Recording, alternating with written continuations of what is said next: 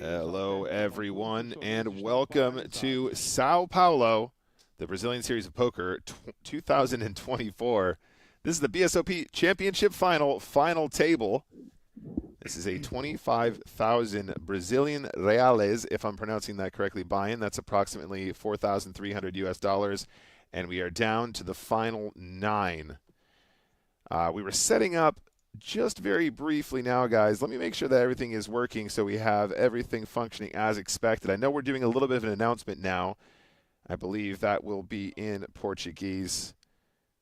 Let me just double check everything is functioning. This is the first time going live from the BSOP, so please bear with us. And we will try our best to get everything functioning as and when it's working. It's me, Nick Walsh, in the commentary booth. I'm also joined by Griffin Benger. Griffin, are you there? I am here. How is everyone doing today? Welcome, welcome, welcome, guys. So just give us a moment. We do have the feed live and up and running. They're going to do a little presentation. Oh, there we go. We got some sound. Let me know if you guys can hear it.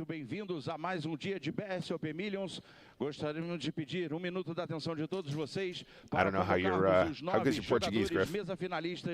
Oh, a little rusty, but you know, I've played with some Brazilians in my day, so at least you know, the laughing, the way they laugh in the chat, I'm good at that. Perfect. So any of you out there with a flair for Portuguese, let us know what they're saying. I believe they're just going to do a little announcement and introduce our players. Yeah, chat. I want real-time translations. 1, 2, 3, go. As we see players enter the ring, that's Rafael Mota. There's the chip stack, 1.255. And whoa, look at that trophy. That's looking good there. And if you guys are out there watching and you're a reg, make sure you let me know what the levels are like. Like I said, this is the first time from the BSOP. So we're trying our best to get all the levels correct from all the various places.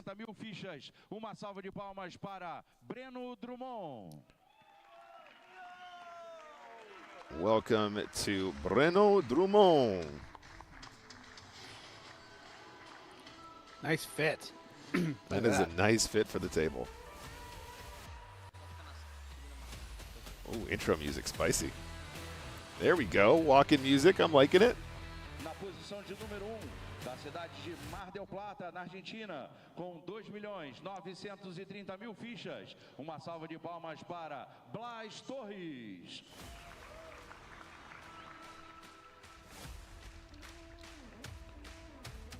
This is Blas Torres. Or is it Blas? Somebody help. Yeah, I enjoyed the walk-on thing as well, Raksha. That sounds good to me. I think they should have been able to pick their own music, though, but I'm not sure if that would have worked on Twitch.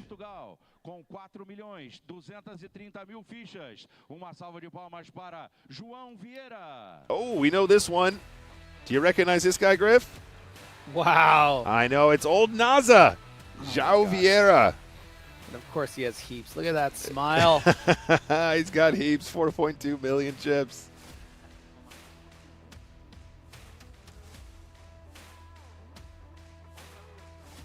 Posição de número 7 da cidade de Limeira, com 4.885.000 fichas. Uma salva de palmas para Denis Ramos.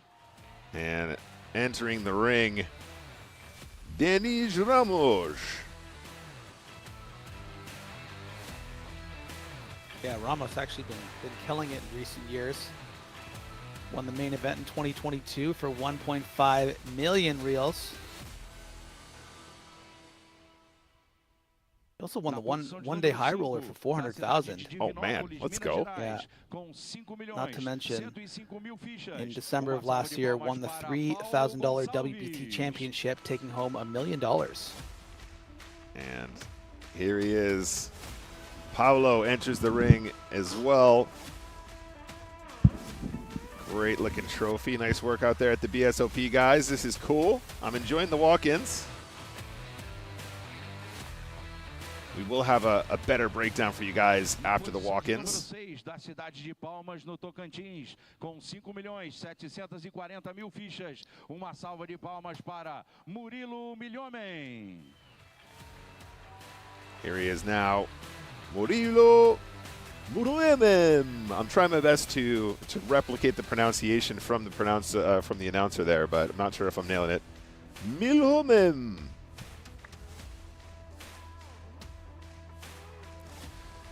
Solid observation from the chat. A lot of good Brazilian players these days. You would be right about that, yes. We also have Argentina, Peru, and Portugal. Thank you very much, Raksha. Uma salva de palmas para Diego Ventura.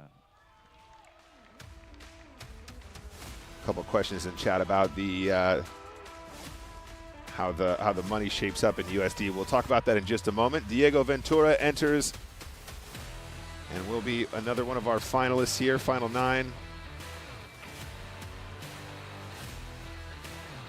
It's a who's who of Brazilian crushers. It really is. Fechando a mesa final, na posição de número 2 da cidade de Sombrio, com 17.165.000 fichas. Chip líder da mesa final. Uma This is salva the de chip palmas leader. para Marcos Kenny. This is the man with most chips going into final 9 here, Marcos Whoa. Kenny. 17 million. We saw some of the other stacks listed. Somewhere in the 1 million to 4 or 5 million range. Yeah. So significant chip lead. And am I fair to assume that is one of the non-Brazilians on this final table? I think you might be right. We actually have a really, really nice little breakdown from our production team. We're going to go through in just a moment, guys. Once we get the official ceremony out of the way, we'll have some more time to chit-chat about the individuals remaining. And now we stand. All right, little pause here, guys. And I think we're probably about to take our seats and cards will be in the air. Welcome anyway, guys. There's a shot of beautiful Sao Paulo. We are down to the final 9. We are playing to a winner today, guys, so lock in because Cards Up coverage is starting from now. This is the first time, Griff, that we've ever been streaming on the Twitch channel from Sao Paulo from a BSOP. So we're trying our best to try and wrangle all the different feeds, all the different audio feeds, all the different video feeds. And, of course, it's me, Nick Walsh. I'm here in sunny England. Griff, I'm assuming you're in Canada at the moment. Yes, correct. So we got a whole lot going on here. Through the power of the internet, we're going to try and bring you some tip-top poker, and they are playing for some serious dollares in reales. The winner will take home 2.1 million Brazilian reales, which is approximately 367,000 US dollars. I'm not a whiz when it comes to currency, guys. Let me know if I'm in fact pronouncing reales incorrectly, but it is approximately 367,000 USD. And the bind for this event was 25,000 Brazilian reales, which is approximately $4,300. So action is going to kick off, and in the in-between, Griff, we're going to talk a little bit about the individuals that we just announced, because part of the issue, or part of the obstacle, I should say, to covering action from other parts of the world is sometimes we don't recognize everybody. In this case, we do recognize a fair few because they are some serious crushers out there. But we'll try our best to sort of dig into that from some of the notes that we have here as we go as well. Oh, Little Dealer gets a little bottom third action as well. Yeah, there are an incredible amount of Brazilian poker players, especially ones that play on PokerStars. But in a 500-player field at a buy-in this big, you know, the cream is still going to rise to the top. Vai aprontar, hein? Vai fazer gracinha.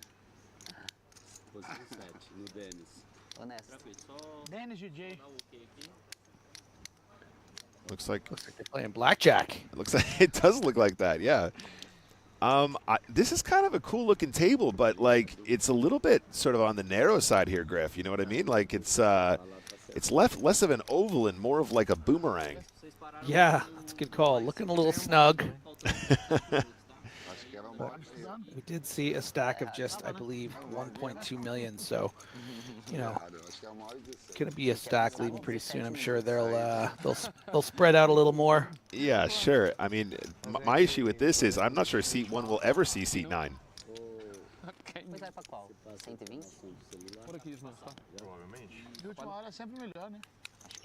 The dealer, nice and central, though, probably actually works out all right for them as long as they're not raking up hot from seats 2 or seats 8. you can see the familiarity between some of these Brazilians chatting away. You know, a lot of the time these are guys that they've grown up playing with and are very friendly. But once the cards are going to be in the air, they're going to be going for the jugular. Yeah, I mean, let me just do some quick translation. Hey, I was playing on Stars the other day, and I was ruining some non-Brazilian's life. He's like, haha, me too, absolutely. That's what I love to do that too. Yeah, I know. Let's have a little conversation here. We're gonna go from the top of the notes that I have here. Blas Torres, Argentina, currently in seat 1. Despite boasting a career resume with over 300,000 in live tournament earnings, this is the Argentine player's first final table in the circuit. His most significant live tournament results came at home when he won the main event of the Argentine circuit, earning $40,899. This victory was achieved in April 2022. Seat 2 is Marcos Kene, the Brazilian from Rio Grande do Sul. Has accumulated nearly 250,000 in live tournament winnings. In the BSOP, this marks his 4th final table, with his previous best result being a decision in the high roller PKO event at last year's Millions, where he earned 63,000 Brazilian reales, including bounties. His best live tournament result was reaching the final table of the Mystery Bounty event at the EPT Barcelona 2023, finishing 4th for 147,510 euros, including bounties. Seat 3, Griff, João Vieira. Old NASA. With an impressive career surpassing $9 million in live tournament earnings, João Vieira is the most decorated Portuguese player in live poker history. Additionally, he holds an equally remarkable record in online poker. Before Pocket 5 stopped tracking online poker stats, he was among the top 5 all-time earners with over $30 million in online winnings. Also known as NASA, he has also claimed 3 WSOP bracelets. In the most recent WCOOP World Championship of Online Poker, that is, the Portuguese pro secured 3 titles, bringing his total to 13, making him the 2nd most successful player in the series, trailing only behind Benny Glauser with 15. Raise and take it. Start things off for Torres under the gun there with the ace-jack of clubs. And we are off. We are off, guys. Diego Ventura from Peru is seat 4. Got 2 WSOP bracelets.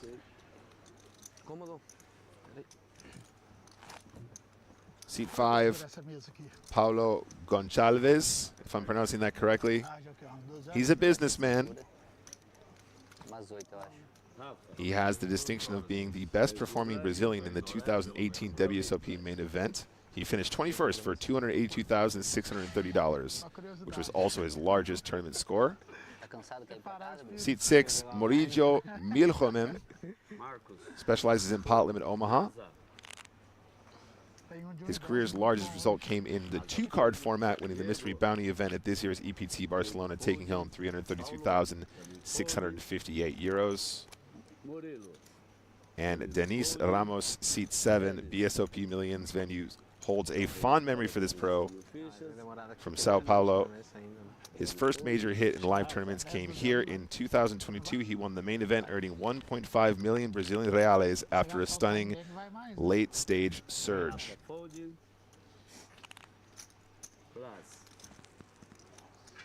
Any action here, Griff? I'm reeling I him think off. Torres might flick it in here with the 1 big blind already invested. Probably one of the worst hands you'll call with, but there are worse suited hands than the connected 6-3 suited. Always some ICM to consider for Torres, considering he's not the lowest stack on the table. So we could see a tight fold. I'd probably want to flick it in, though. Just see, you know. Does make the call.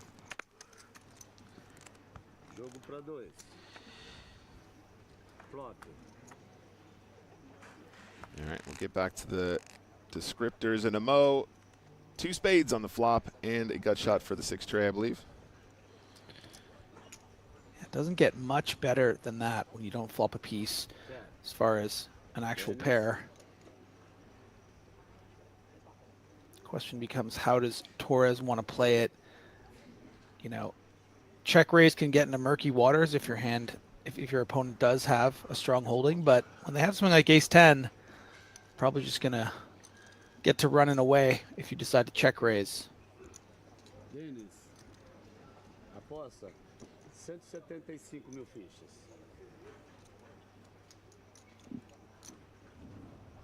Bless nação.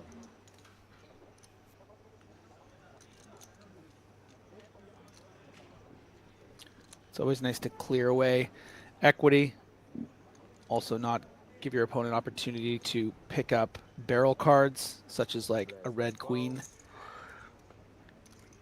But is going to play it slowly, just calling. And jumps in front with the 6. Yeah. Oh, we got heart rate monitors. What was that? We got heart rate monitors on this Give stream. us that. 175. Let's see the cards first, then we'll look at the heart rate. Denis.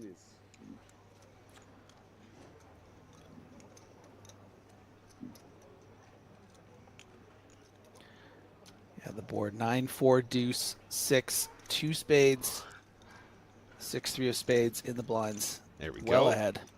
Oh, never mind.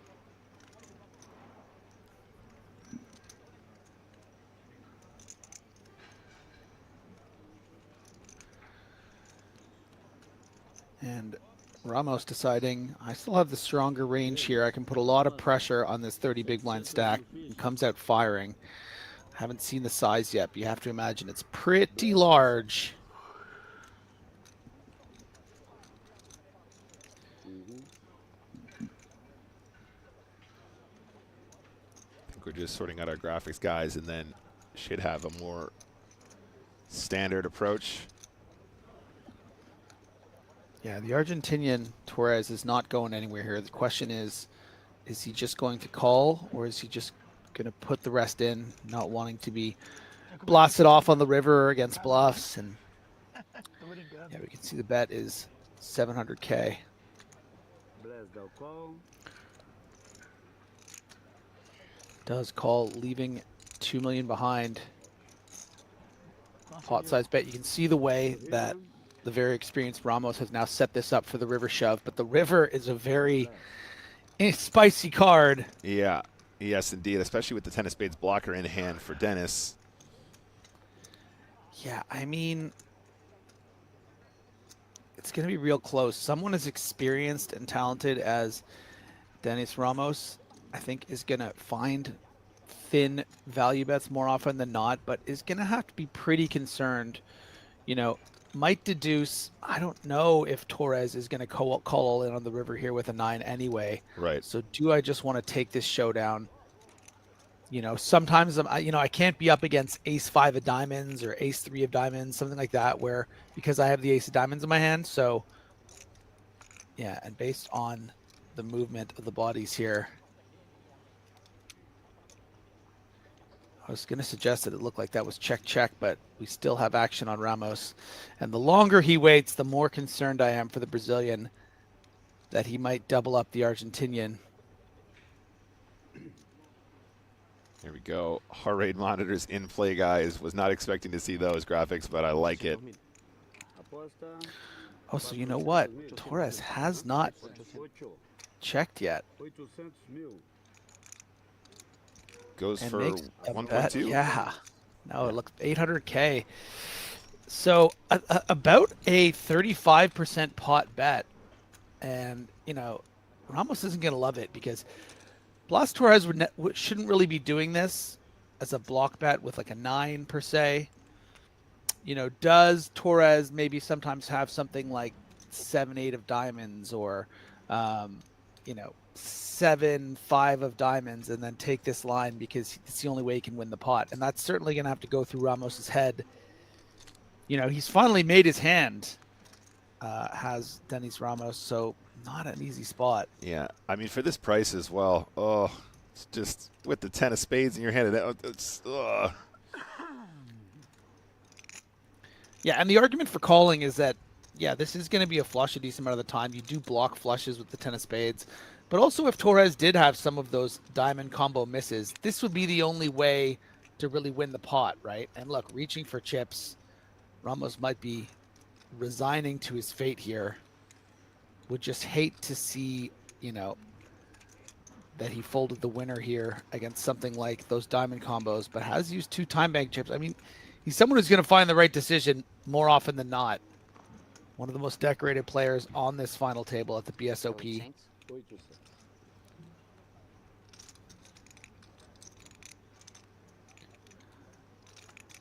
Is he wearing a World Series bracelet? No, it's just shiny.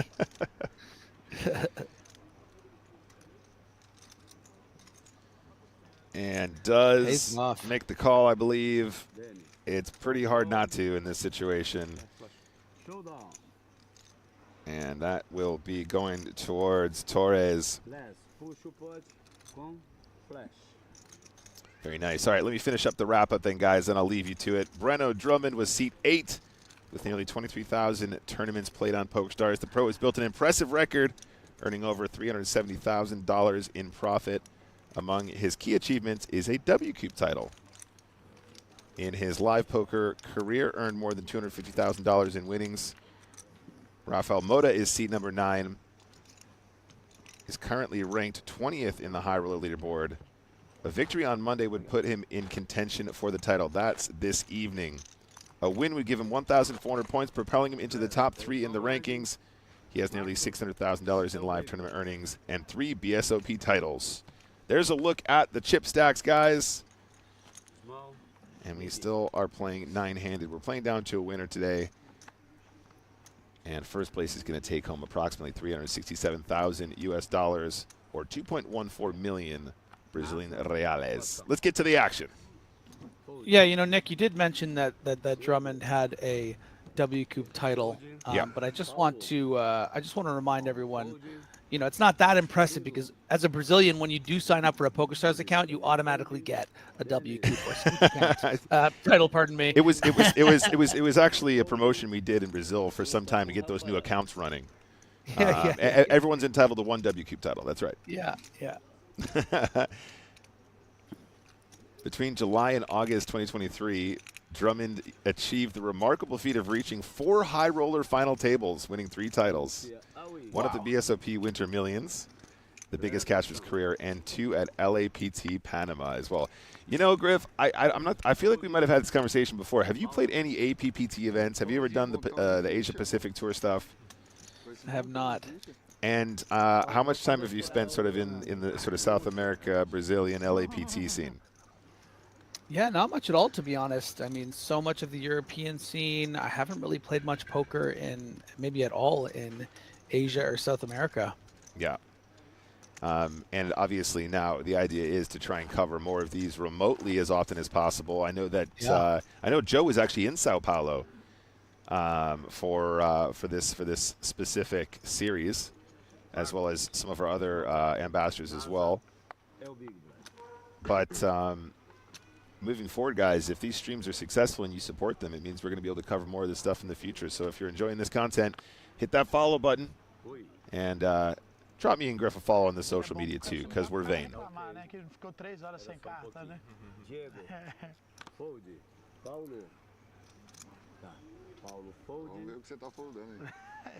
Moda getting that shove through on the button with the Grafton into the massive 170 big blind chip leader. So that's always nice to get it through.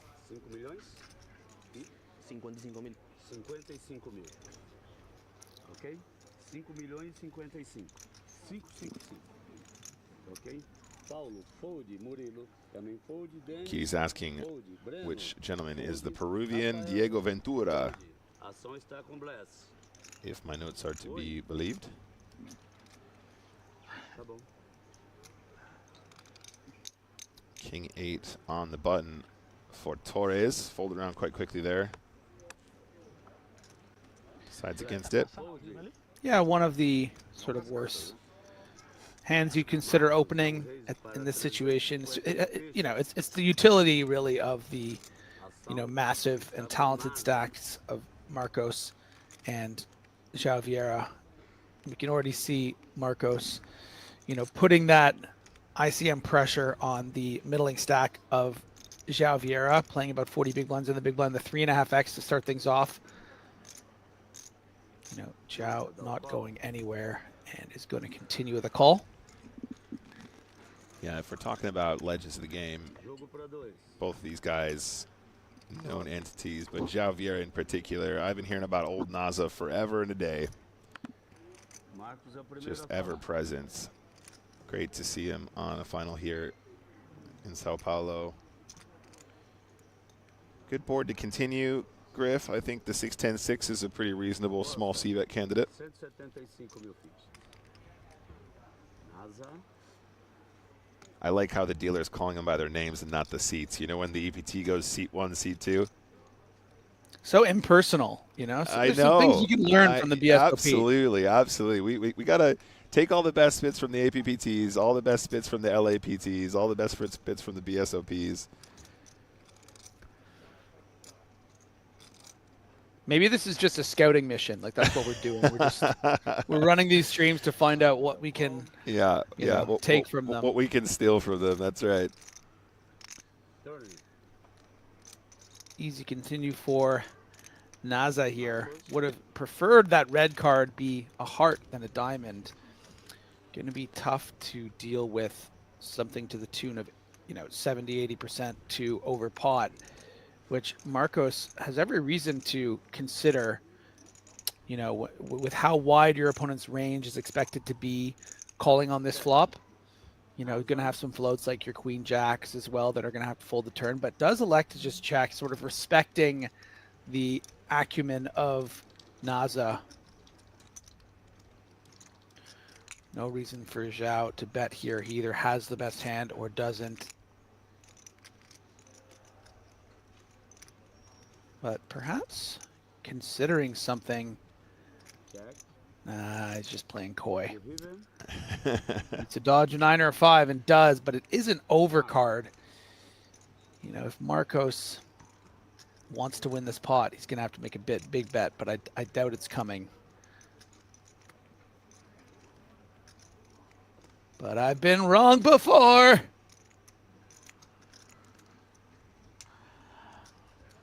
Check. Check. Naza. I'm not sure. Griff, you can't hear the table sounds, can you? No. Oh, Check. he's not. He's not enjoying the dealer's Naza. He's saying it as if to almost suggest it's your turn, buddy. NASA. Puxa o Wait, pote. the dealer's saying Naza and No. not Sorry. Zhao? I just realized that what I was talking about isn't translating for you, Griff. The dealer is literally calling out their names when it's their turn by their first name to try and. Yeah, but his first name's not Naza. I know. I know. He's actually calling him Naza. Oh, that's funny. He's going, okay, Naza, and then he said, Naza wins the hand. Perfect.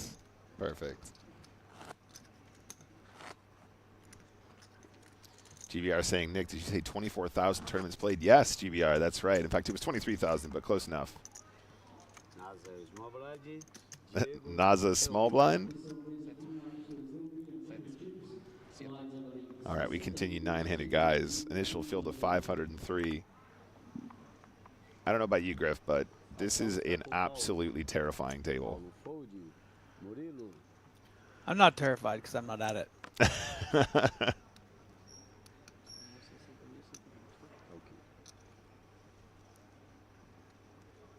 Murilo dá raise para 200 mil fichas. Denis fold. Breno fold. Rafa.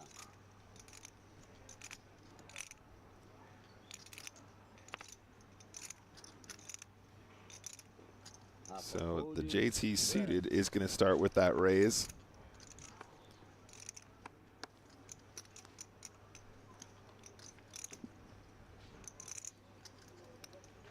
Bless fold. 750.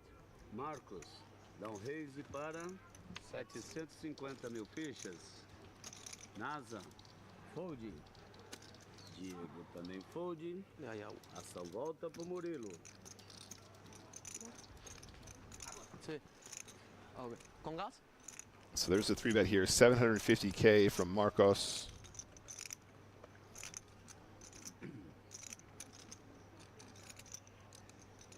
Murilo fold. Marcos. puxa o pote. Não, ele não tá jogando não, Bruno. Não? Quiser ver. Hoje não vale. Eu quero. Não vale, não. Daqui é maior. Não, mas é acordo aí. É, precisa ver se... Acho que na mesa da TV não pode. Pode. Pode? Se todo mundo estiver... Hã? Vamos, ele não quer não. O NASA não quer. Você não quer, não? Eu também não. Depois vai ver na televisão de todo jeito. Eu tô com áudio aqui, viu? Eles estão me contando. Você não. Não, você não vai, não? Também não vou. Se todo mundo quiser, eu vou. Quer? Ah, Nesse momento não. É que na mesa vai dar igual. é, pra mim. Mas vamos ver agora, né? Alteração de blinds. O blind agora é 60 mil, 120 mil. Não é na Chat is próxima, saying não? if we're willing to sing Tom happy birthday. Our moderator Tom, that is. Nossa, tá ali. Então não temos coelho. I thought I already said happy birthday to Tom. I'm sure I wrote it somewhere. Em casa Somewhere. tem um casalzinho. Paulo, Vai só por causa do coelho. Não teria jogado meio normal lá. Com... Ó, aqui nos caras dava pra ver a cartinha do coleguinha.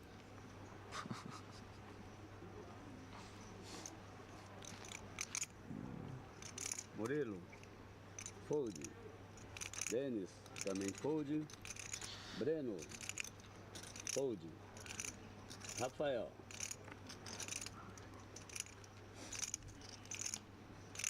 Pocket Kings for Rafael Mota.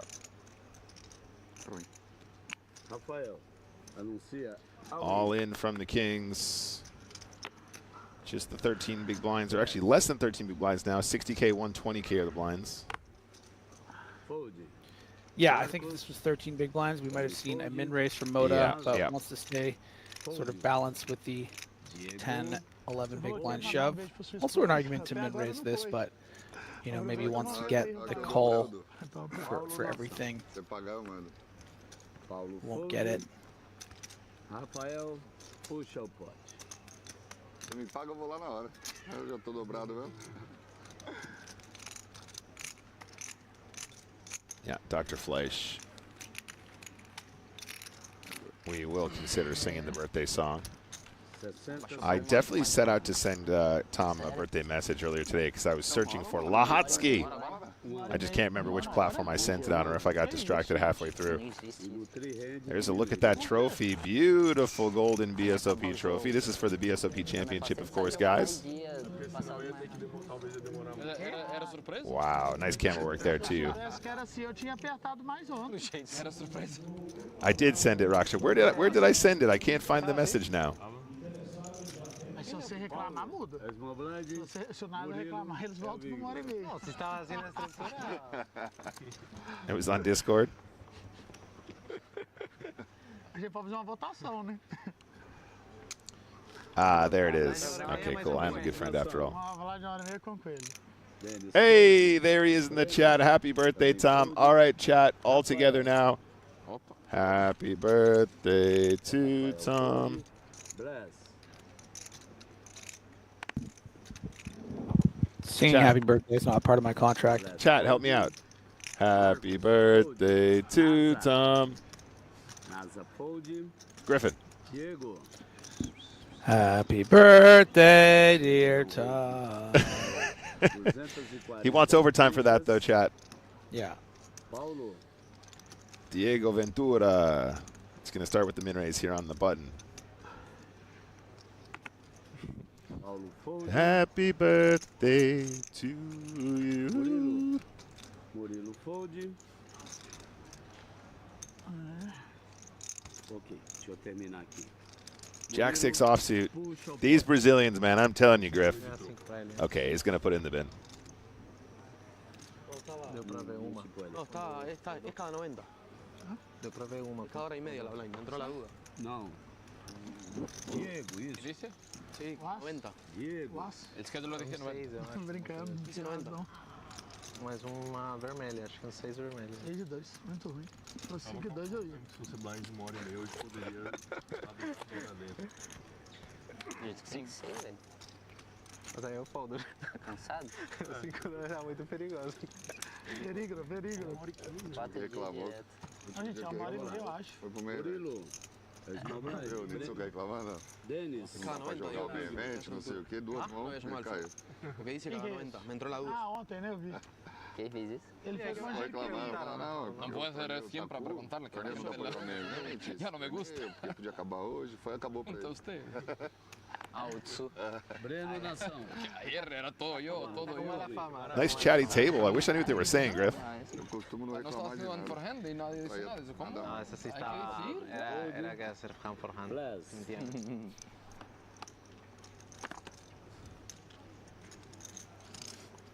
Bless. Fold. Laz is folding. Fold. NASA. Naza. Também fold. Naza Diego. folds. Diego fold. Paulo. Dá raise para 300. At some point, Griff, when we go on break, you gotta turn on the stream and hear the table audio. It's so funny. He's like, the dealer's just calling him out by name. I think it's so cool. Fine, I will.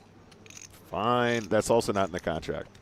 Dijeron, no puede comer. We're on the button with Jack 6 offsuit, and we're finding a raise to 300,000.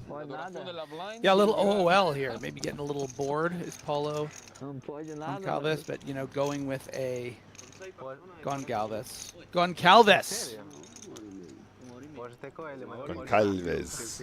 has elected to go with a 2.5 sizing, which I think is very deliberate, intentional. Just deciding, let's try to get one through with this one high-ish blocker. Problem is, when your blocker is only a jack, sometimes your opponents are going to have something like aces and queens. And Dennis Ramos on these 23 big blinds is going to happily shove it in. Você me pega aqui meio. Yeah, and the size up there means we just get to shove a little bit more liberally because we win so much more at non-showdown. Aí fazendo essas besteiras aí. então 1h30 o torneio inteiro. Pede a Carol pra acompanhar lá na televisão, lá no online, pedir ver o que ele tinha. Mandar print. Tem equipe lá fazendo isso. Tem, né? Nossa, eu não ia fazer menos que isso. É uma hora e meia. Agora eu tenho um pouquinho mais. Ah, tá. 40 com 6 jogadores, 40 minutos. Mas é porque acabou de subir o nível, tá 1 hora. Não, tá 1h21 corrigido. Hoje já. Ah, tá. Foi eu que tinha alterado, sobre 40 Ah, entendi. Porque assim, no papel Arrumou da agora, eu gente, também me enganei. Uma órbita pra você. optamos por deixar um nome Ah, então volta aqui com o meu. Não, tem que voltar as mãos aqui. O meu era 120, meu rei era menor. Aqui. O Denis. Você Mas ele falou que a 60. estrutura tava Breno, 120. 120. Foi o que eu entendi. Gotta put your blinds in, guys. Yo no he visto. Denis. Se hacen una hora y Small media. blind. Breno. Va a Eu vi.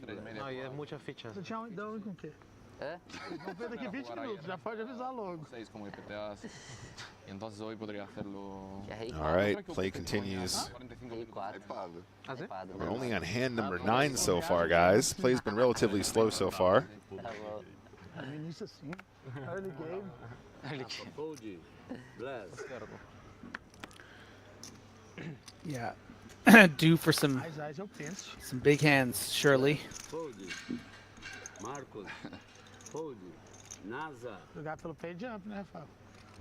Parece que tá Naza has an apertado. interested look, and that is why Ace King Sparklin. Ace King Spocklin. NASA dá raise para 240. Just 39 big blinds with these blinds raised, so Fold. someone shows some resistance in the form of more chips, which Paulo Oh, Paulo. is doing. You know, we're going to be playing for stacks here. Look at them both having around 40 big blinds. It's just going to play itself.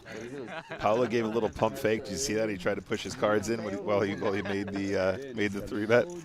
Yeah, I mean, these guys are all friends. Like, Yeah, they're they're all joking mates. around. Yeah. They're like, this little tournament, no problem. He's like, what's up top? Let's just play cards up. Why not? Me pagaram So pra isso. I think this is probably going to end up being one of the sickest and most classicest of all races, Griff. 3,850. 3,860. Pra trás.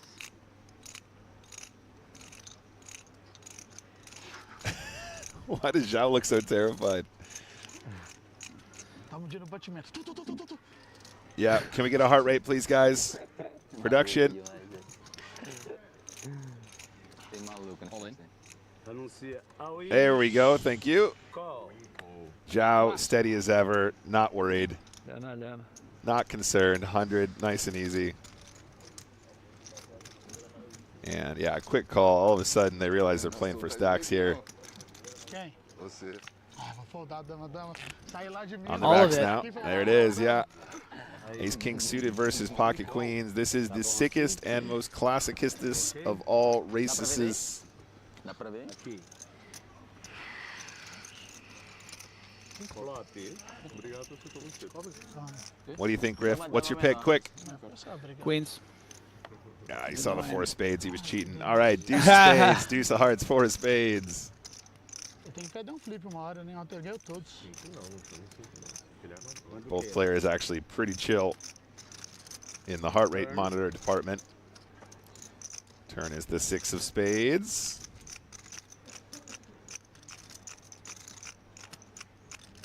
Both players very similarly stacked here. Yeah, not how you want your final table to go. Yeah, pretty classic stuff here. Queens hold. João Vieira is going to take a big old hit there. Just got to check on the stacks, in fact. Did João slightly cover? Yeah, I think he's slightly covered. I think he just had a little bit more. We'll check on stacks in just a moment, though, guys.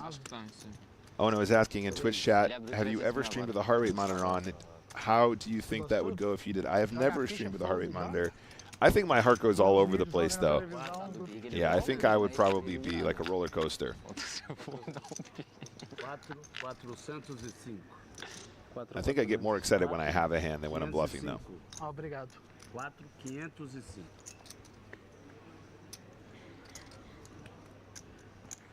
This is the BSOP Championship event, guys, brought to you by PokerStars, all the way from São Paulo.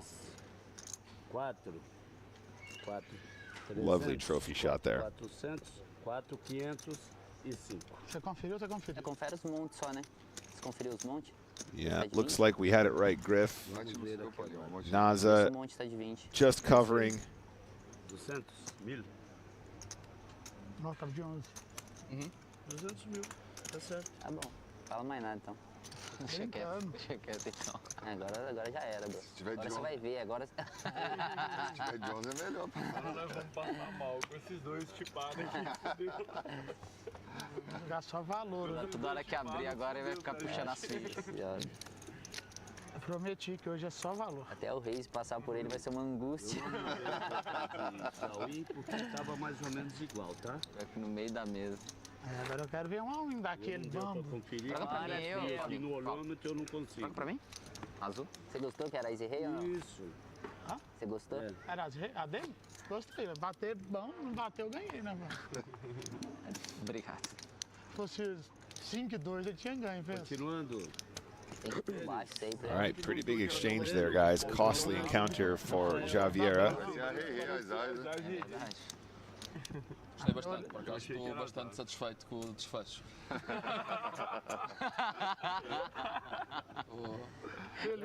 We've seen some crazy comebacks on tour, though.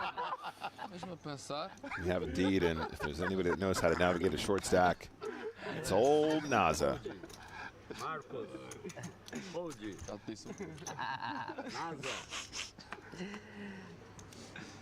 Naza, Jack-9 clubs. Mas viu, Yeah, professor, that'll do it. Why not? Yeah, Fica dando só call that's a aí. good hand to gamble with. Not many bigs. 1.7 big blinds, in fact.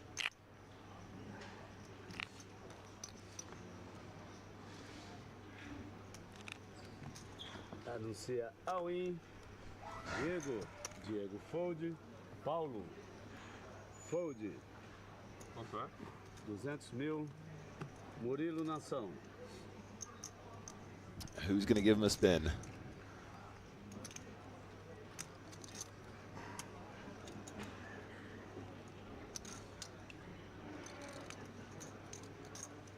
Murilo Dom Reis.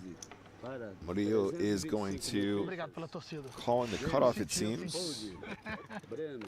Também fold. Oh, no, 3-betting. Okay, going to isolate Naza. I was going to say, I think I actually prefer the raise here if you're going to try and get heads up against the all-in. Fold. Yeah, let's clear out that 6-3 offsuit equity. Yeah, right.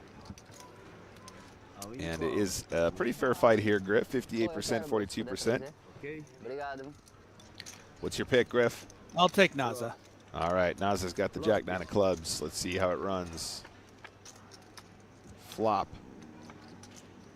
All right, king of spades, 10 of clubs, 10 of spades. So far, so good for the ace-5. Turn.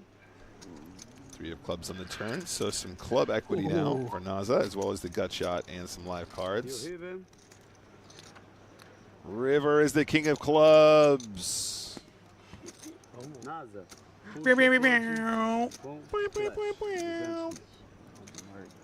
That is a flush. Já vi essa história. Old Naza is going to get the double. Valeu, bro. Obrigado. Dobrou, triplicou. Puta que pariu. Você ganhava aí? Você pensou? Eu tenho 3-6. Fazendo sucesso. Mas lógico. E jump, não sei o que, você dando raise. Quero mais ver o circo pegar fogo. So picking up the double there, guys, but also don't forget antes and blinds and small blinds, big blinds and small blinds. So probably close to a triple up, if not more. É forte, hein, Murilo? Rafa, uma blind. Bless. É o big blind. Você ganhava ou perdia? Perdi. Perdia também? Ele fez flush. Difícil ganhar de flush ali. Não vi não, gente. Ah, só rei 10, né? Esse rei 10 provavelmente você pagaria, né? Marcos. Pelo menos o flop eu vou ver, né? Uma vez não vou isolar ele. Sim. Naza. Também Das fold. mãos vai jogar de check. Diego. Sim. Fold. Paulo. Dá um raise para 275 mil fichas. Paulo's in the mix again, just off that double. King Jack clubs. Fold. Breno. Fold. Fold. Rafael. Fold. Bless.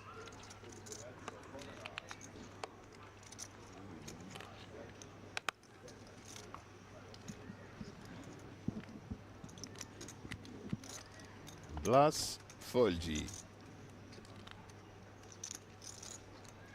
Anybody who speaks Portuguese, how are we spelling the word for fold in Portuguese, the way he's pronouncing it? Folgi. Folgi? Aí seu pessoal vai atualizando o grupo com as mãos lá pra gente? Meu pessoal. Seus assistentes. Ele colocou a equipe dele, ele colocou a equipe. Avaliar a empresa dele também trabalhando. Tá? Take a look at chip counts there, guys. Kene is still up at the top, 141 big blinds, 17 million. Join the table with a monster stack. Paulo has gone some way to catching up with 9.6 million there after the double, Queens versus Ace King. João Vieira, of course, our super shorty. A couple other short stacks at the bottom as well we need to look out for, guys. I think we probably will see some collisions early doors and then a prolonged sort of deeper stack battle. If I'm not mistaken, I believe levels are 90 minutes, Griff. Tão com habilidade 12 assim que é muito boa, cara. Pegou na mão. Da-na-na-na-na-na. É mais bonita, né? Anyone get that reference? Vai dar aula na mesa da carta na mesa da TV. João Vieira. 2012, 13, né? Got it again. Deu carta pra Noé. Mix up with a hand to get it in. Pookie says it's spelled Fauji. Fauji? Fauji? Am I saying that right?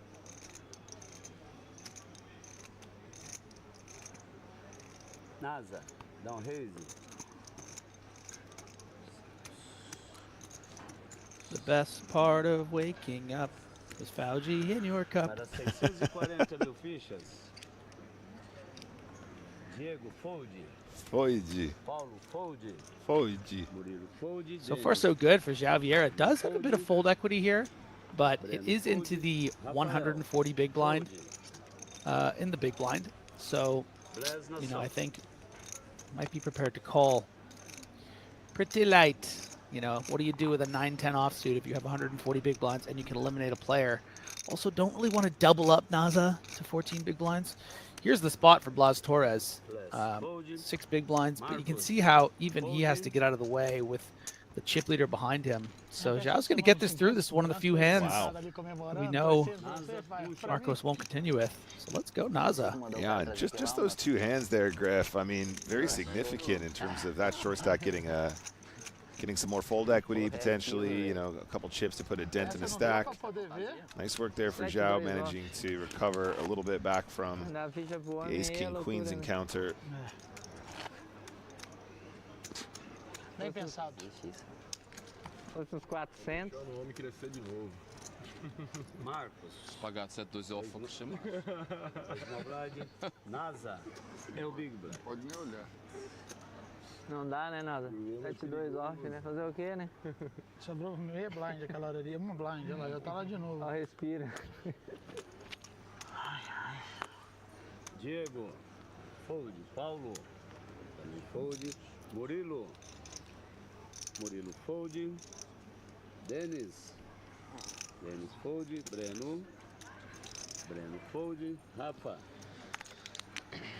Rafa fold. Bless.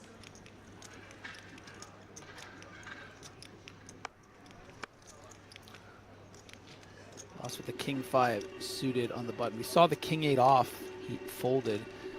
Now with this suited combo, are we going to see him raise it up? Does have to be concerned with the, you know, 8-9 big blind stack of Naza in the big. Right.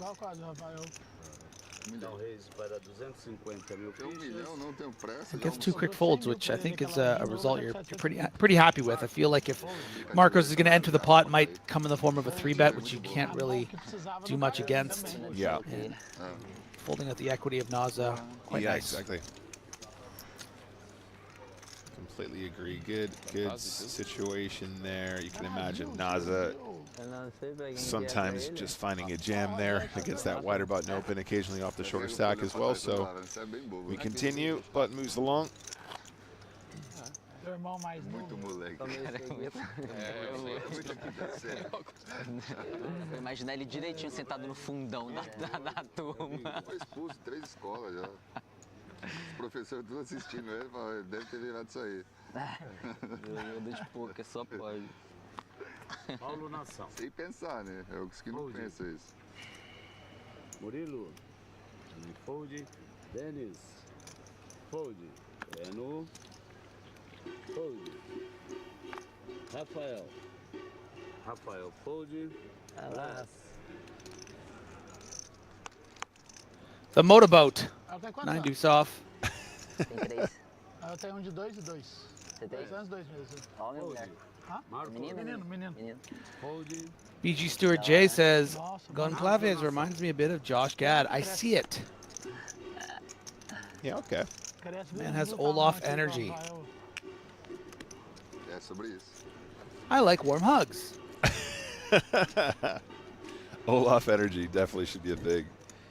And Zhao probably just considering the shove here. I don't think there's any other move.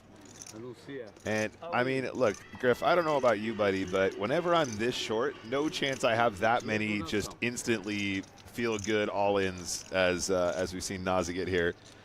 Immediately found the Jack-9, got the double. Immediately found the Ace-Deuce, got the folds. Immediately finds a blind v blind spot on a 9-headed table to shove blind v blind with Ace-8 offsuit. Like, geez.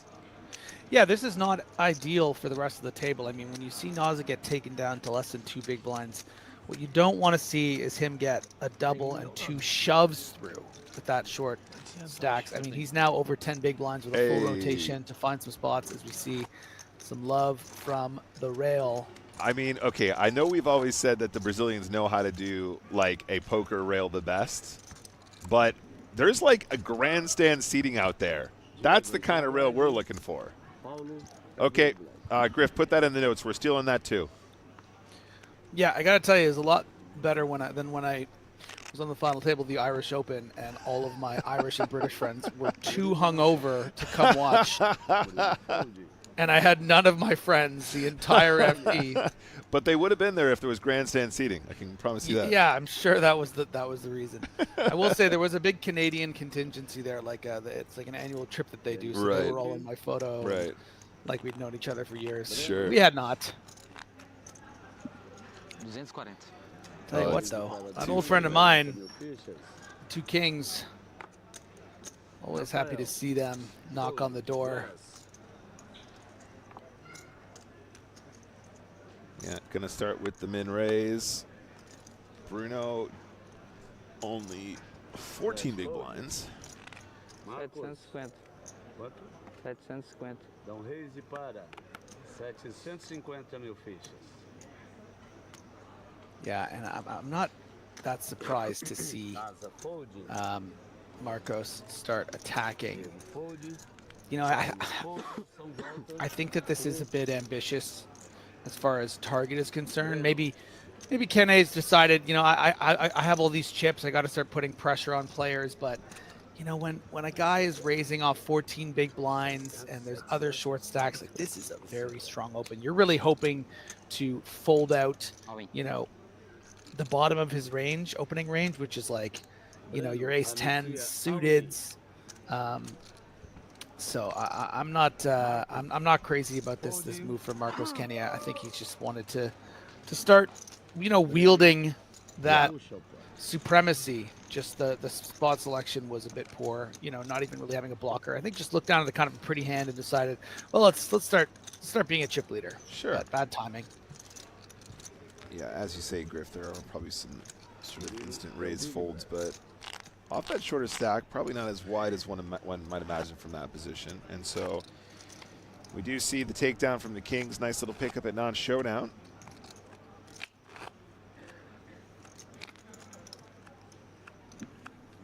Yeah, and that's quite nice, right? I mean, we're looking at, what, 3-bet to 6 big blinds, and you're only all in for about 14, 15, 16. Right. I mean, that's a great result. Yeah. Whatever you're holding. Absolutely.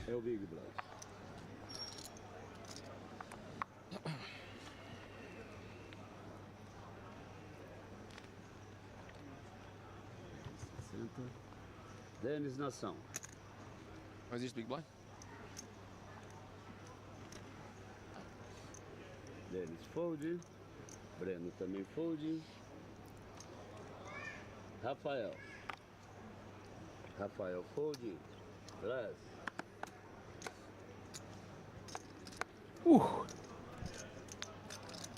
Cowboys.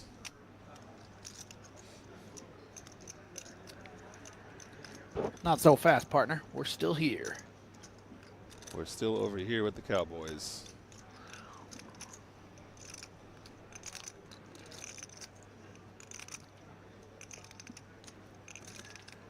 Brasil dá raise para 250 mil fichas.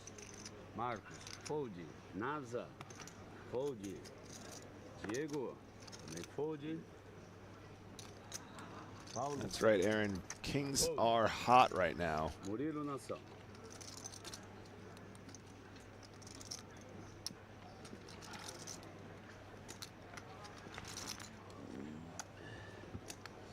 Murilo dá o pau. Yeah, mandatory defend here with this ace 10. Yeah, let's go to a flop. And there's always a 10 on the desk. Murilo, check. Oh, I'm so glad James Hardigan isn't here. He would be outraged by that. Yeah, in this case, it is a 10 high board, and that is not a good situation for the ace 10. At this level, Griff, you got to imagine that players are unlikely to want to give up a hand this strong on this texture. Yeah, I mean, the thing is, the board is going to get messier a lot of the time.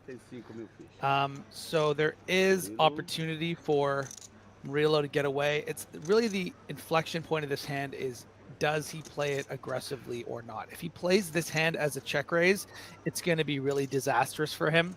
Whether that will come in the form of the two of them getting in for 40 big blinds, I'm not sure if that would necessarily be the case. But as long as Murillo plays it slowly, which it appears he is, you know, we could see a red jack on the turn here, and that would really change proceedings.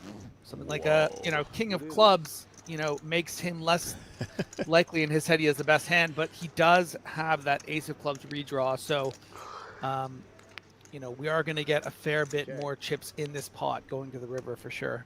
Yeah. And that is top set for Blas Torres. Or as I would like to call with my friends back in the day, topset.net. Topset.net. It's a thing. How do you feel about betting this turn with top set here, Griff? Yeah, I mean, it's interesting always being in the booth or even just in the audience, and you see, oh, this is such a clear bet. You're going to get value from this particular hand, but I mean, some of the time your opponent's just going to be having a lot of folds or some flushes or queen jacks. But yeah, he finds the right decision. You got to get some value here, because it's not just about those nut hands that you're losing to, like a queen jack or clubs. It's also the jack tens with the jack of clubs, the queen 10 with the queen of clubs, even the queen of 9 with the queen of clubs, maybe the ace 9, ace 10 with the ace of clubs. Like, these hands are going to call again, and we can see that, you know, Murillo has one of those exact hands with the ace 10, ace of clubs.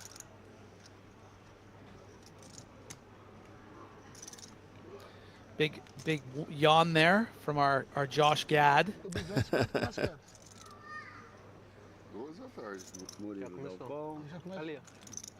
So bet and a call. You can see that pot is swelling. River. Oh, what a run out. Oh, it's absolutely savage.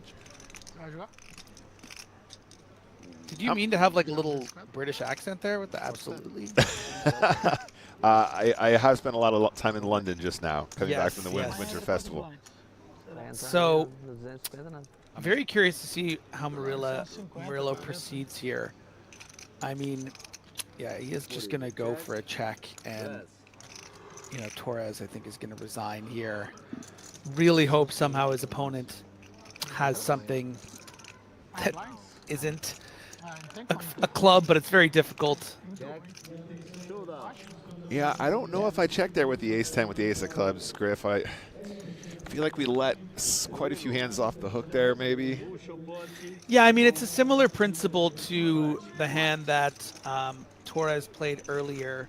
You know, one of the first hands of the day against Denis Ramos. You know, once you've made your hand on the river, out of position, you know, it's tough sometimes to just start leading, right? It's just it comes off a little suspect, but you would hate to have your opponent check back something as strong like a jack of clubs that might have called even a 30% pot bet.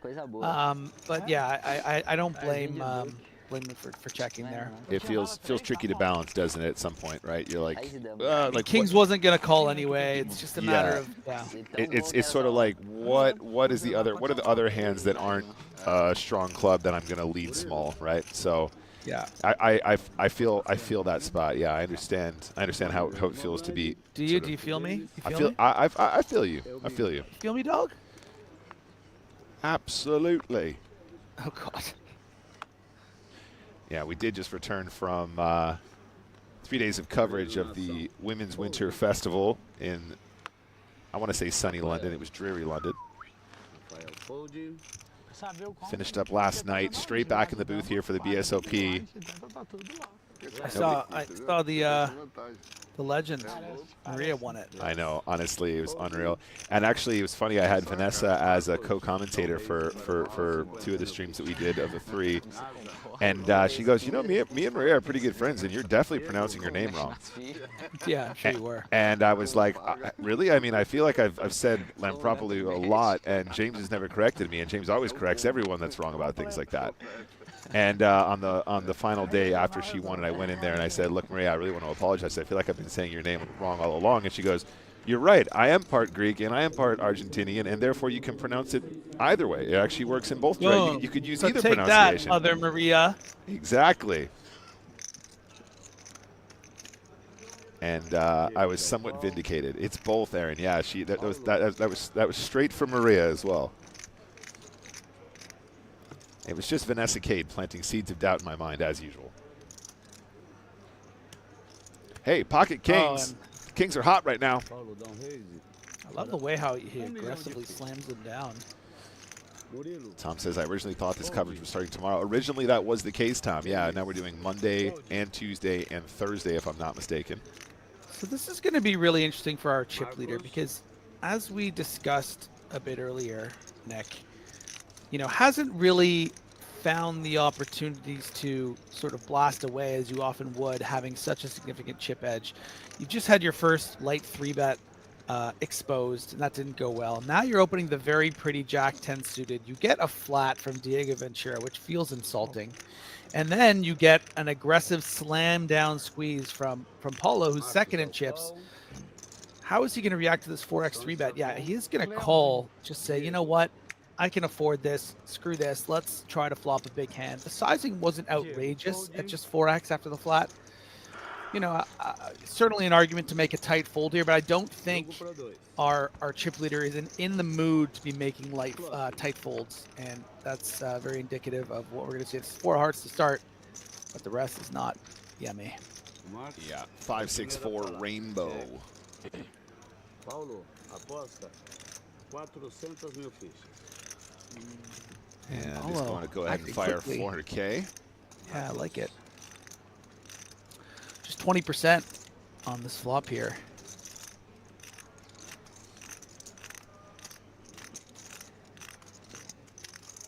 Don't be tempted by the dark side, Marcos. He does call with the, it's got to be the bottom of his range, and turns. Not the turn.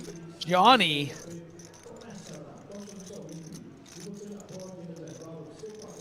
Oh my goodness. I feel like Marcos is going to lose some more chips on this turn unless we find some improvers on the river. How does Paulo size in the turn now? I'm really interested. So went for like 20% on the flop. Decides to fire 925K on the turn. Yeah, not getting too greedy. You know, still wants action from a hand like, you know, pocket 9s and pocket 10s, which are drawing to just 2 outs. Maybe an argument to make it a little bigger, expecting calls from 7s or 8s. Yeah, and wants to get action from Jack 10 of hearts. Oh. Yeah, I mean, look, that was what's so brilliant about that sizing from Paulo on the flop is would probably get continues by hands like ace jack with backdoor flush draws that now hit a jack. That's the other thing, is you're really opening up the range of your opponent with those small bets, even to get Jack 10 suited to call. Paulo, aposta 1.7 million. Oh wow. And I think he goes for it on the river. 1.7 on this river, Griff. Yeah, and no hesitation from Paulo. And this is really reflective of, you know, the confidence that, you know, Marcos would have given some consideration to a bet had he had pocket 7s, pocket 3s, pocket 8s. Yeah. So wants to get a little more value the times his opponent does float the flop with something like an ace-jack suited. Yeah. You know, the fact he has Jack 10 suited, not necessarily expected, but has gotten the worst hand to call here pre, call here on the flop, call here on the turn. This is really nice milk job. Real nice milking here from Paulo.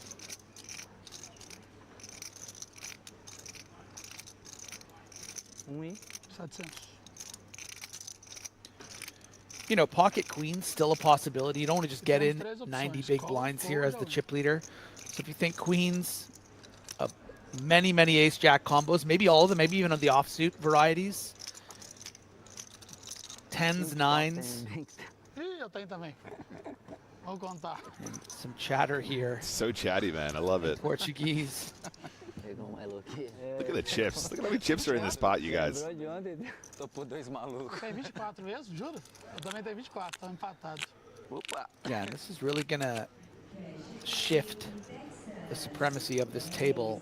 Paulo's gonna really leap all the way up to near Marcos if he wins this, you know, quite significantly sized pot here. If we do see a call, this pot's gonna balloon to 75 big blinds. It's a big deal at this table. No one else even has that many chips on this table. This is a clash of chip leaders. Difícil você tá ganhando. He's sick after all these times. Kenny just goes all in. Yeah, I mean, chatty Cathy over there.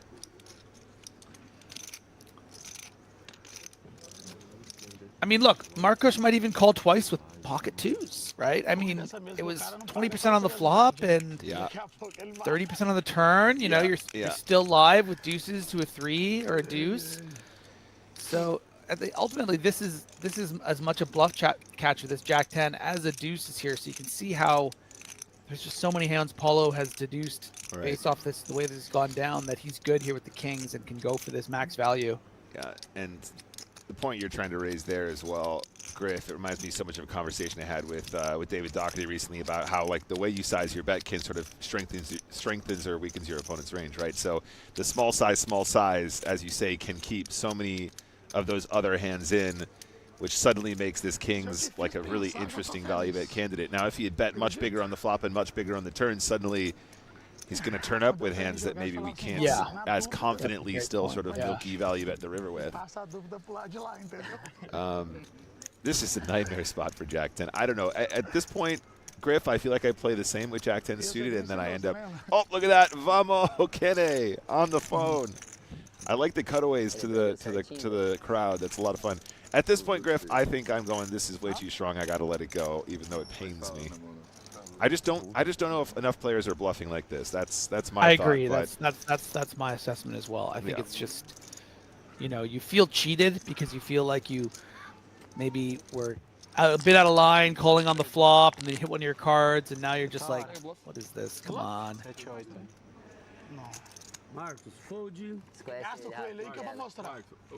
Pretty sure that was a Foji. Special shout out to Steen in the chat. How you doing, Steen? Welcome. Good to have you here, mate.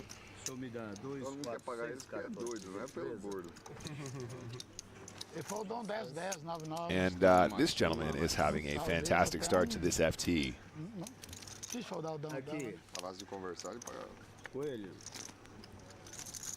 Shows the kings. Okay, so Griff, you see those rabbit hunt cards. I'm not sure if you heard the story about this, but basically during some of these events here in Brazil, individuals were given these cards that allowed them to rabbit hunt, as we do sometimes online, right? We might see on some online platforms, or indeed sometimes in cash games we do a little rabbit, right? But what the agreement was, especially at some of the larger buy-in fields, is that individuals could trade those with their colleagues at the table to expose their hands. So there was sort of an unspoken sort of agreement, or I guess it was a spoken agreement, I should say, but sort of a gentleman's agreement that in some occasions, if you want to know what your opponent hand, you could exchange one of those cards or use one of those. But rather than actually do a rabbit, it was to expose, you know, hey, John, what did you actually have in that hand? I'm using my rabbit card. So I'm a little surprised that you could trade it in, because I feel like players would just always use it for someone else's hand. Yeah. So. And you only get one? I'm not sure how many you get. I only heard this sort of secondhand. It was mentioned by another PokerStars ambassador who was in São Paulo, and they were saying how everybody was being respectful with it. It was, you know, it was only really happening at the higher stakes where the fields were smaller, where more people could kind of agree to it, because obviously in bigger fields not everyone would understand the concept. So it wasn't an official rule. It wasn't something that was brought in by BSOP. It was just sort of like, hey guys, you know, let's just all agree it's way more interesting. Rather than doing boring rabbits, we'll just say, hey, you know, show me your hand, and we'll just sort of honor it. But were these cards made by the BSOP, or are these just like something Correct. NASA made with writing? Like No. Like rabbit. The actual rabbit cards were included by the BSOP for the purpose of doing rabbit hunting. But it's my understanding that then they were being sort of exchanged by players to say, hey, show me your hand, and people were just saying, yeah, okay, let's keep it fun and light. And I think on that occasion, that's what happened there. I think he used one of his rabbit cards to see the kings. So a little spot here for Breno. 10 big blind shove under the gun. This is representing, you know, about 45% of your stack. Yeah. You know you're going to be up against your ace kings and your ace queens, your ace jacks. You know, do you want to potentially, and is going to really think about this one? You know, this is obviously a very strong range, this under the gun shove. It's not ace 8 suited. You know, it's not really king jack off 9-handed. So the worst hands that you're up against are those very, very big aces. I think ace jack plus. I think ace 10 off might even fold here under the gun. Yeah. You know, 9-handed is just a little different than what we're used to, maybe playing 7-8-handed. So I think Breno, you know, that's really what he's thinking about. Yeah, I think he's going to make a very, very strong fold here. Sure. And does. Yeah. Yeah. And those chips on the FT so valuable, very disciplined. I like that a lot. And can we just talk about how many kings are in this deck? I don't know what's going on in this table. Yeah, right. Yeah. As another feature, in addition to the rabbit cards, we have 8 kings in the deck.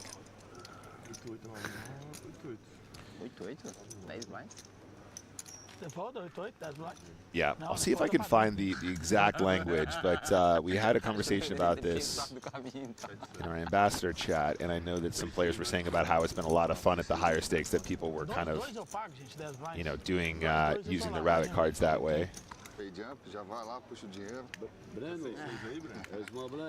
Yeah, I mean, I wonder if it's something. I mean, that's something that maybe we should consider adopting for some, you know, EBT high rollers. Well, that was exactly the suggestion. Was, you know, it's not something that would be useful for larger field tournaments. It's too confusing. It just slows the game down too much. But a lot of people indicating they thought it was a fun little.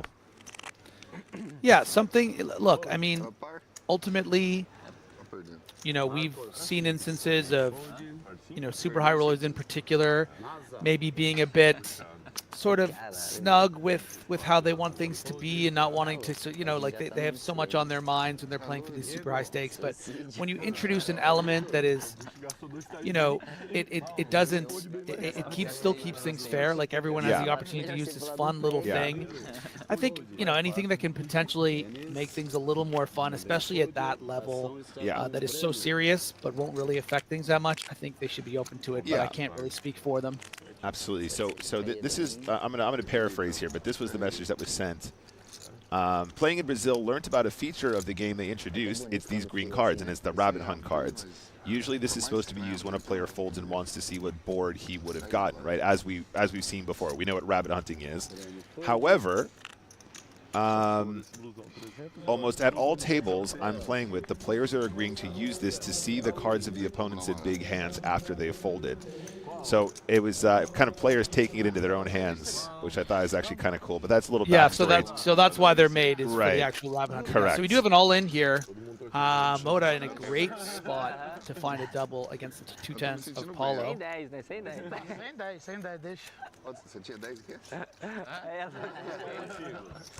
And for those of us who are paying attention at home, which was me and the entire audience and not Nick Walsh, a 10 was folded in the small blind. That's right. That's one less out. And that's pretty decisive flop. Let's move on.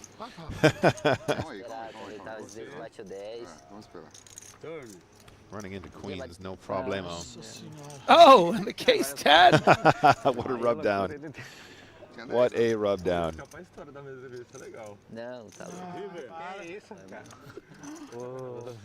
Ocho on the river. Queens are going to hold. And a big double up and laugh and smile. We've all been there.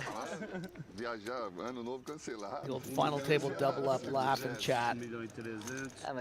Few better feelings. The old laugh and chat.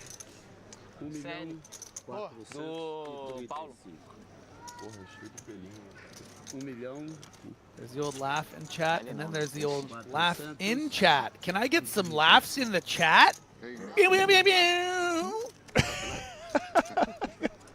need to work on your air horn grip. You give me some pew pew pew pew.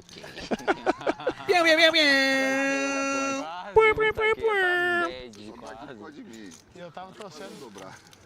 Tá 10 não, Eu tava torcendo pra você. Um pouquinho mais gelado? Eu acredito mesmo. Bora!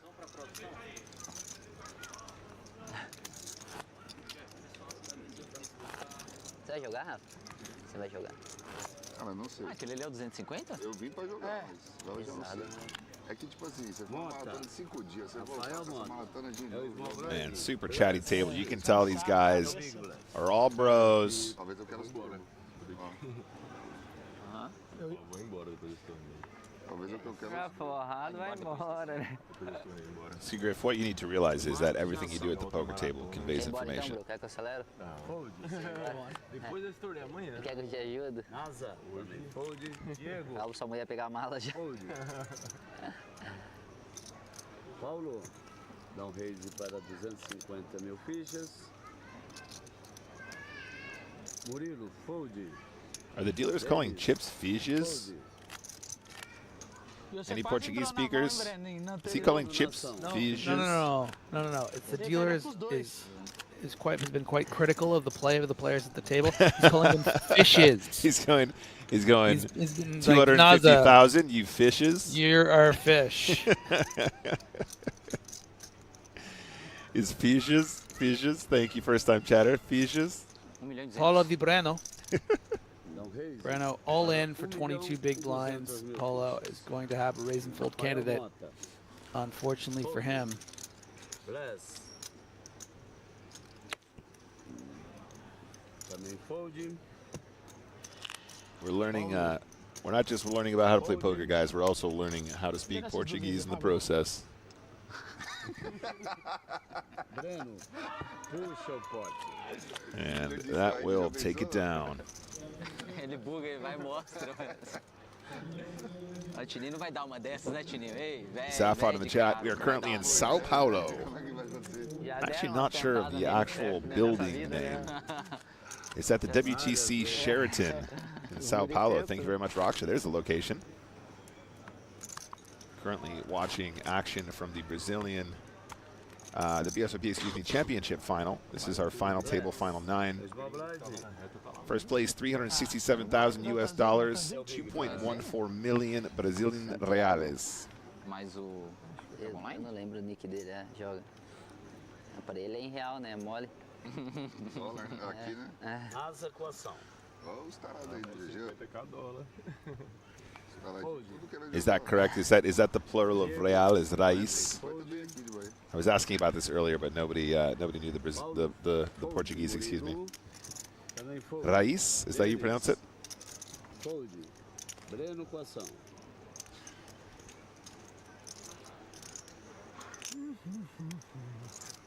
Dá um raise para 250 mil fichas. Rafael Mota. Sem emoções. Fold. Bless.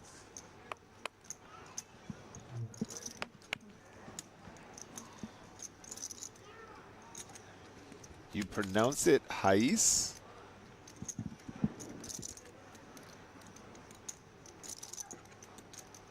Torres some consideration here in the small blind with the very pretty 87 of clubs. I don't know with that king jack at the cutoff. Good fold from Blas. That's with Marcos and the 7 deuce also in the big blind, huh? Too bad there's no 7 deuce game. We would have taken it down with a 3-bet against the king jack. Where are my gamers at in the chat? What have we all been gaming lately? I'm about to download Space Marine 2. Oh yeah, about time. I mean, yeah, I know. Honestly, Griff. Well, you know how excited I was for that game, and then I ended up just absolutely rammed. Yeah, I remember at one point I turned to my girlfriend and I said, yeah, my coworker keeps sending me trailers for Space Marine 2. It's just, can we keep things professional? Can we just keep it professional, please? Just for once. Just for once. I've been playing some Counter-Strike 2. Been stretching out old muscles. Oh wow. Do you feel like you're as sharp as you used to be? I mean, I'm as sharp as I can be at this advanced age. I'm an old timer. I'm like, I'm as good as like Ronaldinho playing in those. When he's playing at 50 years old. Occasional trick shots, just slugging down and chugging down the pitch. Back in your day, Griff, we didn't have aim trainers and all this advanced FPS stuff back in the day, right? It was just reps. These kids are so good. I've been watching the majors and stuff. Yeah. I've started to become a little bit of a YouTube fan, watching some of these live events and stuff. Sure. They do a good job. Yeah. I actually also been playing. Go ahead. No, sorry. Go ahead, buddy. Also been playing Metaphor Fantasio, Oh, which is my pick for game of the year so far. I played about 20 hours of that. That's from the Persona team, Atlas. Metaphor. I'm searching it now. Metaphor Fantasio. That was nominated for game of the year. Look at those ratings, dude. Look at those reviews. Oh wow. Okay. Cool. You want to play a 100-hour RPG, Japanese role-playing game, turn-based? That was my recommendation. Okay, that sounds. You know, I was just saying the other day about how I miss proper turn-based stuff. I'm a big fan of that. Man, trust me. It looks pretty. Persona 5 or Metaphor, you can't go wrong. Oh man, I'm gonna check that out. That's staying open in my browser.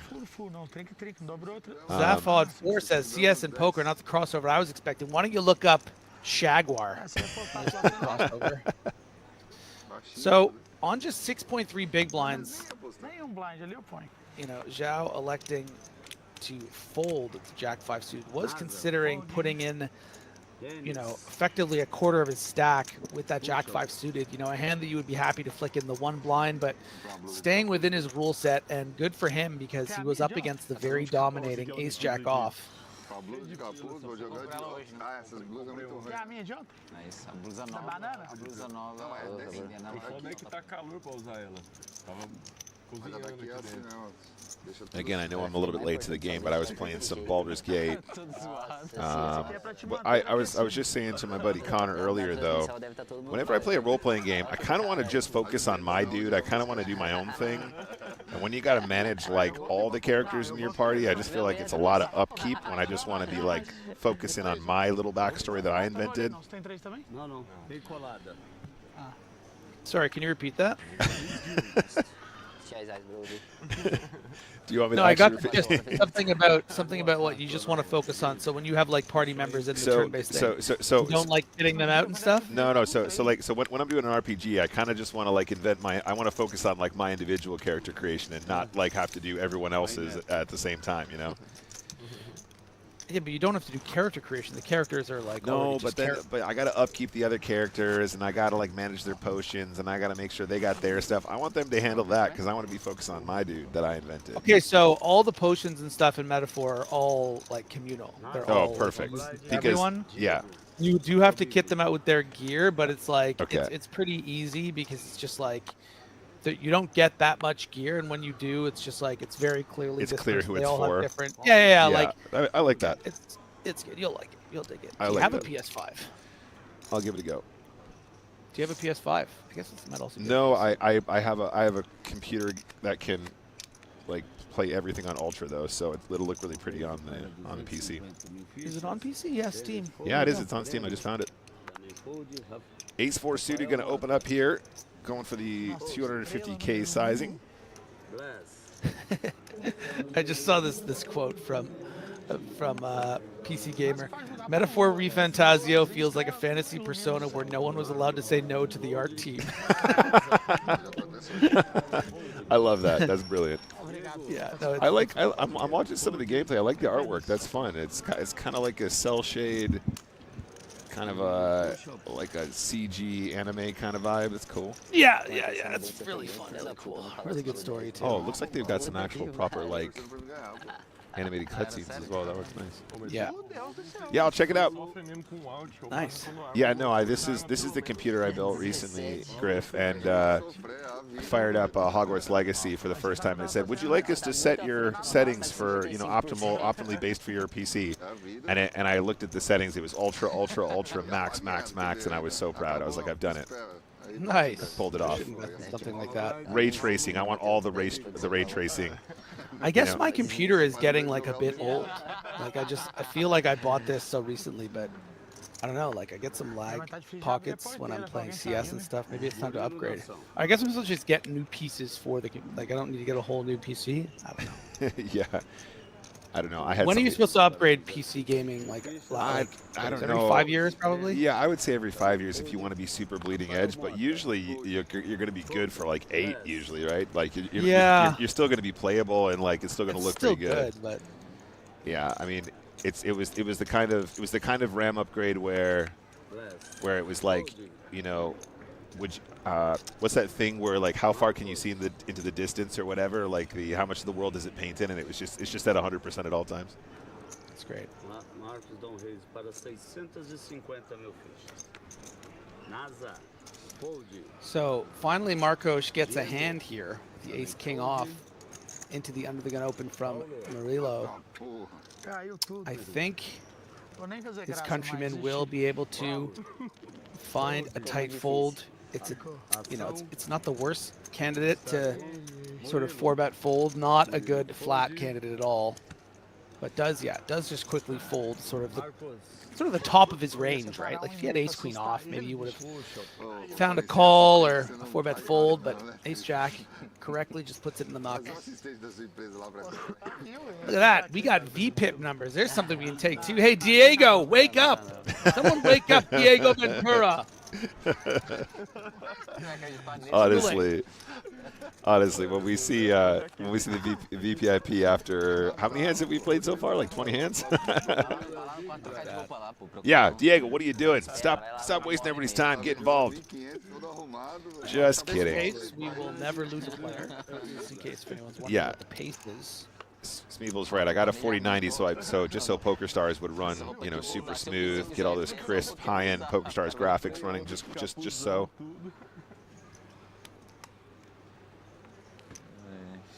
Reclama lá, filho. Fold. Breno. Esse moletom tem clavado de usar. Esse novo. Aula, viu? Rafael Mota. Bless. All right, Blas in the LJ in the low jack. Essa blusa suja já ela muito, né, Rafael? Nunca lavei. Nil? Nil? Bonito. Bless. Fold. Saco de lixo. Whoa, woof. Usa muito lá no... Tight fold from the low jack from Blas, but by design, just thinking, okay, I got the chip leader on my left who's starting to get active. A lot of tough players behind. I have no response to a 3-bet, so this would be a pure blocker open. I'm just going to make a tight fold and try to ladder up here. Probably a little disappointed now that he sees the folds and then the friendly sort of like big blind. Or the friendly laughter in the blinds, but what are you gonna do? Yeah, exactly. Got to remember this is the FT, guys. I know that it's pretty friendly out there on the feature, but we're playing for big money, and we need to be careful with the way we enter pots. Lots of considerations from an ICM standpoint. Dennis. É o Big Black. Eu torcendo pra ele não pagar. Flavinho. Se não tivesse esses caras curtos aí, eu vi um flopinho. Nossa.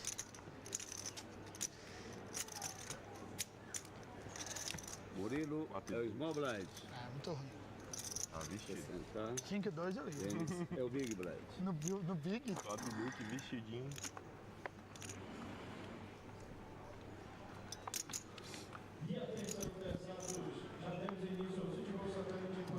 Breno, primeiro a falar. Check. Rafael Mota. This is the level of table talk that we aspire to for EPTs. How can we force the players to do more table talk on boring EPT table, Griff? Like everyone's got to bring one joke. Everyone's got to tell one joke every hour or something. Bless. Também fold. Yeah, that sounds like a good idea. Every level. Sir, you have 10 seconds to produce a joke, or you're disqualified from the tournament. Ok. Marcos, fold. NASA, fold. 240. Diego, dá raise para 240 mil fichas. Paulo, fold. Eu vou lá também, vou pegar café. Eu trago. Cut off 10-9 off for Diego Ventura. I think he heard us, Griff. Good. Yeah. That VPIP, just not enough. Got to get in there. A little bored there, but also has, one of the best seats on the table, direct position on, the chip leaders. So this is a spot where he's decided I need to start, acquiring some chips. Murillo, I think, is going to continue in this hand, probably to the tune of a flat. The 3-bet kind of just turns his hand into a bit of a bluff. And he doesn't have any blockers, right? Because he's not going to be playing for a 50 big blind stack. Now Dennis Ramos here with the lone ace, I think would ironically would probably just fold something like ace-6 or ace-7, but with that wheel interaction might consider a couple different options, you know. Could call, but also this is a pretty nice squeeze. If Diego is light, you don't expect Murillo ever to be very strong. We can see, of course, Murillo does have a candidate that could back shove if he thought Denis was making a move, but let's just see what he does. And he's just going to call. All right, just the flat. If you were going to have a 3-bet there, Griff, would you prefer a non-all-in at 26? I feel like on a final table that might be better. But oh, yeah, no, I would not go all in there. I mean, I think you can just make it like, you know, 9 big blinds or something. Sure. You know, even 8. I mean, yeah, those ranges are just so. But look at this. Does just call and flops brilliantly. Great flop for the old ace-5. Yeah, and Diego is going to bet here, and that's because he does. Oh, was he? Sorry, I thought he was thinking about betting. Yeah, I thought so too. Yeah, I was going to say, you know, the reason we would consider a bet here is because we don't expect the small blind to have a ton of aces just calling. We don't expect the big blind to have many aces. So, you know, the times that our opponents have something like king, jack of clubs, we just want to fold that out, but is going to just check, finds himself 2 in the bottom of his range, and correctly does so.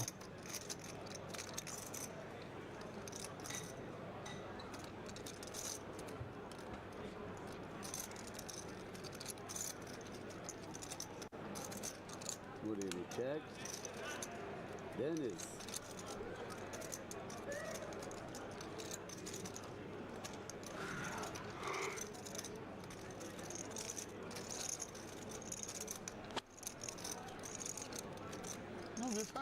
And at this point, Ramos has the option to do something aggressive. How do we get max in this situation? What are we targeting?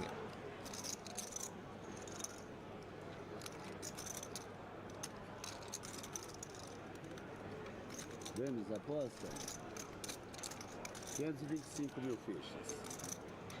He's going to go ahead and fire. 525K fiches.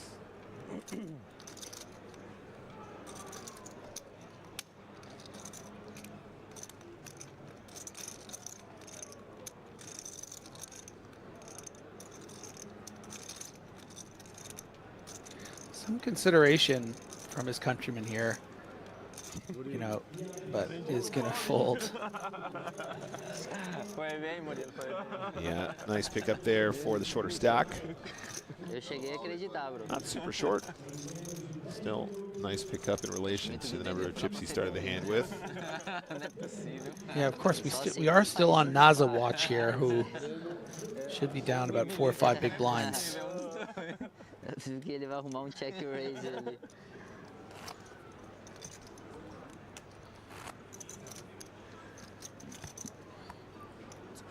Maurílio, pode chegar o botão mais para frente? Não, é. É dele agora. É dele. É aqui. Isso. O Denis é o small blind. Denis, small blind. Breno é o big blind.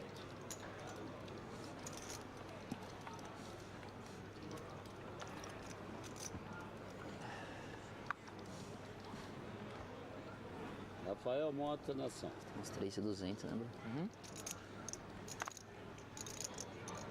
Fold. Left. Left fold. Marcos. Também fold. NASA. NASA fold. Diego Nação. Diego with the ace queen off. 2,40. He's going to find the open. 240.000 fichas. Paulo. 240K fiches. And I don't think Paulo's going to go anywhere with those 88 big blinds. Wow, might be making a tight fold here. Oh, no. Keep on trying to predict based on. I really don't have the Brazilian action down. Yeah, the Brazilian like body what language. they mean. Yeah. Something I got to work on for sure. Wait a minute, did decide to fold after all. Wow. Just messing with us.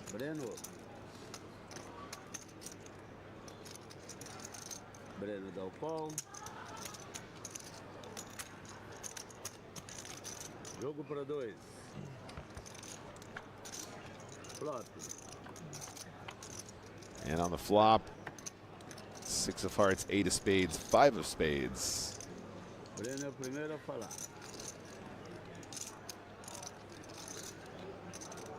Check. Yeah, going to be advantage Breno here.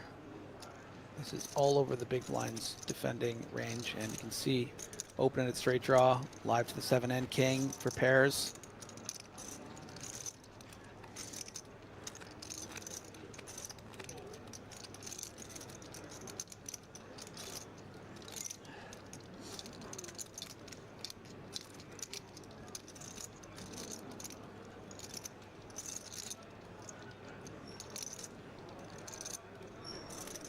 Diego, check.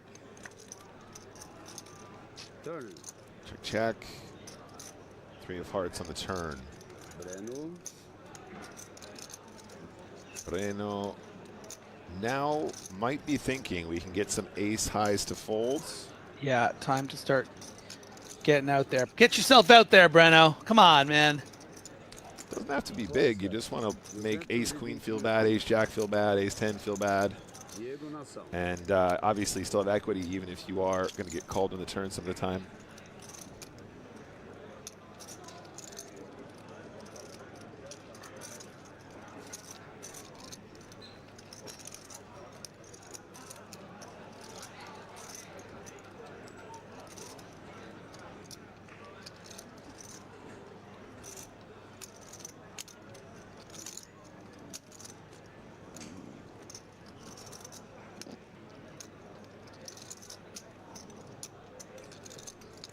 $220K to call.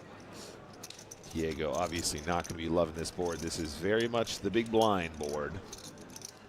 So far, heart rates pretty chill all around. Haven't seen anything particularly spiked. Diego folding.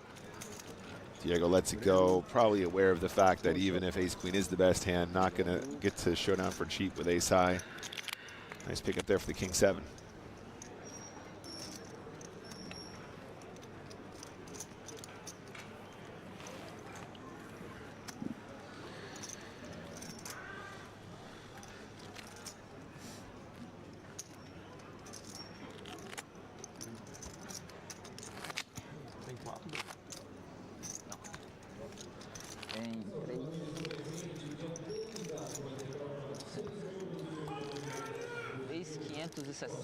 Para trás.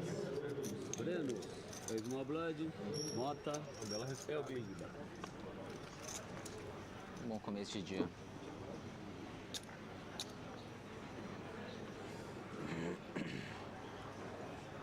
All right, hand number 28.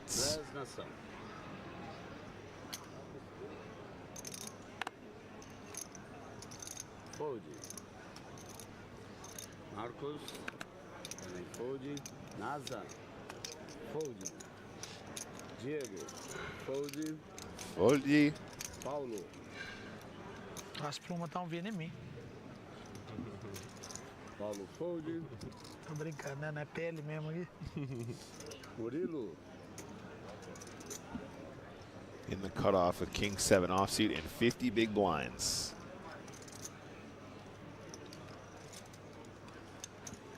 Raise para 250 mil fichas. De 15 essas pilhas? De quanto? De 20? Dennis. He's going to start with the open, and Dennis Ramos, 31 big blind stack in position with the suited king. Essa pilha de 18. Acho que não é pilha de 20, né?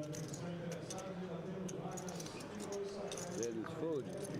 He's going to fold. Small blind out of the way. Big blind. This might go all the way around, Griff. Rafael Mota. Yep. Rafa Mota. Fold. Acho que é 18, cara. Murilo. Peraí. Puxa o pote.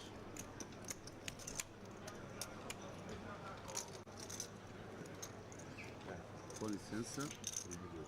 Uma órbita pro senhor. Queria enganar os amigos. Here's a look at our chip counts, guys. Kene came to the table, the chip leader, and is still up there. Paulo has done a lot of work to find the 11 million stack. 88 big blinds. João Vieira, still our shortest. Mota, 23 bigs. Torres, 28 big blinds. No real super shorties apart from old Naza. Mota. Small blind. Bless. Man, look at that crowd. Yeah, proceed. Well, some of them are playing, but yes. Some of those are actual just poker tables, but there is a legitimate area for the spectators, and I'm here for it. Love that. Naza. Naza também fold. Diego fold. Paulo fold. Murilo. Tava chamando as tuas mesmo naquele lema da. Eu sei que tava. Mas moleza, né? Dá um raise. Cara, meu amigo também não podia falar na hora. Denis. Já era pra ele ter saído do jogo. Não tem como baralho acertar tudo a vida inteira, né?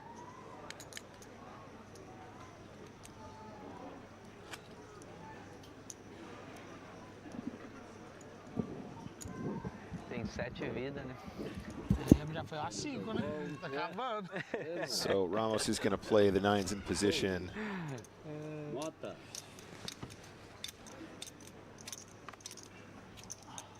This was a wider open from Mauricio here. Did have a 61 big blind stack, or in fact a 62 big blind stack to start the hand, so one of our deeper stacked players. Overall, this is a very average, very deep average stack, regardless, guys, going to the final. Long levels. This could be quite a long stream before we crown our champion, unless we see some of that famous Brazilian aggression. We do have some individuals who aren't Brazilian, of course, as well, but South Americans in general known for their aggressive poker style.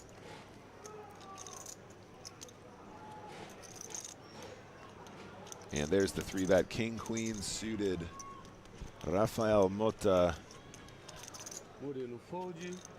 Big chunk of the stack as well.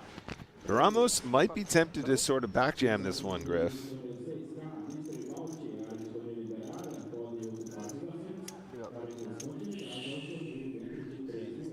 Thinking there is an opportunity here. Nós estamos sem torcida e eu torço. Decided against it. Nice pickup there from the king-queen of clubs. 8-8 querer mandar ali, ia ficar muito bom. Maroto, né?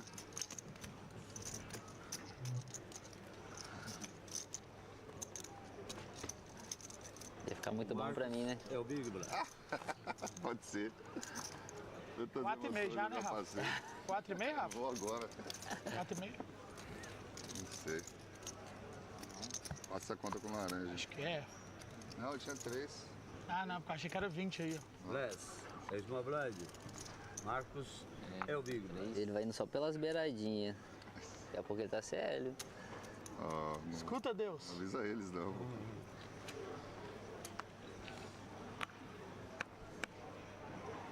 Nasa Nação. Fold. Diego. Também fold. Paulo. There's a nice hand, guys. Ace-King offsuit in middle position. 120K, it's a call. Paulo's going to start with a raise, I assume. Actually really enjoyed seeing Paulo on the grind so far. Yeah, interesting sizing decision here. Going to 325, the biggest sizing we've really seen in a normal position. I wonder if that's hand dependent or a general strategy. Yeah. Sizing up is one of our deepest stacks, and I believe it's second in chips, if I'm not mistaken.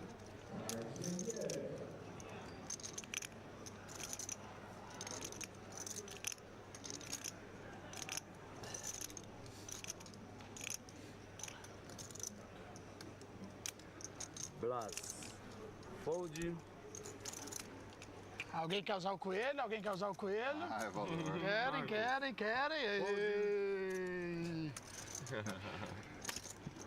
Paulo, puxa o pote. E dá um showdown de Muita resenha, né, mano? espada. É gostoso jogar assim, né, velho? Ah, é mais leve, né, cara? Pega umas mesas, nossa senhora, que meu Deus do céu, velho. Nothing too exciting there. Stacking more chips. Paulo's been off to a great start today on the FT. Não reparou o tanto que eu tanco? These artistic camera shots, man. Beautiful. Oh, the reveal. That's what they're playing for, Tô guys. aprendendo, já vou ser um desses aí, calma. BSOP Championship Final Trophy. O Rafael já tá me explicando como que é. Um dia eu dei um blefe, ele falou se eu tivesse pensado, tinha passado. É o Big Blind. Pelo jeito ele é o... Isso aí, se ele tivesse conversado menos, a gente pagava. Eu fiz igual aquele dia blefando com o Breno e era blefe. Não, mas ali era diferente. Tava tremendo até a boca. Quem? Diego Nassau. Eu? Tremendo? Fold. Tá lá. Aquele dia hoje? Paulo. Aquele dia hoje? Hoje não, hoje tá tranquilo. Ele podia ter 7 nem 2? Fold. 4, 3. Aqui não vale 5 mil não, 7 Duque. Murilo também. Fold. Tinha vala 9. Denis. Fold. Dennis in the hijack with the ace-3 offsuit. O Breninho pagou a mesma coisa dessa que rei vala. Tá com muito pé, Naquele acho que eu dia, preciso pegar outra? Sides against it. I think that makes sense on the button. 25 big blinds with fives. Aqui, 8 minutos. É mais fácil ele dar com ficha do que sem ficha. Ele pagou. Tá bom? Aquele dia branco? Ah, mas Uma coisa pega outra camiseta. O momento, né? Rolinho. Slightly tricky to Não, era 6 Mags aquele dia. navigate this one. Eu acho que é 7. Naza is very short in the big blind. Let's remember that. We have our chip leader directly to your left.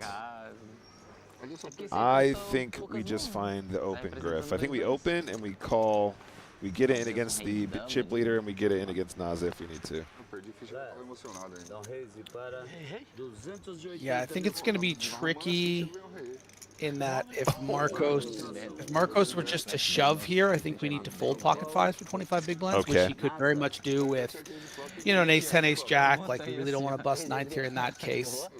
Ow, wow, Marcos, the call. I really don't like this. I mean, I understand it's by design to hope Naza puts it in Yeah. and this guy can shove, but you know, the times that your opponent does have a 4-bet shove hand, which he does here. I mean, Torres could have 4-bet all in here with the pocket fives, as you suggested. Yeah.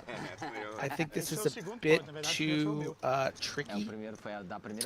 And now we can see that it's a board that's just going to kind of shut down the action, and Torres is going to be able to sneak out the back door.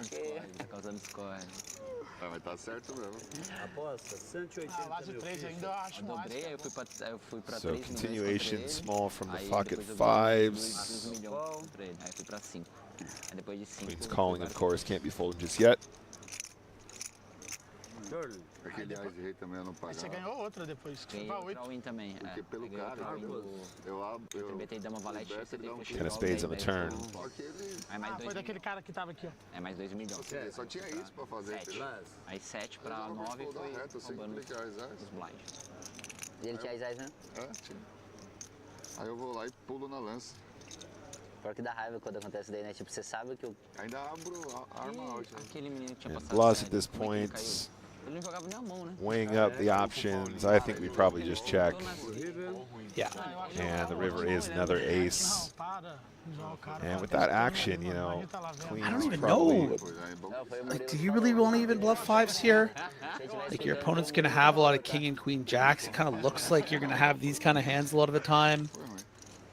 You know, you find yourself at the bottom of the range, you feel like you kind of have to, so maybe we will see a bluff from Torres and a quick call from Marcos, but we'll see. Ficava jogando mal retardado. Até eu dava aquele call também. Você Yeah, I think we fazendo um monte de palhaçada. still play it cool with the queens. I don't know. Do you think there's a case for a blocker bet some of the time with the queens? That doesn't really add up to me. I think I'm probably just going to check and call most bets. I think it makes sense because the ace has now double paired. I Yeah. think when Torres has something like a king jack, Yeah, king right. 9 suited, whatever, it might just flick in the 250. You know, because the bet doesn't really make sense. So I kind of like it.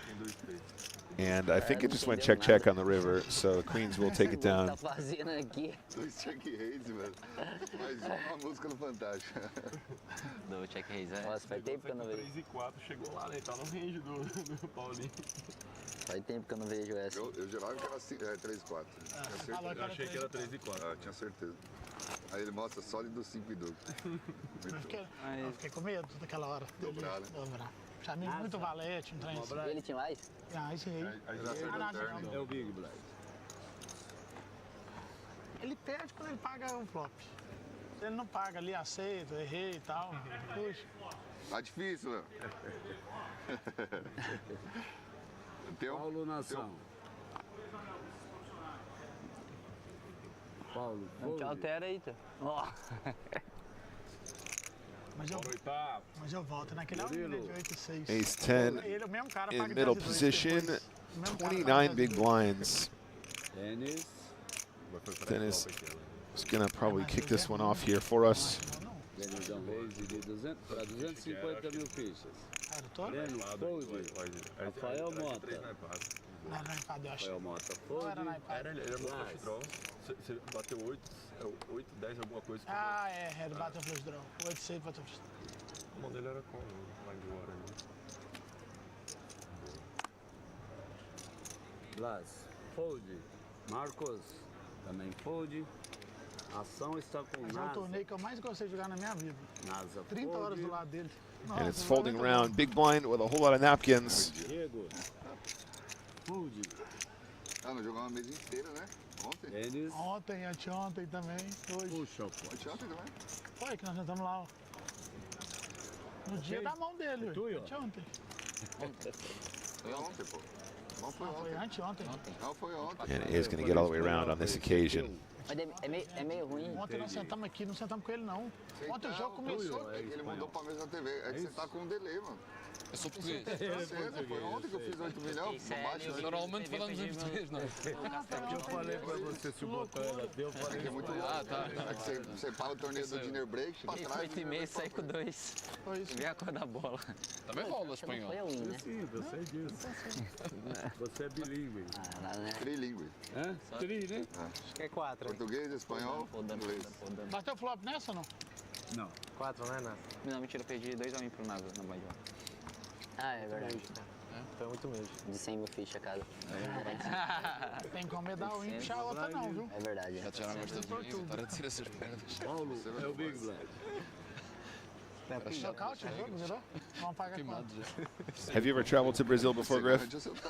I did. I was actually flown out to Brazil by MIBR, made in Brazil, the first big grand Counter-Strike team, Brazilian Counter-Strike team. Oh, wow. I was flown out there to do a boot camp with them probably when I was 18, 19 years old.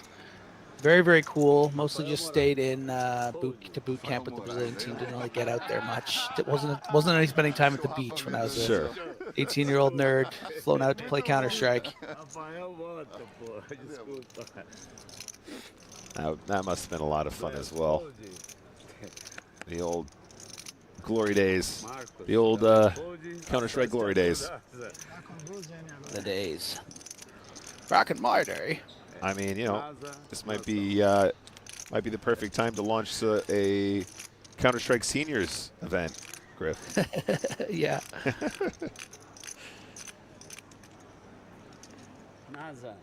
NASA, King 5 suited, not many big blinds.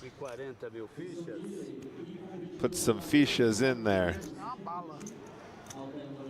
And I think we're going to run it King Queen offsuit, and Paulo wants to be the one to put the nail in the coffin. Win call aqui dos dois. Isso, a win call. Win call. 400 mil. NASA, rei 5, Paulinho, rei dama. NASA shot rei 5. This is the last hand before the break, guys, it would seem. Zhao's heart rate not changed a whole lot. Here's a guy with a lot of poker experience. I don't think he's shook by moments like this. And King 5 of hearts at risk. That's Zhao Vieira. Oh, deuce of diamonds, 10 of clubs, 8 of hearts. Zhao not looking so hot, needs to improve to remain in the tournament. Yeah, has found a way to stick around, and it's finding I mean, not much better cards than the board pairing 10 of hearts and heart deuce 8. Oh, 5 the on the river. river. My God, we're going to be here all night. And we're going to be here all night. Stop giving Zhao Vieira chips. Just kidding. Nice hand, Naza. Well done. Pretty standard stuff, really. And that's the double, which means we are headed to a 15-minute break, you guys. Don't go anymore. Don't go anymore. Don't go anywhere. More from São Paulo, the Brazilian Series of Poker 2024 BSOP Championship final table in around 15 minutes time. See you guys in a sec.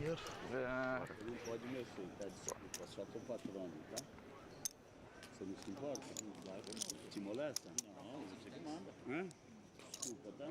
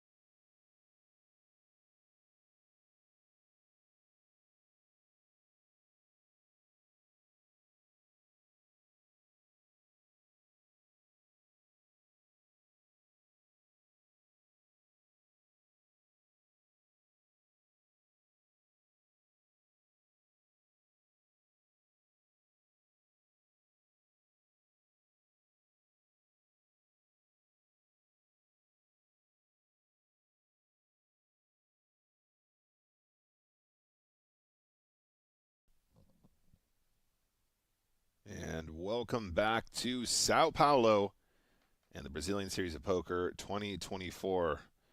We are rejoining the 9-handed final table of BSOP Championship Final, the final table. 25,000 Brazilian reales buy-in. That is approximately 4,300 US dollars. And the winner today is taking home 2.14 million reales. That's approximately 367,000 US dollars. It's Nick Walsh on comms, joined by Griffin Benger. Joined by a Griffin Benger. Griffin Benger. He's there right he here. is. How you doing, buddy? Good. How you doing? Excited to be here.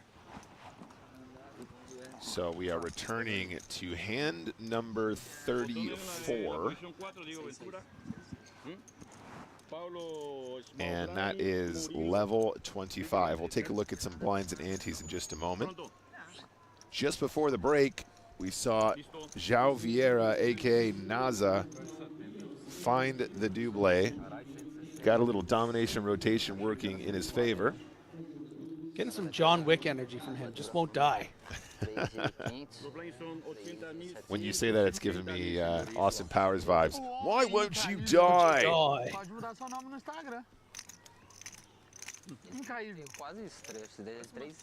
How you guys doing? Get some questions and comments in the chat. Keep us company. These guys are ultra deep, and these clocks are super slow. We're going to be here all day. Lock in. We got some poker action for you here at twitch.tv/PokerStars, and I think also on some YouTube channels as well, if I'm not mistaken. Hello, everybody on YouTube.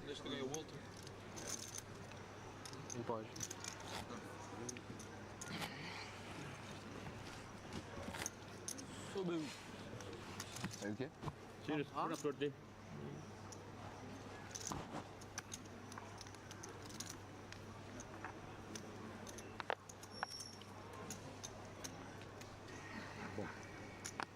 Dennis con l'acción.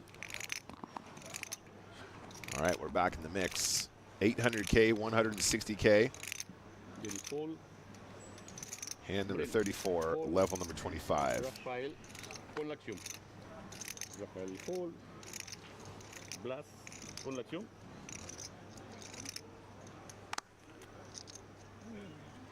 $16 bigs now for Blas with the pocket fours in the low jack. We were discussing this when we were in London, Griff. The whole low jack thing. I think that's, I don't know. Is that like a North American thing? I don't remember low jack being a thing until I spent more time in the United States. Wait, LJ stands for low jack? I thought it stood for Loose Johnson. Oh, okay. Of course it. Oh, yeah. Sorry, I'm getting confused. That's how we do it in Canada. Yeah, Loose Johnson. Paulo anuncia raise para 500,000 fichas. Murilo con la acción. Tem 3,5, Denis. Briga de torcida. It ends up being a little blind v blind spot instead. I like the fold there with the fours and the Loose Johnson. A tua torcida não dá. É? Não quero ir all-in contra ti. 500,000 fichas. And a raise and a call.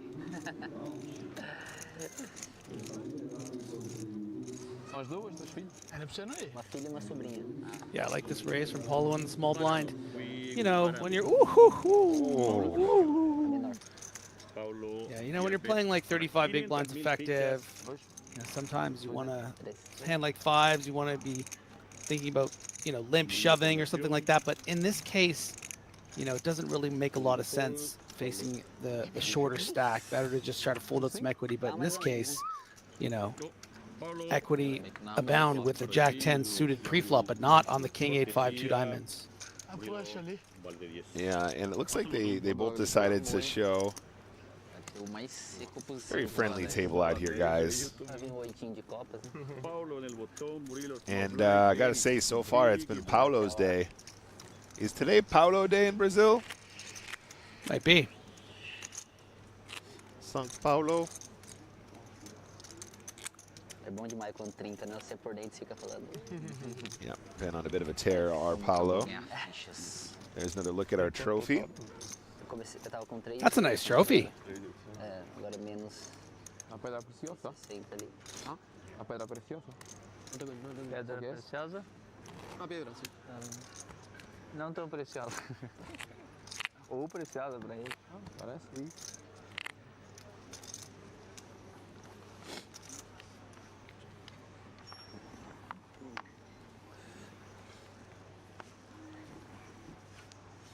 Breno, Paul, Rafael con la acción. Rafael Paul, Blas con la acción.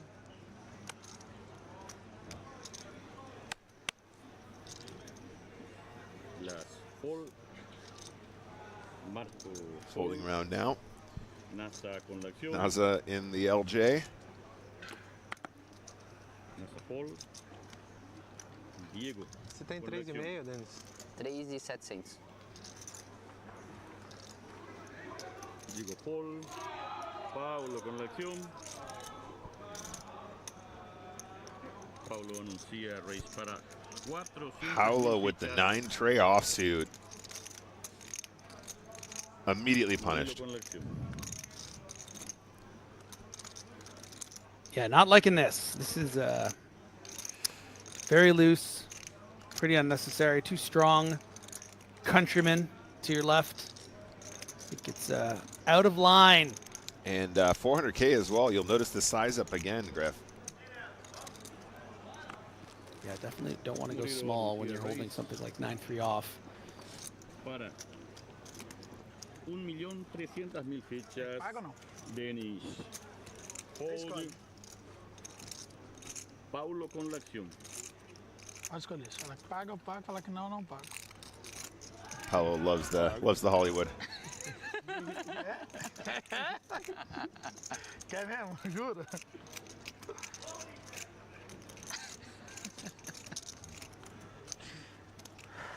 Oh, Paulo.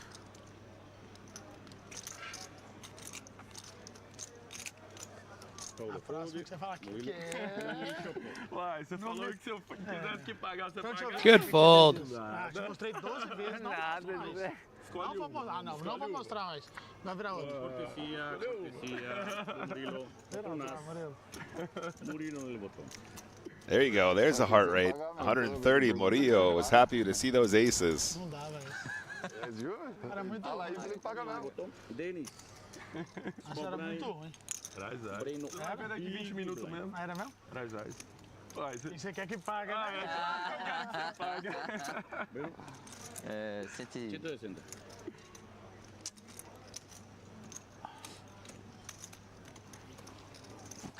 Paga, pelo amor de Deus, paga. Paga, por favor. Não paga, não dá o win. Você podia falar, não quero que você não paga. Aí se ele dá o win, você fala que você desce o win.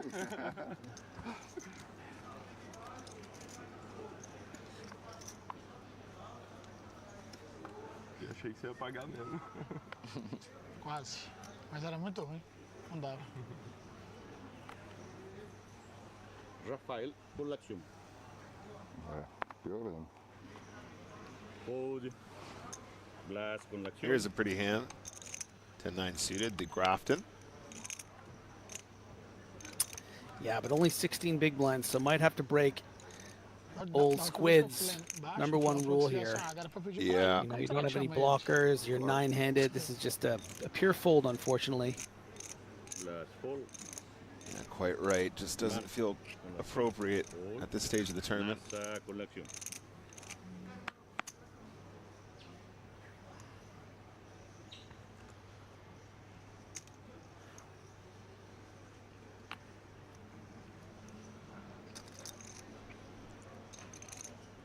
Here's a nice hand in the low jack. Pocket tens. 6.1 big blinds. I think we're just all in. No. Or at least the effective all in.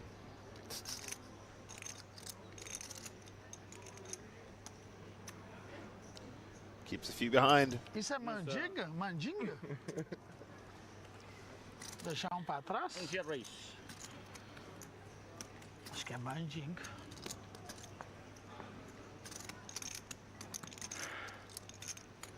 Para 800. Eu partilho agora, só vou deixar um pra trás. Você viu tanto que Você dá corre bom? pelo anti e o big depois. Fold, Paulo. Fold. Murilo fold, Denis fold e Breno fold. Eu aprendi também. Botão que Não é passa nada. Denis no botão. And another pickup for Zhao. Small blind. I think that time would have liked a spin, though. I think you want action when you got 10s in that spot. Definitely.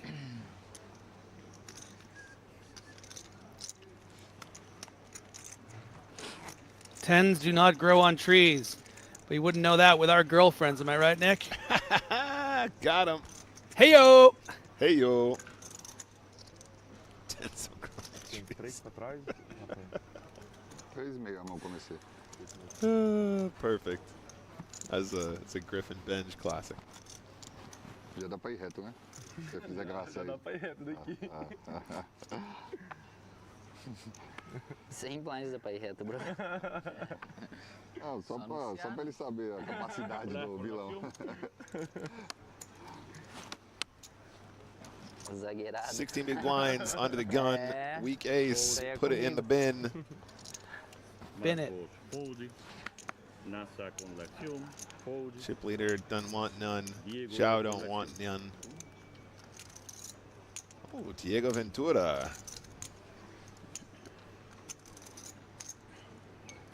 Did you ever watch that cartoon? What was it called? Venture Brothers? No. Is that what it was called? It might have been Yeah, like that's definitely the name of it. I just never watched it. Yeah, I've never seen it either. Never knew if it was any good. I think that was like one of the classic Cartoon Network late night shows. O meu carrasco, né?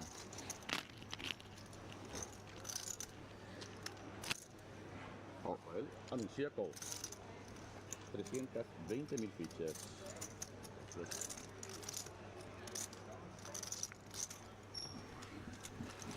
I think the big blind's got an appropriate defender.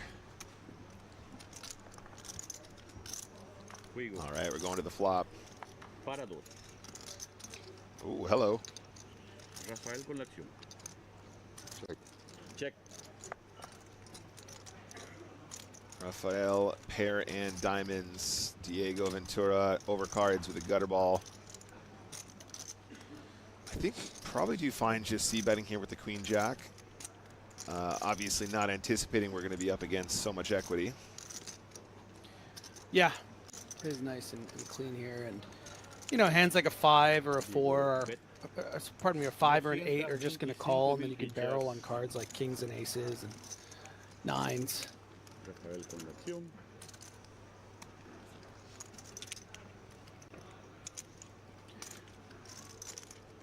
You know, Mota certainly has enough equity here where you could just decide to play this for stacks, but it's a bit tricky when you're playing 19 big blinds when there's some shorter stacks on the table. In this case, it would work. But if you were to check raise and then, say, call a shove, which Diego could do with the 2 overs and a gut shot, right, it gets murky. So let's see what Mota decides to do.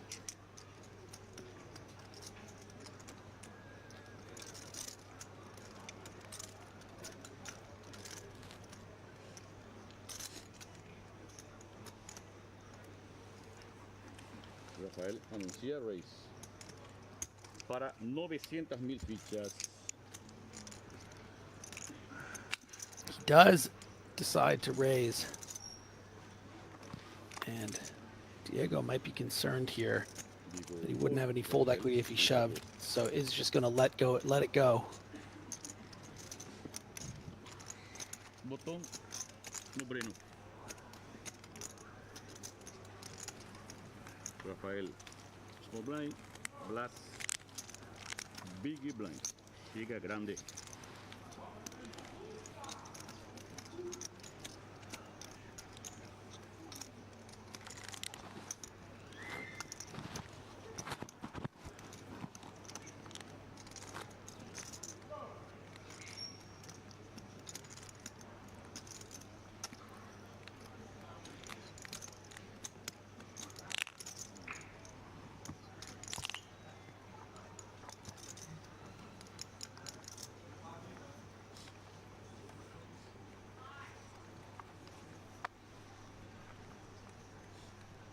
Marcos con la acción. Our chip leader Nasa con la acción. not had too many opportunities just yet. Fold. Diego fold. Paulo fold. Murilo con la acción. Murilo fold. Denis fold. Brino con la acción. Paulinho, tem comida lá? Breno anuncia raise para 300. Here comes the very stylish Breno Drummond. Rafael con la acción. Fold. Yeah, Breno wants to apply some pressure here. Con la acción. And the 14 big blind stack is all in. Blas, beautiful spot to get the chippies in. At least that's the prediction. Prediction. Never heard you say that before. I know, it's so weird. Is that a new thing? Don't be silly, Griffin.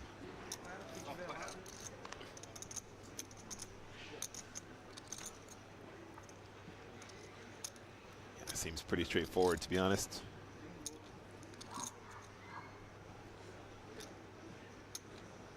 Heart rate, there you go. This guy's sweating it. Whoa, All in announced. Blas anuncia Aui. Anuncia Awin. Blas Chopo. And that will be a takedown. Botono Rafael. Blas. Small blind. Marcos. Mais duas, ó. Tá aberta nessa blind. Já tá fechado. Aonde o botão? Let's take a little look at chip counts here. Still 14 million for Kene, still our chip leader. Paulo on a tear, though, slowly creeping up to meet our first in chips here.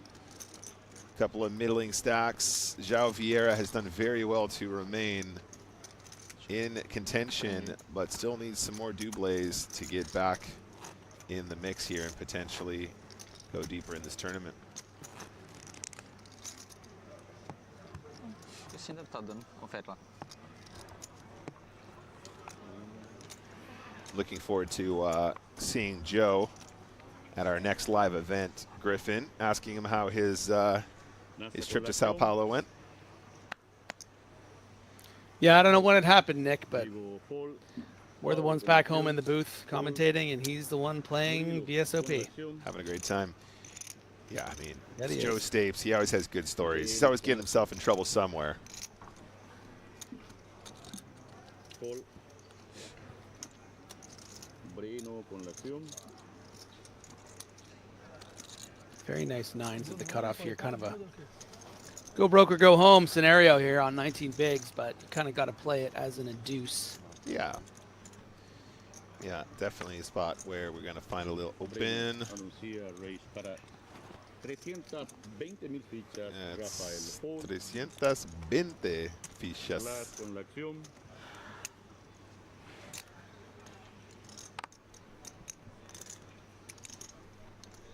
Blas fold. Os anuncia call. 320,000 fichas.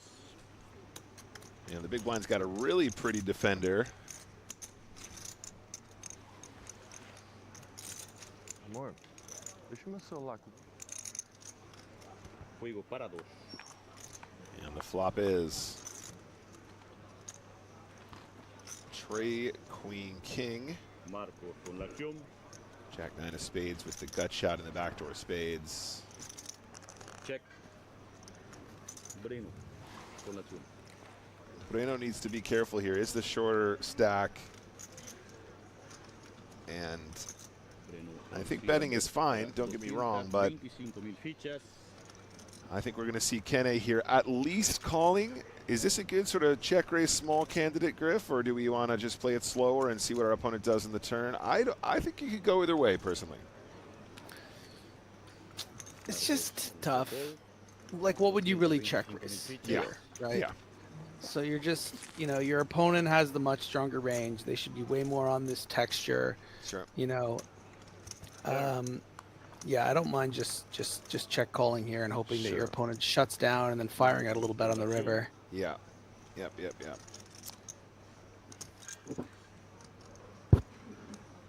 Check.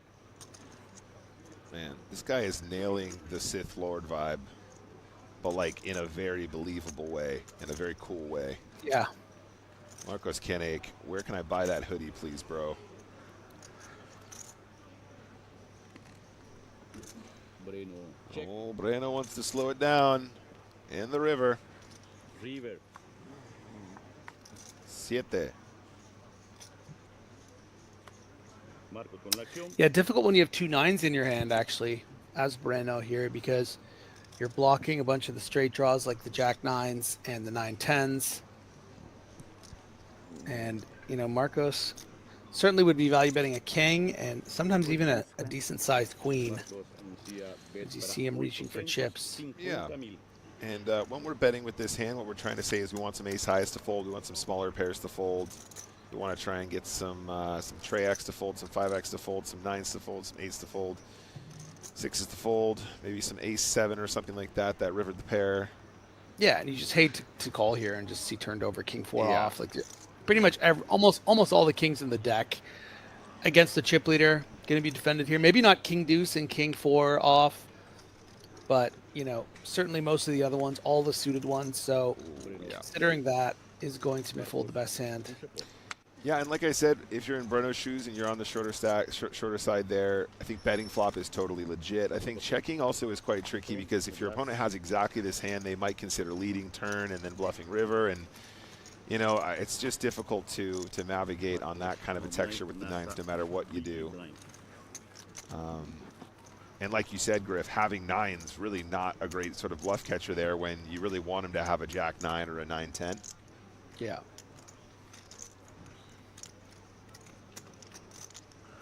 milhão para trás, Jade? Por aí.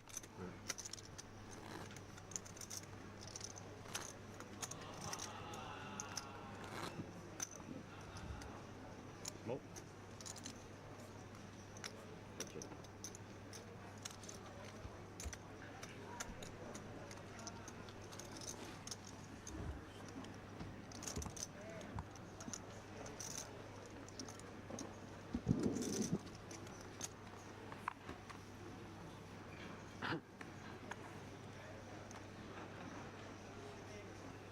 Diego con la acción.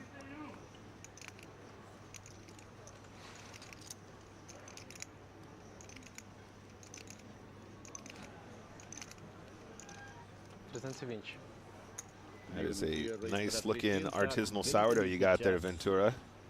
Artisanal. Oh, artisanal. Murilo fold. Denis fold. Breno fold. Rafael fold. Blas con la acción.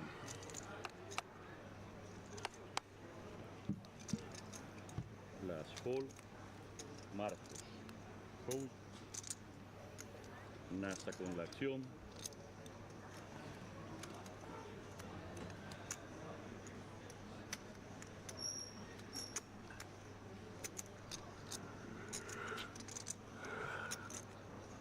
Zhao is extremely short stacked here, guys, but does have a pretty hand.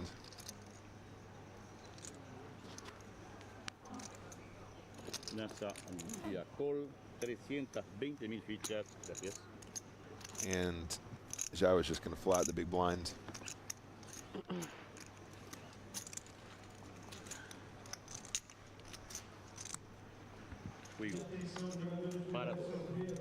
Flop is ace, king, 7. Tricky spot for Nazi here. Actually flops a pretty strong hand, but Ventura top pair versus the strong second pair.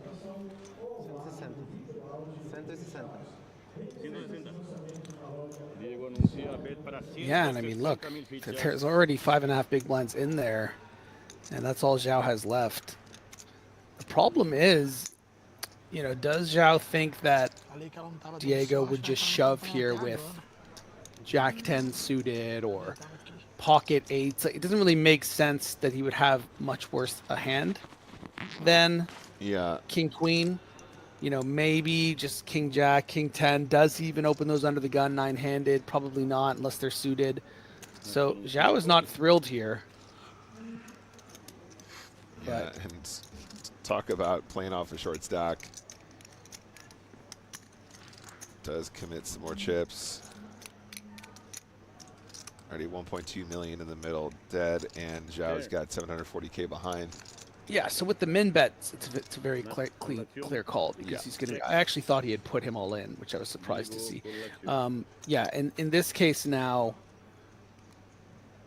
you know, I think Zhao's going to be very suspicious that Diego's going to have the best hand if he faces a shove here for, you know, 60% pot. But man, we're working with real small numbers here. Yeah. Zhao with just 4.6 big blinds behind.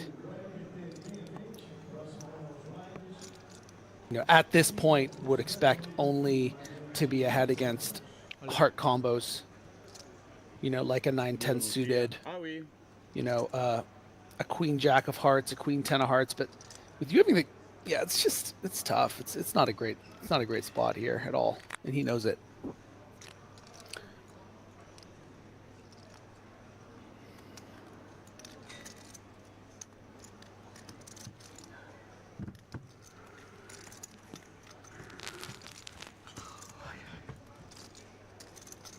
Wow, Zhao Vieira, ice cold veins, finally spiking over 100. So why does it say in the corner max 118, but that dude was at 130? I think 118 is the highest he's clocked, you know, for the whole session. For Zhao, Yeah, okay. yeah, correct, right. Now, what are they putting on them to get these heartbeat monitors? Is my question. I want to know if it's the straps on their wrists. I think it might be the black things. Yeah, okay. You see they're all wearing the black strappy bits. I think, yeah, they're all wearing like the matching black wristbands. I think that's what that is. There was actually a moment when we cut to a player, I can't remember who it was now, and it was reading 0, and I thought that was pretty impressive, you know. He's using the old ninja heart stop, ninja focus to stop his heart. Average resting heart rate. The normal resting heart rate for adults is between 60 and 100 beats per minute. Okay. Average resting heart rate, Griffin Benger. It just says cold as ice. Okay, cool, great. Digital Dragon says beads. What kind of beads? Where do they go? Can they get a reading that way? Absolutely they can. They all have personal cardiologists. That's right, Tom. Anyway, notice how Zhao still manages to get away from King Queen there like an absolute boss. Okay, Kenny's got the Cowboys.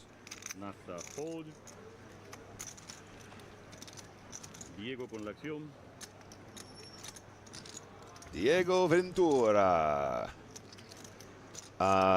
Griff? Yeah. I think this might be a rich get richer situation unless we see some ace on the desk.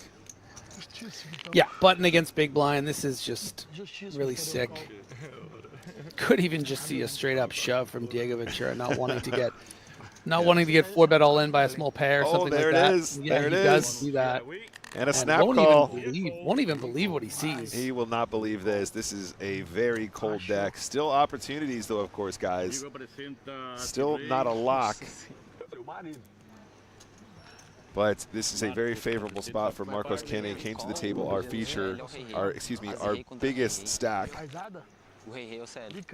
Our chip leader. And let's not forget old Naza over there on a very short stack. Flop is 5 of spades, 8 of spades, 3 of spades. Great start for the Kings.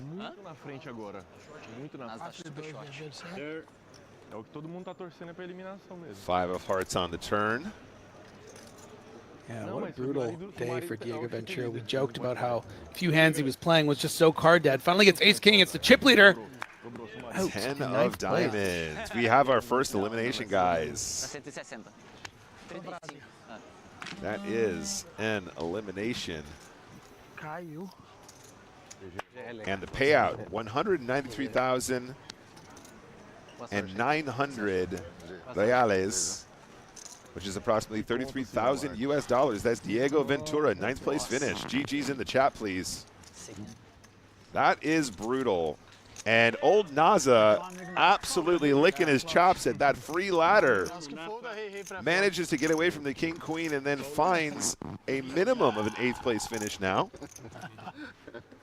É mentira, é verdade. É verdade. E tem outro que paga And we've seen our first elimination in the BSOP Championship Final. E eles são da mesma família, isso é o mais impressionante. Meus filhos, de pai e mãe.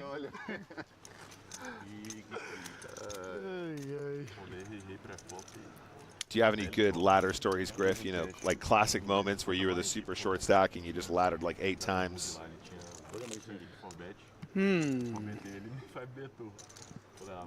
Chris, like, well, I see him as no, Nick, I'm always the chip leader. No. Pretty much always the chip leader, yeah, sorry. Yeah, PokerStars doesn't hire ladder experts, okay? Right. They hire people that win tournaments, have trophies where they're with a big smile, they're lifting it over their head. Yeah. And people that like to talk about it. Do you have any good stories of laddering from 3rd place to 2nd place in a spin and go? No, but I do actually have a funny ladder story. So when I was a young poker player on the mean streets of Brighton, I entered a tournament in a local casino. I think it was the Sussex Masters, and I was in university. I didn't have a lot of money, and I wanted to sell some action. So I asked one friend, "Do you want to buy 25%?" And then I asked another friend, "Do you want to buy 25%?" And I didn't think either of them would say yes. And one of my friends showed up on the day, and he said, "I'll take 25%." I said, "Oh, sure." So I sold it to him. And then my other friend turned up, and he was really upset that I had given the 25% to someone else. So I said, "You know what? You can have 25% too." All right. So we play for a little bit. Some time passes. Who ends up on the? Sell 100%? No, I sold 50%, 25% to one, and then 25% to another. So lo and behold, we get to the final table, and who's on the final, Griff? It's me and the 2 buddies who have 25% each, and I am the chip leader. So every time— I don't think you should tell collusion stories on the stream. It's not a collusion story, but every time I eliminated an individual at the FT, those guys were loving life, because not only were they laddering in the actual tournament itself, but they were also knowing that the chip leader was picking up chips as well, and they had 25% of that action too. Ultimately, I went on to win the tournament, which was my biggest score at the time, and then I had to give 50% of it away to my friends who were actively trying to eliminate me from the tournament all throughout. So I thought that was a funny ladder story. Vou ficar onde eu tava. Não existe de mudar de lugar, gente. Vocês estão doidos? Vou ficar aqui mesmo. Pode ir. Paulo, você prefere usar o sensor da 4 ou da 5? Não, onde eu tô. Dê lá 5. Povo louco. Agora então você tem. Eles não querem que eu ganhe, não, velho. Eu tinha perdido. Um brasileiro nunca vi, velho. 2, 4. Paulo, Murilo. Okay. Parada superstição. Man, the confidence of ordering a coffee to the table when you have 4 big blinds. It's just like, I'm going to be up for a while. I mean, this is going to be another 8 hours at the final table. So. The waiter came over and was like, "You sure?" He's like, "Do you know who I am?" Batman Rodriguez, welcome. You got a question about the location, exclamation mark location. Brazilian Series of Poker is being played at WTC Sheraton in São Paulo, Brazil, because we are following the BSOP Championship Final. Brazil. Brazil. And we're learning some Brazilian along the way, Batman Rodriguez. We know Folge. We're learning what? Sorry? Some Brazilian. We're losing. Sorry. Some Portuguese. Thank you. Jesus. Come on, man. Clean it up. It's 2024. Sorry. It's all right. We can cancel it. We can delete this part from the live stream. So far, we got Anuncia Awin. We've got Folge. Kath clipped it. All right, fair enough. It's in there now. Can't put that on the internet. Remember that one time called Nick Brazilian?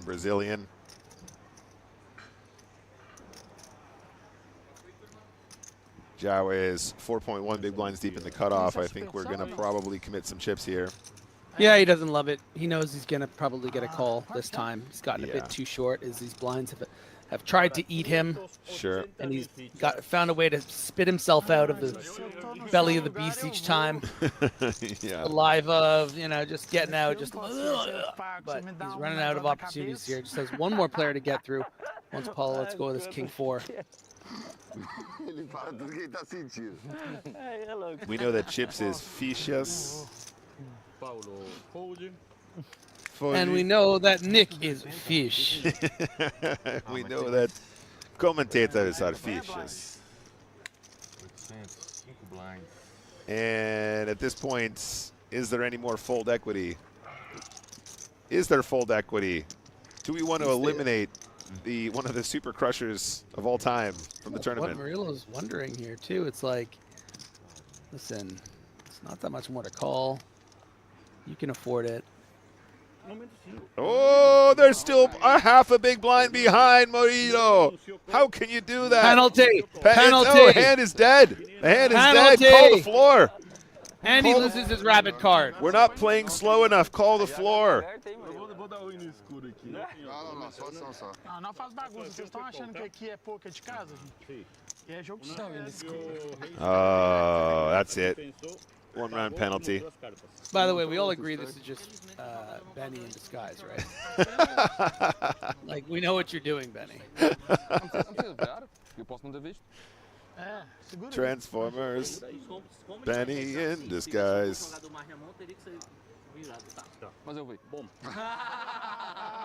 Aí é louco. Eu não vi. Mas eu acho que é dama 4. Ô, Paulo, tu tá me dando. Ah.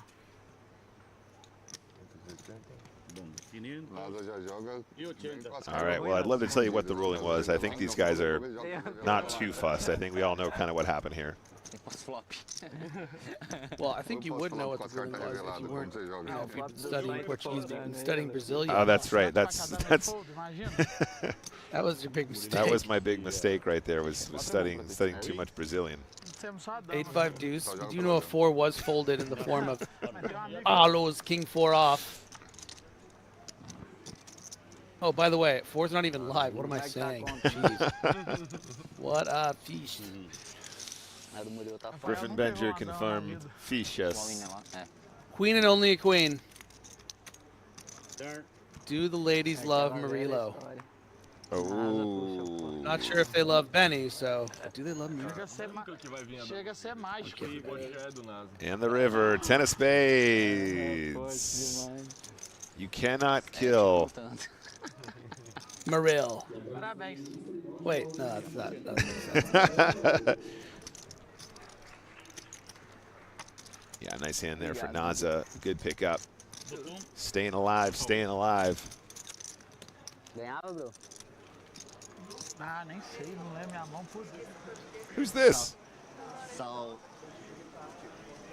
That's Diego Ventura, man. That's Diego Ventura. Yeah, I was Josh, and I think this is the interview. We weren't informed of the interview cut. Okay, everyone listen. Listen to Diego Ventura. Levando o prêmio de 193 mil reais. Diego, conta pra gente, cara, como foi essa noite antes da grande decisão, cara? Chegou a rodar uns spots? Você que tá com o segundo maior stack da decisão? Ah, fiz uma preparação leve, assim, para mais ou menos saber minha estratégia no jogo, né? Should we try and translate, Griffin? Bem tranquilo, na verdade. Well, I just think that Griffin Benger might be the best poker player I've ever seen in my life, and I've always aspired to be him. Digamos assim, No, honestly, I really believe that. I wasn't just saying that to be nice on camera. Porque eu estava segundo em fichas, os jogadores que tinham menos fichas se dobraram, mas But also, I have to say my favorite commentator is Nick Walsh, hands down, no doubt. Foram poucas fichas, eu ainda tinha bastantes blinds, mas tinha uma situação inevitável, então vai acontecer algumas vezes, infelizmente. And happy birthday to Tom. It's his birthday today, and he's my favorite moderator. 22 entradas. Pretende jogar o torneio mais caro da história do Brasil? Era meu plano jogar esse torneio, então acho que eu vou comer alguma coisa, vou participar desse torneio. I feel like we should call Tom Tomerator. Sempre muito obrigado ali pela torcida de sempre. Tomerator. Tomerator. Principalmente minha família também. I think we should call Tom Lahatsky. Ventura no Instagram. É isso aí, voltamos com vocês direto do estúdio Renan JP. Nice one. And GG's once again to our 9th place finisher, Mr. Ventura. Sumiu outro bonde todo ali ou pagou? Happy birthday once again to our moderator, Tom. We love you very much. You're always here taking care of us, asking nothing in return. But you have our respect and our hearts.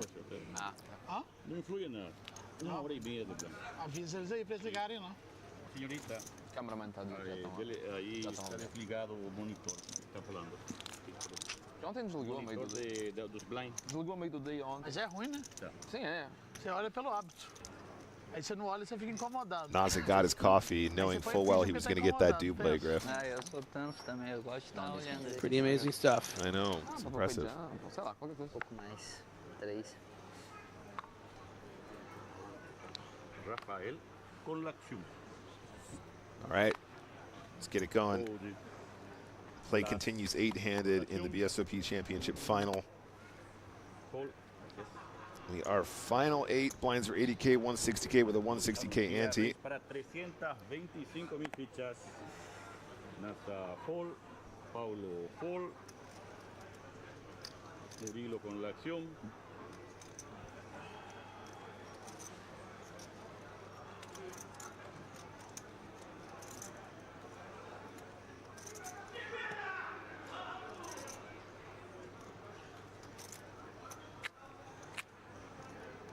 Murilo anuncia call 325,000. Aces now. Denis. For Murillo. Breno con la acción.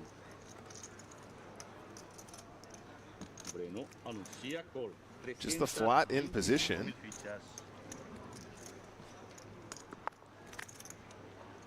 Kenny got a monster stack after that cooler just now.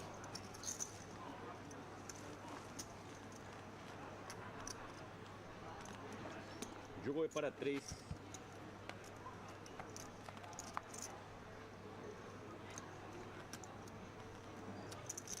Breno con la acción. Deuce 5-9. Marcos con la acción. 2 players with gut shots. Marcos anuncia bet para. Eu não achei que o Leão ia ser o primeiro a cair, não. Yeah, can we talk about this open and middle position for Marcos? I mean, really pushing the envelope with that 20 million stack. We can see how effective this aces flat was. Good recognition from Murillo, expecting a lot of raise folds from Marcos, especially with hands. Probably not expecting hands as poor as this, but you know, you want to also get action from the hands behind. And now going to the turn with an 81% favorite because of how he's decided to play this hand. Yeah. And we know that there is some outs missing. Oh my god. Blockers aren't real, chat. Confirmed. That is dirty, sick, nasty. Wow. And now some decisions need to be made because it's a spade. There is some other considerations. I think we probably get away with just betting again. If we want to, there you go. 1.5 million is the bet.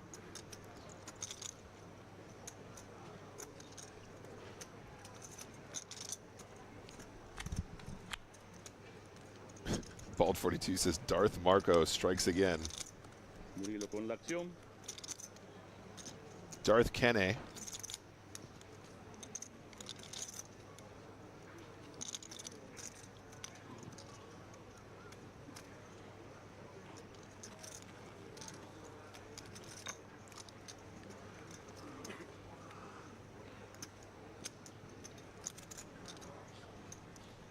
Yeah, and I'll tell you what, Murillo is not loving life here.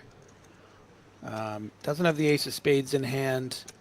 This board texture wouldn't ordinarily be good for the raiser, but because of how wide Marcos is opening, certainly could have a better hand on this 8 of spades turn. I'm hating the way things are going here. Yeah. And actually, when you have aces without the ace of spades, if you have 2 red aces, it means your opponent will have more ace jack of spades or ace 10 of spades or, you know, all those, which is a pretty serious consideration now. It's a situation where those blockers are actually becoming, those blockers in particular are actually very potent.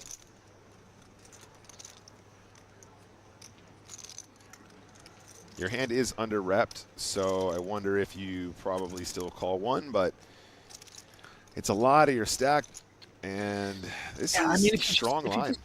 If you just assume your opponent's also going to make this bet with kings or queens with king of spades, it's really difficult to fold here. Yeah. But you kind of need to fold river a lot.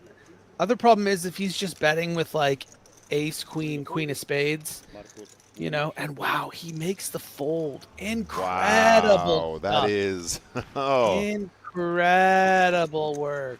That is something right there. That is definitely something.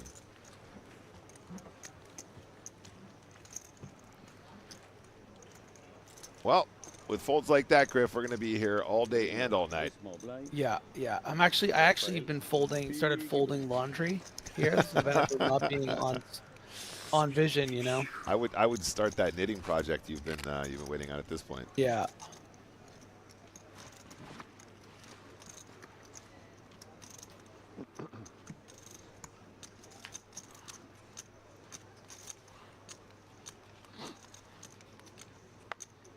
O tempo lá fora tá só ou fechado?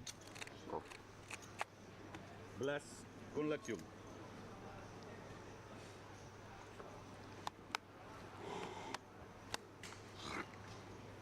Blas fold, Marcos con la acción, fold, Nasa con la acción, fold, Paulo fold, Murilo con la acción, fold, Denis con la acción, Denis fold, Marcos, tem 20? Metade do stack da mesa quase. Small blind, 14 big blinds, ace 7 off. I'm all in, Griff. Yeah, blind on blind. Only way to play it, really. Anuncia Awi. Anuncia Ayin. Rafael con la acción.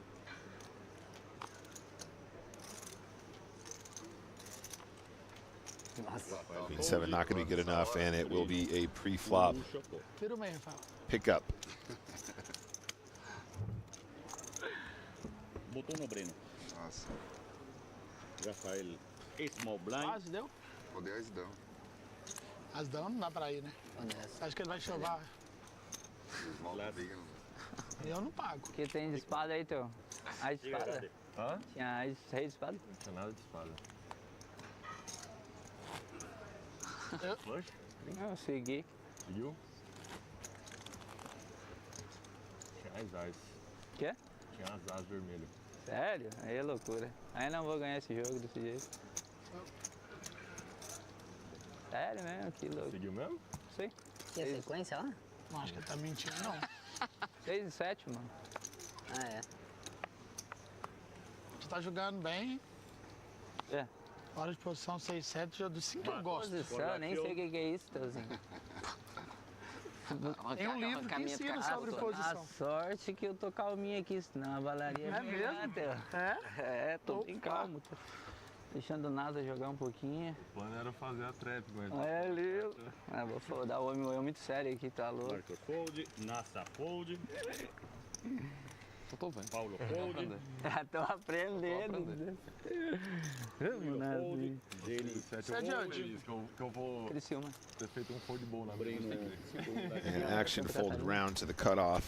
Meu medo é ele tá lá, barrelando um 10-10 no vala-vale e eu ter foldado as as. That's Breno, and has a really pretty hand. This time on the button, probably does want to induce. Happy to play this one post-flop as well, of course. Starts with just the open. Facilmente ter essas mãos. Caralho, que fold, velho. Blas con la acción. Mas eu acho que com espadas daquele jeito não tem nada de espadas. Bom, a minha não tem espadas. Sigo. Beto. Ruim ou muito Não mais tava alto? rápido, não. Tem que Lá uns 4 níveis. Menos é um o quê? 4 níveis, eu acho. Tem que pagar. De 4 dias. Gasta. Caralho, meu amigo. Se entrar no... Suited queen 6 in the big blind here, guys. Probably got a call at least. But we can see it's a domination situation. Blas anuncia call 320.000 fichas. Mr. Ninja. É, Murila. Loucura. Jogou para 2. Seguiu o flop, Otani? Turn. Flop não era fácil. Eu não lembro das duas. 9-5-2. Check. Broca, só. Sou broca. 5-9-2. Breno con la acción.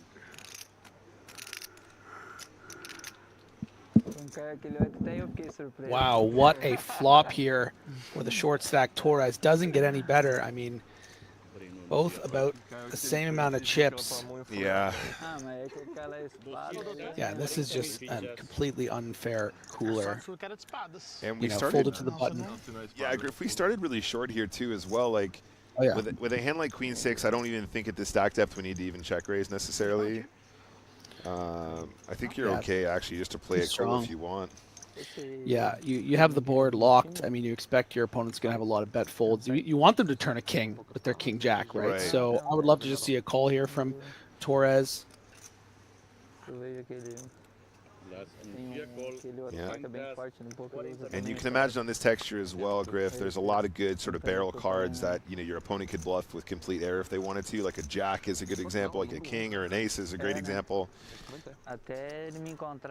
So I think we just see the call, which means we're going to the turn, guys, and it is the king of, there you go, king of clubs. Con la acción, check. And with a hand as strong as ace-queen, I think a lot of players betting this turn don't think they're betting as a bluff. It's actually probably more of a value bet, to be honest. Yeah, I mean, I think that Breno probably deduces that just a queen X would probably just check raise, get it in at 15 big blinds effective. So I wouldn't be surprised if we see a check here to maybe do some bluffs on the river. But, might also just be happy to, you want to get more money in against something like 9-10 of spades that's going to call a second time, and that's why we do see the bet. Now the question is, does Torres come out of the closet now or just allow his opponent to keep barreling? I mean, his opponent's going to have some bluffs too, right? Jack 10, ace 10, those kind of hands, an ace 3 of spades. So you want to allow those hands to bluff all in on the river when they miss. As played, bet 440K.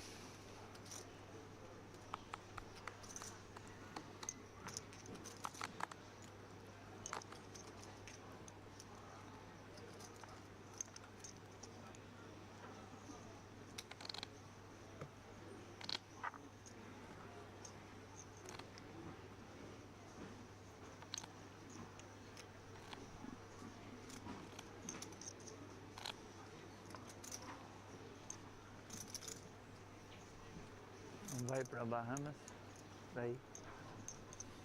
Baixo? Nossa, eu passei naqueles satélites, não tem?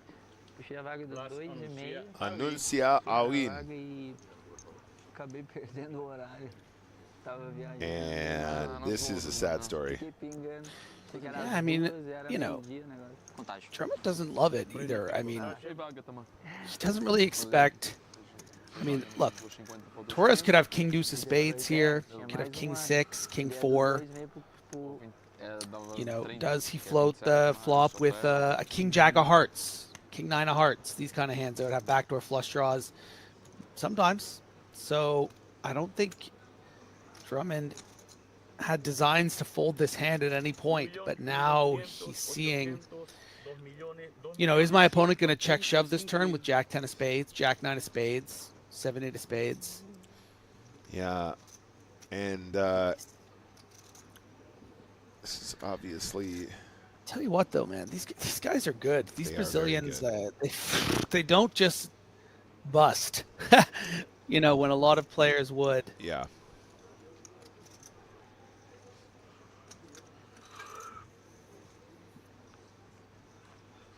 Yeah, they are truly experts of the survival game, and a very, very good fold again. I mean, the aces fold just now kind of blew my mind. The ace-queen fold here, maybe a little bit more understandable, but as you said, Griff, I mean, how many players just go, okay, if you got it, you got it. Like, you know, when it's such a semi-bluffable turn.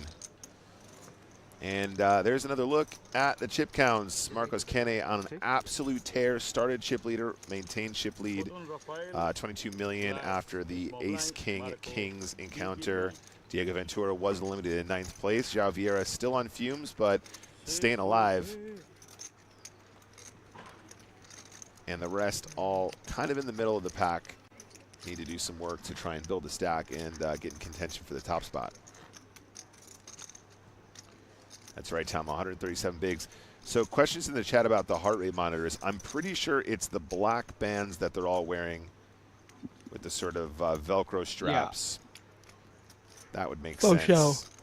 Seems a lot easier than actually getting like heart rate monitors strapped around their chest like they're doing polygraph tests or something.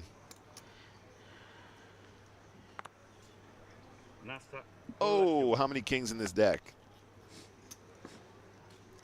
Seriously, though, guys, how many times have we seen kings in this table so far? Like 7?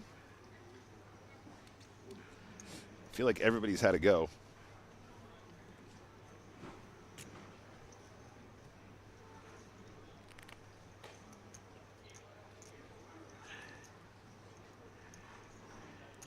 NASA anuncia raise para 320.000 fichas. Paulo fold. 320.000 fichas. Con la acción. Dennis fold. Breno fold. Rafael con la acción. Fold. Blas con la acción. We've got a really good comment here, Griff. The True Duck in Twitch chat says, always fold under the gun. Rabbits. No. Interesting strategy. Yeah. Even when you got kings. I think Zhao actually misplayed that hand. Marcos small blind. NASA big blind.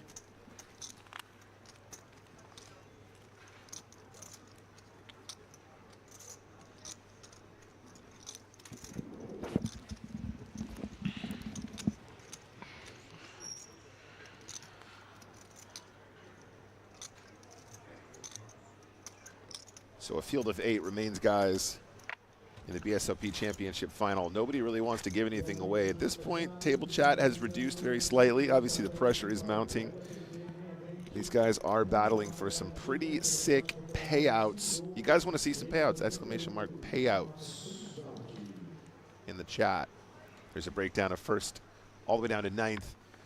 That is in Brazilian reales. Now again, I could be pronouncing that incorrectly. You guys I gotta check up on that. I think Brazilian real or Brazilian. What you guys saying, reales? Is there an H when it's plural? Raiz? Is that the plural? Raiz? Rafael anuncia raise para 350.000 fichas. 350.000 fichas. Blas fold. Marcos fold.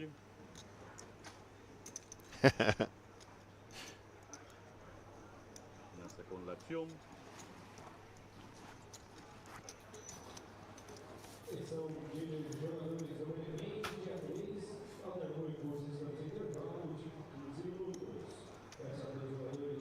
Rodriguez says, re-ice. Re-ice. NASA fold. Rafael puxa pot. All right, thank you, Chad. I appreciate it. Not rolling a VR sounds like English H. English H? 1.570.000. Não conseguia estar mais bonito. 160. Naz is here to play. Naz is always here to play. The R has the H sound. Okay, see, it's blowing my mind. I'm just gonna go listen to it during the break, guys. We'll get it right. We're gonna have to talk about a lot of Brazilian reais as we get throughout the week. Please forgive my ignorance, guys. Try my best out here. You guys know I always try and make an effort. Transpires I was, in fact, pronouncing Maria's name correctly during the Women's Winter Festival this week as well, or last week, I should say.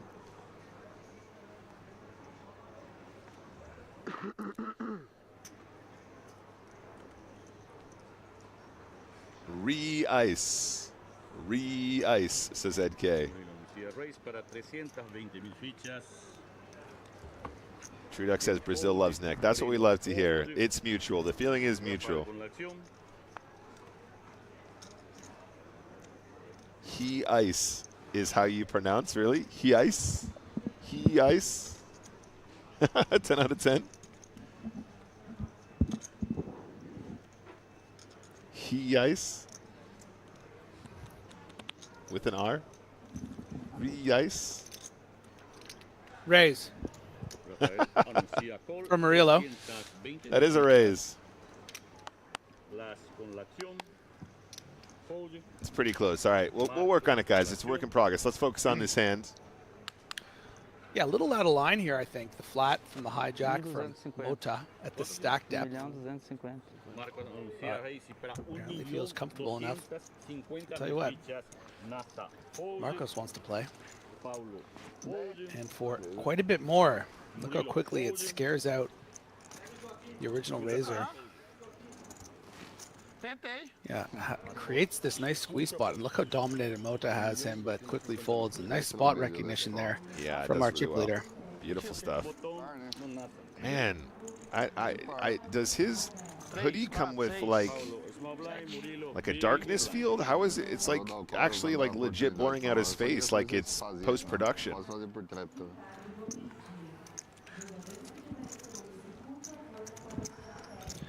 Some believe that the dark side. That came through so loud. Brings forces that are considered unnatural. The quote something like that.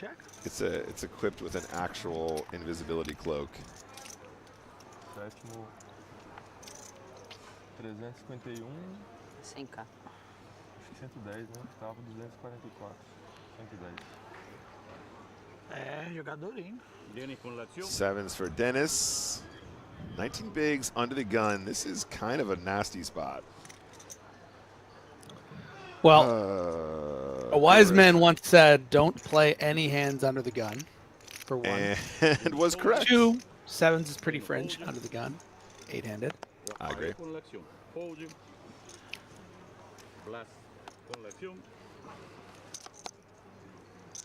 Blas. Fold. Here's a pretty hand from the chip leader. How are you not playing Jack Knight of Diamonds? Mandatory.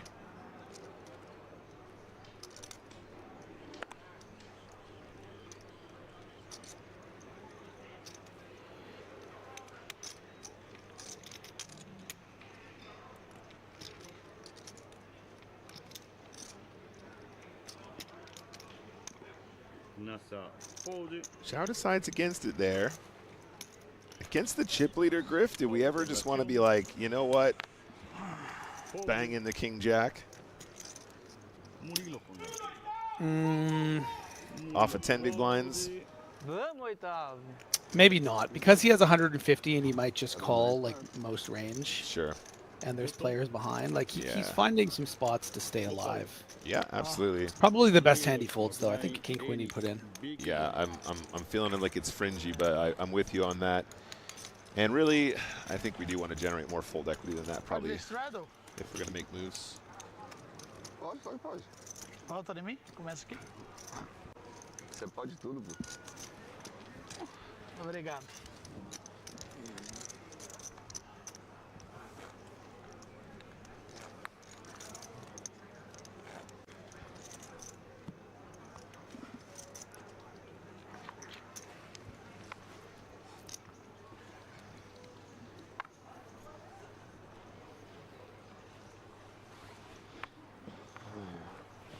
Brino con la acción fold. Rafael con la acción. Fold. Plus com la acción. Estou acostumado a jogar sem as eyes. Assim. Normalmente eu jogo com 4, 5 por órbita. Por órbita. Por órbita. Foi um amigo menos mentiroso esse. Fold. Nossa, fold. Quanto? 2.600 agora. So 61 big blinds on the button. Paulo, obviously not an individual who has avoided opening wide in these spots, likes to be aggressive with an extremely wide range, in fact. In this case, ace-4 a lot more reasonable than some of the other hands we've seen from this position. We saw some like 9 tray off getting in there pre-flop. Yeah, I think it's just going to be a nice pure shove here for Murillo. Yeah. Nice takedown for 22 blind shove. Murilo anuncia Awi. Denis fold. Paulo fold. Did he use his rabbit on him? No, just got one. And does take that one down pre. Safat saying we're still 8-handed. Yes, we are, and believe it or not, 9th place finisher was Kings versus Ace King, all in for 30 bigs. The only was way. Diego Ventura. Denis small blind. Breno big blind.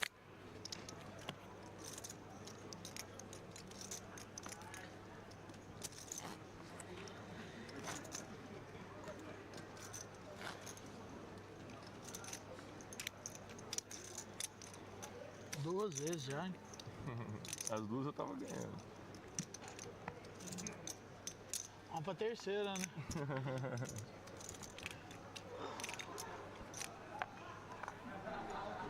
Brasileiro não desiste.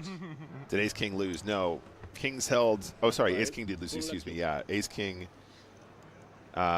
versus the Kings. No ace on the desk. True Duck. Oh, man. This is a top comment.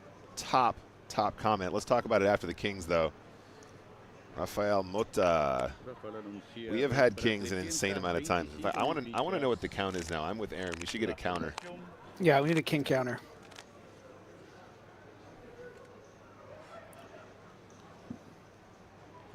It's probably a job at some point, you know? Like for some tyrannical king would have like assistants and you had one person that just counted things for him. I mean, I'm hoping next year just to have an assistant, like a university intern that just counts the number of times we have kings and EPTs and sends me reports.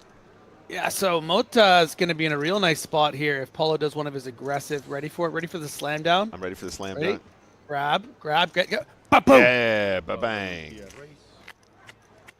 Has 3-bet to an attempt surely to get in the 21 remaining big blinds of Rafael Mota, and we could have a big double up.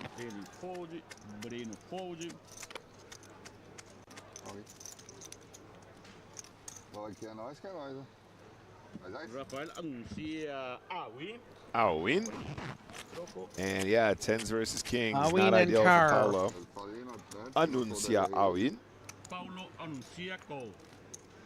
Paulo anuncia call.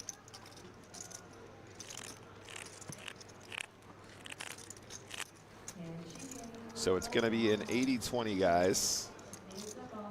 77-23% to be exact. And the flop. Oh, 7, 9, 10. With the spades working in favor of the 10s, but King's still holding for now. Doesn't get a lot better than that. And you don't hit your 10. And the any turn. 8 or 10. Não consigo ver. 9 of hearts. Ele bate a pé. Vou olhar pra essa sua cara. Eu tô feliz se você ganhar. Rafael, the player at risk. River. Ace of clubs, King's hold. All right, everybody. Come on. Hey, separate. Hey, everyone. Break it up. Break it up. Okay, here we go. This is a top chat bro comment. Griff, you ready for this? Yeah. River Rat says, Brazilians, they are good on soccer, not in poker. Oh, my goodness. Au contraire, mon frere, but we can get to that later. That's right. There is a look at chip counts. So Paulo takes a slight tumble down to third in chips, 36 big blinds after the 10s versus Kings collision. And Breno Drummond is, in fact, around the same danger zone as João Vieira. So we actually have two extreme shorties. Keep an eye out for those two as they try and navigate their way back into contention. And Rafael Mota is going to feel good about that second place in chips now. Pocket Kings is a good hand. I would say it's a top 3 starting hand, Griff. What do you think? Yeah, somewhere in the middle range of the top 3. Okay. Yeah, True Duck pointing out 144 big blinds. That's a monster stack. Imagine having 23 million. You're playing for big money, guys. First place today. Don't forget, 2.14 million reais. Approximately 367,000 US dollars.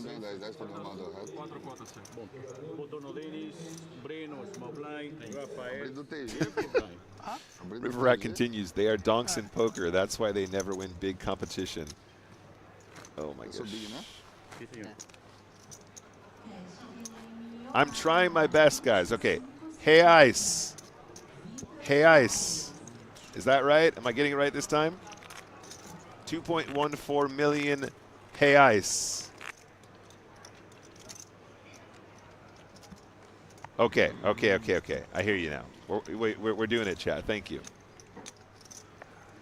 Oh, there you go. 10 out of 10. There we go. Okay. Hey, Ice. Obrigado. Or how you might greet Val Kilmer if you were in the Top Gun universe. Oh, hey, Ice. That's actually gonna. That will literally be the way that I remember it now. Thank you, Griff. Murilo fold, Dennis con la acción, fold, Breno con la acción. Hand number 54.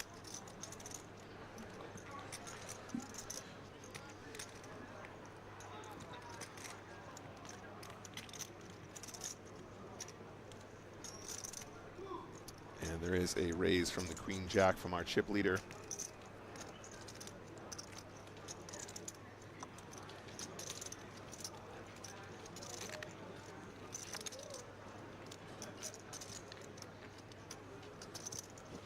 Breno, fold, Rafael con la acción. Quanto é isso? 325. Agora que eu não entendi nada, não. Bom, Rafael fold, Marcos puxa.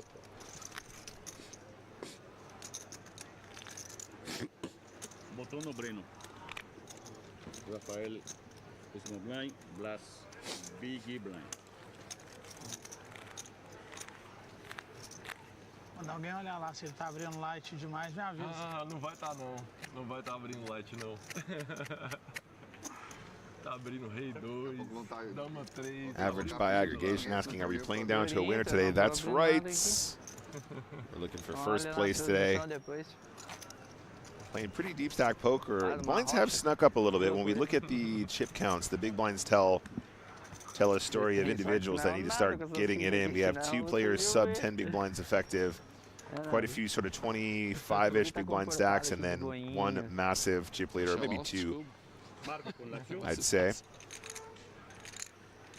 But really a lot of players with a lot of technical skills, a lot of players good at navigating sort of middling and shallower stacks. So I'd lock it in here, guys. You're not going anywhere for a while. If you want to be here to the end, lots of poker coming your way here on twitch.tv/PokerStars. Stick around. Griffin Benger will keep you company.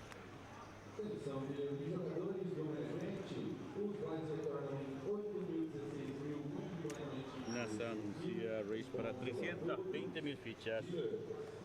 Paulo fold, Murilo fold, Dennis fold, Breno fold,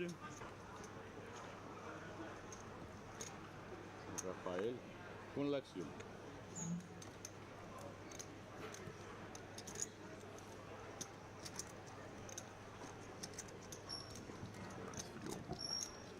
Look at that. Xaviera just min-raising off of 10 big blinds with the ace-10. Rafael anuncia Hazy para 800,000 fichas. And yeah, Rafael Moda knows exactly what's going on here. He says, you know what? This looks like a blocker open to me. You know, I have a lot of the big cards that might min-raise to induce like kings or jacks. And you can see how quickly the best hand goes into the muck. And these are the kind of the ninja short stack moves that some of these top That's right. pros utilize. And you can see how sometimes if players are aware of them, going to be able to take advantage. Really nice spot recognition from Rafael Moda. Yeah. That is not an easy 3-bet effective all-in against your opponent. King Jack offsuit. Seriously ninja stuff. Well spotted there, Griff.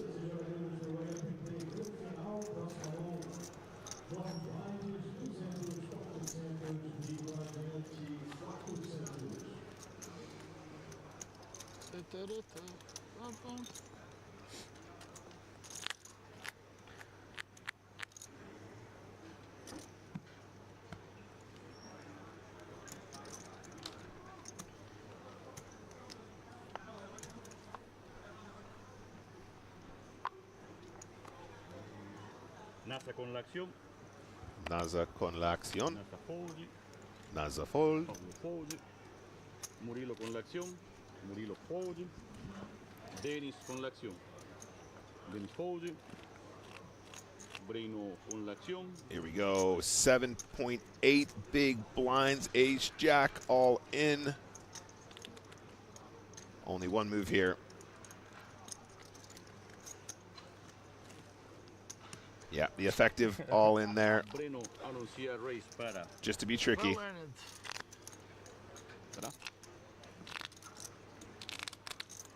$1,075,000 fichas. How many fichas is that, Griff? Blas con la acción. One. Blas. Not sure. 1.1 million fichas will do it. He's learning. ¿Hablas portugués? Botón no blas. Português original. Gastou uma pergunta. Small blind, Não teve resposta. Gastou uma pergunta. For those of you asking in the chat, we are in São Paulo. Porque falava português tão bem. If you guys want more details, exclamation mark location in the chat. Brazilian series of poker is being played at the WTC Sheraton in São Paulo. Yes, it's the same time zone as Rio, if I'm not mistaken. Got a little spectator zone over there. I'm really enjoying that. The thing is, Griff, I'm not really seeing what they're spectating. I mean, when we have EPTs, those screens above their heads are sort of the active hand, obviously cards down.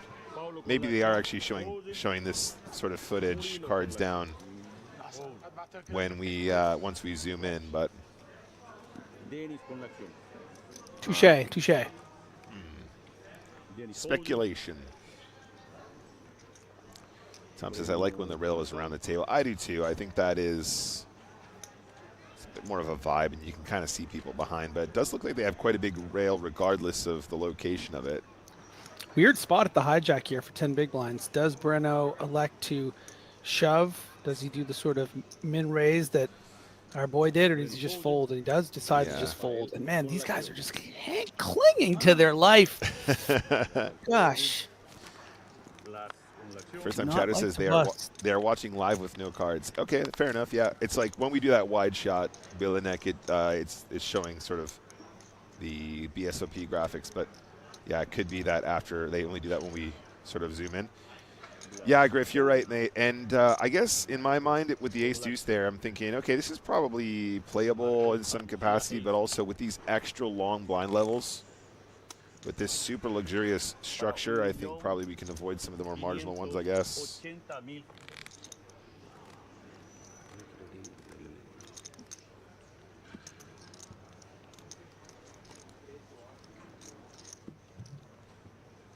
Nessa fold, Marcos e seu pot.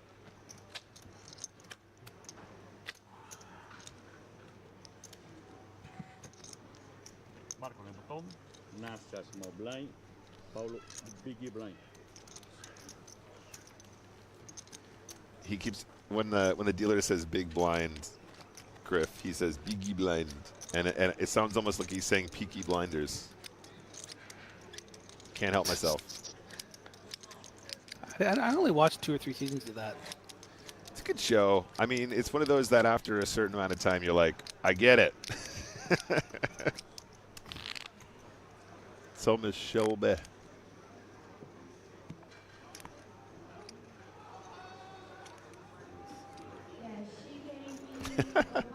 This is a good chat pro comment. Average by aggregation on Twitch chat says, I want one of those time cubes. I need one of them for work. You have 30 seconds to talk to me, then go away.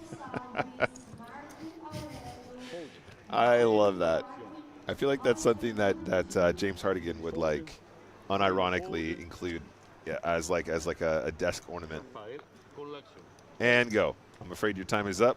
Please vacate the table.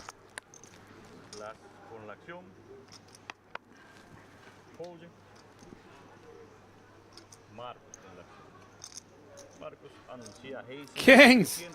Who's on the Kings counter? Who's on the Kings counter? Okay, Aaron Paul, you are officially on Kings counter. I'd like you to go back and start from the beginning of the stream. Kings counter activated, please. Go and check where we're at, update it, and start counting from now. What's even worse, Griff, is we've had Kings how many times and we've only eliminated 1 player from this table so far?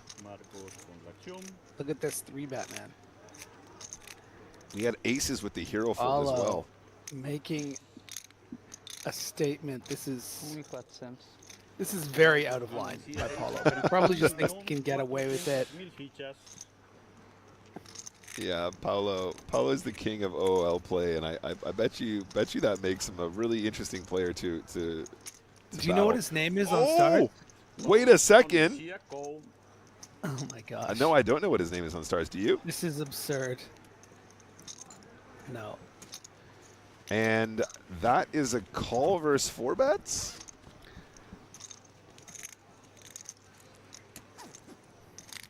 This is I mean, according insane. to Henry, I guess we got some information about him earlier. Yeah, we but did, according to what I'm seeing, he only has. There might be a different guy because it's a different. This is pretty nuts. Okay, Queen 4-8 got shot for the 10-9.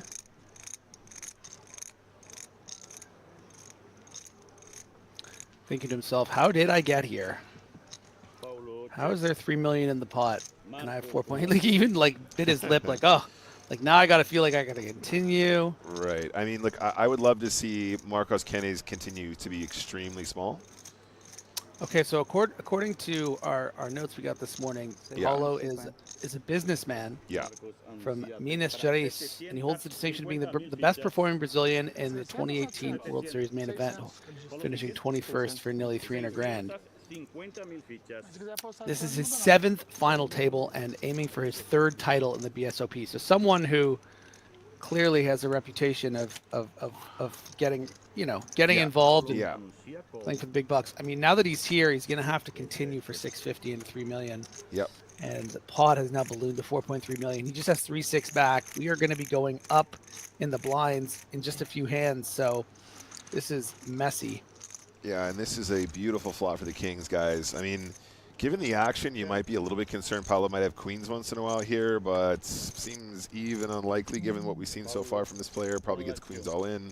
Yeah. Pre-flop. So really, in the grand scheme of things, maybe jacks, maybe 10s, maybe 9s. We're not expecting 10-9, maybe some jack 10s suited if they're feeling really, really spicy. And so as played, you're just feeling like you got the omega nuts at this point, really.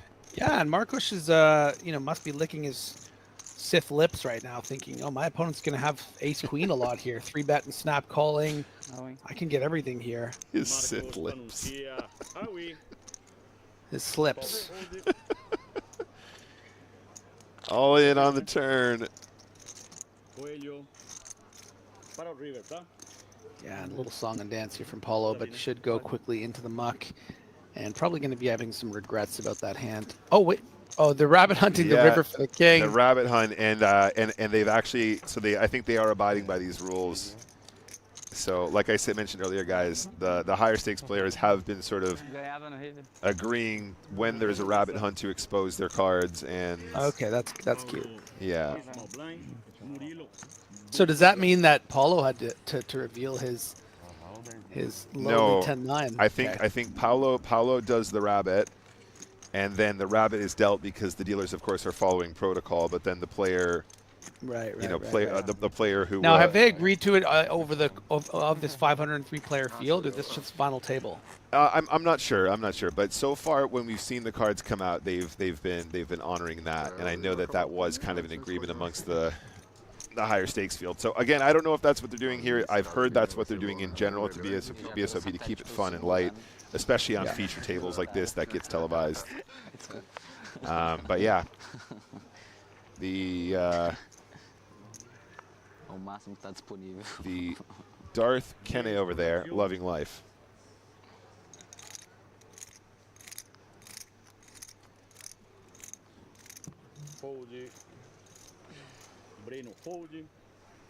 So this is hand number 59. Ace-7 suited for the 22 big blind stack in the hijack. And I feel like this is one we got to play, Griff. Yeah, although I don't like that frown. Put a little raise out there, see what's going on, you know? Yeah, and turn that frown upside down while you're at it.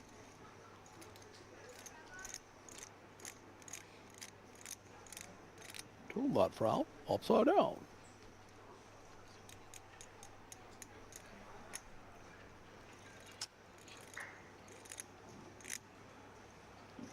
Holds it again. Marco fold. Nessa collection.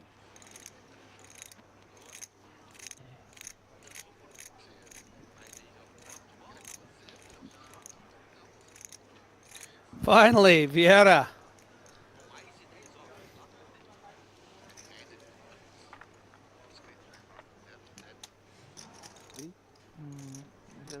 Aqui.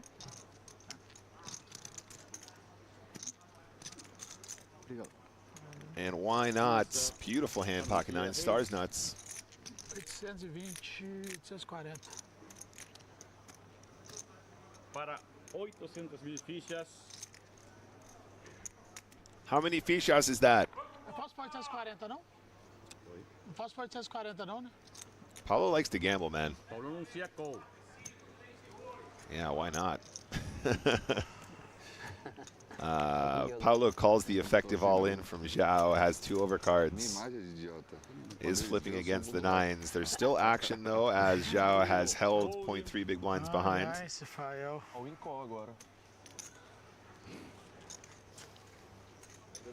How many fichas is that? Eu pus 40 aqui, ó. Você puxou. Não, puxou para trás. Certeza? Certeza absoluta, por isso falei. Momento, por favor. Ah, você pediu? Não foi isso. Jogo é para 2. It is 4 king ace. Nossa, Rainbow. Jack 10 puts the chips in. 9s calls correctly. Avan saindo. Lá de Santa Catarina. Batendo aí na porta.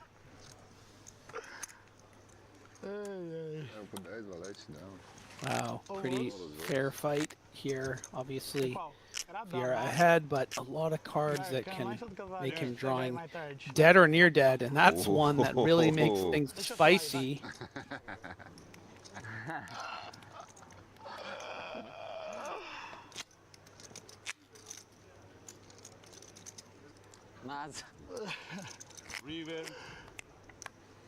Wow, and he holds again. Wow, this guy. This is the tournament that'll never end. Yes, it goes on and on, my friends. And that is a hold for Zhao Vieira. Old Naza still in this tournament and refuses to die.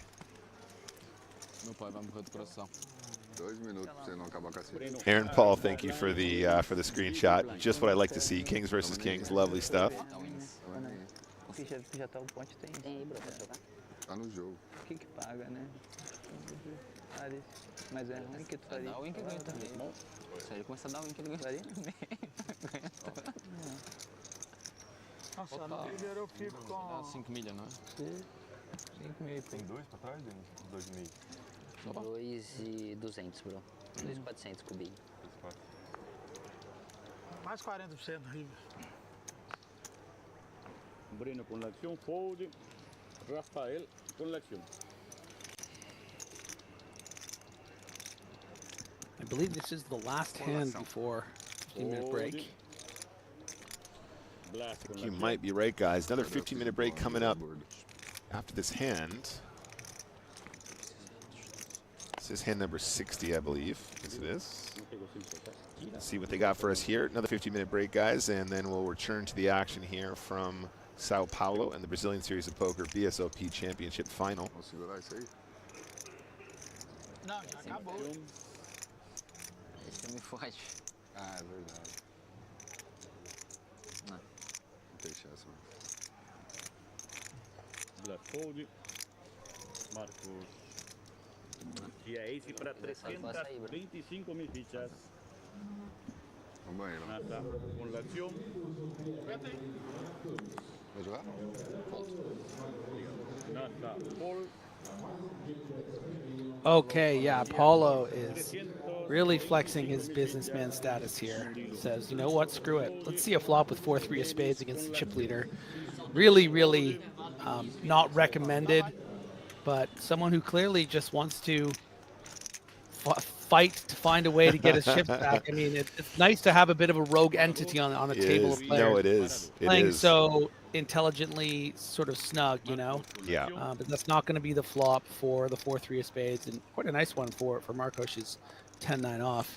Yeah, really nice stuff. I think you can really go either way here. We got to be aware of the fact that Paulo is on the shorter side, though. That's definitely a consideration. 15 big blinds behind. Going to start with a bet of 300K. Paulo with the bottom end of this gutter. Incorrect. Sorry, excuse me. Thank you. It's been a long couple weeks. I apologize, chat. Just complete air. Deixa eu ver, vai. 2 pontos. 2 pontos. 9, 10. Yeah, Paulo going to get a much-needed break Broca, fala after dessa. that rough level. Yeah. Got off to a great start there, but a couple encounters, including the 10s versus the kings. Costly is shallow stack now. Got about 15 big blinds after that last encounter. We're going to leave you guys there for 15 minutes just to break, but more from São Paulo and the Brazilian Series of Poker 2024 when we return. We are returning to the BSOP Championship Final in around 15 minutes' time. We'll see you guys then.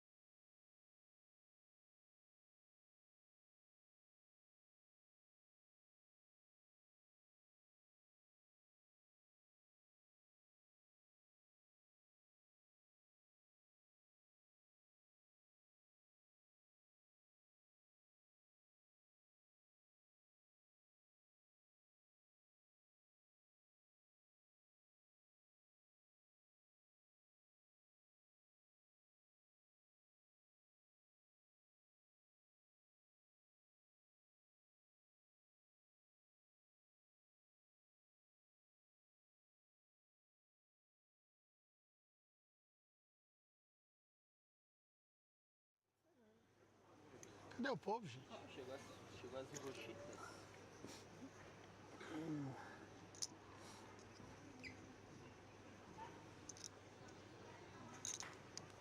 Ali tem quanto? Você fez a contagem dele? Da 2? Da 3. Acho que é 3. Tem 2,5, né, Paulinho? Breninho, tem quanto? Não, a 3, posição 3. Só esperar o microfone por mim. 1.600. 1.600. Dois. Tenho 4. Que vai virar poucos. Que vai virar menos agora do bicho. Que vai virar 200. 250 você tem. Vai. Ali tem 3. 4? Alguém fácil. 4? 3.7.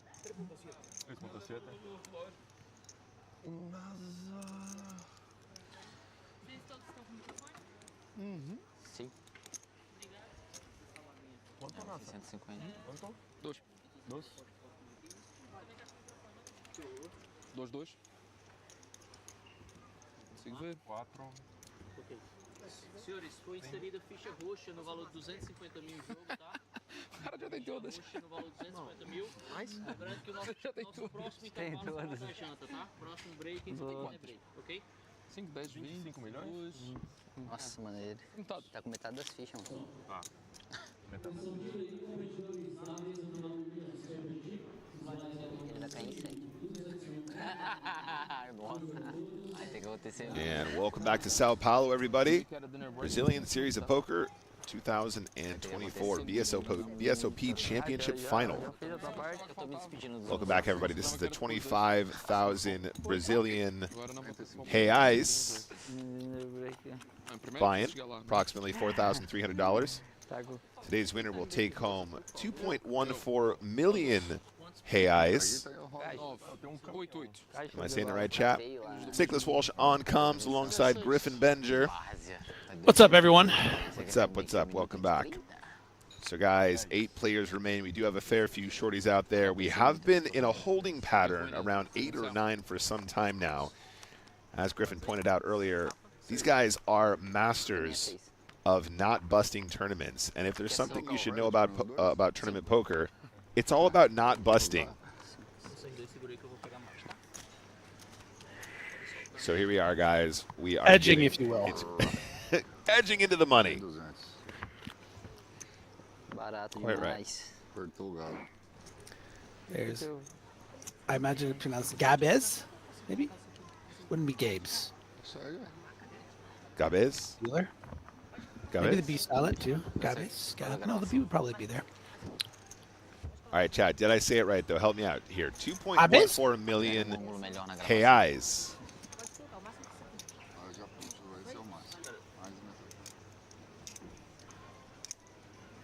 Hey, eyes. Oh. Hey, eyes. There you go. Thank you, Rodriguez. Perfect. All right, we continue now. 8-handed. Keep an eye on those graphics, guys. We do have a fair few shorties. Speaking of somebody that was a shorty that just dublayed with the 9s, that was João Vieira right before the break. The unkillable. How can you kill that which is already unkillable? É o CL de Time Bank. And Murillo here. Exactly 20 big blinds with the 4 million is going to put in a significant amount of chips. So yeah, effective shove into the 11 big blinds of Denis Ramos, who has quite a decision here because he recognizes this effective shove is going to include hands such as the ones Murillo has. Is this where you want to make the stand where you think you're going to be slightly ahead of the range, you know, something like an ace queen, ace jack, maybe even ace 10 might induce. So you're up against a lot of pairs, a lot of Broadway combos. Still have to worry about the big blind behind as well. So this is a big spot for Ramos. You know, you expect if he had ace 6, he probably wouldn't even be thinking much about this. Ace 7 would probably fold. Ace 8 is right on the line there, right? Ace 9 plus, you're just going to go with it, I think. Yeah. So Ramos is in the blender here with this ace 8 offsuit. Yeah, well said, Griff. I think that's all the major points here. So why are you even here, Nick? I know. Oh, you know what? You know what? You're right. You're right. No, no, Griff. please. No. You're No, right. You're right. I was bluffing. I need you.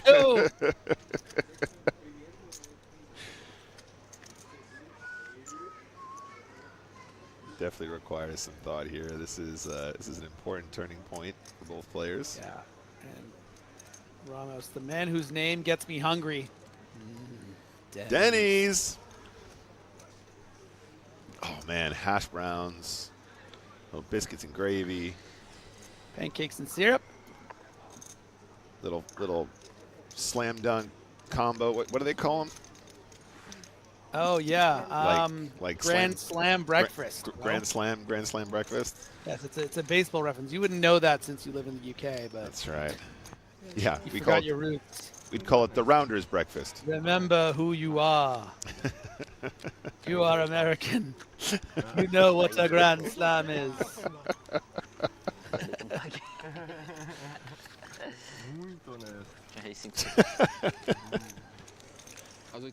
Remember who you are. Remember Little League. Remember when you were just a child. Remember T-ball. Remember that one double you hit in T-ball. Remember that home run that one time when you were 8 years old? You never hit a home run. Come on. I'm sure I have at some point in my life. As an American, every American gets one. No, you've run home from being bullied. Run home, Nick. Run home, Jack. What's up, first-time chatter? Muchachos, bienvenido. Ace queen suited for the 17 big blind stack. I would like to see a min raise from Blas. I would like a raise to 425 just to thwart you. That's fine. Size is? Oh, prediction. Okay. I just took off my shirt. We're doing strip guess, right? You guys will never know how clothed or unclothed I am because we are just doing voices today. Exactly. Let me put it this way, chat. Griff never turned on his camera at any stage during the setup today. Oh, and I even decided I didn't even shower today. I was like, I don't even really need to. I don't know. We've done a couple of these sort of cameras down. We did the same thing for APPT Manila recently, of course. And you know, I'm thinking about getting like a little lazy boy setup going. You know what I mean? Full comfort. Like I'm up at the desk. Like I gotta show my face and I gotta like present. But I'm thinking a little lazy boy, maybe like a little massage chair. I'll be perfectly honest. The lack of shower had way more to do with me sleeping in than it did not wanting to shower. I really wanted to shower. I just ran out of time. Oh, perfect. Yeah, I had one of those really weird couch naps last night where I kind of just like dozed off at 6:30 and then I woke up at 9:25, missed the Leafs game. So then I was just up until like 3 a.m. playing Metaphor Fantasio. Metaphor Fantasio. So I slept until 11. We were on at 12:30. Just no shower time.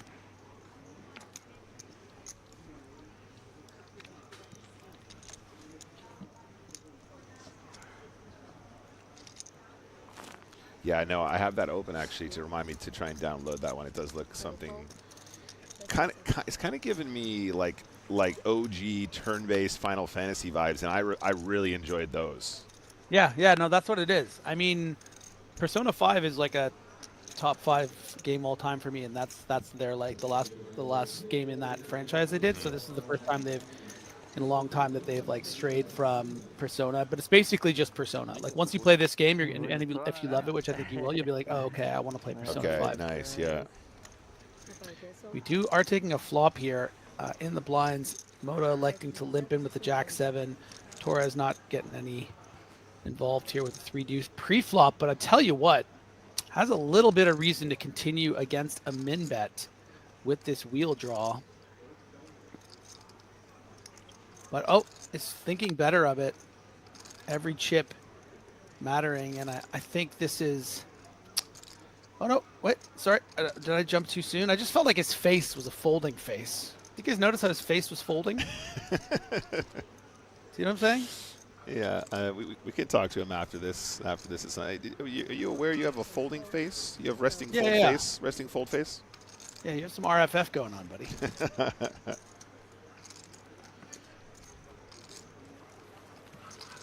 Hey, RFF, make sure you put your cards in the RFID. That's right.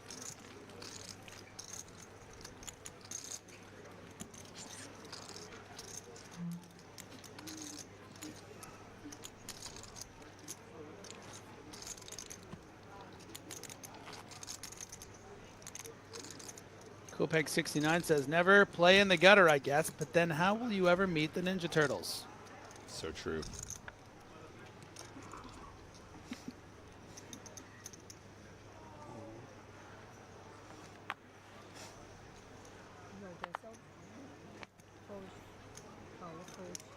Quick folds around the table to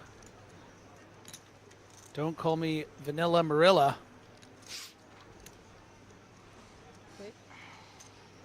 Feche essas cartas pra trás, por gentileza. Pode me tirar. Tira e põe. Isso. Pega de novo. Can you please make sure we see what you're folding? Thank you, Murillo. That's important. Oh, have a go, Breno. Puts in the last 5.8 big blinds with Jack 8 suited. Really hoping to get a couple folds here. Could potentially fold out a couple of better jacks. Won't fold out the King Queen of Diamonds for one of our bigger stacks in Rafael Mota.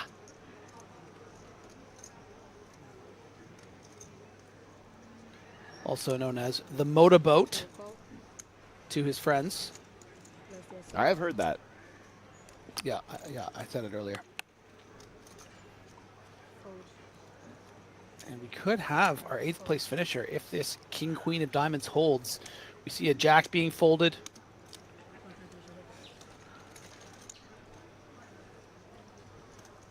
Rafi with the 60-40 edge. The flop could change things though, and that is a very spicy flop, Nick. The royal, pardon me, the straight flush draw for Rafael Mota, but the open-ended straight draw for Breno still has 28% equity. Live to that 8 and queen and 7, but could be dead on a lot of different turns. Does not want to see a jack or a diamond peel off, and we'll still have hope. Otherwise, we have our 8th place finish. There's the 8! Wow. The ugly jump ahead card. The black 8, he loves it. The heart rate under 100. Yeah. That's a jack straight, dude. It's a straight. It's a straight. It's an offsuit straight.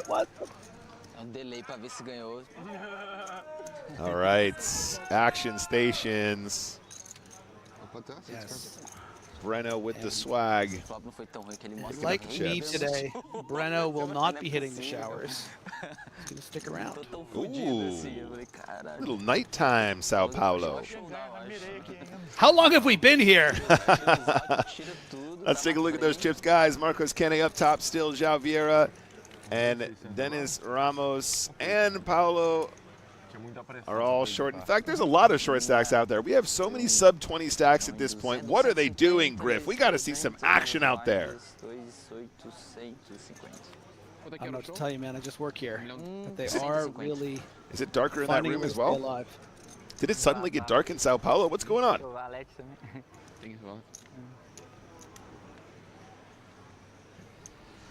This does get, you know, fly in the face of all that sunny São Paulo stuff, I gotta say.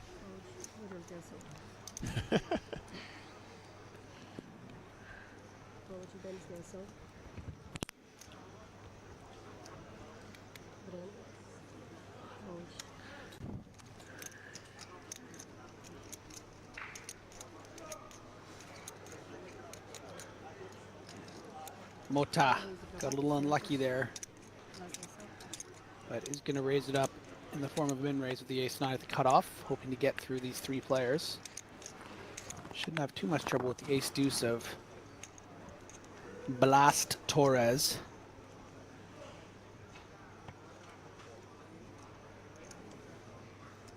I think I'm going to call him Blastoise.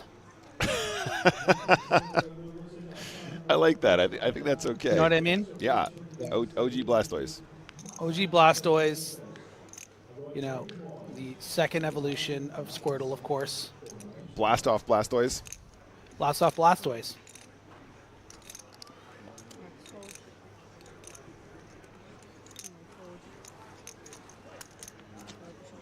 Quick fold from Vieira. Eles têm 10 vidas, esses caras. Porra, tem umas perguntas aqui. Good question from Aaron Paul Kramer for you, Griff. Pokemon Red or Blue? I don't really remember. I think I played them both, right? To get all Yeah. 150, you need to play both? Yeah, exactly. If you wanted to catch them all, you had to play both. So yeah, I put hundreds of hours into those games and probably hundreds into Yellow, but after that I never see, call me crazy, but I feel like every time once I became an adult and I tried to get into like the new Pokemon, they were just way too easy. I'm with you, man. I'm with you. I felt like Unplayably easy. I couldn't, like, I was just like, this is so, Yeah. this is too easy. Yeah. And then I'm like, were they harder when I was a kid? And then I realized, like, oh no, I was just 11 years old. So I don't know. I remember trying some gym trainers a fair few times, man. I remember like some of those final battles being like real life or death situations. yeah, in a lot of once you play Metaphor, which I think you'll love, the Persona series is basically adult Pokemon. Yeah. You'll see, like, you're kind of catching them, and like it's like a whole thing. It's, Well, so did you follow the story about Pal World getting in loads of trouble from Disney? From Nintendo, you mean? Yeah, no. Sorry, I followed that. yeah, not Disney. Excuse me. Yeah, Nintendo. Yeah, let's not give Disney any more things that they don't need. They own enough. They don't own Nintendo too. You scared me for a second there. I was like, jeez, do we just live in a, you know? Xiao, what do you want to do with the 7.5 big blinds? If it were me, I would wonder why I am in Xiao Vieira's body. But after that, I'd probably go all in. Yeah. Yeah. It'll be like what was the movie where everybody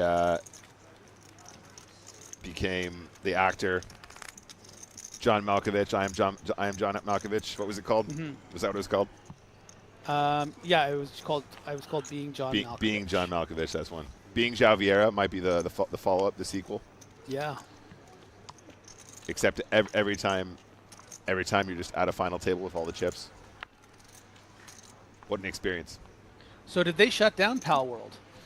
I mean, I think they buried him in so much legal stuff that I'm not sure how a studio that big could ever survive. I actually don't know what the outcome was, but it was pretty underhanded in some cases. I think from Nintendo, apparently somebody was saying that they sued them for a patent that they filed after there was the dispute. Like they created a patent after the dispute started, and then was like, oh, also you're breaching that patent. And they're like, wait, you just made that one up. Oh wow, they got Nintendo'd. Yeah. Well, the problem was they didn't look up the Nintendo's and Nintendon'ts before they made Pal World. And then they got Nintendogged. Yeah.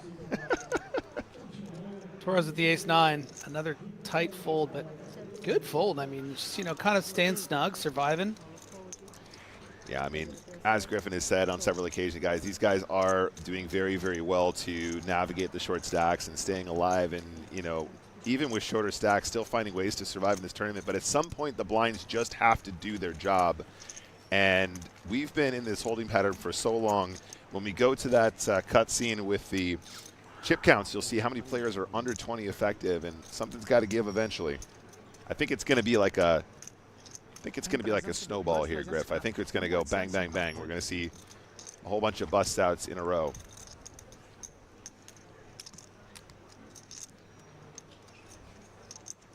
Dinâmica, hein, velho? Tá louco. 4 short. Tirando intenção. 1950.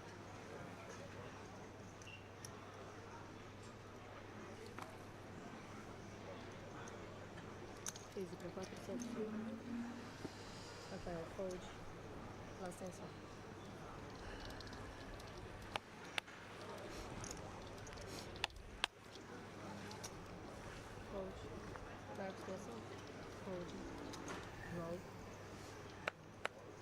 Ace Queen open here for our boy Breno. Gonna get all the way to the small blind, or button rather, and a quick shove for 1.9 million, which is about 9 or 10 bigs, and we have to expect this is going to be a classic race. Yeah, Breno nodding, saying it's too good, I have to call. Little chatter between the two countrymen. All-in call. And look at that, 70% favorite for Paulo with the pair. Imagine some aces and queens. Also hit that muck. And Breno staying chill around that 85 to 90 mark, flopping more outs. Now the other two jacks would give him Broadway. That's right. Big breath from Paulo. It's the first time I've seen Paulo vulnerable at all. He was kind of blasting around, having a good time. Now he looks like he's a little fearful. Yeah. That's a great card. Oh, there's the rail chanting. And the river is. Barry. It's the 8 of diamonds. Ace Queen, no good on this occasion. Pode ser mais forte que eu não, então. Ai, Very crucial double up for Paulo, who unfortunately I don't think is having his finest final table performance, simply because of that one hand where he got out of line with the 10-9 against our chip leader. And we can see the updated count. Still Marcos just commanding chip lead with 132 big blinds. The next closest just 38, and then everyone between 4.5 and 21 big blinds. Something's got to give, Nick. Yeah. We're going to start getting some eliminations, surely. But that's where things stand here in the BSOP Millions final table. Yeah, our chip leader just not giving a penny away, just in every situation, pretty commanding. I think Paulo was getting a little bit out of line against our chip leader on a couple occasions, did sort of gift some of that stack over there, which isn't doing anyone any favors. He's hoarding the chips like a dragon in a mountain. Little reference for you guys there.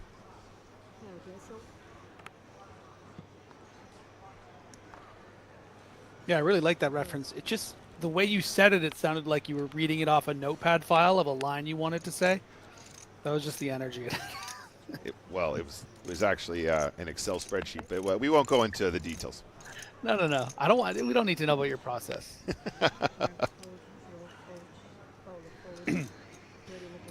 Can Paulo resist? Oh my God! See, this is the thing that I love about Blasty players. Sometimes when they win a flip to get kind of back into it, they make a fold that they ordinarily wouldn't have made. I mean, we saw Paulo flat the 4-3 of spades off 15 big blinds on the button against the chip leader, but he didn't just open the Jack-9 of clubs from the cutoff with 20 big blinds. So, there's something to be said about the unpredictable nature of a player like Paulo that makes a final table like this. It's a nice fly in the ointment, Yeah. I actually read that off your Excel sheet, by the way. I got a copy of it. Like a fly in the ointment. Yes. Perfect, mate. Thank you for that. Yeah, so I agree. And I... Look at this. Breno finally getting up to near 100, reckoning with the fact that he may need to decide to go with this hand with just playing 3 bigs behind 4 total with the ante. This is just tough. We can see, with that 34% equity, this would be all worth it.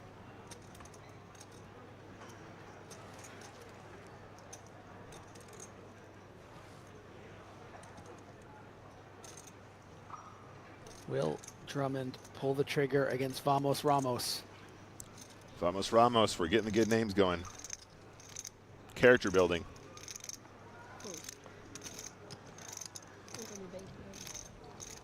And it's showing the king. More kings! No way. Well, it was just single king. I'm starting to change the rules. Were we counting kings, like as in pocket kings only, or kings in general? Yeah, good point. Good point. We hadn't clarified that just yet.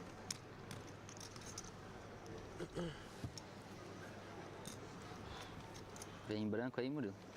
3 e 2 suited. Ele pensou ainda, você viu? Falou, será que não dá Nice mesmo? big shuffle there from our dealer. Gabes. 3 e 2 de roubo. Gabes. Gabes.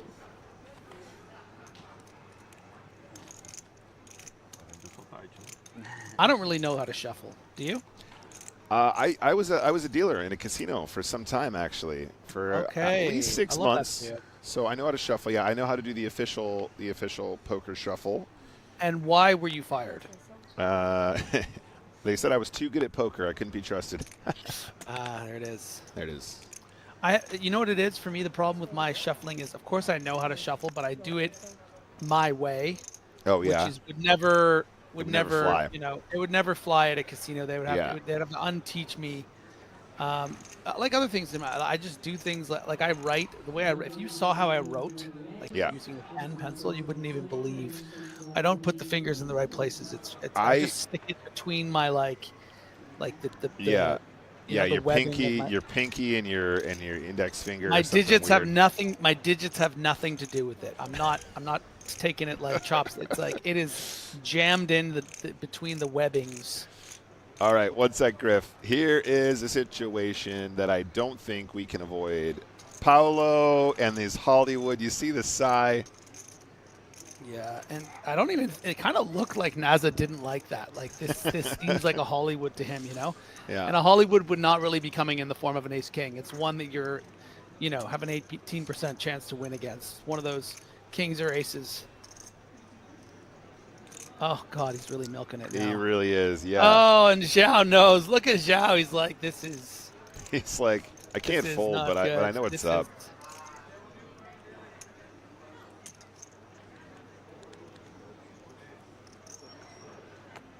Making it look like he's gonna fold. Nope.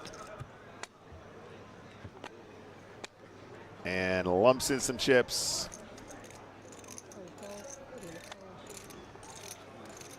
I will say though, João Vieira only put in half of the stack. Paulo has just called the half stack because he wants to and side. get other people in. I'm saying there's a version of this board where João Vieira gets away from this. Please make it high. All right, King 4. Yeah.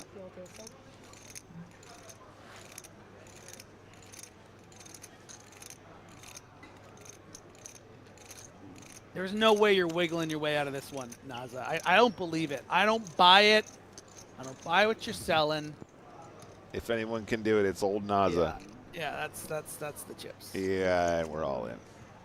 Yeah, and he knows this is not good. Aces is a pretty good hand, Griff. Yeah. As as tá na frente. NASA 10-10. One NASA of those short 10-10. two black tens to stay alive and double up. Not looking good for João Vieira. Has done everything he could to make himself relevant at this final table. That's right. Really impressively so. Yeah. But I think it's just run out of lives. Like a cat. Like a cat. That has died for the 10th Could time. this be his 10th life? Yeah, just a collision that was pretty unavoidable. Actually, super ninja stack skills to remain in the tournament, find some ladders. 8th place finish, and that is 244,850 reais. Yeah, and a lot of respect around the table for, the most accomplished player at this final table. But just, you need the cards to be on your favor a little bit. Lost that massive 80 big blind all in with the ace king suited against the queens. And was able to find a ladder up to 8th place, but considering how much he survived, I know he was hoping for a little bit better. Yep, 8th place finish, guys. About $42,000 US. We'll just have to go cry on his bed made of money. Agora, se ele falar muito, vai mais Yeah, claps in the chat, please, for João Vieira. Old Naza played very well. Griffin said it all. Legend in the game. So we continue at 7. Bateu o rei, mas depois do rei, Sai pra lá. And yeah, some laughter now out of Paulo, who I think is going to be able to calm down a bit. I think that break came right when it needed to after those blowups with the 10-9 and the 4-3 suited. Now, you know, big smile, laughing, tongue out, going to get back into his zone of just having a good time and making better decisions. And that's really a nice boon to get. Yeah. Paulo with the chirpy chips.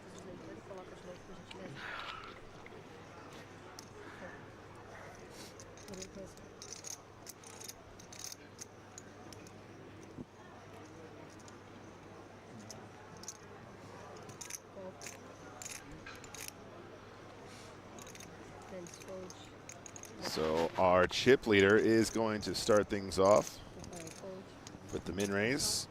Blinds are bottom right. If you ever want to check up on us, guys, join us and pop in, pop out of the stream. Yeah, Murillo just going to flat on these 20 big blinds with the king-queen suited, and this is exactly why you want to keep in those worst kings and queens, but not necessarily bust here to a big hand. Very well played so far. Torres deciding, I like this hand so much, I don't want anyone to see it.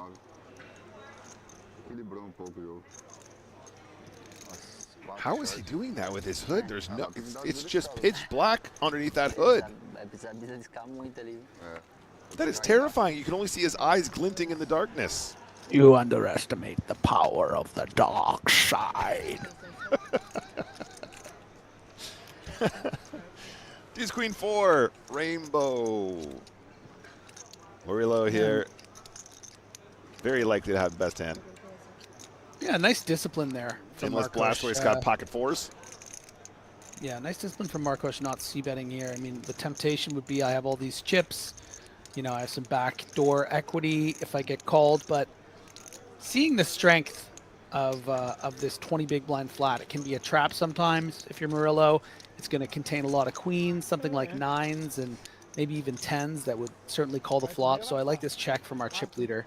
And the quick check back from Murillo really being disguised. Like that too.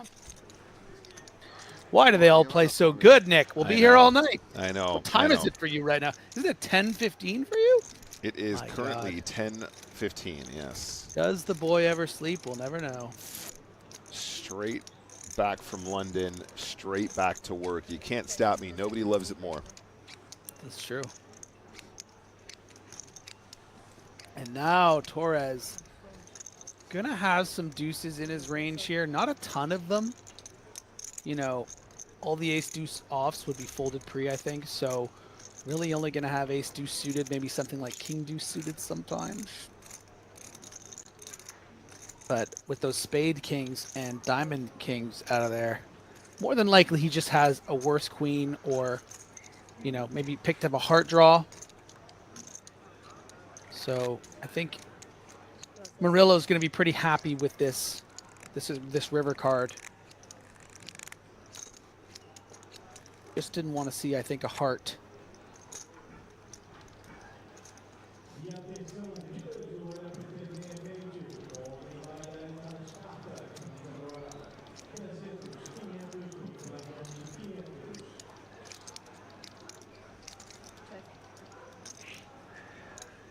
And Las Torres does check. You know, does Torres ever sort of put out a small bet with a 4 here on the turn?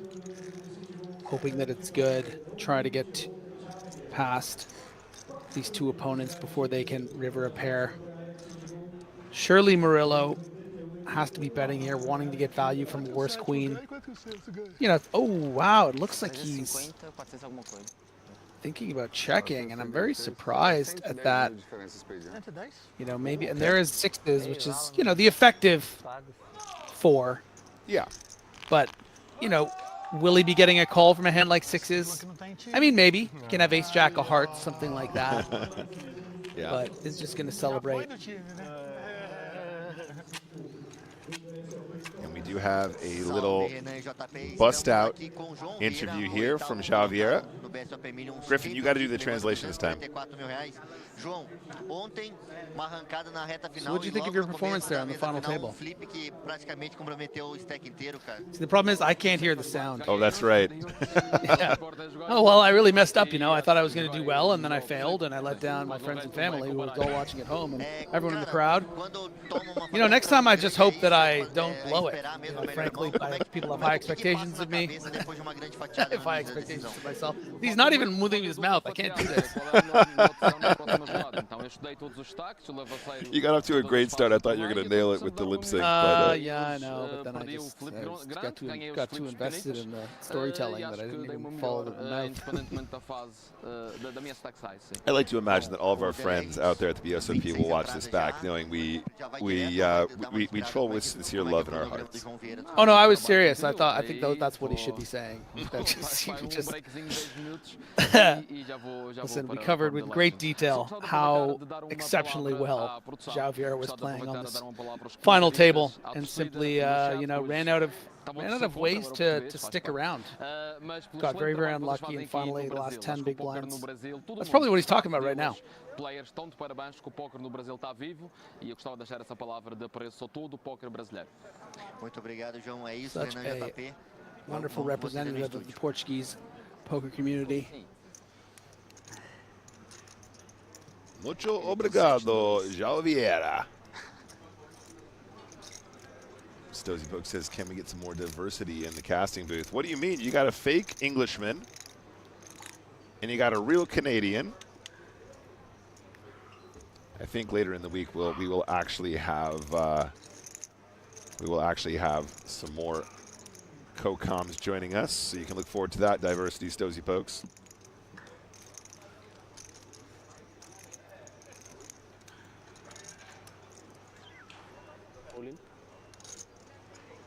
I think that's an all-in. You know, Stozy, I think you make a good point. When he was speaking, you should have just listened. True. Even if we didn't understand. Because there are people that do understand. Does Griffin actually live in Canada anymore? Good question. I think he's got his own private island at this point. So, yeah, jumping back into the action here. Blas Torres trying to finish off Breno Drummond with those two big blinds, and that's not going to do it unless he can backdoor some clubs or straights. Yeah, good start for Breno. Breno, don't turn equity on me, Drummond, they call him. Hey. Vamos. Blastoise can't do it this time. Should have used water jet.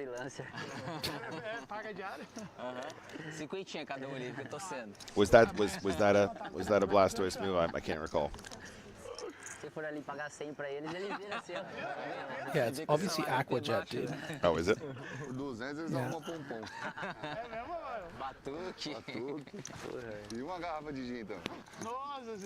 Hydro cannon, excuse me.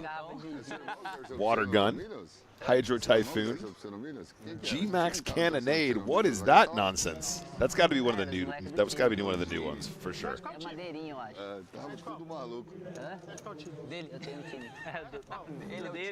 Ele é o time. Ele é o time que manda. Ele é a lenda. Não aguento mais levar meu time nas costas. Vocês estão ouvindo, né? Então errar ele não pode, né? Imagina ele fazer o que ele não aconselha. Pelo menos ele não vai tomar cacada do bem. Aces just going around the table now. We have had some seriously big pairs on several occasions now. Ah, manda dormir uma hora dessa. Da aula é terça, quarta.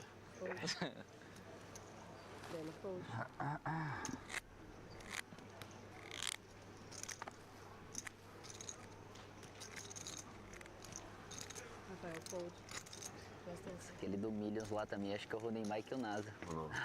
Ah, é que você ficou com uma blind também, né? Tá louco, pô. Blind. Blas does have Jack 10 suited on the button. Sofreu, coitado. is 11 big blinds deep, though, facing the under the gun open. Don't know if we're allowed to do much here. Don't do it, Blastoise. De novo, não. Don't blast off, Blastoise. Don't blast off, Blastoise. Não, tá falando de outra coisa. No milhas do ano retrasado, velho. Eu fiquei com uma blind e cravei. Sério? Main event?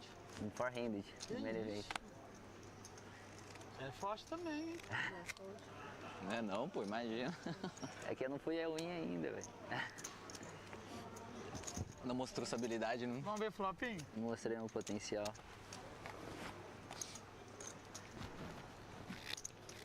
And the flop, Ocho, Ocho, King. Is that a good flop for King 8? I'm not sure, Griff. Wow. Paulo, you dirty, dirty dog. What a flop. Kate plus 8. This is, I mean, I've been doing this for some time now, Griff. I like to imagine that this is an above average flop for King 8 off. Cheeky check back from Murillo, recognizing that he's never going to get more than 2 streets usually comfortably. So let's take out the flop and let our opponent either start betting, start bluffing, or just keep the pot small. Paulo, what's he going to do? Does check again. And now Murillo has to take the bait. I mean, you want to start building a pot against your King X and Jack X hands. You have an opponent that you think won't be prepared to fold either of those by the river. Yeah. This is going to be messy. I wonder if at this juncture, Griffin, I wonder if the check from the King 8, if he knew that his opponent had aces, is actually the best way to get value. Because at this point, a lot of the 8x combos, I mean, you know, without the King, presumably would have to lead because they're worried they're not getting enough value from the Ace Jack or the Jack 10 or the Ace, you know, Queens or whatever. So now facing a 600K bet, or is that 800, excuse me? 800K. Now, what's the action? How do we get the rest of the chips in the middle? I think Paulo's the kind of guy just to call here, and I think quite rightly so. You have so much of this board. I mean, especially when your opponent just checks the flop. Is that a raise? Yeah, the min raise. Click. The suspect min raise. Oh, woof. Oh, dear. Oh, no. Okay, now there's a heart rate. I would be concerned as well. I would be concerned. Yes, and I don't want anyone to worry, but if he does go over the max, he will explode.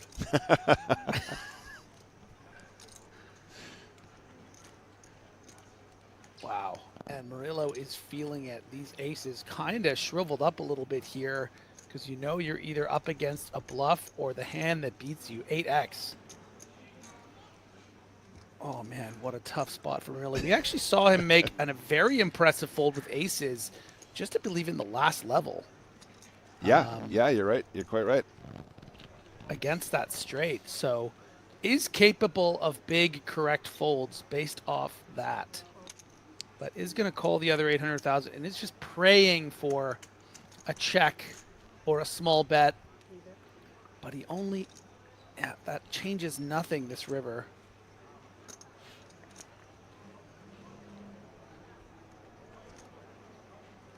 $4.7 million in the pot, 3.2 million behind our effective stack, which is Murillo, excuse me. Keep going, keep trying. Murillo.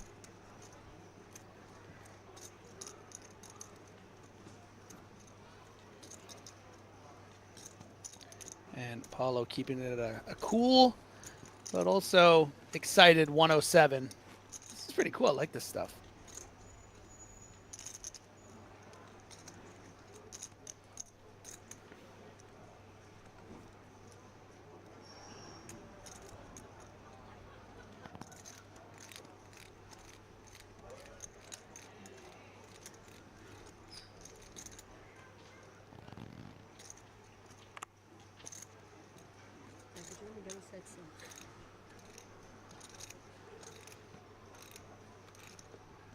$1.7 million on the river.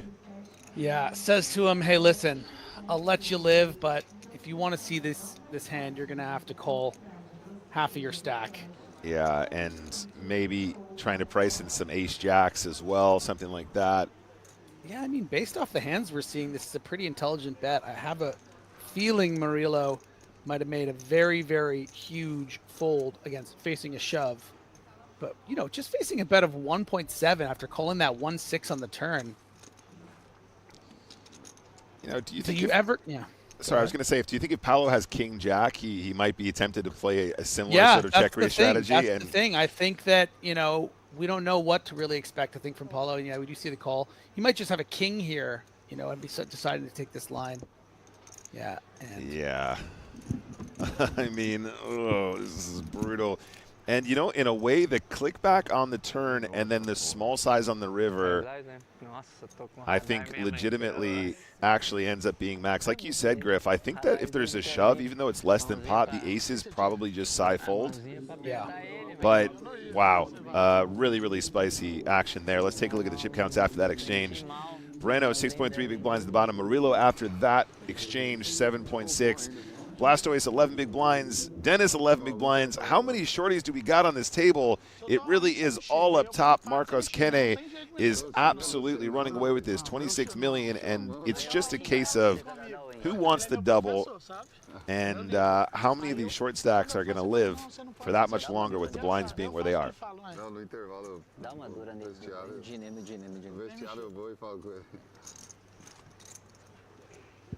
Brutal stuff, Griff. Brutal stuff.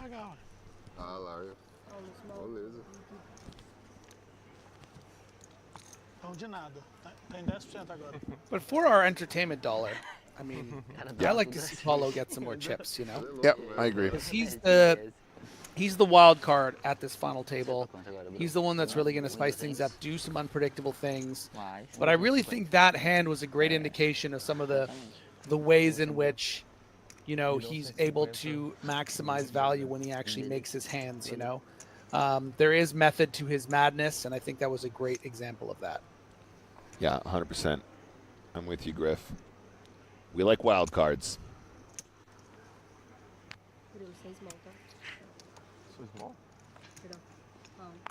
Eu sou small. Desculpa.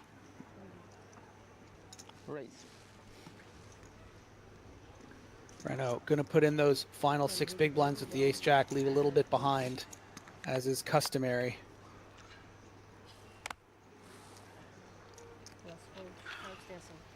Two quick folds from the hijack and cutoff.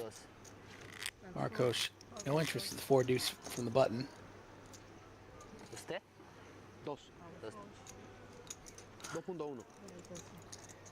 And speaking of short stacked, Murillo also with 5.6 bigs, so the two of them combining for about 13 big blinds right now. We're going to see some blood.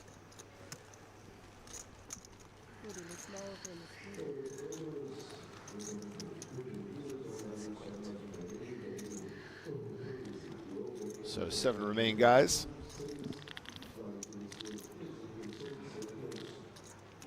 There's our chip leader, the Sith Lord. Não sei se eu mudar muita coisa. É que você não volta com 8? Ah, se voltei, imagina.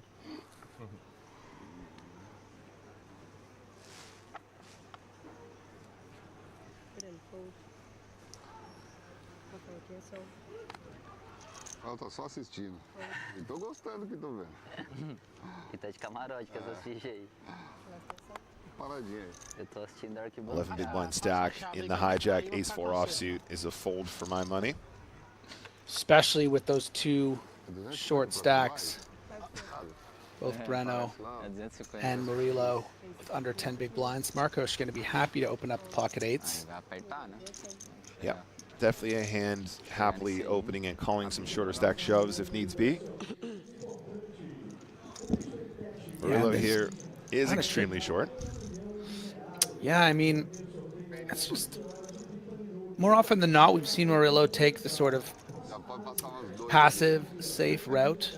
But when you're running out of opportunities here, and the chip leader who's going to be raising probably 80+% from the cutoff here, you know, we've seen 10-9 offsuit early position opens from our chip leader, so he's going to think this ace high is actually ahead a good portion of the time. He's going to think this is slightly ahead of the opener's range. Do I want to make a stand here, or do I want another rotation to try to ladder? Chooses the ladder option, and thank goodness for him, because it was quite dominated by the Ochos. Tom 214 remarks, Murillo was clean shaven at the start of this FT. That's good. I like that. Yeah, we have been online now for just over 5 hours, chat. And we're still at 7. But from that breakdown, from the graphic about the chip stacks, you guys can see that me and Griffin have both used the term already. Something has got to give. The blinds aren't. The blinds don't seem to apply here at the BSOP. Everyone's too good at surviving. But eventually, players will be forced in, and we're here to wait and see what's going to happen.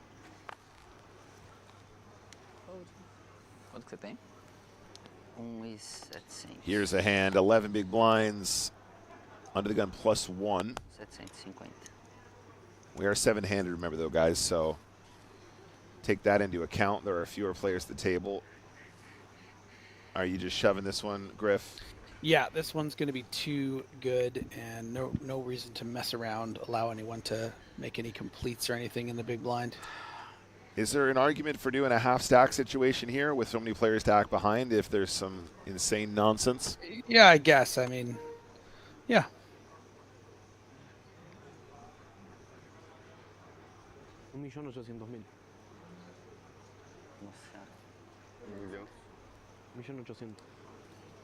Oh, wait a minute. Prediction.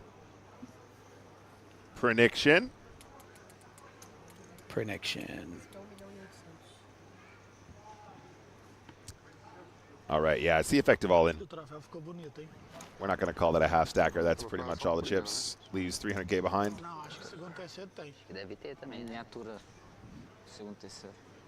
Few in the chat asking, am I allowed another beer? Yes, I gave you permission. Go have one.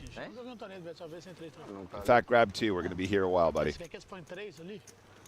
Hey, Griff, am I allowed a beer? I don't think so, man.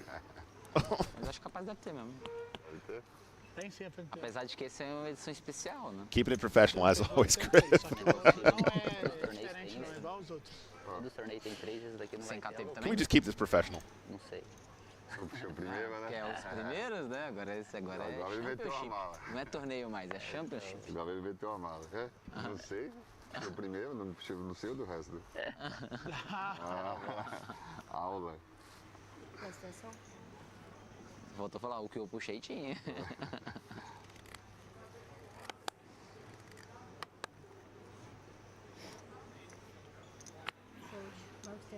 Não olha nem que é o Big quando ele quer abrir. Muito forte. Louco. Senhora Gabi. Our chip leader is going to kick it off here with the 7s.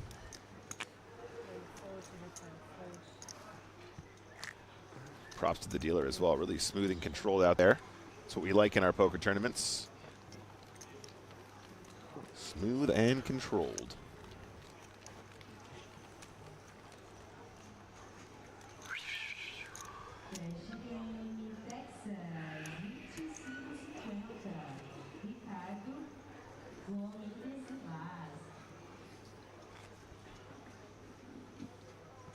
É 1 milhão, Murilo? 900. 1 milhão e 25. 1 milhão e 25. Achei que você tinha Ais e Rei. Não imaginei Ais. Tom, you're also allowed a beer. It's your birthday, buddy. É, você podia dar um, você não foldava, não. Eu tava sentindo mal.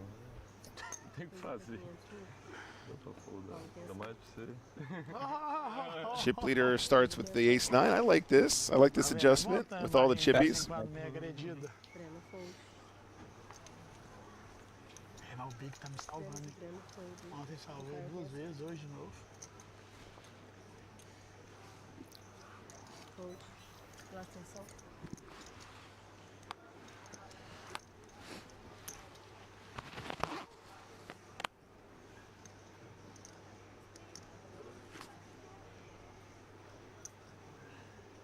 Big blind has a defendable hand. Is shorter stacked. What are you thinking, Griff? Is King Jack good enough to sneak in a call here? Yeah, definitely. Against the chip leader as well. Yeah, it's just, you know, I understand that there's those two short stacks, but considering how wide the chip leader is going to be opening, I think you just need to flick it in here and then hope to make top pair.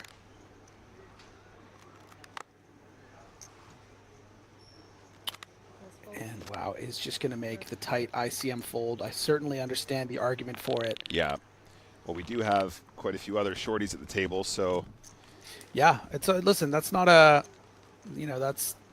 It's in no way am I condemning this fold. It does make some sense in the context.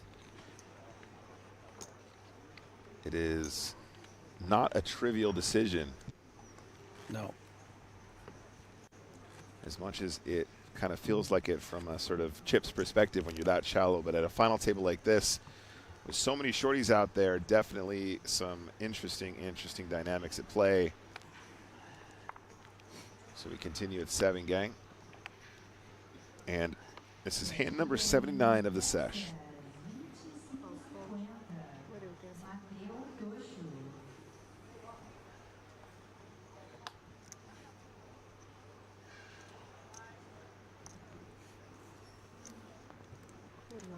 And 5.1 big blinds all in, king 4 of hearts, +1. Are you a fan of this move, Griff? Yeah, let's just, you know, the blinds are going to eat you if you don't. Sucks to be going into the blinds of the chip leaders who can both afford to call pretty wide. But sometimes you're going to get it in good here. Like this case, if Marcos elects to call and does with the 9-7 off, says, finally I'm going to try to finish someone off. Yeah, and you can see the equities, guys, pretty much a coin flip. And Murillo is the player at risk, of course, against our Sith Lord Marcos Kene. Ace trade straight. So great. Just dodging 7s, 9s, and backdoor diamonds.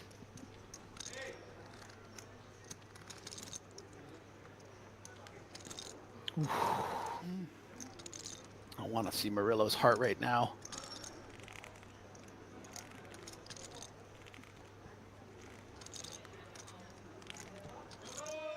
Holds. Holds. And another short stack survives. Best hand wins. Sith Lord didn't even notice. Chip stack barely touched.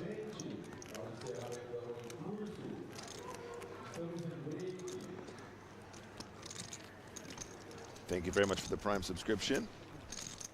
ASM, appreciate you.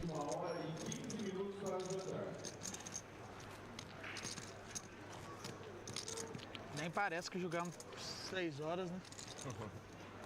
Não deu 6 mesmo, não. É, deu 5 horas, vai dar 6. 2,350. Como é que vocês estão aí? 1,650. Você, Breninho? 250. Hello, Sputnik in the chat says, oh, it's live. It is. Thank you for your question. Yes, that's right, guys. What you're seeing over here is action directly from São Paulo with a 30-minute delay, of course, to protect the integrity of the game. But we are live with you, chat. No delay. So any questions we see in real time. Any comments we see in real time.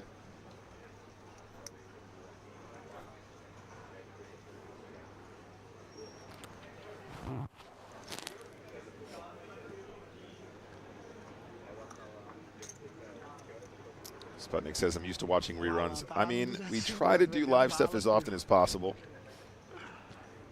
In fact, this year we've done more live stuff on Twitch than ever.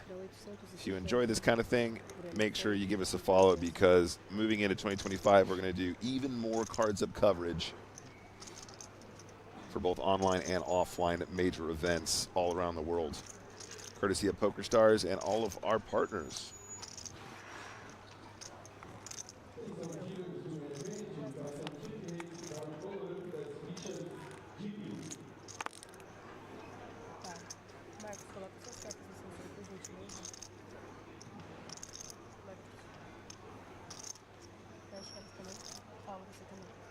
A minha tá no sensor. Não, tira aí e coloca de volta.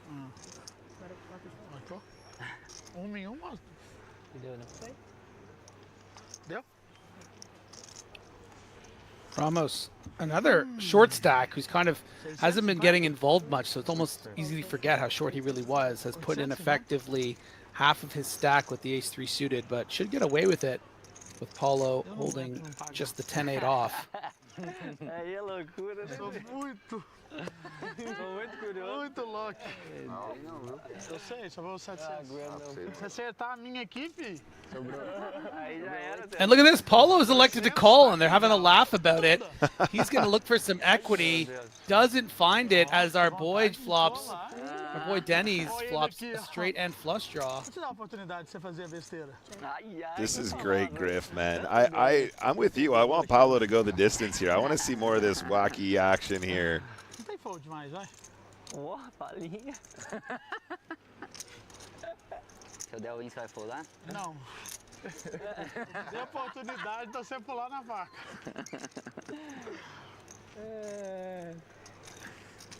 Que loucura, velho. Ameaçado. Vou ter que foldar. Vou ter que foldar. Aí, olha. Aí é loucura, foldou mesmo. Finally Vira sul. ends the ruse, folds the 10-8. Agora gasta o curu, gasta, já tem muito. Gasta com ele, gasta com ele. And he shows the ace-3 suited. I'll have a nice little chuckle. Já. Se ao invés de passar, você paga com 4 blinds. Que passava aqui? Como é que vai passar? Não na minha, não deu. Não, se fosse um só, eu não ia mais foldar, bro. 10. Eu ia passar uns pouquinhos. O livro manda não pagar mais. Não sei ler. Eu não li, diz pra ele, né? Fala pra mim, não sei ler. Já me mandaram esse livro umas 10 vezes, eu nunca leio. 10 e 8. Eu dou pro meu menino rabisca, rasga. Vai dar fake all in aí pra você ver.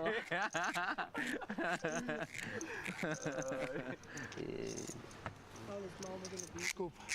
Ainda bem que ele errou o flop, né? É, ainda bem que ele errou. Ia ficar cara de. Imagina lá, 8-2-2. Pela diretoria, pelo Big Ia foldar o chão e pagou e caiu. Falou besteira, não viu? Falinho. Se jogar sem falinha, você vai tomar as 8 órbitas.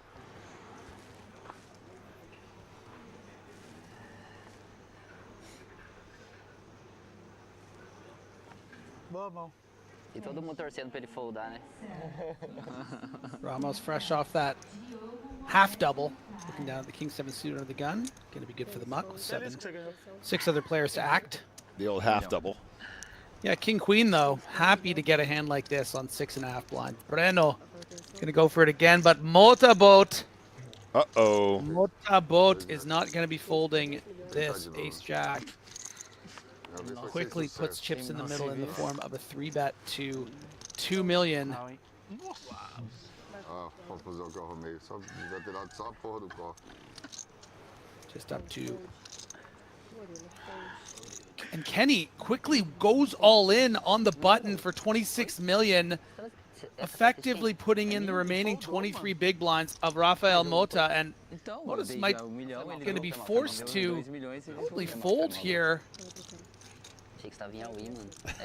Wow. Action is on him, and he hates his life. This is not a nice spot, is it? And yeah, maybe this is, you know, I guess the argument for putting in the 2 million would have been that it can probably prevent players from shoving behind because it looks stronger, but instead he puts in a third of his stack and folds. And look the at rabbit that. hunt, the rabbit hunt exposed again. Okay, it looks like they are legitimately doing this, the rabbit hunt expose, which means they run the board as well. And the ace jack is good on this flop and would have held on this flop after improving to the ace. No, there's an all in here, man, between 5s and king queen. Huh? Don't be ridiculous. Yeah. Right? No. Breno was all in with king queen, wasn't he? I don't think so. I'm so confused. I think there was a squeeze from the ace jack, and then when the 5 shoved, they forced the ace jack to fold. I'm confused. I thought Breno went all in with king queen for 1 million, and then our man made it 2 million, and then Marcos went all in for. I'm confused. Okay. Can you help me? I mean, Did he just open fold the king queen off? Tem duas opções, pagar e foldar. Or did he put in? Pera aí. Quanto que eu tenho? Tenho 250. Oh my God! So he. No. He effective all in folded. Gênio, tá? Oh my God! Oh my God! That's why they're laughing. And now. Yeah. Oh my gosh. To try to get the page up. Oh my gosh! But he would have busted. He would have busted with the king He queen. would have busted, but Breno tried to do the thing. He tried to apply the effective all in, and then. Oh my gosh! Sim, eu sei 3, não é isso? What a disaster. Oh wow! Sem ser onde foi mais ficha, não. I see what happened now. Absolutely. The ultra short stack Breno tried to get the sneaky pay jump, and it cost him all the chippies.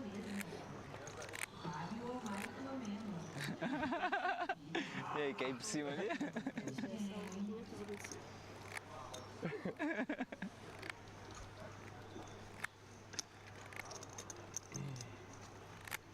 Chega da minha cabeça.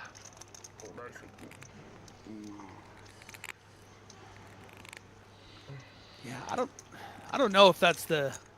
See, I don't know enough about that stuff, but I feel like folding the king queen there is not right, right? But So Griff, right? In order for that to happen, that means he would have had to have folded to the 3-bet from Ace Jack, Nossa, tá ruim pra você. Tem 10. right? Tem 10? Ah, Because it would have gone call with the 5s on the button, and then Ace Jack would have squeezed, and then he would have folded. There was still a player's act behind, right? no. 'Cause I know what happened. He put in 5 of his 6.3 Yeah, big blinds. yeah. And the Ace Jack ISO'd to 2 million, and then he reshoved for like the 8 million effective, 7 million effective, whatever with the 5s. Yeah. He folded because he was expecting there to be an all-in I see. collision Yeah. with those two. That's right. But also it's just like, no, that's not the situation you're supposed to do. Surely. Now needs a 9, 7, or a 3, or he will be eliminated here. Of course, the 9 and 7 would give him a chop. Both playing that ace, but the 3 comes up. We're gonna be here for days. No way! It's never ending. Call in sick to work, ladies and gentlemen. We're not going anywhere. We're not going anywhere. That is a running non-diamond 2-pair for the 10 tray. No, Griff, you have the action right. What I'm saying is, I think you're right. I don't think that's how you apply that. No, I'm going to fold for 1 big blind more spot. Do it if you see like 3 all-ins behind. Yeah, when you see the confirmed collision, right? Wow, wow, wee, wah. What is going on out here in Sao Paulo? We've had kings 18 times. We have aces 13 times. We've got everybody on a sub-10 big blind stack. Nobody can bust. How is it happening like this? And I'm not going to Caribou tonight. I had tickets to see Caribou tonight. Oh, I like Caribou. I gave it to my friend Josie, who will go with my girlfriend and my friends, because I am sticking this out with you guys. Thanks, Griff. Claps in the chat for Griff.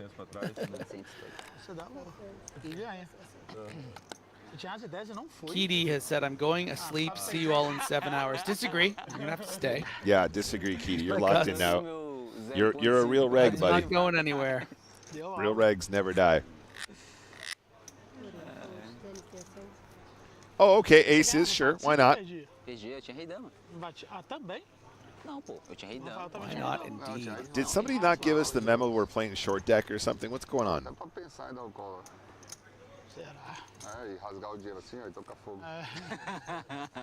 Keedy says, not really. I'm here for the long run. We knew you were bluffing. We're professionals.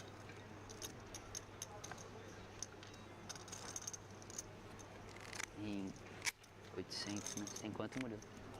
1.800. Aqui tá indo igual buraco negro.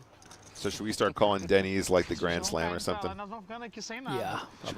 Can we call him Grand Slam Ramos? No, we're going to call him Grand Slamos Slam Ramos. Ramos. Yes. Grand Slamos Ramos. Grand Slamos Ramos. And the reluctant all-in.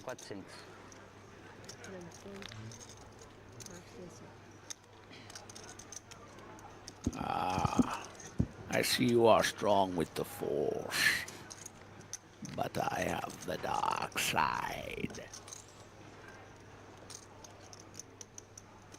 Give in to your hate. Give in to your anger. Bate porra. Aí pede o dentro pra mostrar as cartas dele também, pô. Aí você me quebra.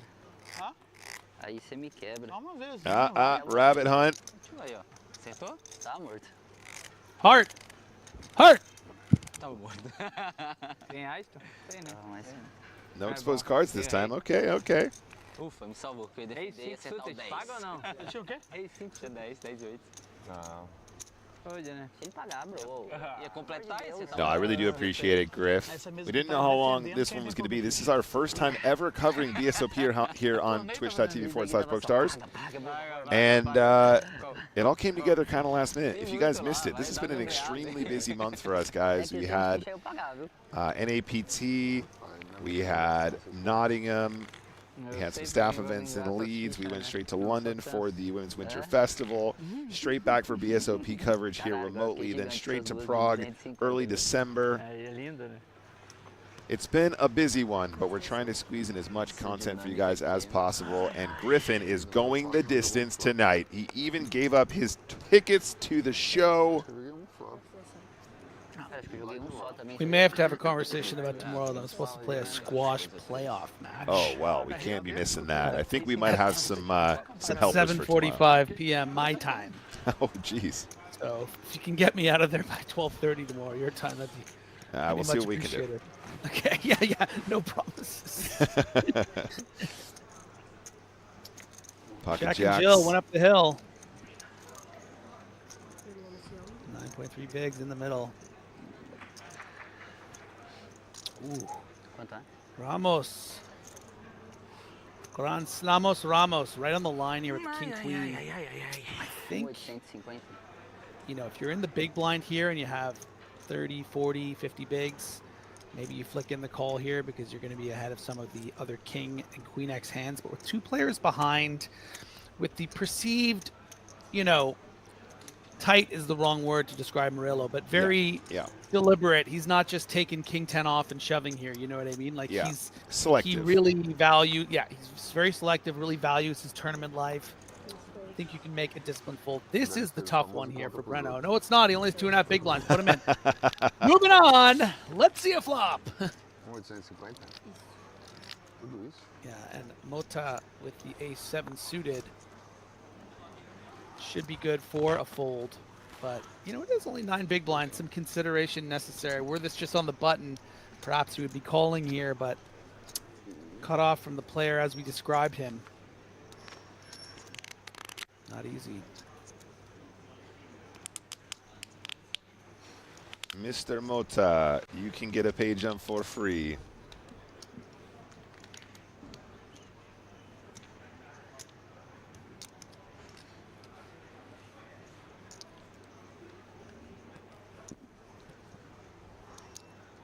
Yeah, and Moto's going to feel so foolish if he puts in these 8 other blinds and sees the hands he's up against. Yeah, I think this is the easiest fold I've ever seen in my life. Not too nervous about it. Nope, not too nervous. Maximum heart rate so far, 97. Wow, keeping it real cool, customer. I'm only joking, by the way. I think Rafa is just... Oh, wait, whoa. Wait a second. Yep. Yeah, that is chips. He calls off half of his stack with the ace-7, hoping to be up against a king-jack, and that nature going to get the very, very bad news. Wow. I was joking about this being an easy fold. This definitely is quite a tricky spot, especially with the ultra short stack to the right, but I thought perhaps would have found the fold. In this case, is going to need a lot of help. Yeah, you can't get it in much better than this. Even has the Jack of Hearts blocker, does Murillo. Just needs to fade an ace or anything messy with straights and flushes, but he blocks them as well with those jacks. That's right. And we are off to the races. 8-4 deuce. So far, so good for the jacks to hold. I would like a 5 of hearts for the drama. Benger calling for blood. No, just the implication of blood. Okay, implication of blood. Not there just yet. That was a little. It's about the implication, Nick, and there's a small implication. Now the ace-7 can hit a 5 and eliminate 2 players and will drop from 7 to 5. Is there a 5 on the river? No, there isn't. It's the deuce of clubs, and the jacks are going to be chipping up. It's not a triple, but it's a huge moment for Murillo here. Yeah, did he just kiss that guy's girlfriend? Brazilian rails confirm the best. Look at, we got a whole viewing gallery out there. That will see Breno Drummond eliminated in 7th place. 351,250 reais. Honestly, played really well. Did Breno? It did, yeah, absolutely. The only questionable one was the king-queen spot, Griff. And actually, to be fair, we didn't clearly see exactly the action in the end. But as one for review, perhaps. So, 7th place finish, around $60,000 US if you want the conversion.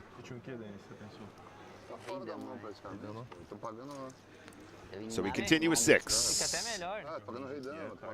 Então, daí eu fiquei até melhor pra ti, né? Aqui com esse stack. Pô, mas vala-vala é ruim, eles falaram, tô dando vala-vala é ruim. Não, que vala-vala, tá louco? Aqui, eu pensei que era muito mais fraco. Achei que era muito mais fraco, pô. Tem slides, em gap, pressionando 2. Eu normalmente não vou se envolver, pode ser.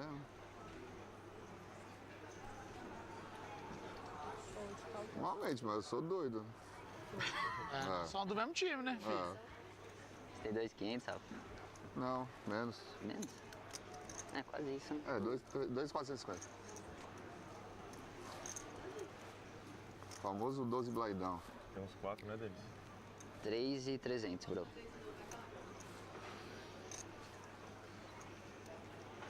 Murillo says he's at the hijack, but with that elimination, I think he's technically at the cutoff, so it was a little pause for thought, but that suited, slightly connected jack. Speaking of slightly connected jacks, Grand Slamos Ramos should be letting go of this jack 8 with the 17 big blinds. But considering... Deixa pra você, Rafa.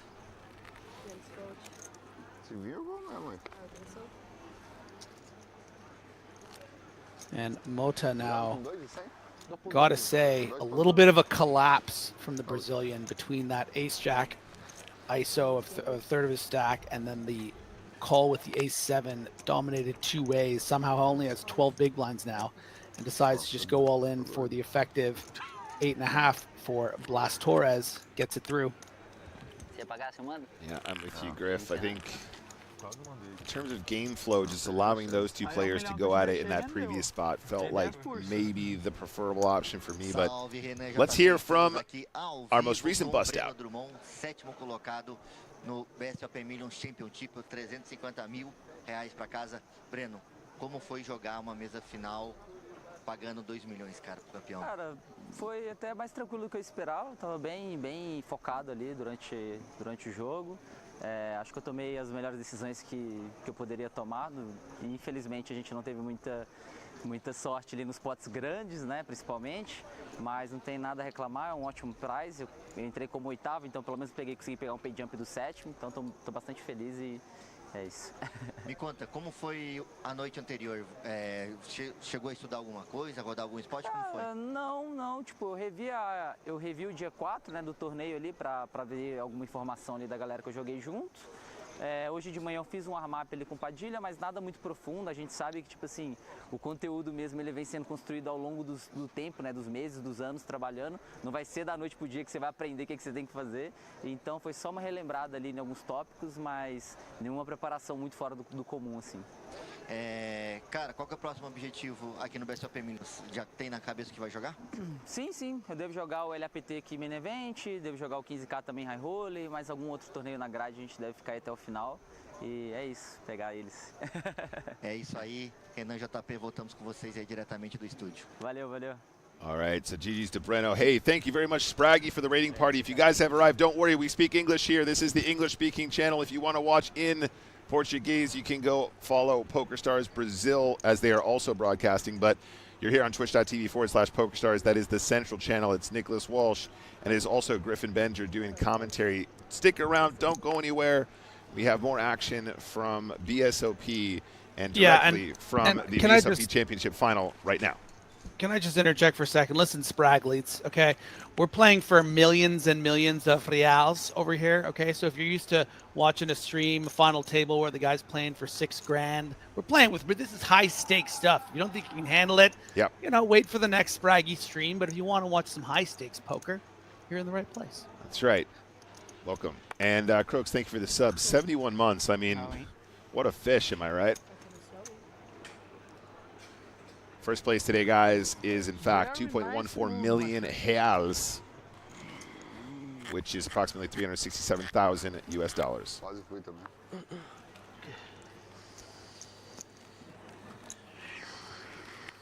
Damn, respect, Baines. I didn't realize Spraggy won a silver pass. That's actually kind of nullifies everything I said. Yeah, I hope your stream is good, Spraggy. We love you. Just joshing. We are joining the action here, guys. I was guys not are joining kidding. us? I think you're in the right place now. He was just shepherding you into relevance. This is where you always should have been. If you guys are just joining us, we are six-handed. Stick around. We're playing down to a winner tonight. mandando bala. Abrindo meu big aí é loucura. Foi a primeira, pô. Tinha uma mão boa. Não, eu também tenho, então não é. Confia. Oh. And you're going to like this, Spraglites. Dennis Ramos, or as we're calling him, Se não fosse, ia aí também. Grand Slamus Ramus. Because of Denny's. Grand Slamos Ramos. Ramos, the man. there it is. Grand Slamos Ramos with the Stars Nuts. You know the Stars Nuts used to be King Queen? Yes, I do, but it was for a different reason, wasn't it? King Queen was the most winningest hand on Stars or something over like a huge sample.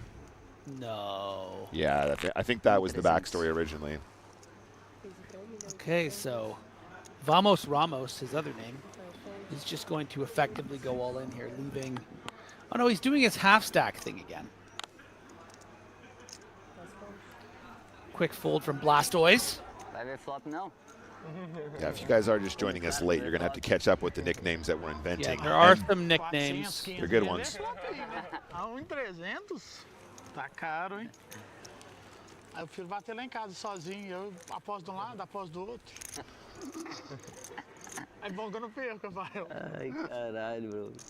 Esse cara no churrasco deve ser... Puta que pariu. There's some chip counts for you. You can see Marcos Kenny, who came in here as the massive chip leader with 17 million, is all the way up to 29, so he's been doing his job. Paulo, been very, very fun to watch, very, very sort of blasting all over the place. He's there in second. And then some shorties.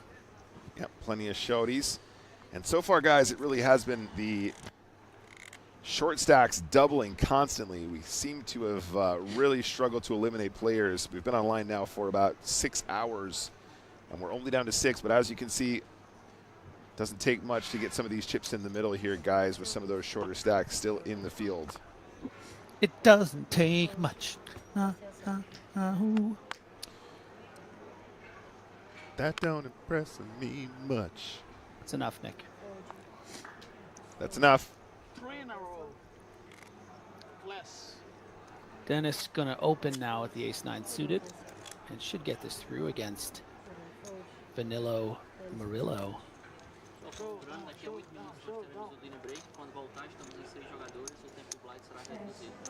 So a little discussion there about the next break, guys, and a reminder for you guys out there.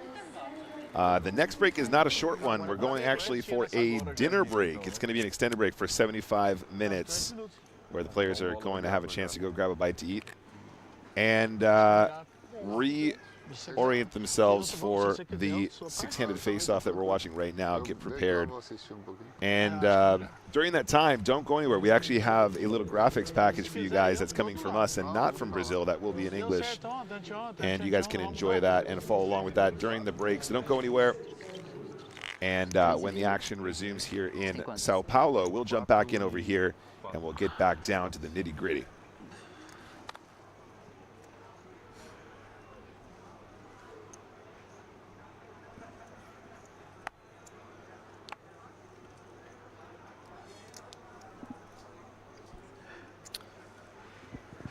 Copiar eles. 1.400. I just want to say that looks like we're going to probably go to dinner break at around what? Quarter after 1, quarter after 6, depending on where you are here. Sure. I ordered my food, and its estimated arrival time is 6:15 on the dot. Oh my God, you're a genius. Yeah, Oh, speaking of like, which, what? I'm gonna order something. I'm gonna order something. Yeah. I'm just saying, like, I was eyeing it for a good 15 minutes, trying to find the. Cause it was like a 20 to 35 minute time, and I was like, I got this. I'm not even hungry. I'm just greedy. I feel like I've earned it with this long. You have that body shape. I gotta say. I'm gonna make you eat those words in 2025, not Griff. Hungry, just greedy. I'm not hungry, just greedy. The glow up is next year, confirmed. 2025, Nick Walsh. Okay, so Mota with the putting in some chips here. Did Mota put in? I'm confused. See, I was too busy with my Uber Eats thing. Not very professional. But Mota says he has 1.5 million back, but the pot size says 3.7. So I think he put in half of his stack. Oh man, right? If there's 5.4 million in the middle, that means 3.7 of Ramos's, and then another 1.7 between the blinds and antes would be. Wait, it would be the blinds and antes would equal 500K. 500. So he put in 1.2 million of his 2.7. This is, if I'm reading this correctly, this is a pretty miserable hand from Rafael Mota. I mean, ace 4 off already is just a fold at this stack depth. I agree. And if you're going to play it, you use it as a blocker for the min raise. Instead, he finds himself all in for 2.9 million at 200K big blind. This is a real big collapse from the Brazilian. And, you know, if there is a poker god, you know, will probably hold for Dennis Ramos. However, if that poker god has a sense of humor, will put out an ace or two fours, maybe a wheel. Oh, there you go. Maybe a wheel. Queen's so good. Queen's good so far, I meant to say. Wheel opportunity and the overcard ace. 7 of diamonds on the turn. And on the river. 5 or an ace, otherwise. Yeah, wow. 6 of diamonds, and it's a GG. Claps from the crowd behind on the rail. Very chatty table, very friendly table. These guys obviously know each other pretty well. BSOP has been running for quite some time now as well, guys. This is just the final table from just the BSOP Championship. But the other tournaments have been raging for weeks now. And 6th place finish, 466,520 reais, as I'm trying to pronounce correctly. So that was 6th place money. Let me get you some breakdowns in USDs as well. 6th place finish around 80,000 US dollars. They're playing for that trophy and a 1st place prize of around 367,000 USDs, 2.14 reais. As we continue with 5. Heading to a break shortly, guys. Still a fair few hands to play before then, though, I think.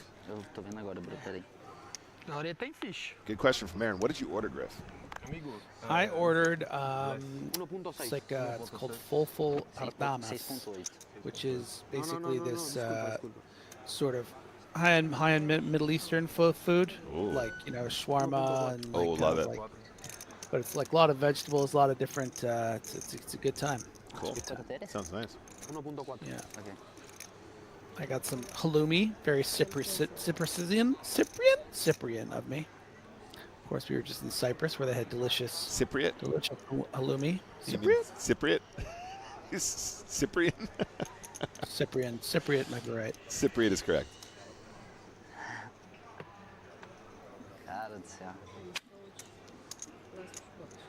So now Ramos in an excellent position to continue his, you know, domination of the BSOP Millions. As we get a little word here from our sixth place finisher. Rafael Mota eliminado na Rafael Mota, let's hear from him. Do Championship para 460 mil reais. Rafa, cara, você começou short stack a decisão e alcançou o 6º lugar, apesar de ter chegado ao 2º lugar no chip count. Conta como é que foi essa montanha-russa aí, cara, nessa decisão. A mesa estava bem difícil, porque tinha muito ICM envolvido e a gente percebeu que estava todo mundo jogando para isso. Eu acho que eu errei no raise que eu dei ali de Ais Valete. Eu devia ter ido só call e foldava, eu ficava com mais ficha. Eu me coloquei numa situação difícil, porque normalmente o CL não estava pagando essas mãos, então na hora que eu mandei essa mão ali, eu fiquei numa situação difícil que depois sobrei com pouca ficha. E a mesa curta, com um monte de ICM envolvido, difícil de jogar, só um com muita ficha, um tá com a ficha do torneio inteiro. E a gente fica se segurando para abrir uma mão mediana e tal. Tá muito difícil de jogar hoje pela situação que a gente estava vivendo. Rafa, você é empresário, mas já fez diversas mesas finais.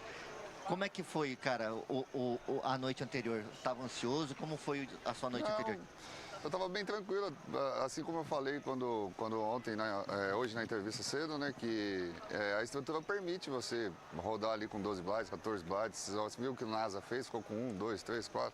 Então a estrutura permitia, eu sabia que podia esperar o momento certo, tive sorte de sair com algumas mãos, ainda que ninguém me pagou no começo, mas dava para esperar bastante ainda. Aqui está uma situação diferente, que a mesa está curta, então algumas cartas são valores e você tem que mandar, uma hora você vai ter que se atirar, né? Nessa hora que eu dei o raise, eu ia sobrar com 6 blinds, ia ser big, não tinha o que fazer, eu tive que ir. Para encerrar, The Legend já bateu 30 entradas. Você vai ser a 31ª ou vai esperar um pouquinho? Primeiro eu vou dar uma saída, dar uma esfriada na cabeça. E aí depois eu vou ver se entra, porque como a estrutura também dele é boa, dá para entrar a qualquer momento. Dá para entrar até amanhã, se possível, dá para entrar, entendeu? Então eu vou esfriar a cabeça, dar uma andada aí, vamos ver. Perfeito, é isso aí, Renan JP voltando com vocês aí do estúdio. Obrigado. Não deu 30? All right, good game once again to our 6th place finisher, É 5, né? Mr. Mota. 250. Continue over at the featured table. 5 milhões. 5-handed. Still playing to a winner tonight, guys. It's going to be a long one. We're headed to a 75-minute dinner break in a couple hands time. Don't go anywhere, because we're playing for that beautiful trophy and $367,000 US. Let's see if the chip leader can continue the tear and take it all away.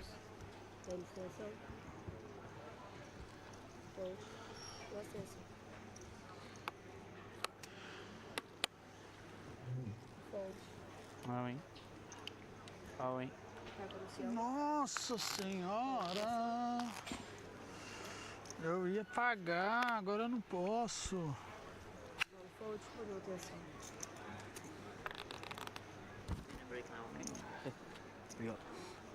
Foldei par. Deixa eu ver.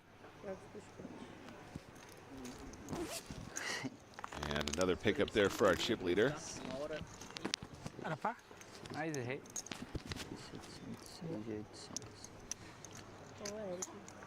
And I think that might be Vai tirar esse negócio aqui de nós? break time. All right, And my guys. food just arrived. Oh, perfect timing. All right, thank you, Griff. Guys, we are headed to a 75-minute dinner break, but don't go anywhere. Keep it locked. We have some content for you guys while we wait. Brazilian Poker Series 2024 coming back very shortly. We will rejoin the BSOP Championship final table action with 5 players remaining. We are playing to winner tonight. Please stick around and join us when we return after this break.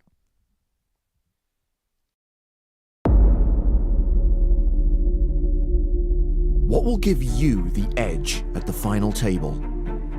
Experience? J'ai fait pratiquement tout le circuit français, je fais pas mal de tournois européens aussi, mais ça risque de prendre beaucoup plus d'ampleur quand même. I've been doing this for 6 years, and I know that this is a chance to get the big one. Perseverance? I play final table 3 times. I won a one-time win. Barcelona stop, I made the final table there. I always knew that I'll make it again. Talent? When I was close to 18, I won a very big score in Moscow. I thought that I'm the chosen one. 1 million euro challenge from Full Tilt was my first big live tournament, and I got 30k. That was basically my start bankroll, and I grinded it up from there. Leave nothing to chance. Find your edge.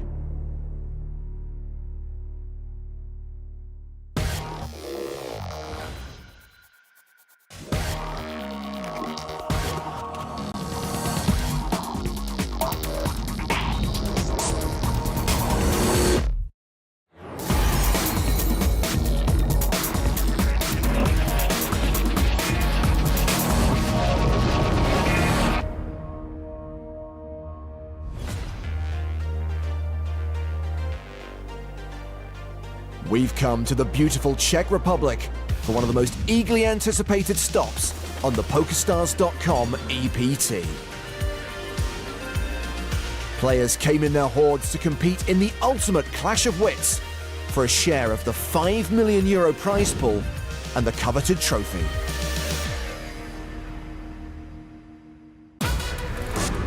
The Chip Daddy brings a stack of 10 million to the final table. It's like a dream, of course. I was expecting once in my life to come to final table or something like that, but to be in this position, yeah, that's a real chance, and look forward to using it. Hussein Ensan has gained a reputation over the last couple of seasons for being a bit of a wild card. I don't play tight. I am aggressive. You can win one tournament when you aggro. Ensan came third in the EPT 100 main event in 2014. The 8th place finisher in that tournament was Slaven Popov.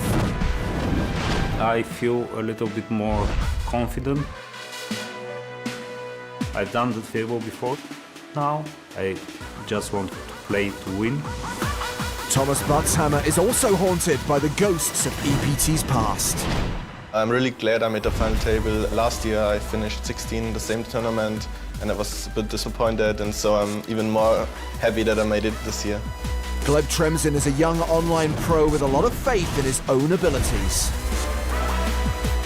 I'm feeling 100% confident about my game, about my experience. I will play my best game. And finally, short-stacked Olivier Ferrero will be looking for an early double-up. Actuellement, je suis en table finale. Actuellement, j'ai 1 700 000. Je suis short stack, mais ça va, je me sens bien. Pas de pression pour le moment.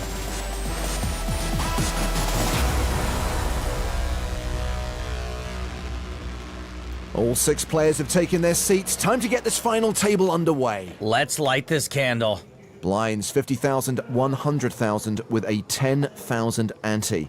An action on chip leader Ilkin Amarov, a recreational player who likes to combine his holidays with major poker tournaments. He's 43 years old, but he also looks 11. So he's raised it with Jack-9. Slaven Popov has pocket 8s. He calls the raise.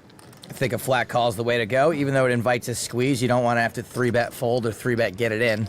Folded to Olivier Ferrero, another recreational player who owns a couple of businesses with his wife. He passes, and Ensan gives up the big blind, so heads up to the flop.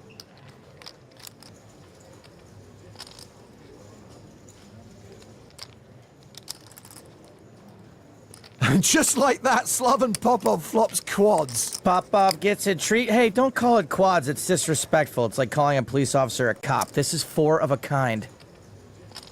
Amarov, drawing dead, continues for 175,000. Oh my god, what do I do? Play it cool. Play it cool. Popov flat calls. Yeah, push those chips in, Ilkin. They're not coming back. Oh, Amarov pairs his 9 on the turn. This could prove costly. Well, at least he might slow down now that he's got okay, nope. Second barrel coming. 255,000. I think I like a smooth call here again. Let some draws hit the river. But I guess when Amarov raises under the gun, I don't know how often he's going to have draws.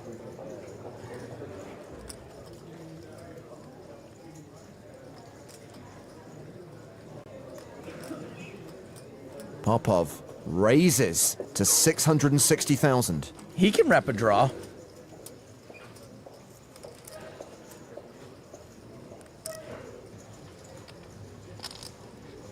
I actually think a call here would be pretty loose. Amarov does call. We go to the river with 2.3 million in the middle. It's the 5 of spades, so a few of those draws got there. So maybe that'll save Amarov some chips.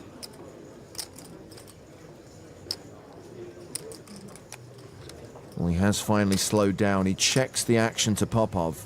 Popov, play it safe. Check behind. He's got the second nuts. He bets 1.2 million.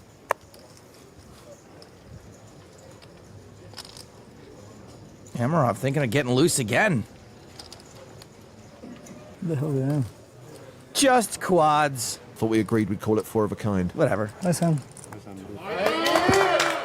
Amarov lets it go. Good fold.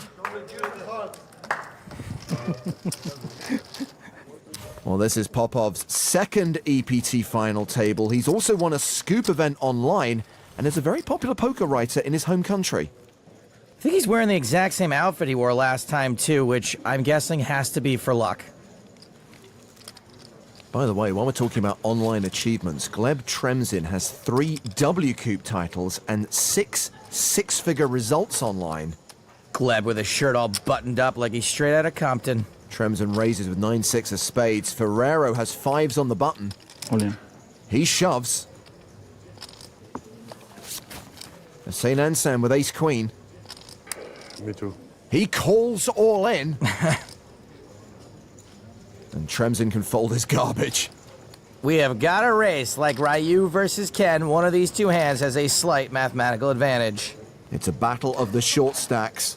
Hussein Ensan officially at risk here with the overcards.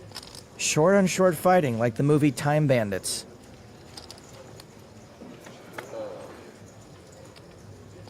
Queen on the flop. Ensan takes the lead. Ferrera's gonna need to spike a 5 now, which is pretty Ferrer. The turn card is a 10. 2 outs for Olivier Ferrero. He needs a 5 on the river. It's another 10. Ensan doubles up.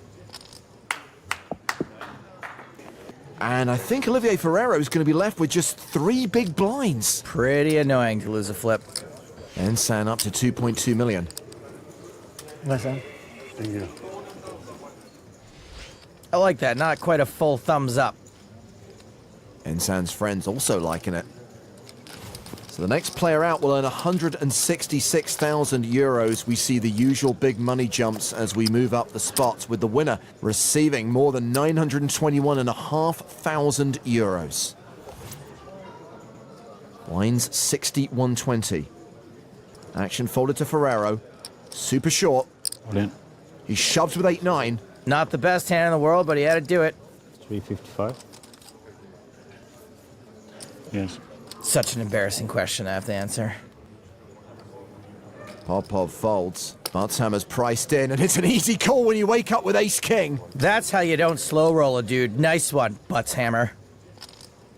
Ferrero at risk and behind. Ah, il a payé dans le noir. As-3. French humor. The flop. Has 2 kings on it. That is pretty much it. Look. Ferrero needs running cards. He's drawing down on the turn, and we are down to 5.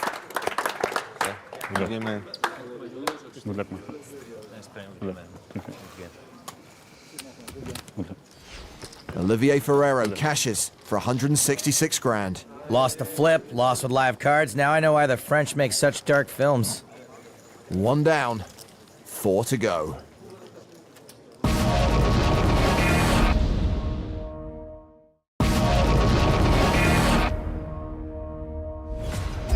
We're now 5-handed here in Prague, with Elkin Amarov holding on to the chip lead.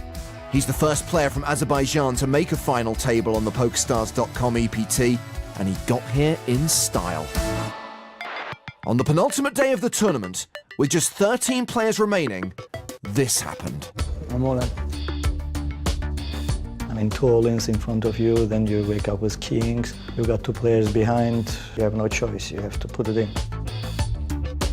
I'm all in. We have a 4-way all-in with 3 players at risk. I saw an ace, but after these crazy decisions before me, I just snap, fold it. I leave you alone. The flop was crazy. I mean, everybody back at home, they were watching live, they went mad. A triple elimination. That is awesome. Yes. I mean, I feel bad for all the guys that just got cold decked, but that was sick. Living a dream. It's like incredible, you know? I was really happy with that situation, obviously, because I was short stack and then I secured my spot at the final table without playing a hand. My telephone was bursting after that part. I don't think I will ever forget that part.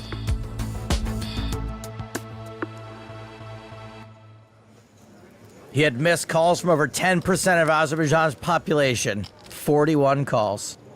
So now we know how he came into the final table as chip leader. Action's been folded to Thomas Buttshammer on the button. He's got Jack 7 off. And he's raising to 250,000. Hussein Ensan is in the big blind. 200? Don't let the old man routine fool you. This guy likes to get down with the kids and the peeps and the... Where you going, Gleb? Stretching his legs. So Buttshammer pairs his 7 on the flop.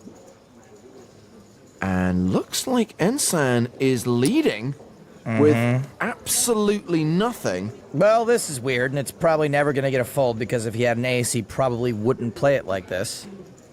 Ensan, the oldest player at the table, 51 years old. Buttshammer, the youngest, at 26. He's called the bet.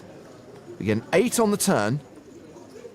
Don't forget, y'all, this guy is Hossein in the membrane, Insan in the bran. Is he going to take another stab at this? That's what Insan people do. Here he comes. 720,000. I still don't think he plays his value hands this way. It might work other times since Buttshammer's rarely going to have a pair here, but this time he does, and he probably can't fold it. And he calls again.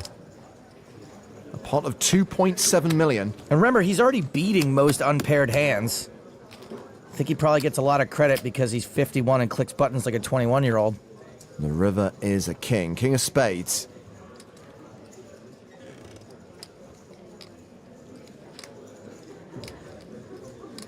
Triple barrel bluff? Nope. And Buttshammer can't value bet. He can't really expect to get a better hand to fold. You say that? Huh.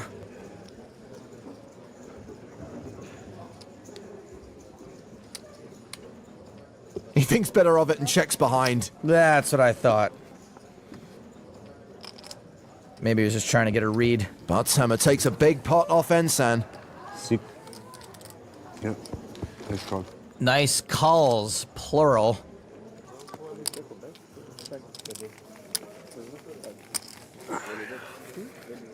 There's Ensan's rail. I call it the Ensan Asylum. Those guys are crazy.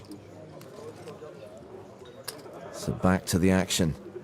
Gleb Tremsen under the gun. He folds. Ensan raises with 4s. Sure. Elkin Amarov has King 10 on the button. Sure. He calls the raise. Popov in the small blind has Ace-Jack of diamonds. Are we going to see a little squeeze from the Bulgarian? Yeah, he raises. 3-betting to 825,000. Buttshammer folds. It's back on Ensan. Wow. He moves all in. Wow is right. Amarov's folded. It's back on Popov. I want to play heads up with you, man. I have good hand. This is you can show my this is card. the only reason that I would not go. I don't know what you have, but I have big hand. Yeah. Let's play heads up, huh? Okay, man. I'm gonna go ahead and say the speech was great. The play. Sorry, I cannot just call push or fold.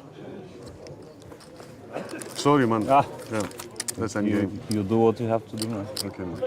I heart these two. They should have their own TV show. Popov and the Ensan.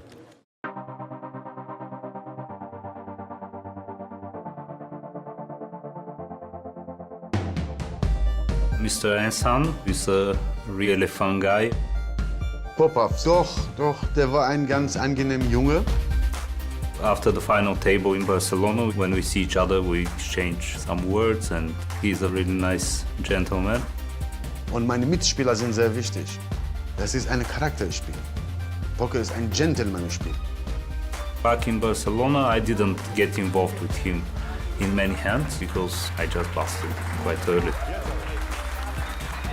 He's a really tough opponent and really tough to read. Das ist nicht nur Karte gucken. Und mit Poker kannst du mal Menschen kennenlernen. I'll try to avoid him, but when we play the heads up, then I have to play all the hands with him.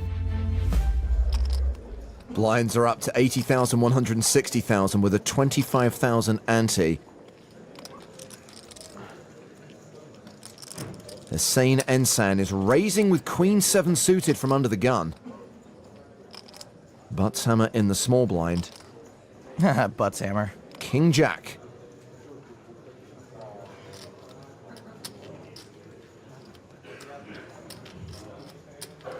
He calls. 325, yeah? Gleb Tremsin with ace deuce of clubs in the big. Come on, Gleb. Don't get hot. Get in the pot. Though it's got to be pretty warm up in there with all those buttons. It's driving me crazy. Three-way action.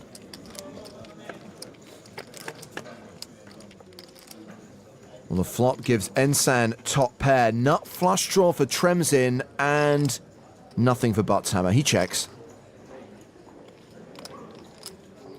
No, Ensan's betting all right. He continues for 410,000. Butts hammer folds. 420. 410. 420, I'm out. 410, you got yourself a turn card.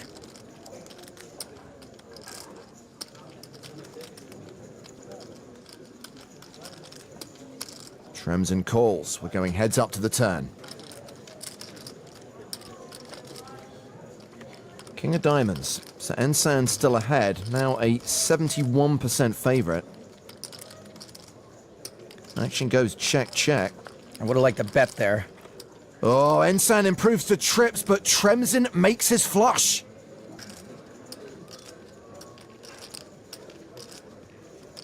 And looks like Gleb's going to bet for value. 1,555,000. Hussein's kind of got a call. He does call. Yeah, it didn't look like he had much, so Gleb would probably also be betting all of his busted straights and kings the same way. Look at the crowd rushing in to see what happened. Yeah, that's the appropriate face. Nice one. Yeah, thanks. Nice river. The best possible river card in the deck for Gleb Tremsin. And the online beast is now playing close to 8 million.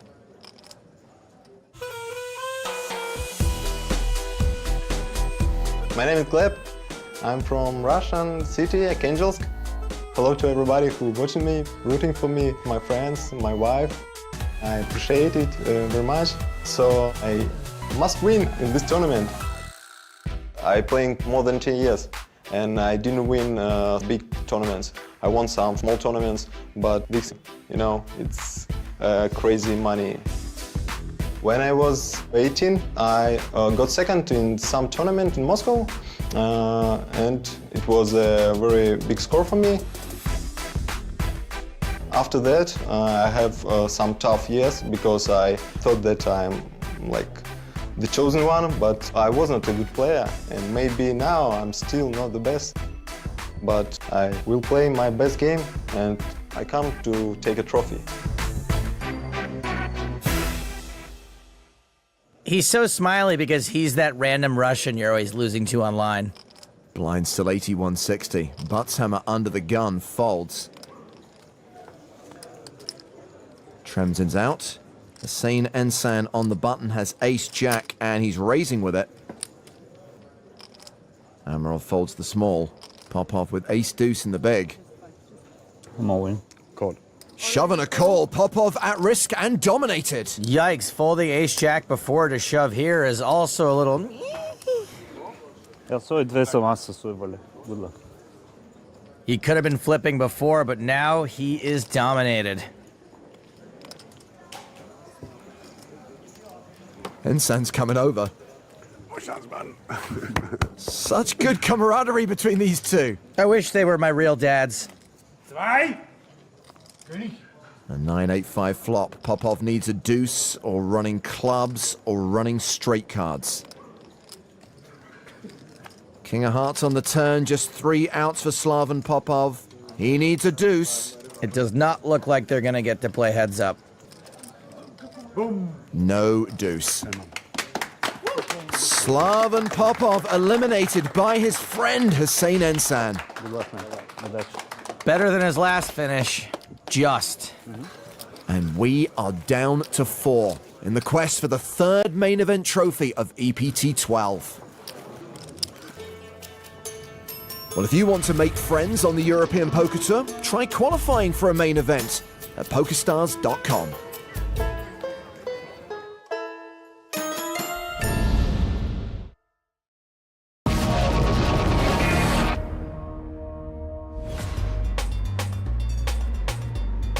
Hussein Ensan just proved there are no friends at the poker table, dispatching Slaven Popov from the PokerStars.com EPT Prague main event in 5th place. Hussein Ensan is a good, crazy player, so I like him as a person, but I'm sure next time we play, I'll beat him. And now, he's hoping 3rd time's a charm. I play final table 3 times.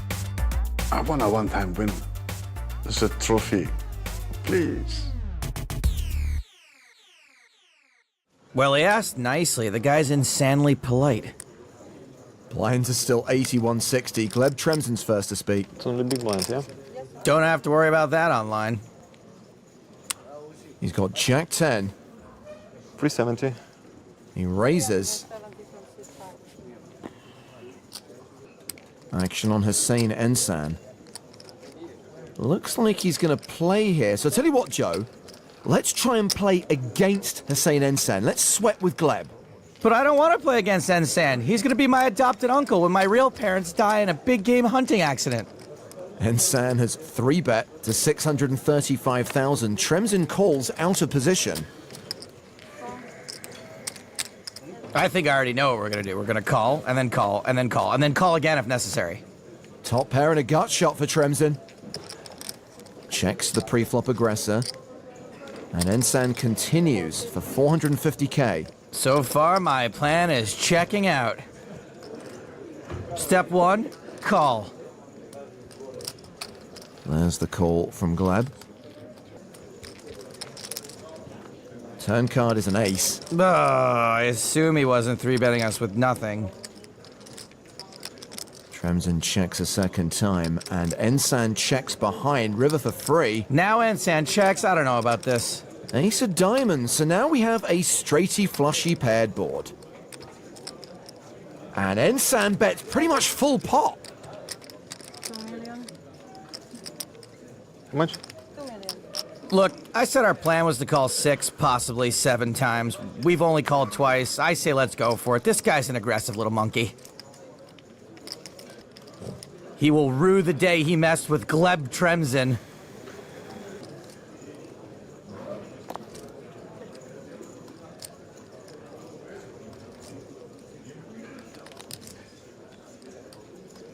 Gleb calls. Ensan. Table's queen 10 of diamonds for a flush. No, diamonds, are you serious? Come on. Well, at least my adopted uncle's gonna be rich. Ensan, now playing a stack of more than 9 million. Well, Hussein Ensan certainly has a unique and aggressive style. Also Frucht in dem Sinne, ich kämpfe für meine Stake. Why so much? He calls, and Hussein Ensan is drawing to a 9. That is thin. Kann keiner sagen, dass keine Fehler gemacht hat. The river card is a 10. 1-2 Fehler ist es immer, aber da kann man reparieren. Ich habe versucht, immer dieses Spiel besser lernen. Ja, ich habe alles probiert. With 3 final tables in a year and a half, he's clearly doing something right.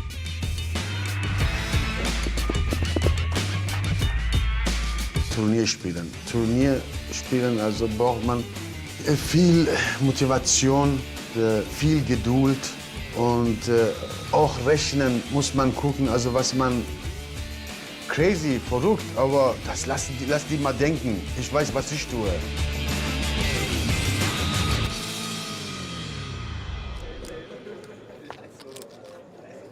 Hussein Ensan is now the chip leader.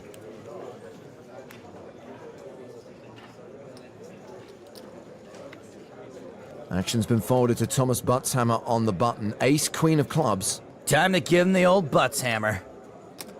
He raises. Ensan is in the big blind with Jack 10.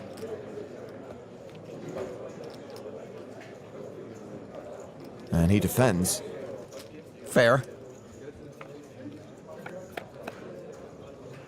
The flop is Queen 9-4. Top pair for Buttshammer, an open-ended straight draw for Ensan. And with top, Buttshammer will continue. Betshammer. All in. Wow. Call. Blimey, that pot got massive rather quickly. Oh man, Hossein Ensan has 0 chill. I don't hate the shove, but I think he's gonna get snapped off enough by a queen there to make calling the right play. Buttshammer's at risk and has to fade 8s and kings to double up and survive. Tough to smile when you know 34% of the time you're getting run down. 8 on the turn, and it's over for Thomas Buttshammer. Ouch. I guess shoving was the play. Sorry, man. That's that game. You know what? I'm gonna call him Bootshammer. He's earned it. Ensan increases his chip lead. And we are down to 3 players at the EPT Prague final table with Buttshammer's elimination. Yeah, I'm happy with the way I played, and I'm also happy with the result. 300k is a huge cash, just my biggest cash by far, and I'm really happy right now. Really nice experience, I like it a lot, and I will come next year for sure. I'm gonna miss that little Buttshammer. So Ilkin Amarov, who started the final table as chip leader, is now the shortest stack. He raises small to big with ace-9 suited, ace-10 for Gleb Tremzin. All in. Who shoves? I call. Another all-in and a call. Jeez.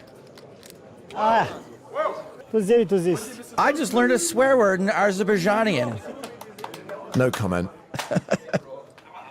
Раздали кулерок. Куда мне деться? Ну да. Oh, Gleb speaks Azerbaijanian too? Man, the American educational system sucks. Да, здорово. Ну еще, может, поиграем. So Amarov at risk and dominated.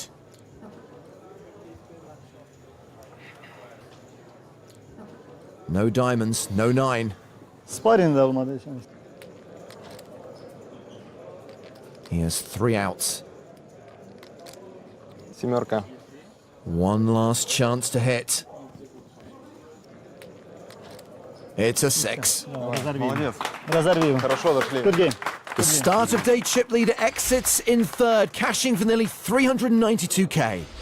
Well done. Heads up. In EPT. Okay, man. Not bad. Yeah.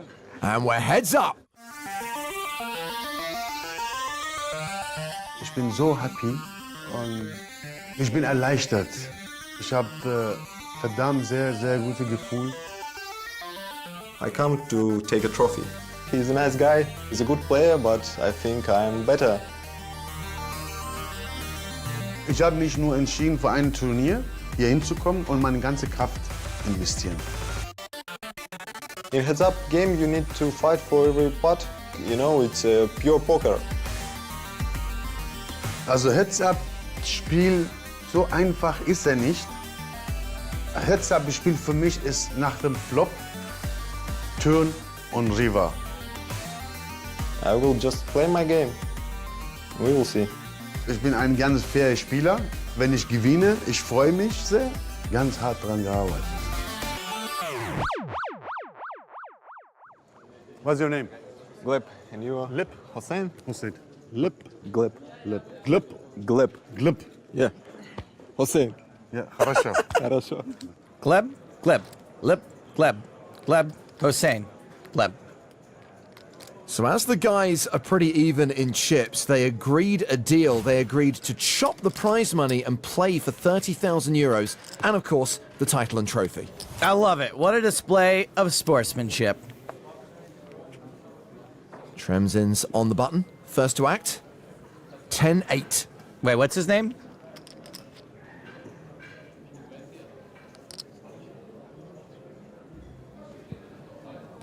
He raises to 600,000. 9-7 off for Ensan.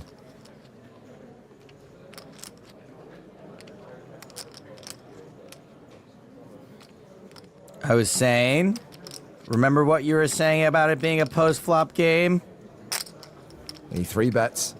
Re-raising to 1,375,000. These guys want to play bigger pots? Fine by me. It's your funeral. I always wanted to say that. Tremzin calls. So 2.85 million in the middle already.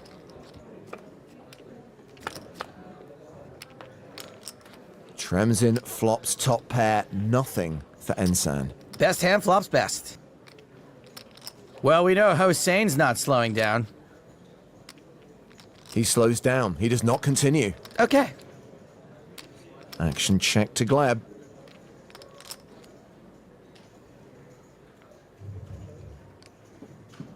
He bets 475,000. How much? 475. Oh, is this the part where he doesn't slow down?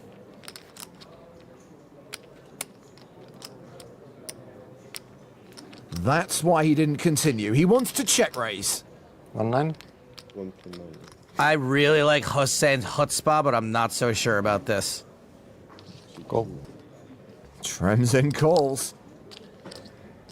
There's now 6.6 million in the pot. The turn card is an ace. Bit of a scare card for who, I don't know. I guess Hossein can rep it a little more effectively.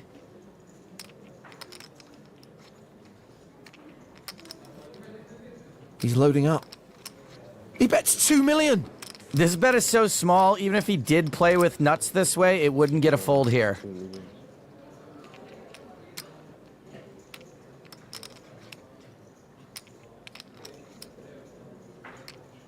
Tremzin calls. So now the pot is more than 10 million.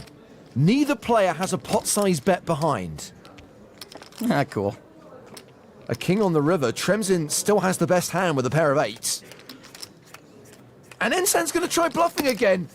Super small, 1.3 million. Insanely small. Would he really value bet an ace or a king this small?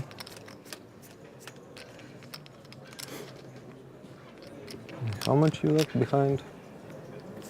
Like, 9? 1 million chips.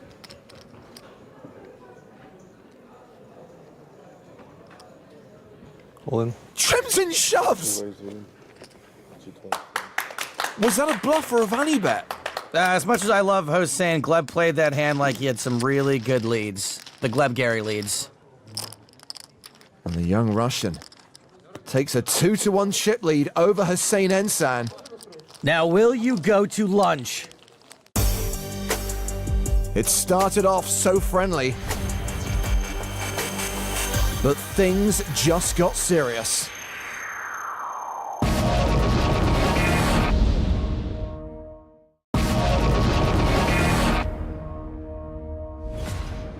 We're heads up here at the PokerStars.com EPT Prague final table. Russia's Gleb Tremzin has a commanding chip lead over Germany's Hossein Ensan. The lines are 150,000, 300,000 with a 50,000 ante. And Joe, we're going to give you another go to play against Ensan. We're going to sweat with Gleb once again. Of course we're going to sweat with Gleb. He refuses to take down that top button. Dang. Ensan has raised. Tremzin has ace-king. Hossein said he doesn't like to play big pots pre-flop, which is the reason why I want to make this pot bigger now. 1,000,006. There's the 3-bet from Tremzin. Hossein doesn't seem that thrilled about it.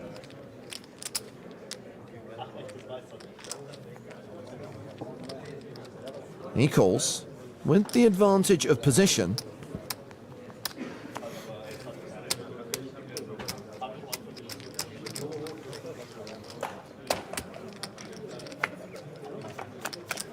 The flop is 5-5-4. Not a huge fan of this board. I think we should c-bet small and then maybe just shut it down from there. Tremzin does not c-bet. He checks the action to Ensan, who checks behind.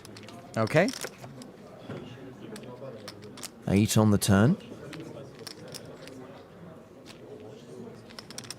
And still no bet from Tremzin. Ensan, on the other hand, will bet 700k. This bet is so small, we have to call. I think he tends to bet small when he doesn't have it. I think. Tremzin calls with ace high. The river card is a 10. I say let's check one more time. Hope for a free showdown. There's the check. I don't think Ensan's checking behind. He is loading up. Maybe he's just building a chip castle before he checks. Oh. He's really loading up. Ollie. He shoves! Awesome. We fold. We fold. Gleb's not convinced.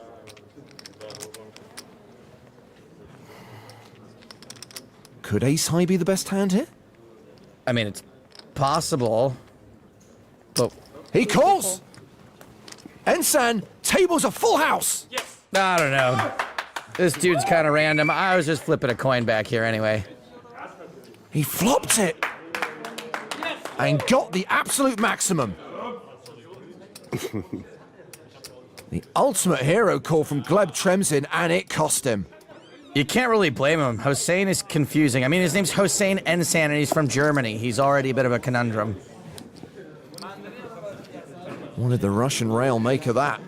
Wait, is Igor on the German rail or the Russian rail? Kurganov's on the Russian rail. EPT 8 Prague winner Martin Finger is on the German rail.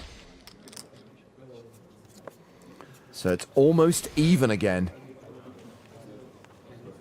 Tremzin with 8-4. Call. Completes. Ensan checks his option. His hand, Queen 5. And he's still ahead. Bottom pair now. Action goes check, check.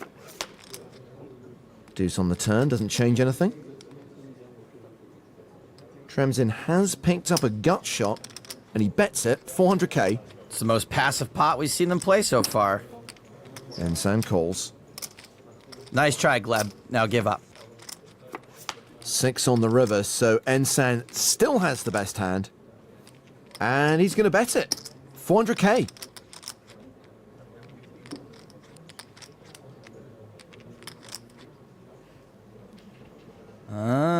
Gleb's raise of a super small river bet got a fold before. Pretty good reason to think it might work again. There's the bluff from Tremzin, 2.3 million.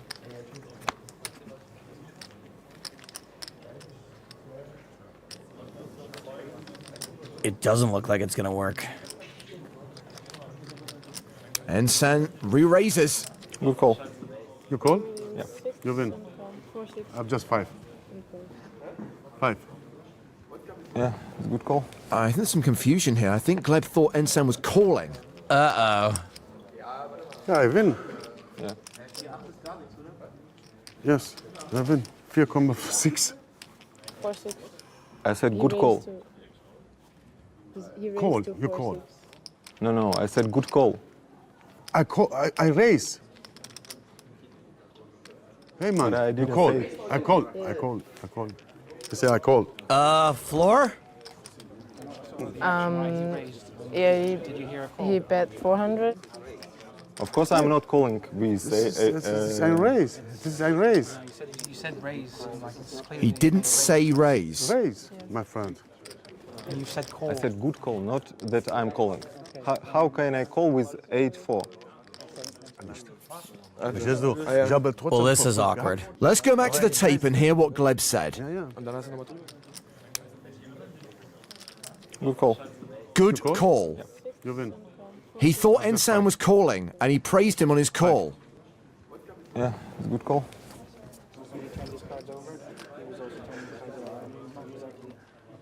Okay, gentlemen. It's okay. I don't want more. It's okay. It's okay. Of course, I'm not calling. No. I don't want more. Yeah. It's okay, man. Yet another amazing display of sportsmanship. Yeah, sorry for that. It's my mistake, but maybe poker is a sport. But next time, please don't bluff. Yeah. Huh? It's not good. But you bluff also. I have 5. Don't flop. You have nothing.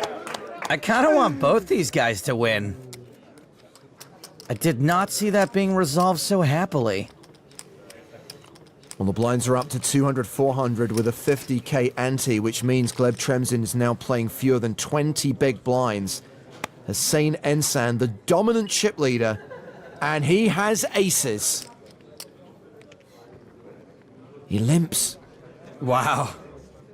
Million. Tremzin raises with Queen Jack suited. How much? Things are about to get swifty in here.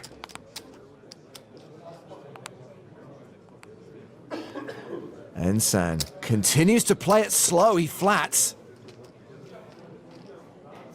This is very, very suspicious. And this could be fatal for Tremzin. He's paired his queen. Things are about to get real swifty in here. He checks. And Ensan continues to slow play. He checks behind. Jeez. 9 on the turn. Tremzin's going to come out firing. 1 million. Kind of seems like Hossein check calls a lot and then bombs the river when he has it, but there's pretty much no way Gleb can know that.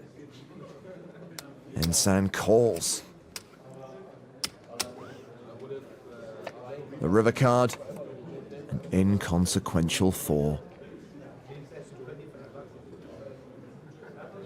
There's going to be consequences, all right, for Gleb. 260. 2.6 million. I go all in. And Ensan shoves on him. I know that Hossein and the membrane, Ensan and the brand plays nuttier than Bear Grylls used pine cones, but I think when he moves all in here, you have to consider the fact that a large percentage of the time he is going to have it. This is a decision for Gleb Tremzin's tournament life. This is a decision for the title.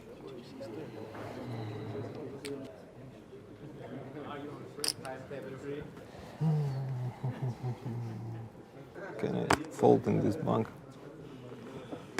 Really tough to fold here and leave yourself 3 million to his 30. Tremzin calls all in and busts. It is over. Good game. Yes! Hussein Ensan is the winner. He is the champion of the Czech Republic. His third EPT final table, his first win. Such a great vibe at this final table, such great camaraderie between the final two. Remember, they chopped most of the prize money, but the title and trophy was still up for grabs, and they both go to the EPT 12 Prague champion, Hussein Ensan. Hossein Ensan, 3 final tables in the last year and a half. You finally win one. Don't you know poker's a young man's game? What are you doing? I think poker is for all people. I am young too. Yes, it's 50 or 60 is doch not too much old. Are you happy? I'm happy. He's very happy. Let's get a big round of applause for EPT 12 Prague champion Hossein Hensan. Very good.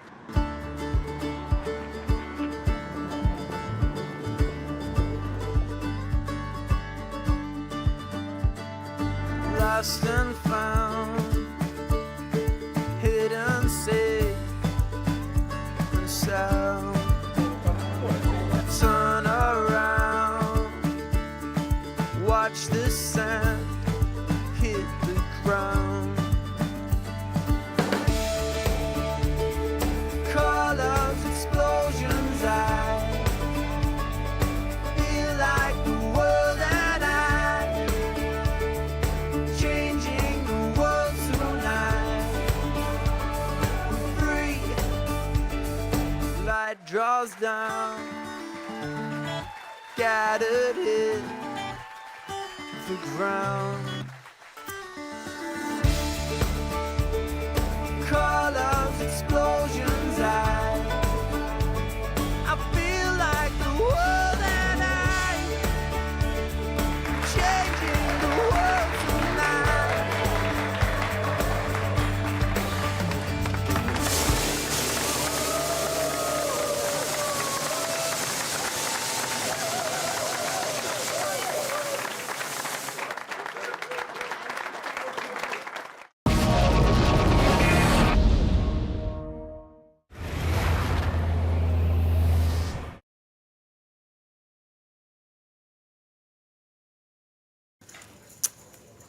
Seventeenth hand of the day. Action starts. Take one pass. You have to keep your cards on the square for 2 seconds, yeah? Wait. Yeah. On that one, like this. 6 Yeah, 3 pass, 6 4 just pass, one side by side. 6 5 pass. Just so they can. Is mine? No, that Okay, one, but okay. just like this. Ace Jack for Alenka. Face up. Yeah. Thank you. Is that clear? 6 6 I understand. 13,000. Good. 6 7 pass. Only if you raise, you know. Yeah, he forgets all the time. It's annoying.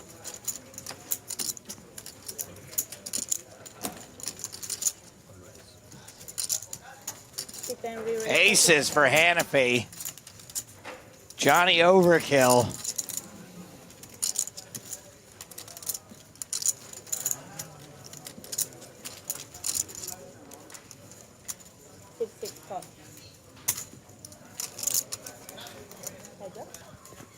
And the 3-bet gets called. Here we go. Oh, the case ace. Johnny Overkill strikes again.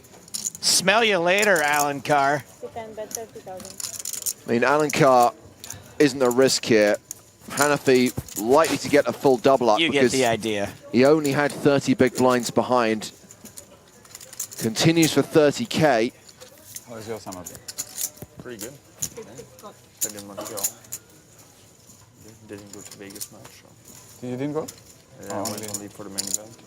Okay. And then no road sort of, no stops? No, I was in Europe on a trip with my girlfriend and I played the online. I didn't make it. So Same here. I didn't make it and I didn't want to go there. But. So we made another trip to Italy instead of going Beautiful. to Brazil. Yeah. So what was the first trip?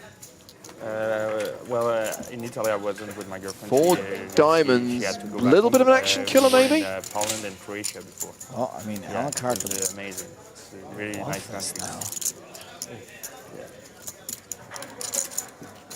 Yeah, I haven't been there in a long time. I guess I've never been to Poland. Wow, and Alan Carr Croatia moves all in. We really loved Croatia. Like, Shoves on Hanafi, it's all into call here. I don't know how you can call this. VIS. I fold this So really it's a remote island. 100% of the time. So far.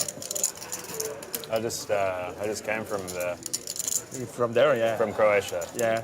How did you like it? Oh, amazing. It's amazing. Amazing. Remember, those cards buy you additional thinking time. The shot clock is 30 seconds. Every card played buys you an additional 30 seconds.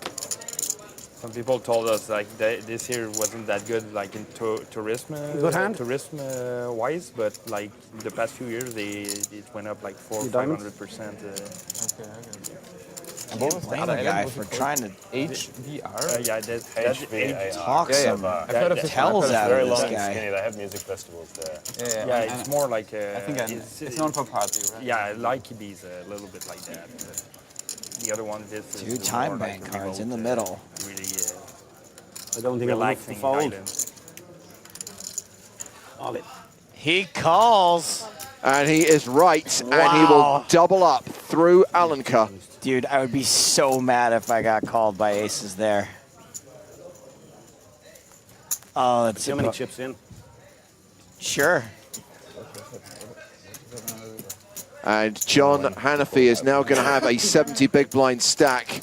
Alan Alenka down to 50 bigs. If I was a professional, I would have folded there. Didn't I? If you were a golf professional, you would have. I would have folded. Yes. But you look scared. You look scared. Justify it however you want, pal. The tail on. Just one battle, it's not the war. Don't tell him, just keep calling him. And you're golden.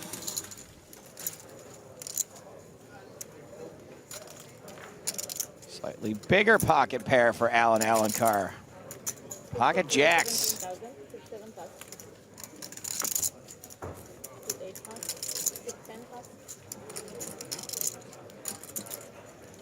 Queen jack for Kamel. He's in. And I imagine ace deuce of hearts will also be joining the party. 17? Yeah.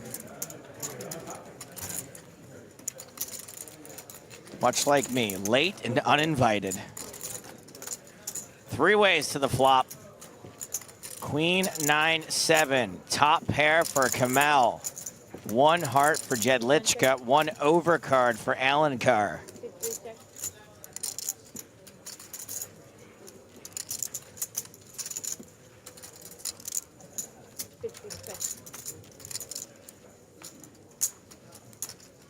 And now, two hearts for Jedlichka. Checked around on the flop. Kamel not wanting to give another free card as this board gets straightier and flushier. I do not think he will be eliminating the nut flush draw, however.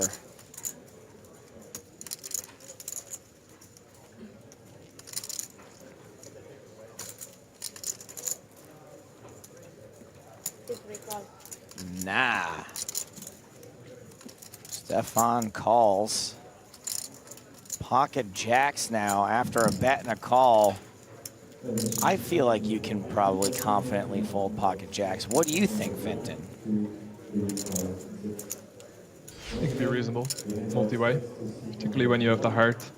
Makes it less likely that your opponents are going to be on draws, have hands like Jack 10, King Jack.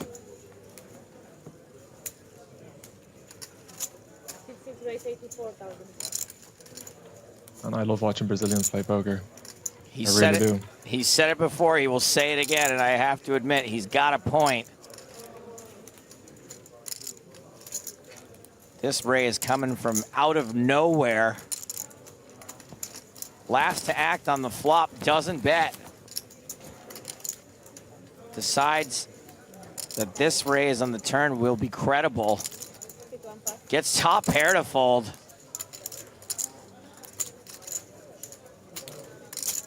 How much? 84. Yeah, Lishka just trying to work out if he's getting the right price to call here. He's getting like, what, just under 4 to 1? Of course, we can see that he's less than a 3 to 1 dog, so would expect him to call, particularly with more chips to play.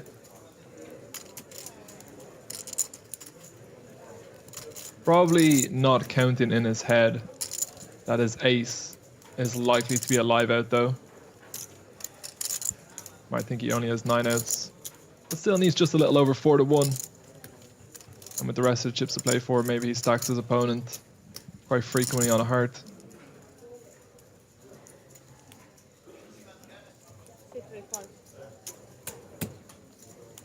It's a call. 250K in the middle. River card is not a heart, but it is far from a brick. Top pair for Jedlička.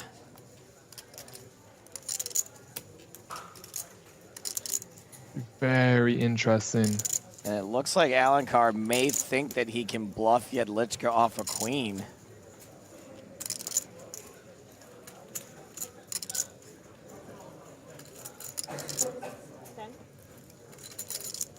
Problem with bluffing with the jacks is that you just block the hands that you want your opponent to have as the auto folds.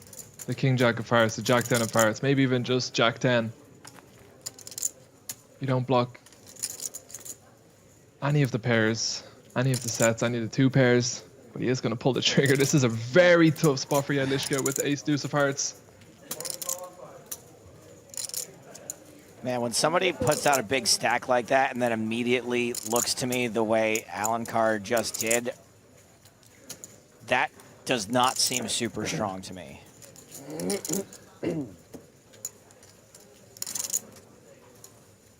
Looking very interested in what you do next. I think when you're strong, you seem less interested.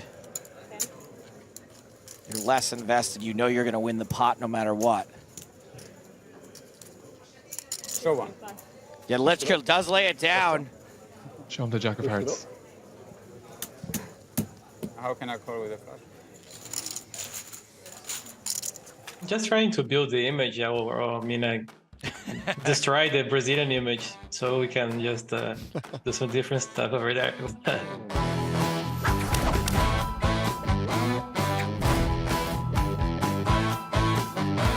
I didn't realize just how many sick hero calls you made, both at the final table and in the run-up to the final table. I am never, ever, ever going to try and bluff you, because your your calling frequency is high. I mean, yeah, there was 2 big hero calls. One on the semifinal and another in the final. Yeah. Yeah. So yeah, it was like a very good spot there that just appeared to me. Like it's not like a big hero call or anything. You can try to bluff me. I'm not gonna call you.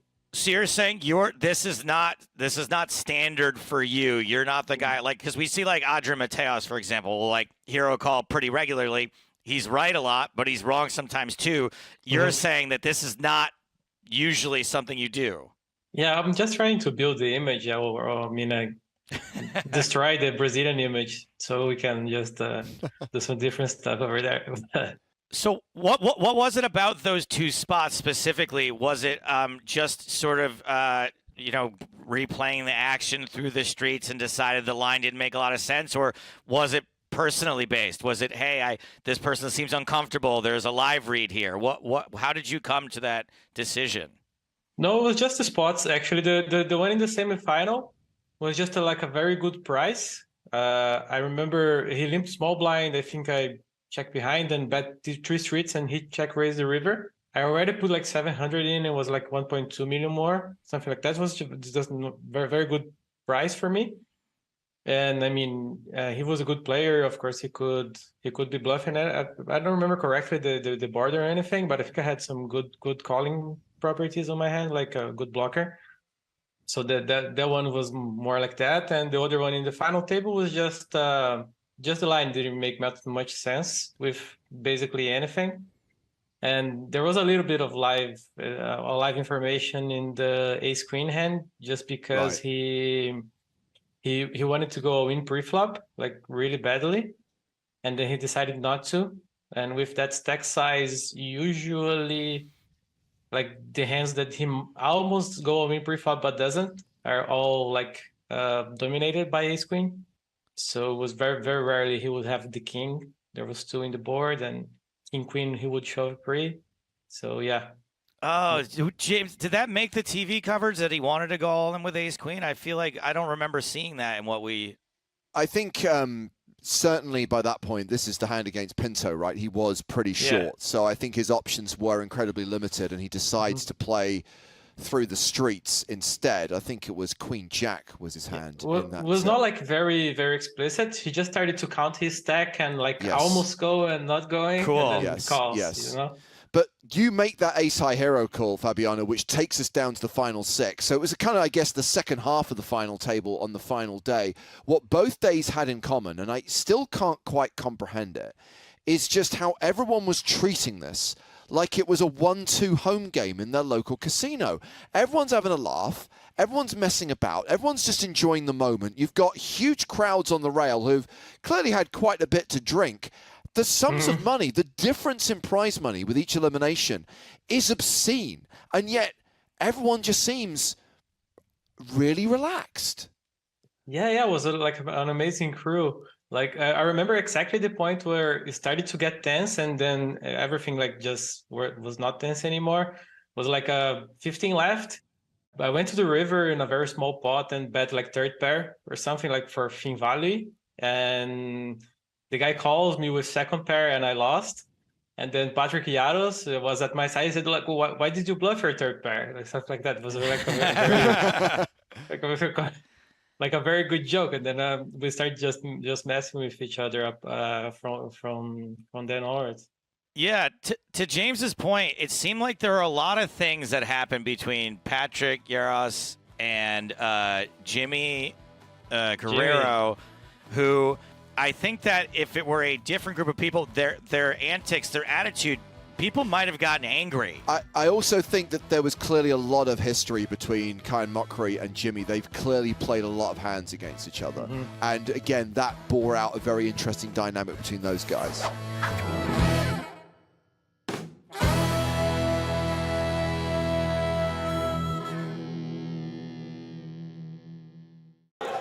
$25 minutes left on the level. Or one hand, who knows? Jimmy folds 8 deuce. Yarosh, pocket 4s in the cutoff.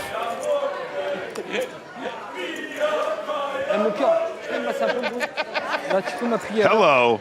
Ace queen for Kowalski. Starts the hand with 35 big blinds. Too much for an all-in, but could certainly call on the button, is what I was going to say. Wow, yeah, he's playing it slow here in position. Ace-Queen seated a very, very, very playable hand in position. You see what he's doing here, Joe, and you've identified it. He doesn't want to go too crazy pre-flop here. Oh, Pinto. Uh-oh. Shields. Oh, boy. Shields up. Pinto with the worst of it of these 3 hands. It's only $250K to call, though. Oh, Joe, I feel like he wants to squeeze this in. It does seem like he's sizing up an all-in.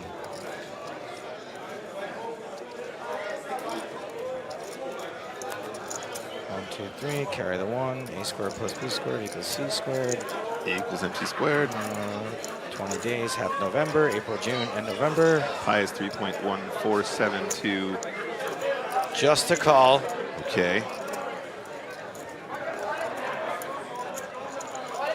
All right, we're going 3 ways to this flop. 4's the slightly ahead for now. King 6-3. Everybody misses. So 4's way ahead now. Kowalski does like to hit his turns and rivers, though. Pinto checks, Yarosh checks, Kowalski in position. You can just pretend those spades are clubs if you want.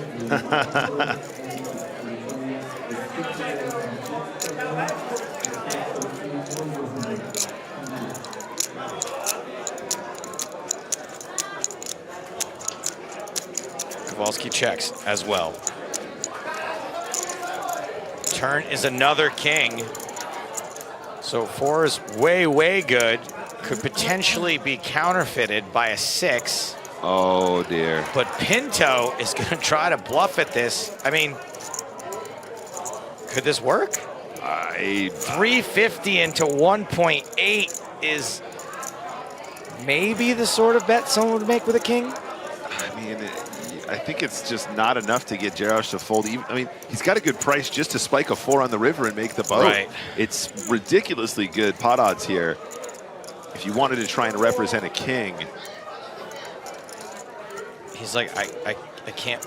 Oh, I can't believe I'm folding this. Yeah, you can tell it pained him. I mean, Kowalski kind of has a similarly strength hand to the 4s here. Like if your opponent doesn't have a pair, you're pretty much going to be good like every time. If this is what it is, which is a very lame bluff attempt, ace high is getting a great price. Yeah, I mean, you know, it's actually interesting because ace queen probably has 2 live cards a lot of the time. He might be doing this with, pocket 4s himself, pocket 2s, pocket 7s, something Even like that. if it's not a bluff, right. Yeah, I Even think if it's like a weak value bet. Yeah, the river is an 8. So Kowalski does not improve, does have the best hand. Pinto moves all in. Oh my days, what a player. What an absolute boss. Shoves with queen jack high. Oh my God, Joe, the hero call. Who's bluffing in this spot? Oh, Kowalski's asking for a count. It's more or less a pot-sized river shove bluff. Joe, the hero call would be unbelievable here. It sure would. Is this how we're going to end the night, with a hero call from Kowalski?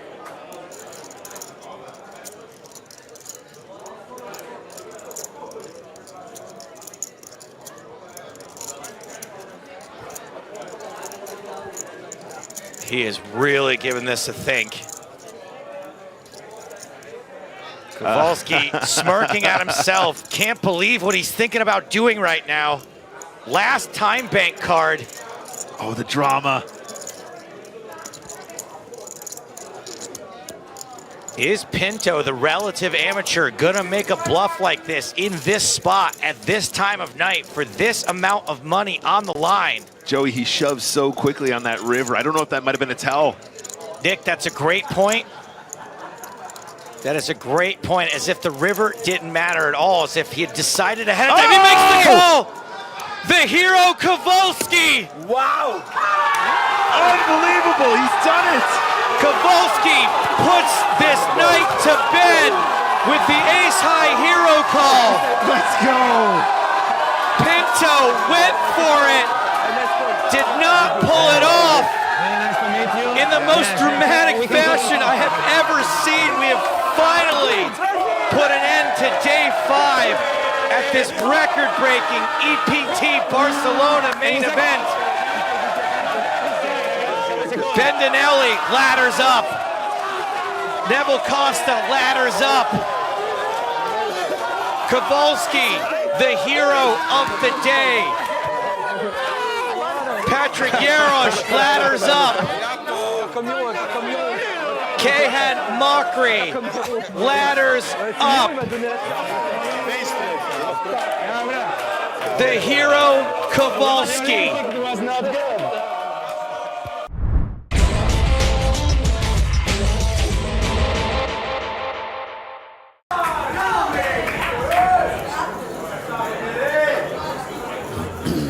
Well, Gorko just got a double up, but Pasi Sormanen is the short stack at the table with less than 5 million.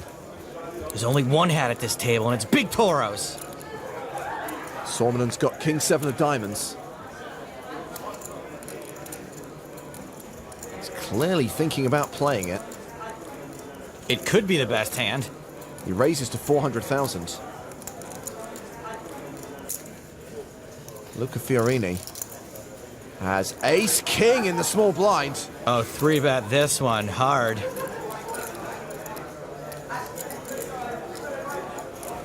He re-raises to over 1.1 million. And I don't know what Pasi's thinking about, but you can't call, and you don't really want to 4-bet bluff the tightest guy at the table. I don't care how finished you are. I'm all in. Oh dear, bad timing. Luca Fiorini calls. And Pasi Sormanen is way behind and set to exit in 5th. favorite schmavorite. We've seen all kinds of suckouts. Good point. Well made. Here comes the flop. And as if to prove your point, Joe, there are 2 diamonds on that flop. 12 outs for Sormanen.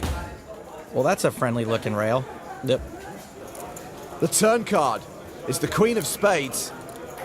Passy's looking to hit a 7 or a diamond. Any other card, and he's out. It's the Queen of Hearts. He's busto.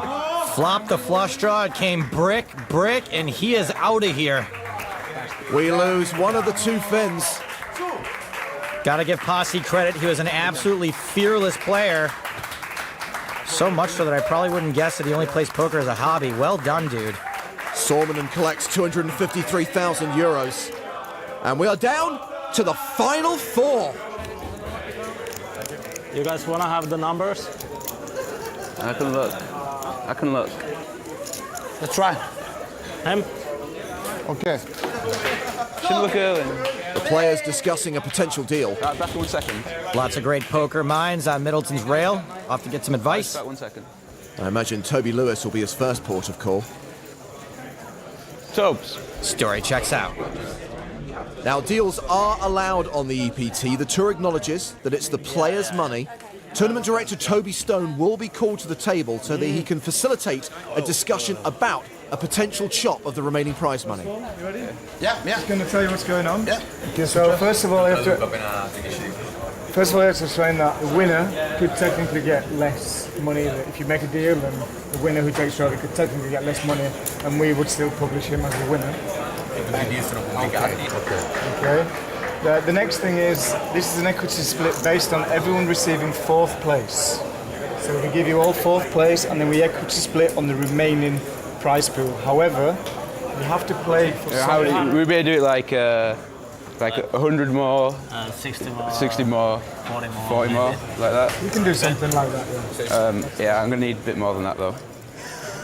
Like the numbers. Now that's up to you to talk, which Right. we're not going to get involved in. Luca can translate for Luca. Yeah, cool. And when you come to an agreement, give us a shout. Let the bartering commence. How many pints deep are they? Could affect the deal. So I need to get like maybe like 15 off each of you. Fiorini's into this. You think Luca's just showing him Grumpy Cat on there? I mean, Nielsen agrees to give up some equity. He seems rather desperate to make a deal. I would be. Tom is literally sweating it. If you are strong, strong player, why the deal? I mean, it's a lot of money in it, but I mean, I got to take into the fact that I'm a stronger player. I mean, it's only a small amount, but like, I mean, I got to do it. Okay. Okay, I just need to show the numbers over there. One sec. Can I borrow that piece of paper? Well, it seems that all 4 players have agreed to the deal in principle. Midi wants to run it past his mates. Creston Nielsen's already celebrating. Fiorini's grinning. Kirko's happy about it. We just play it out completely. But Fraser McIntyre wants to weigh in. I mean, when I go back and say no deal, then they might offer me a sick deal. I don't think they will. I don't think they will. Because the chips are too level for anybody to go, Okay. right, oh, wait a minute, do you know what, I'll flip chip that. So forget that. You're either dealing or no dealing. Do you know what I'm saying? All right, let's go. Yeah, go play. Wait, so everyone agreed and now he's out? No deal. Got deal, sorry. What? It's off the table. No deal? Yeah, no deal. Sorry. Why is that? What was that shit all about? He's just saying what we're all thinking. Big Toro speaks his mind. No deal? Okay. So Middleton orchestrated the deal and then refused it. Mom and Dad said, we don't care if it's the prom. Your curfew is at midnight.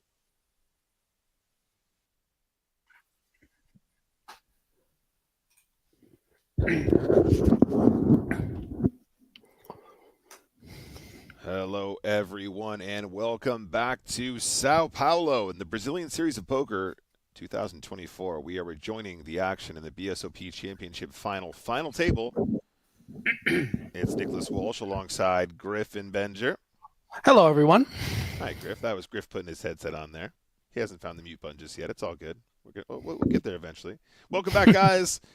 Players are still taking their seats. From what I understand, it's going to take a couple of minutes still until we get the whole tabla returning.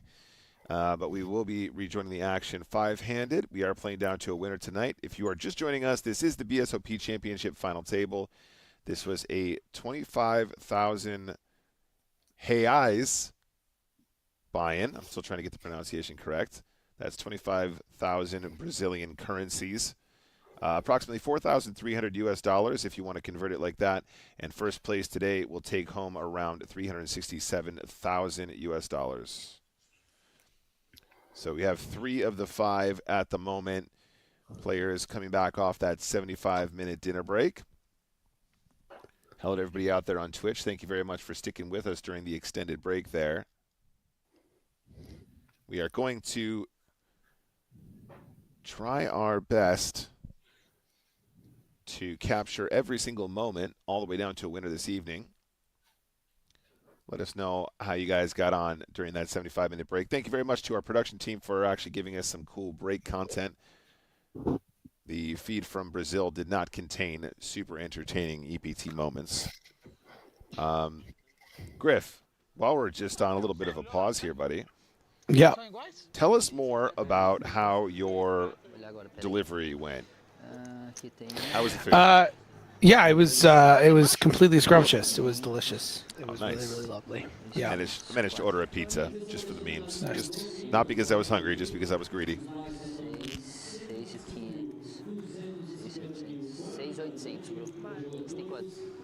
This is Giselle Tempestade.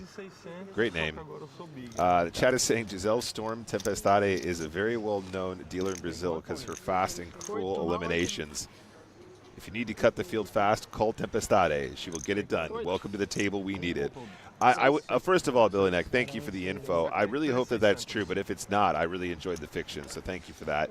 And also, with a last name like Tempestade, you have to imagine that that's actually somewhat believable, having a nickname Storm.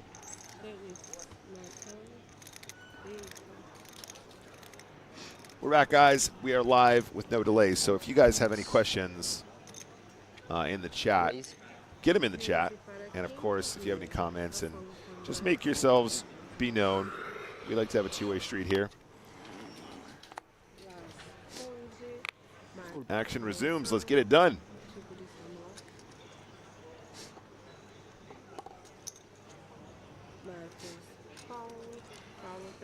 Trump says, I believe she's also the person who invented Tempest in the client. Possibly. TBC. That's not a hashtag confirmed fun fact.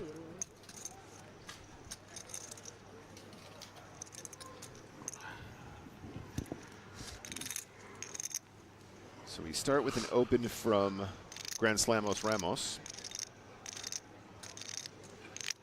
Yeah, and Marcos deciding to call with the King 5 suited on the button. Don't hate this. You know, have so many chips. Could have certainly put some 3-bet pressure on with the blocker, but yeah.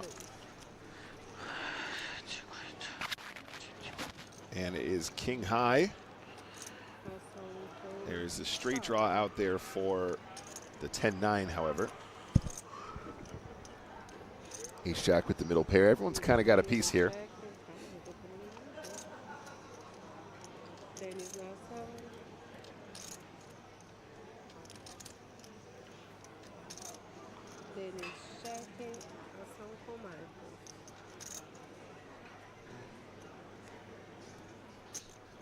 yeah, every one of the reason to stick around in this pot. Let's see if anyone fires first. Our resident Sith Lord is going to go ahead and fire 775K into this pot.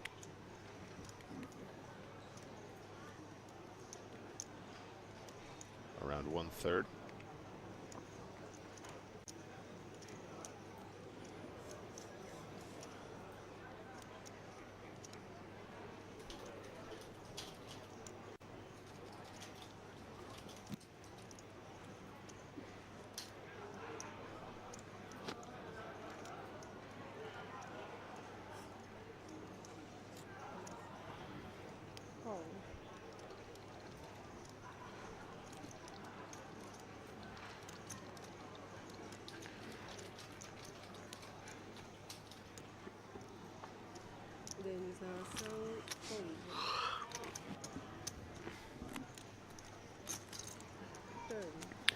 Nice quick fold from Ramos, recognizing the stronger ranges between these two players. Someone should have a king. 4 of spades does not improve the straight of the 9-10, or the straight draw of the 9-10, I should say. Yeah, no reason for Marcos to stop betting here. Going to be up against straight draws and Jack X's a lot of the time. Sometimes he's going to be up against a better king, but not that frequently, and does go all in. Yeah, and our chip leader just keeps collecting here. It's a good looking dealer button. That looks like it's got some weight to it.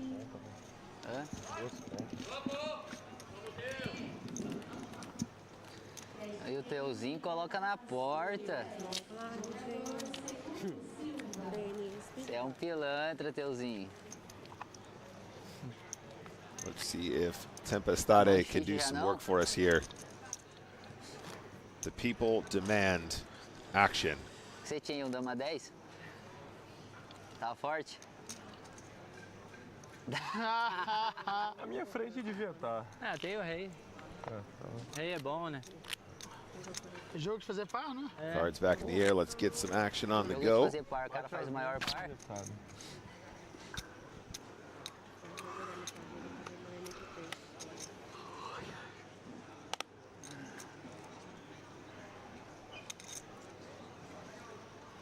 6.4 big blinds. We do have quite a few shorties still hanging around here, guys.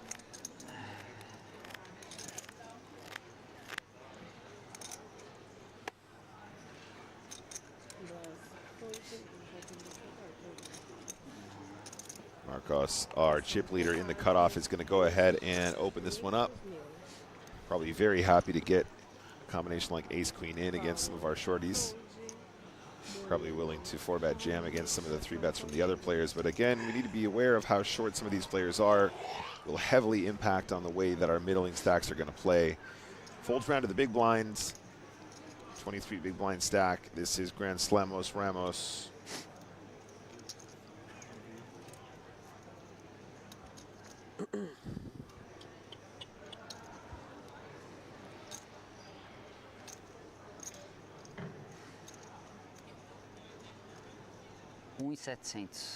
Is going to find a 3-bet here. And guys, this is exactly the spot I was making reference to. I would not be surprised to see a 4-bet jam from the ace-queen from Marcos here. Not only chip leading, but also a very strong combo.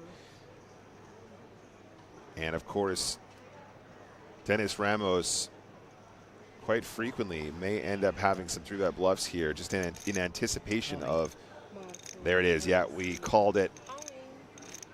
Dennis is probably anticipating that Marcos is going to have some wider opens as the chip leader, probably trying to exploit that, but running into it there a little bit. Johnny Fingers in the chat saying, sorry if it's been asked, but how much for the winner? So it's approximately 367,000 US dollars, 2.14 million reais in Brazilian currency. Feels better to say 2.14 million, doesn't it, though, chat?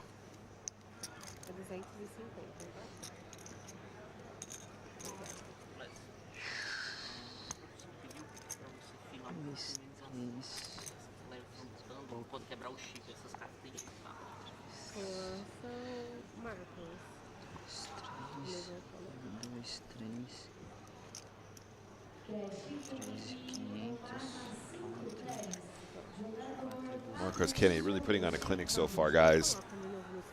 Has had some really nice spots, but also playing some really solid poker.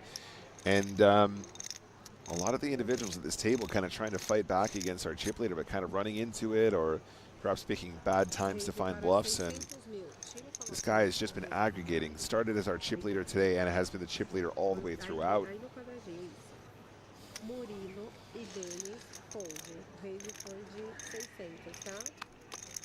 Crystal in the chat says, if the Sith Lord wins, I'm calling foul against his Jedi mind tricks.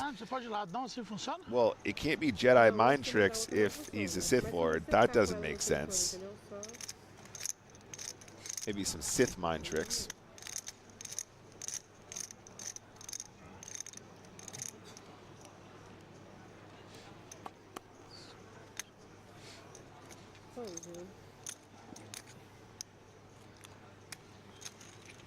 All right. Paulo puxa forte. Blinds, small blind, Marcos, big blind.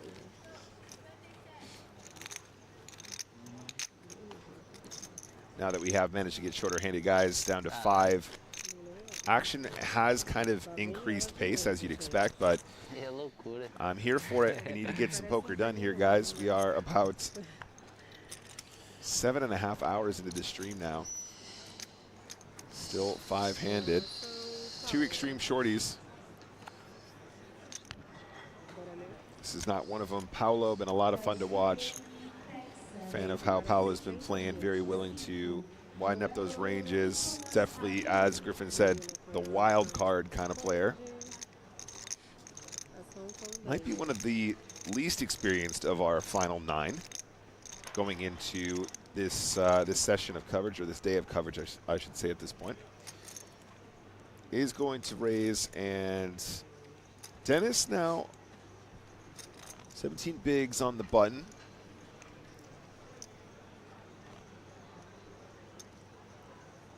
This is an interesting one. I think we can probably consider raising. I think calling is also fine if we want to just chill. We're going to dominate a fair amount of that range. The big blind in this case, however, is going to be our chip leader, so that's another consideration. How often does our chip leader like put us in bad spots after we flat? Yeah, I think with just how wide you expect Paulo to be opening, probably an argument to continue in the pot, whether that would be in the form of a shove or even just a call. So I think that's a bit on the tighter side, but you know, there's some, the thing is, again, like it's difficult for us to analyze this sometimes. We don't have the exact chip counts in front of us. Certainly some ICM considerations. Yeah. And you can see, you know, the player in the small blind there just with 9 big blinds. So it's yeah, you're trying to make sure you get sort of top 3, top 4 here, and just blasting in ace jack and someone waking up with you know, 2 queens or something is disastrous when you have a double stack. Then the shorters. Vou dar uma mão boa, tá?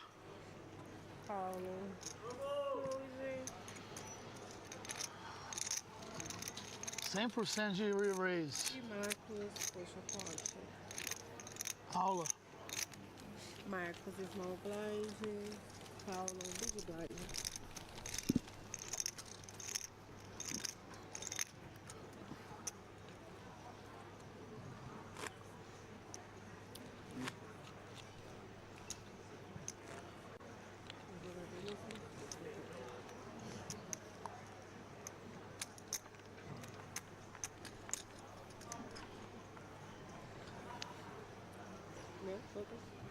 Ação com Murilo.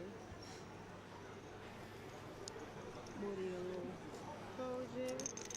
Marcos, você é small, tá? Denis, fold. Blast com ação. Obrigada. Blast, fold. Ação com Marcos. All-in. Marcos anuncia. All-in. And look at that, guys. Max pressure. The all-in with the 8 deuce of clubs, blind v blind. That is what you call ICM pressure. Yeah, absolutely flexing it. Just think about how tight that range has to be. Our second in chips there. Paulo, 30 big blinds. Think about how tight that range has to be with 2 extreme shorties on this table. Tem 700 mais o big, tem 2 milhões. Think about how wild we have to push blind v blind there to apply max pressure, and it's as wide as 8 deuce of clubs. Sure, why not? Play the game.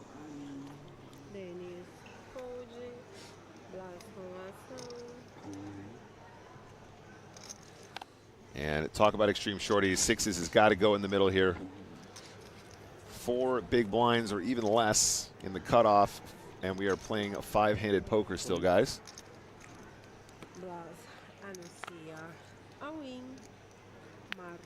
Yeah, gotta be slam dunk. Not much to lose here for Torres as the bottom stack. And you can see the ISO from the flipping queen jack from our chip leader. The flipping Queen Jack.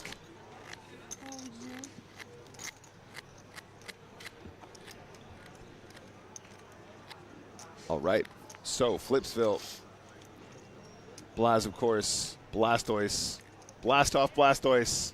Blast off Blastoise. At risk. Are these sixes going to blast off after all? And the flop is King, Ace, Jack.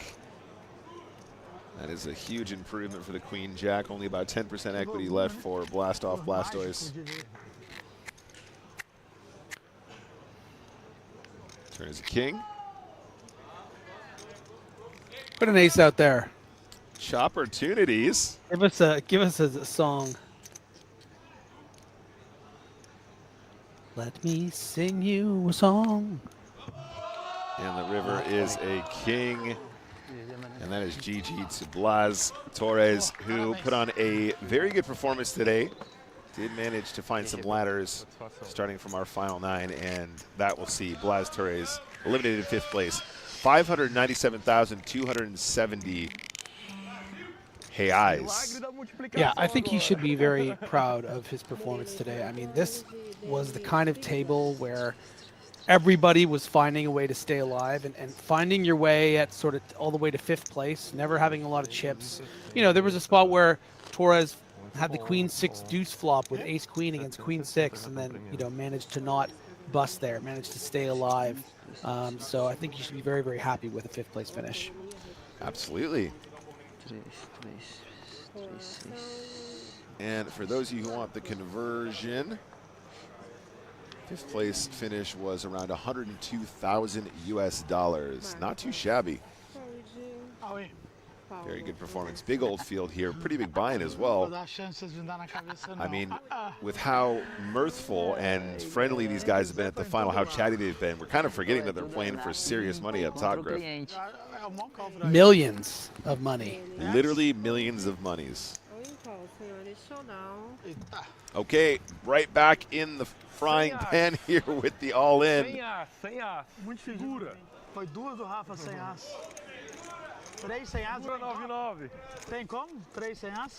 Our friend Paulo, ace 9 of hearts, is dominated, but it is a pretty one. Heart rate has spiked just a smidge. We're off to the flop. King, Queen 7.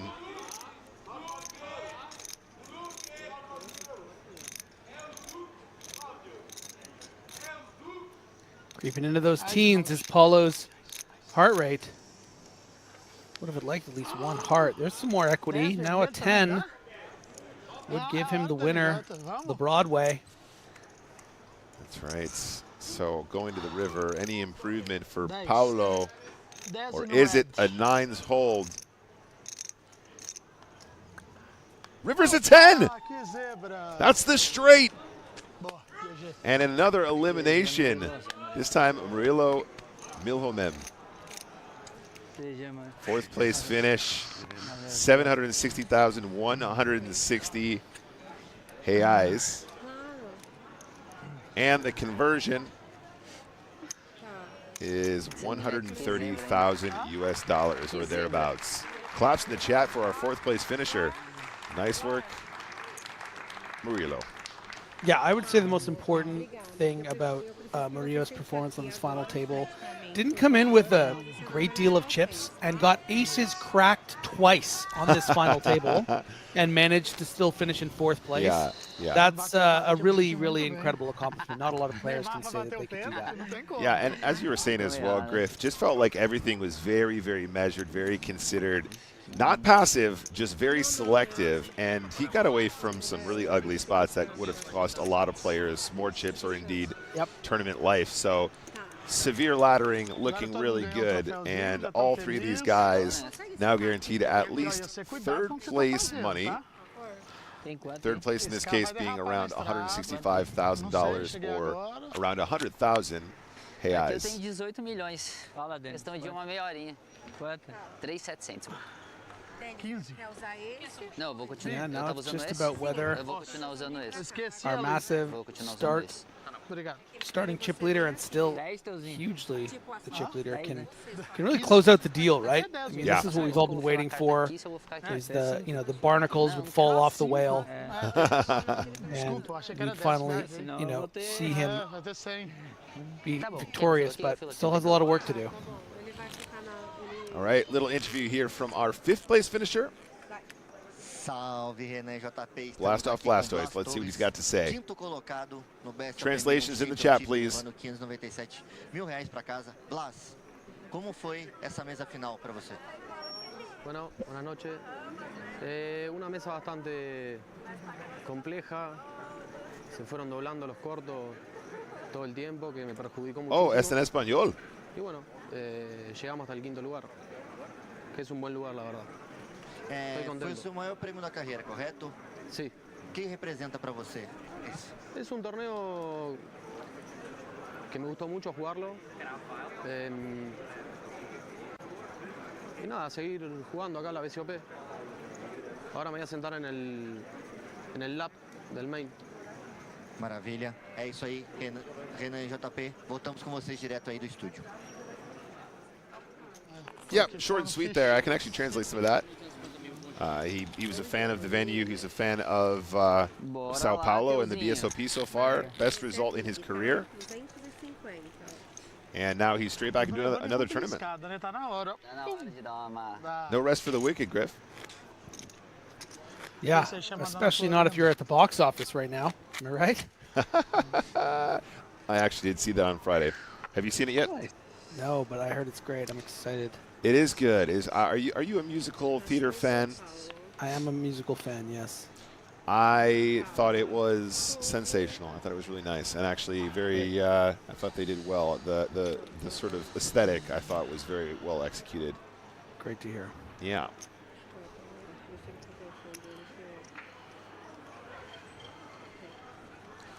Yep, correct. Good translation there from True Duck. He says Nick is his inspiration, and he thanks True Duck for the coaching. Perfect.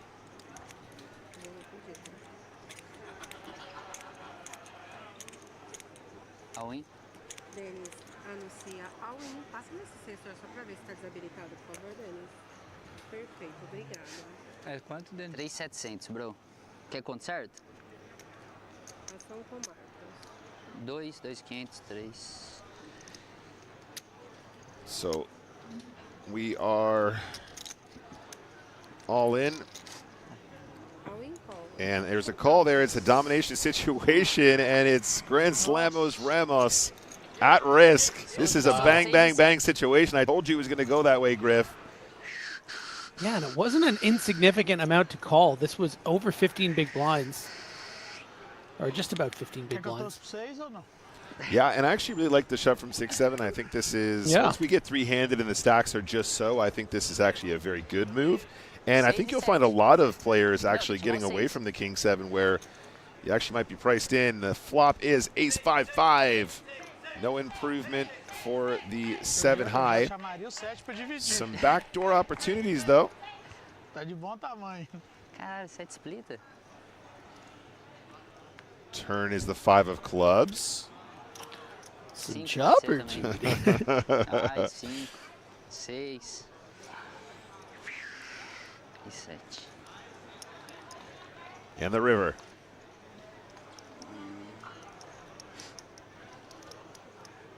Is it always coming 7? It's a tray. And another elimination, fast and furious. They weren't lying about this dealer, guys. The storm came in, and that's a 3rd place finish for Denis Ramos. Just shy of 100,000 reais. That's approximately $165,000, and that means we are headed to heads up, ladies and gents. This dealer is a wrecking ball. I really hope that story was true, by the way. I'm going to write that one down because if the story of the Tempest is true, this might be proof. Yeah, and we got the heads-up match we were hoping for, the Sith Lord versus the Wild Card. That's right.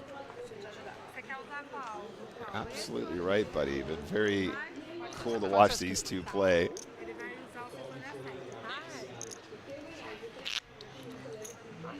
if the story is true, Giselle Storm Tempestade is a very well-known dealer in Brazil because of her fast and cruel eliminations. I'm reading this from Belenex's post.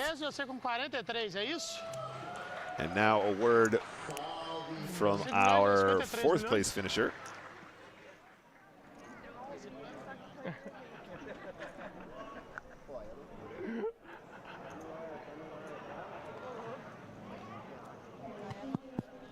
Salve, Renan e JP. See what he's got to say. Ao vivo de novo, volta frenética aqui do BSOP Millions Championship. Murilo Milhomem, quarto colocado do torneio. Murilo, 760 mil reais é o prêmio, não é o maior resultado monetário, né? Mas como foi essa mesa final para você, cara? Ah, foi cheia de altos e baixos. Poderia ter caído ali em oitavo, um hero fold com as-as. Depois tive outro as-as quebrado, sobrei com 1 milhão de fichas, ainda assim peguei uns 4 pay jumps depois disso. Então não tenho nada a reclamar. Tô bem satisfeito, bem feliz. Foi uma maratona aí, mas com um belo final. Me conta como foi a pré-mesa final, cara. Você só descansou essa noite? Você chegou a estudar? Como é que foi? Ah, só descansei. Cheguei, fui direto dormir, aí acordei de manhã, eu dei uma assistida na mesa da TV do dia anterior. Fui pra academia, uma piscininha lá no hotel também, pra dar aquela preparada. E bala. Bom, o The Legend já tem 34 entradas. E aí, como é que tá, mano? Prêmio? Vai a vontade de jogar o torneio mais caro da história do Brasil? Como é que é, cara? Tá com vontade? O que você pensa sobre esse evento? Ainda não sei, tá mais pra não. No momento, só quero descansar. Não foram apenas 5 dias de maratona, eu tinha pegado 2 torneios seguidos, um com dia 3, outro com dia 2, então eu tô uns 8, 9 dias seguidos na pegada aí. Acho que agora eu quero descansar mesmo, talvez eu até volte pra casa, dar uma descansada, relaxada. Não quero ver baralho na minha frente agora. Perfeito, é isso aí. Renan e JP, voltamos com vocês aí no estúdio. Podemos voltar? Podemos. Obrigado. All right, so I think we're just getting set up for that heads-up match. We like to sort of position our players across the table. Let's take a quick look at the chip counts now going into the heads-up. We're starting the heads-up about 38 big blinds effective, so 9.6 million is the effective stack depth. So not super shallow stack, but so far Marcos has been very clinical, very precise. Obviously has a lot of experience navigating these sorts of situations, has played that big stack to perfection. And indeed, now we see ourselves going into the heads-up match here. Paulo, the wild card, is that wild action going to merit some swings in favor of Goncalves? Perhaps a little bit of variance is what he's looking for against a player that perhaps, or almost definitely at this stage, is going to be the more experienced of the two. Let's get another word from our second place finisher quick. Mais uma eliminação aqui no Millions Championship. Denis Ramos, terceiro colocado no torneio. Denis, cara, como é que foi essa mesa final para você, cara? Cara, é uma sensação muito boa, né? Eu não posso reclamar de nada. Ficamos em terceiro, mas tá ótimo. A mesa final foi um pouco complicado, acho que eu fiquei bastante card dead, isso afetou um pouco, mas consegui pegar bons pay jumps ali, foi excelente.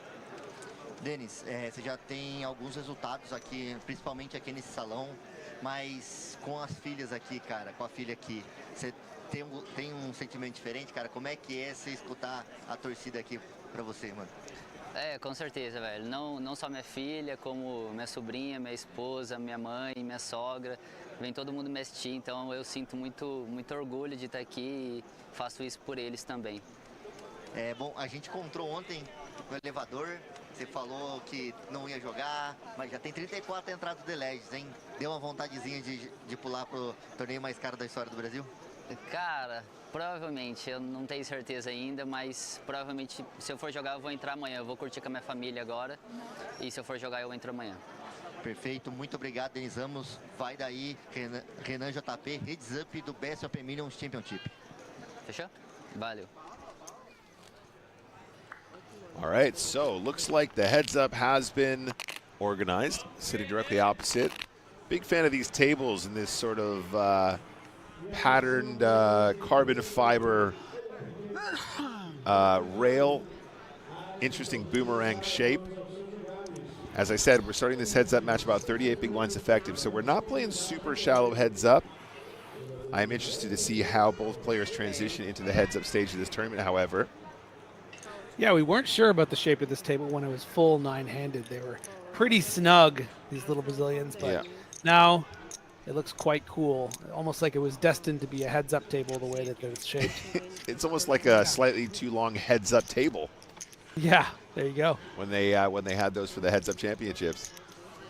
In any case, let's go to a flop, guys. Deuce 5-7.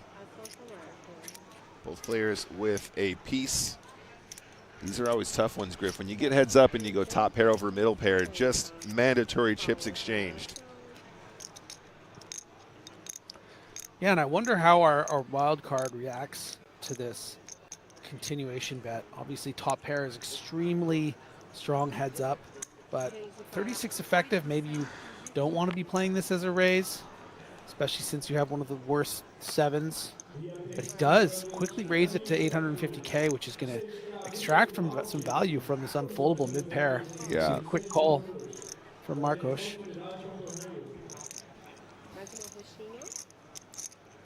I gotta know where Marcos got this hoodie from, man. This is serious business out here. I love it. Where did he get the hoodie? I don't know. Oh, I thought you said I think I know where he got it from.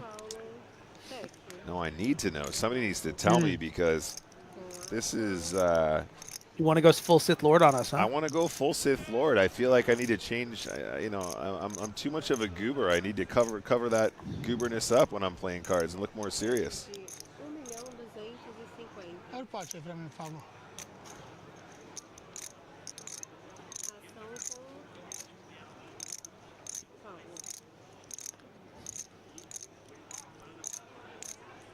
And now, after the check from Paulo, Marcos seeming to be turning this hand into a bluff, or, yeah, it's a very curious turn bet.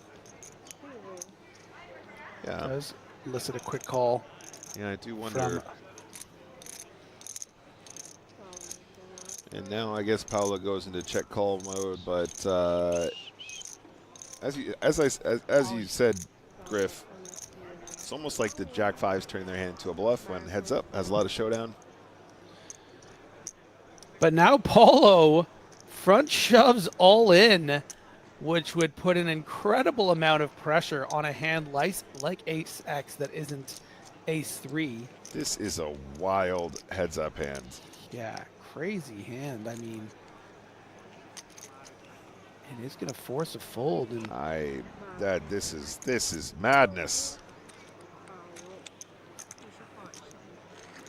So the flop play I think is pretty normal-ish, right? Like you said, Griff, you could opt not to check raise the 8-7, but whatever. The turn, Jack 5 turning their hand into a bluff is pretty unusual. Then the river 8-7 turning their hand into a bluff, or was it for value? I guess I don't think it was for value. I guess we'll never know. Yeah, I guess we'll never know.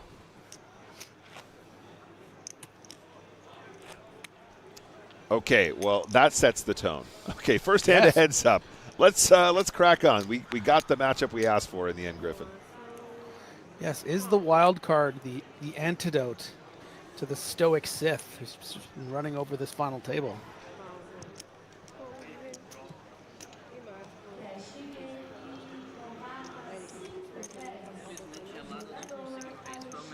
Tá ótimo. Obrigado. Até prefiro assim. Valeu.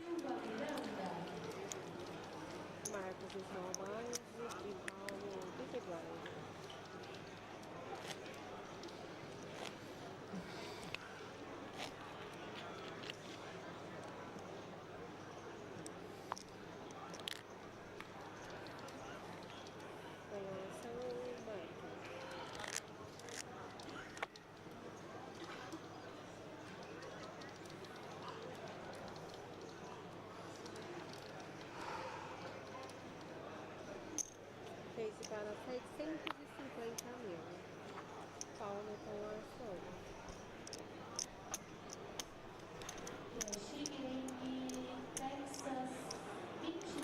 3x opening strategy so far, heads up for Kenny. Interesting. Yeah, I mean, we are sort of on the deeper side in terms of when we get heads up. This is actually quite a deep heads up match, especially after that first exchange. I think probably we're still supposed to be sizing something in the region of like 2.25, maybe 2.5, whatever. If it's whatever's closest, whatever you can accomplish with the chips available. But yeah, again, so far Kene has been employing really, precise and, clearly thought out strategy. So perhaps the 3x is an exploit against a player he perceives to be slightly less experienced. I'm not sure. We'll see how that progresses.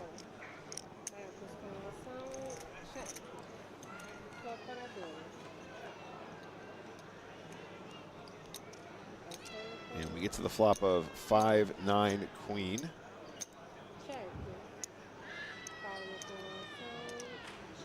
Follow with the middle pair. Check, check on the flop.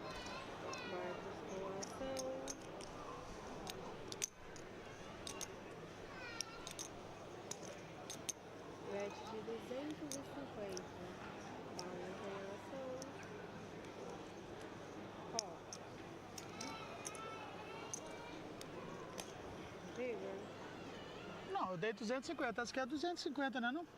É verdade. Vamos aqui,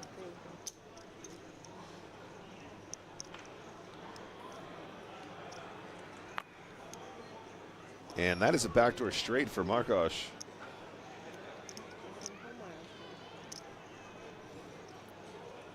Wow. And so far, I feel like Paolo has somewhat under-repped his hand, so this could actually end up with a fair amount of chips exchanging hands depending on how Marcos wants to play the river. Yeah, I think it's probably going to call. Yeah, almost no, I think it's just a call now. But, oh, no, but it is almost 2x pot, really putting Paulo in the basement. Wow. Yeah, well spotted there. I didn't actually see the size there for a sec, Griffin, that small text.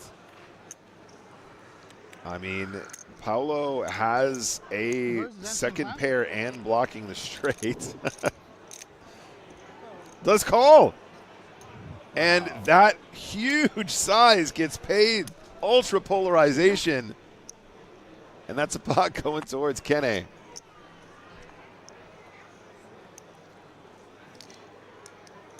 Costly, costly. And that right there is what I'm talking about. This is an individual finding a lot of very, very good moves, finds a beautiful size in that river that gets paid.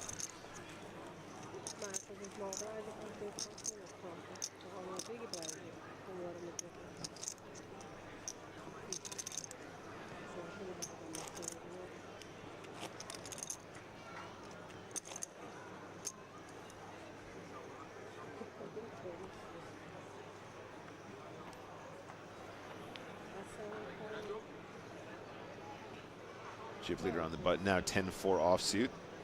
When we get heads up, guys, even some of these very, very weak offsuit combinations should still be V-pipped. We do end up having a lot of limping hands, limping ranges at the stage as well. We are 32 effective, so plenty of limps with some of our weaker stuff. We're going to have some traps, of course, as well to balance that, though. And as played, it's going to go limp, raise, fold. That's also acceptable with a hand as weak as 10-4. Yep.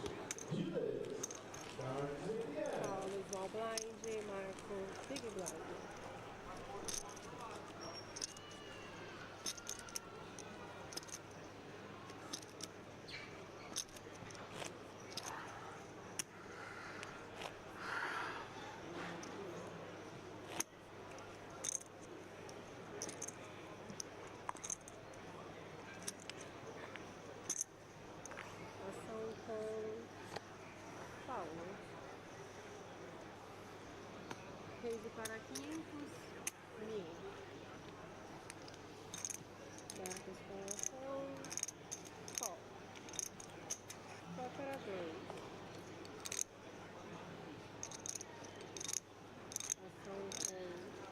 I have trips.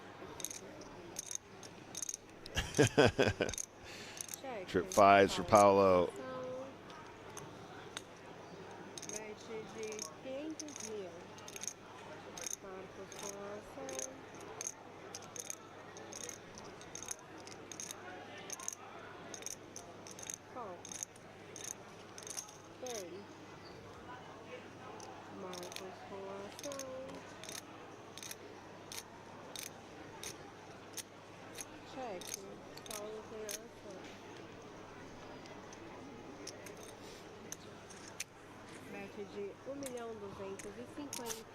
And the second barrel will get it done.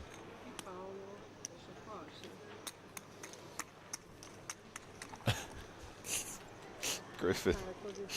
This absolute banger from Tom. Goncalves. Is that like skipping leg day? Nice. Oh, it has been a long day, hasn't it, guys? And it's Tom's birthday. Everyone wish Tom a happy birthday. He gets that one.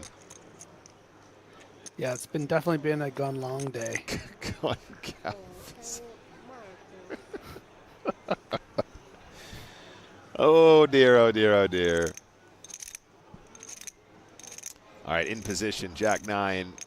I think we can limp this. I think we can raise this. Doesn't matter. Just do something that isn't a fold.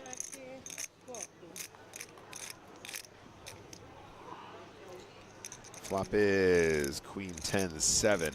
Nice flop for the Jack 9. Pair of 7s for Paulo.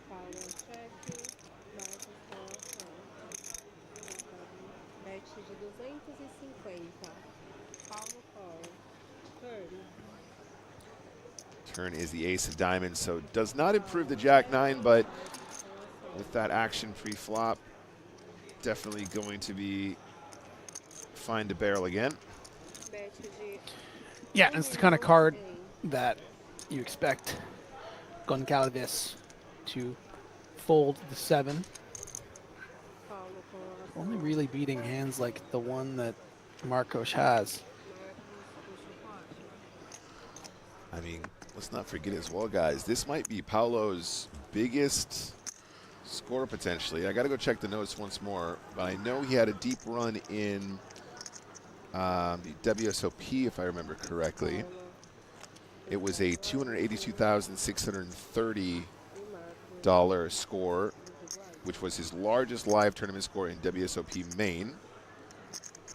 And should he win this event outright, that would be his next biggest, highest score, 367,000. So this would top his WSOP score, which was from 2018. He's reached 7 final tables at the BSOP, and this would be his 3rd title potentially.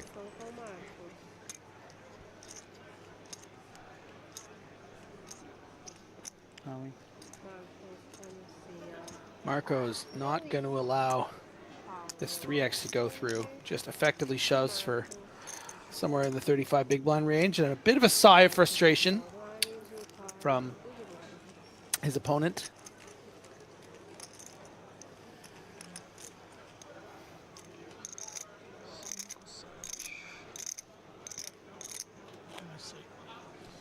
Stozy Post in the chat says Nick is good at using the internet. No, that's not even true. I actually have other people to do that for me, Stozy Pokes. They make me sound smart. Thank you to our production team once again for using the internet so good. Another big hand heads up for Kenny with the king jack off on the button.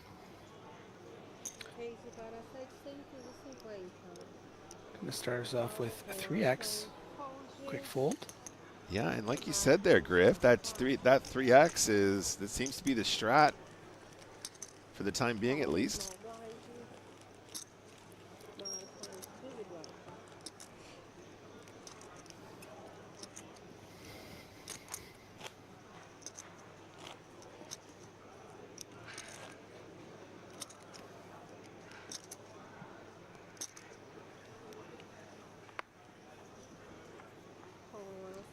welcome Exotic Chaotic. I'm a bit late, but I get to watch the heads up at least. That's right. And it's been spicy so far, so don't go anywhere. We're playing down to a winner.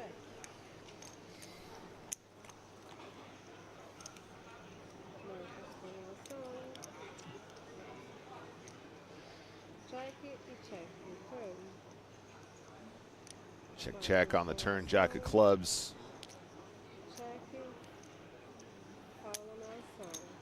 Paulo is going to fire this time. 5 deuce of diamonds, no thinking. Pace of play, pretty speedy here. Like that a lot. How has he maintained the perfect Sith Lord pose this entire tournament? 8 hours of Sith Lording.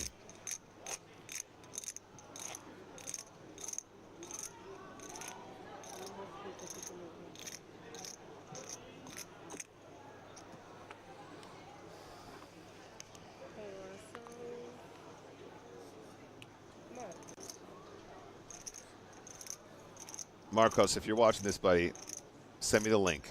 I need the hoodie.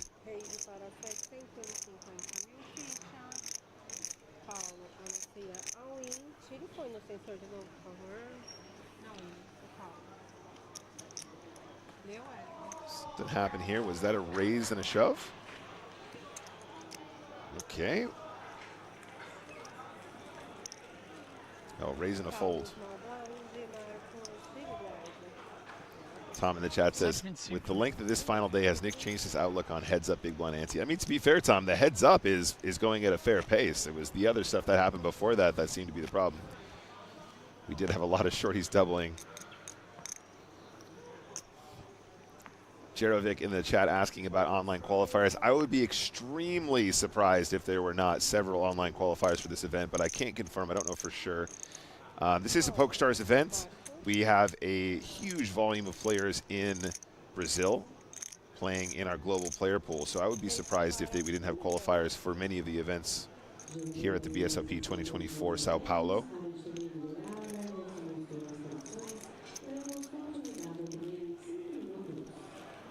We sent a fair number of our actual ambassadors across to Brazil for this specific event as well.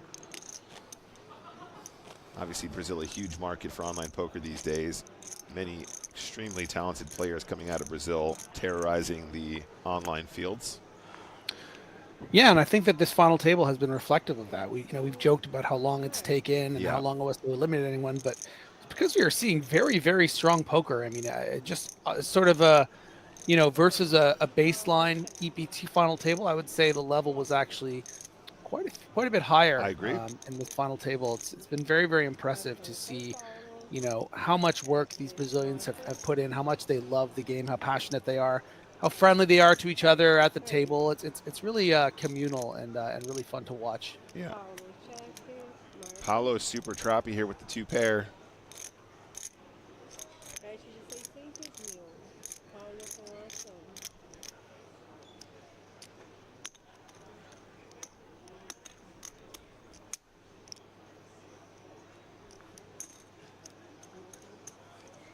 I think that was the check raise in the turn. Paulo definitely has a fair few more traps than the average bear.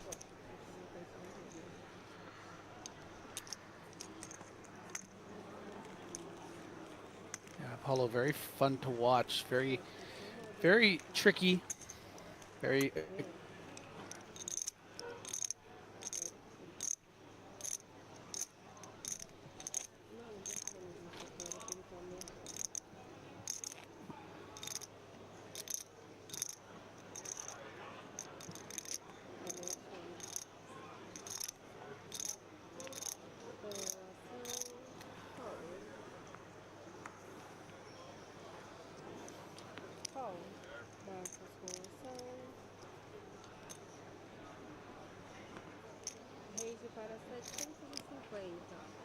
Paulo calls. Marcos wants to ISO with the 10-4 offsuit.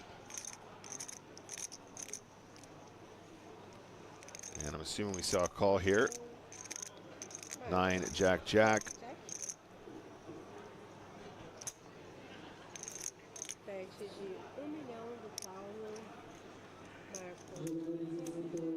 Paulo fires, takes it down.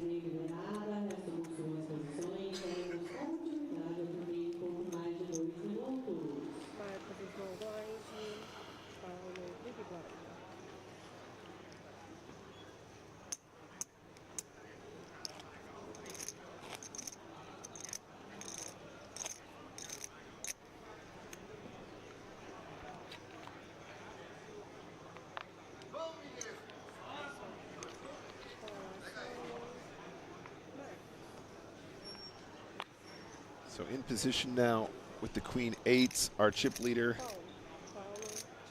has decided to call. And a quick check from the big blind. Flop is queen high.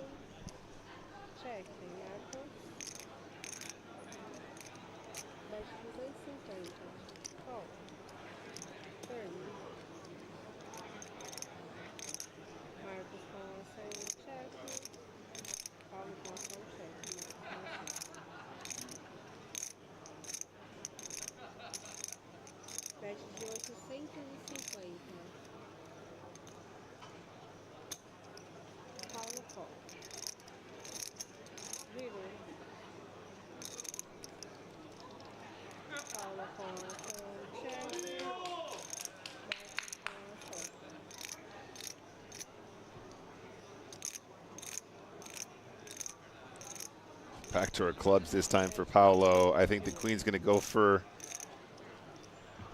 value. This is quite the spicy run out for that, the 9 deuce.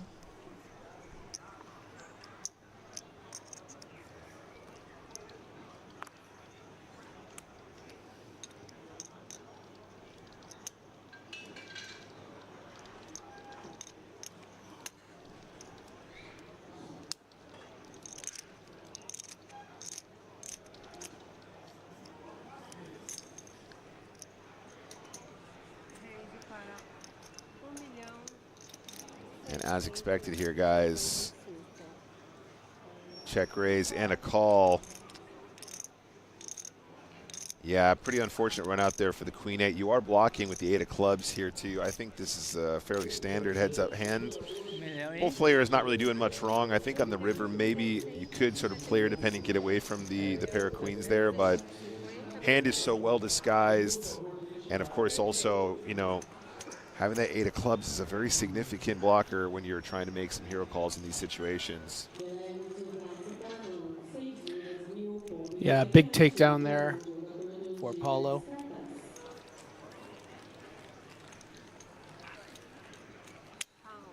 Yeah, feeling a little bit of frustration, no doubt. Pretty gross run outs for the queen eight.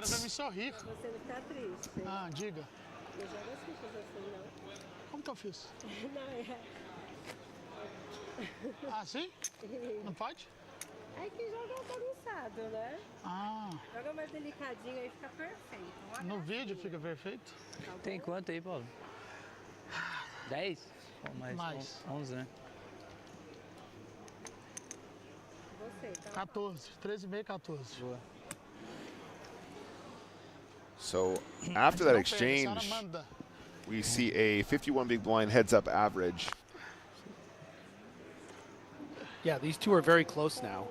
This is now, I mean, well, not that close. Still 3 times. It's amazing how, you know, had a 5 or 6x and now it's only 3x, but so deep, 200 big blinds in play. So we could be here for a while.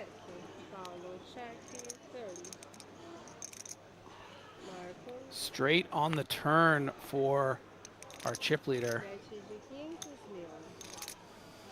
Desculpa, mas pode me chamar a atenção que até o final eu aprendo. Does give Paulo a straight flush draw, so certainly he'll continue. Does river top pair. And Marcos is going to go for a little value, and I like that because of those 9x type hands might call a smallish bet. Yeah, it's just 700K. Just under half pot. Well, I might just decide to pay it off.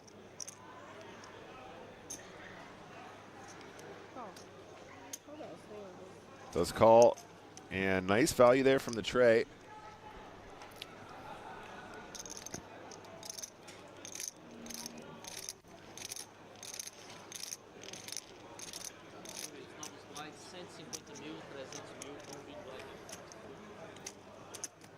Pode ficar à vontade de chamar a atenção. Eu esqueço. Não é maldade. Não, tá tranquilo. Senhores, subiram os blinds. Trocou um dealer. Bom jogo a vocês. Obrigado.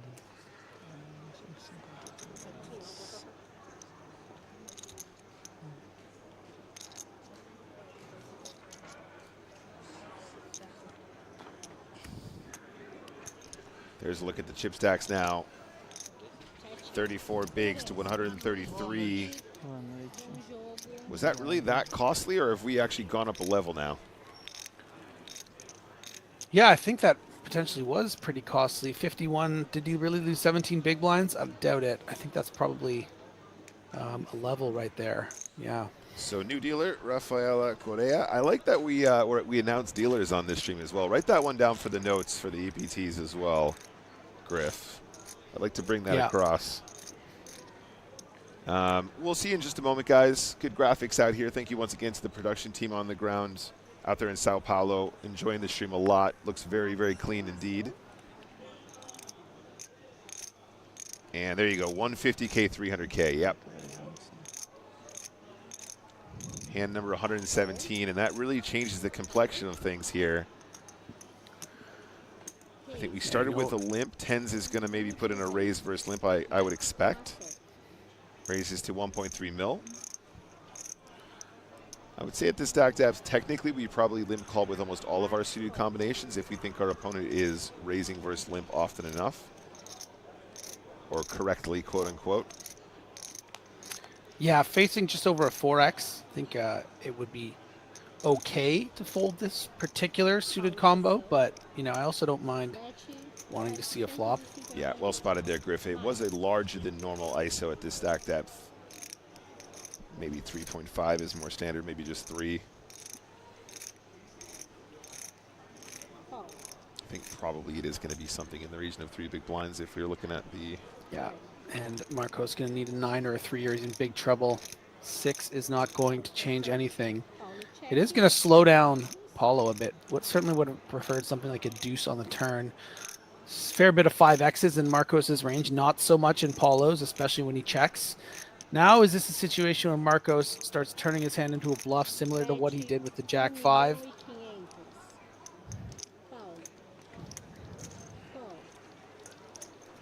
1.5 million is the bet. And we go to the river with 7.5 million in there. Oh, wow. Set on the river.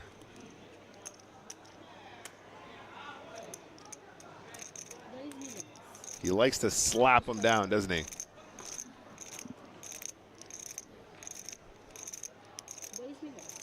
Yeah, quite an interesting river lead here after calling the 1.5 million. It's befuddling the Sith Lord a little bit. Like, what is this exactly? Could this just be a diamond draw that missed?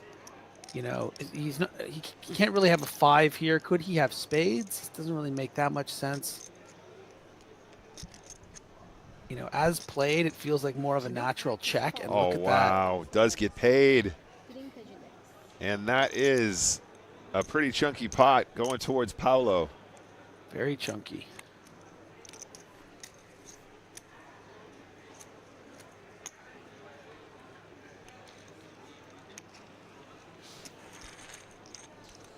All right, yeah, we'll want to see the chip counts now, guys, because that is pretty big shift. And this style from Paulo is befuddling at times. Definitely unconventional, but he does wield it in a certain way. You know what I mean, Griff? He strikes me as the kind of person that it doesn't play by other people's rules, but is no fool either. You know, he kind of knows what he's doing, and he's doing it his way. And I think that's probably what has merited him so many final tables and what is potentially his 3rd BSOP trophy, if I understand the notes correctly.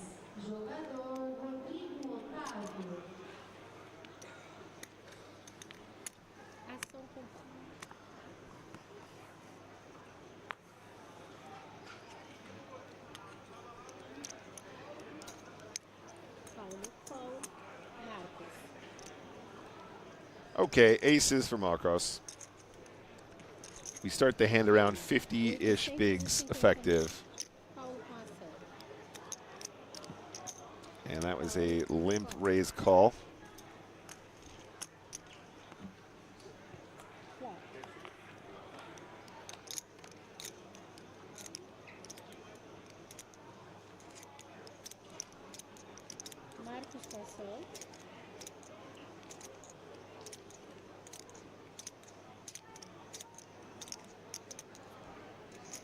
Bet 1.250.000.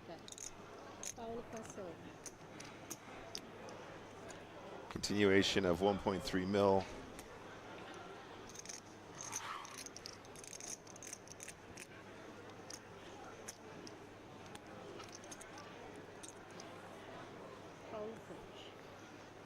Yeah, and Paulo having pretty much one of the worst hands he can have.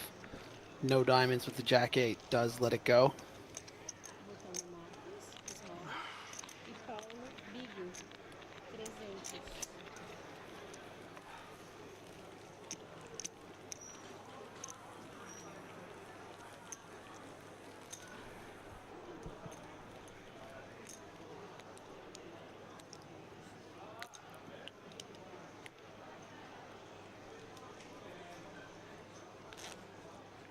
Marcos, você é small 150.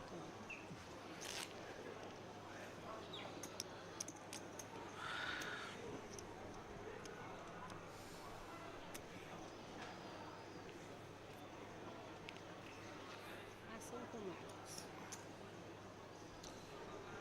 Pocket jewels.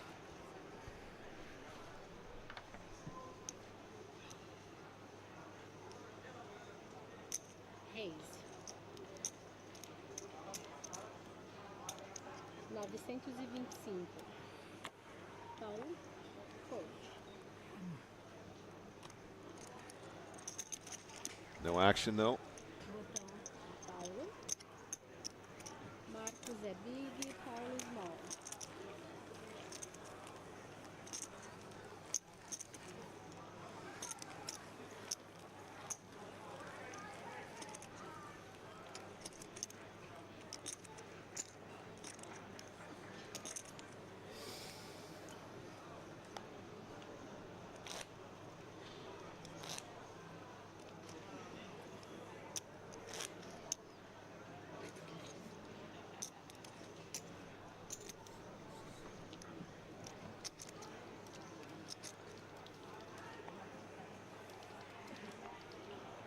Ação com Paulo.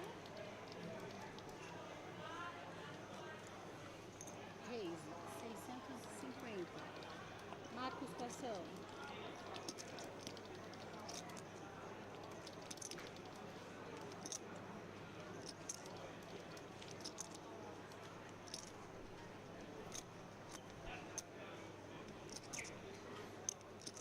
Reis.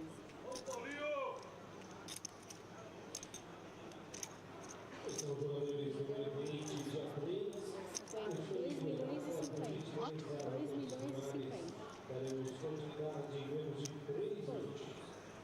milhões e 50.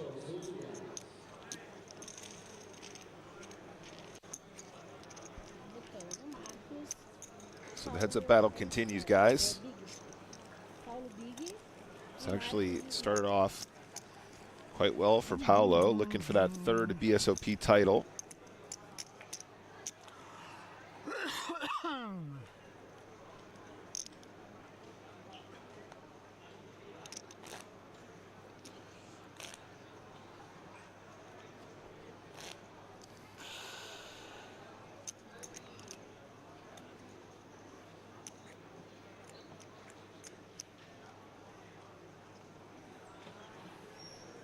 Ação com Marcos. That's a pretty hand in position. Queen Jack suited.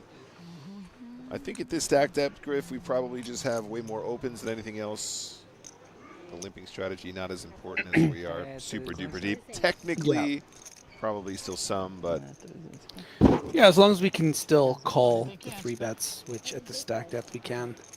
Seems fine to start with a raise. It's just going to limp though. Reis e 1.300.000. Marcos passou.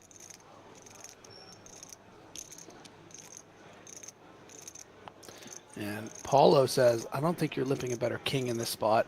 So I'm going to get some value and also hope to fold out some equity hands. Not this one, though, as we go to a flop.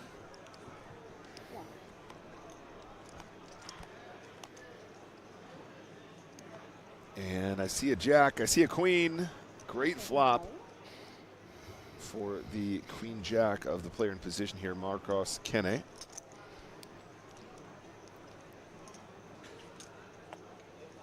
Yeah, do have some equity with your little straight draw here. Pretty aware, I think, will Paulo be, that this is kind of around the same kind of neighborhood Marcos should be on as far as his range. Yeah, and I actually was surprised not to see a raise here. I do feel like, especially with 2 spades in our hand, our opponent is going to have plenty of 1 pair straight draw hands here, diamond draws, maybe 1 pair diamond draws. Like, we get to this turn, and obviously both players not going to be super thrilled about the ace of diamonds. Paulo might still try and represent the ace with another barrel sometimes, but I don't know. The player in position is just going to have hands that turn quite big in these situations. Does continue, though. Like I said, the ace is not the most ridiculous card to try and represent here. And at this point, if Marcos is flatting the flop,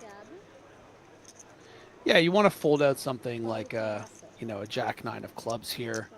Marcos just ships the turn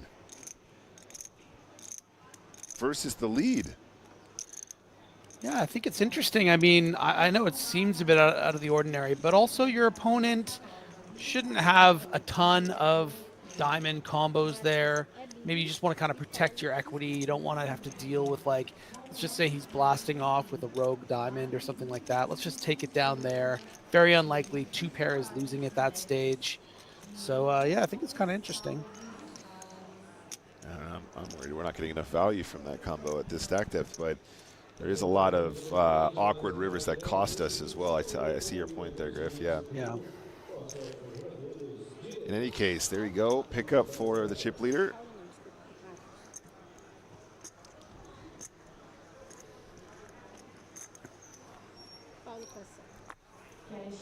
Paulo, jack-9 of diamonds in position. Very pretty heads-up hand, especially when you have the button. Yeah, expect to see some more limping now at this 25 big blind stack depth. I think jack-9 suited is a good candidate for it. Would hate to raise and find yourself folding pre-flop. It's going to be checked back with the king-7. Pretty fair fight going to the flop. Flop is deuce 7 deuce. Good flop for Marcos. Quick check, check. Turn the 4 of clubs. I think king 7 needs to lead now. Small, you're trying to get high cards to call. Maybe some gut shots with high cards to call, like ace tray or something like that. That checks the flop. And quick fold.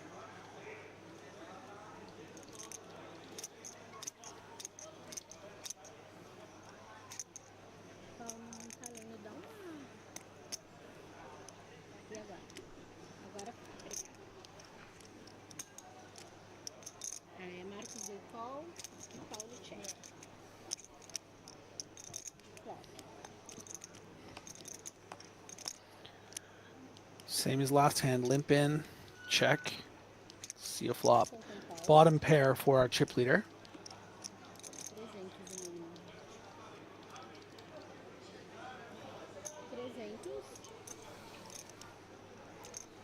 Haven't seen Paulo's cards just yet.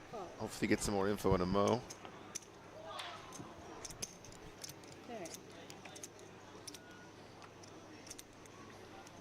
Check, Marcos. Check. River. And the deuce of hearts on the river. Bet 750. Marcos fold. Quick bet, and Marcos folds.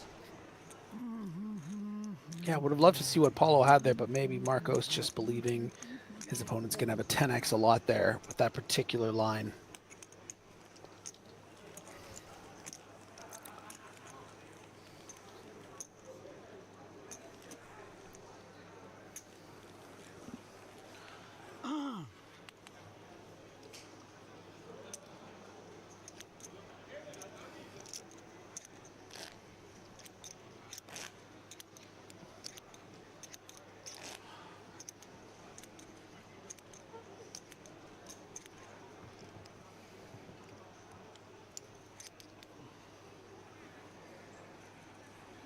Ação com Paulo.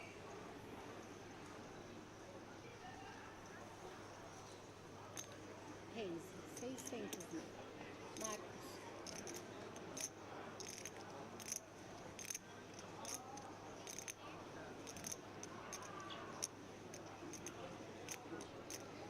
Looks like Paulo's opened. Reis.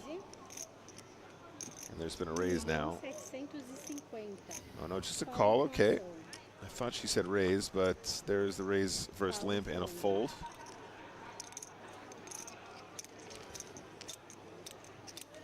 Botão é no Marcos.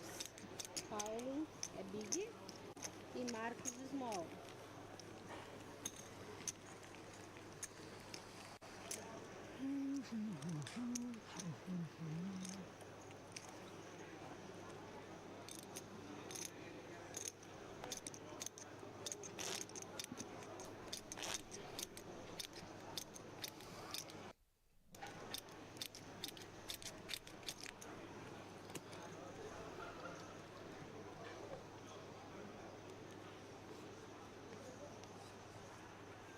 Ação com Marcos.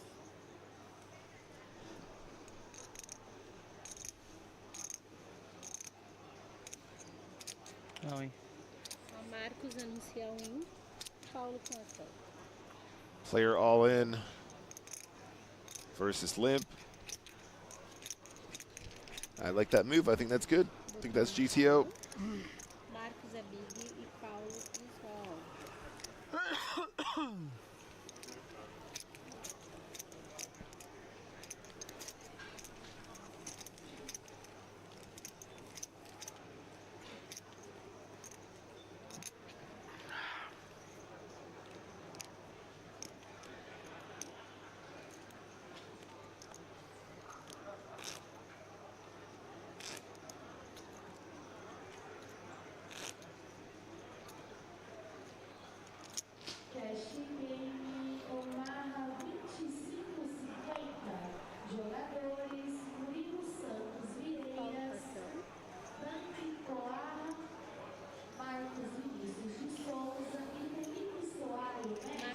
Volta para mim no leitor. E agora? Paulo do Reis de 650. Marcos fold.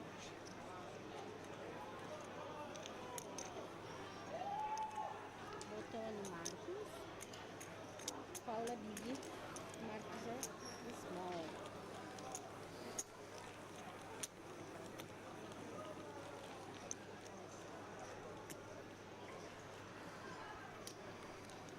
Nothing to see here, folks. Carry on. Next hand, please.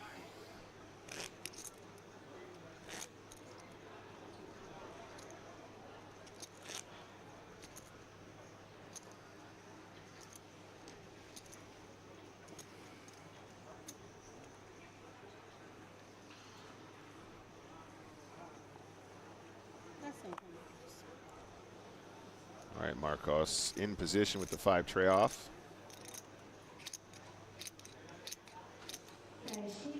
Yep. Still playing in position. Good to see. Check from the Jack 10. Pretty standard stuff so far.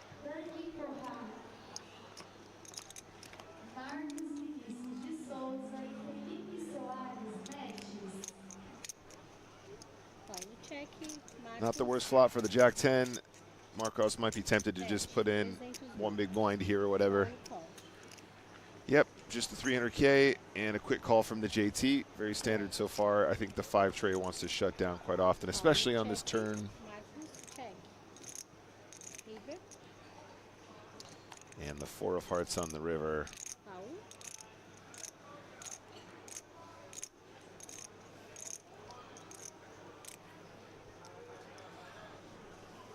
Bet 800. Marcos hoje.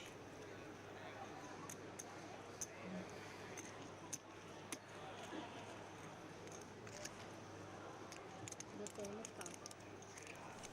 Marcos Big.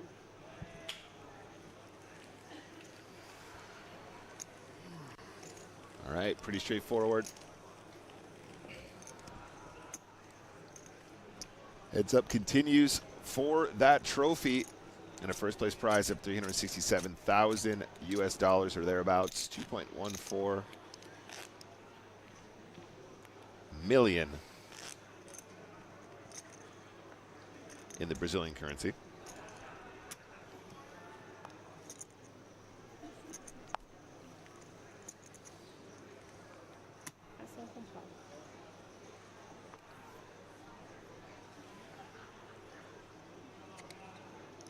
Reis, 600 mil.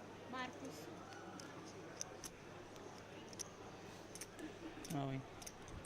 Marcos anuncia. Marcos max pressure. Paulo.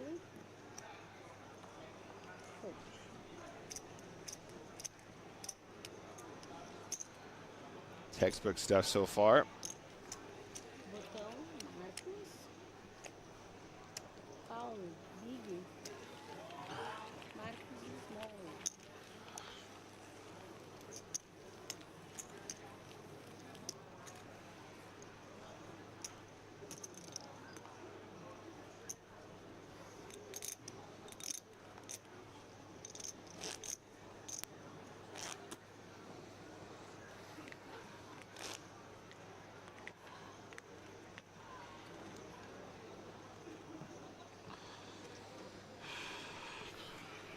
Both players probably pretty tired at this point, guys. Playing through a field of 503.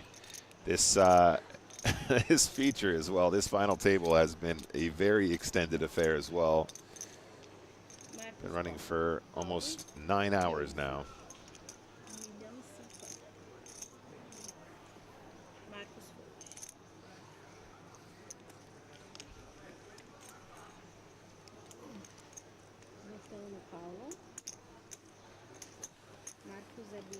Nothing interesting happening here just yet. Não. Not in this hand, at least. Obrigado.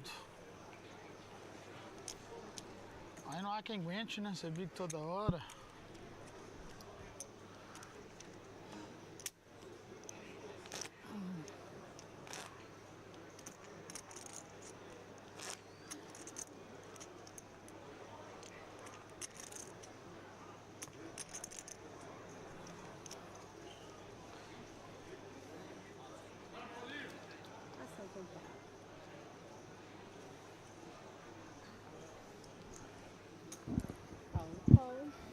Paulo calls, like this call at the stack depth.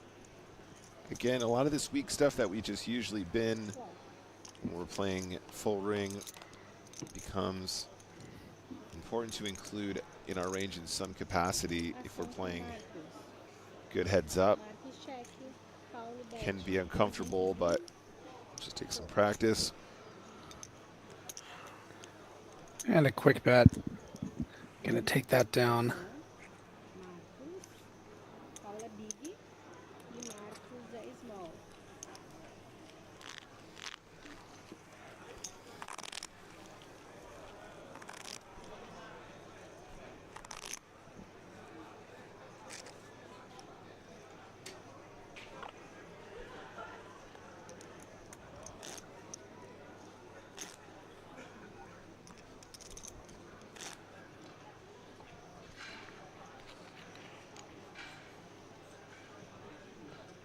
Times like this, Griff, I think we need 2 dealers on the table shuffling in rotation. Max hands per hour. Yeah, let's clip it up.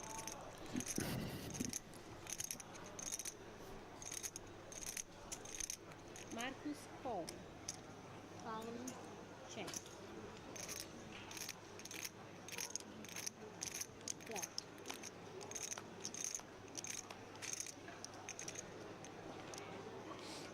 Queen 8 queen. Paulo check. Marcus. Bet 300.000. Call. Call. Turn. Paulo calls with a 2 pair.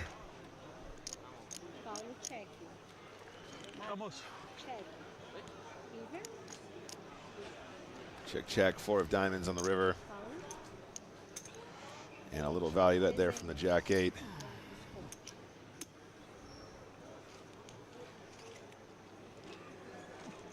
Starting to sense a little bit of tiredness from both players. A little bit of a faster pace here as well. Marcus é busy.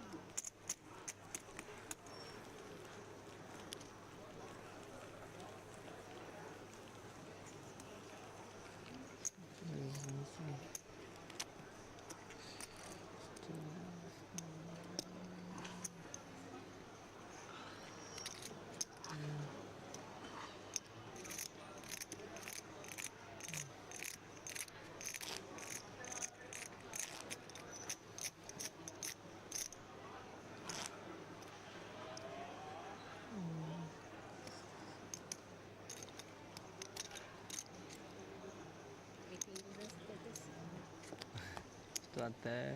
Tom says, I feel like after Agora deu, né? a full day of shuffling, dealers must get sore Tá hands. bom, não tem problema. No, I can tell you, Tom, it's usually your back that goes first. Your back and your shoulders. Hands are fine. Call, call. You need good core strength if you do a lot of dealing. Pôs aquilo ali, eu fiquei assim, será que é 300? Também confundi. You actually end up leaning over the table a lot more Saiu often minhas than you de 100 think. aqui, eu me perdi.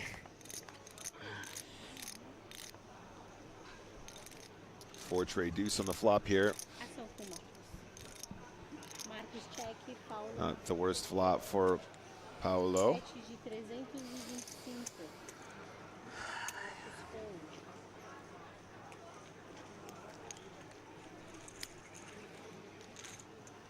Botão. Marcos. Paulo busy.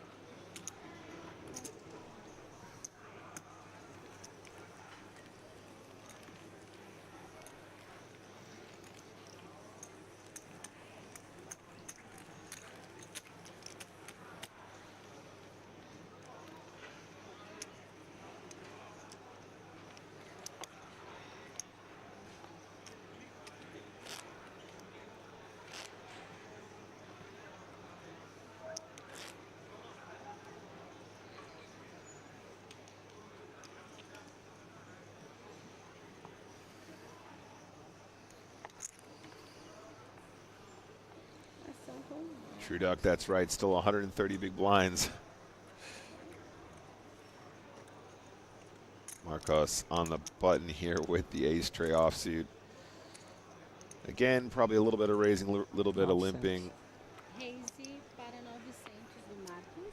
If you're playing against the right kind of opponent, some of these weaker aces might even be limp shoves versus a raise not all in if your opponent is isolating the correct frequencies, including bluffs. Ace-5 folds pre-flop. Excuse me? That was a raise and take it for the ace tray. Ace-5 should have been a 3-bet jam. Did he just min raise or was that a shove or what was that? I'm pretty sure it was just an open, guys. I didn't actually catch the size. I'm not sure if he was using his 3x, but he wasn't open shoving? I'm pretty sure it wasn't a shove. I could be wrong. Help us out, chat. Chad, help us out. It's the action's so fast and furious here. No, he wouldn't just shove it that stacked up, would he? It's not ridiculous, but you'd expect probably He shoves. might. I mean, we saw the ace-7 shove for about 27, so, and ace-5 would be a fold, and I think that must have been what happened. Some people saying he did make it that 3x size again, which again is probably even more reason for the, so 900K. That's even more reason to see the ace-5 shove, in my opinion, especially if it's been a consistent 3x. There's so much more dead money to win at non-showdown. But there you go. If it's working, it's working. That's a nice little pickup there against a hand that probably should have put you to the test. Thank you very much to Tom for the clip. Raised to 900K. Yeah, quite right. Thank you, Chad, as well. Quincy, well spotted. Mazen, 900 as well. Yeah.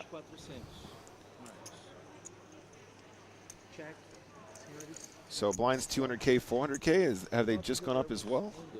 Yeah, I think they've literally just gone up this hand. So even shallower than before.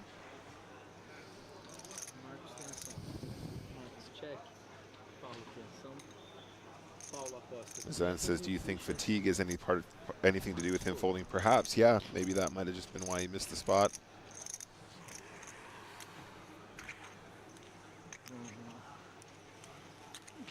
Just been leaning on him at the moment here, heads up. Let's take a look at the chip stacks in a mo. With the antes going up, however. Before that, Felipe Moura, our new dealer.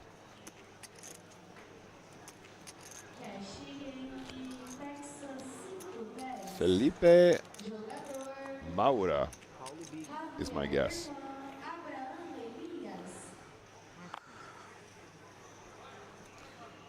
100 big blinds in position, king 9 of spades.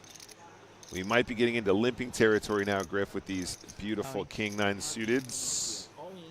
Decides to go all in instead. Don't forget there is big blind antes in place. So that's a huge pickup. Ace tray in the bin.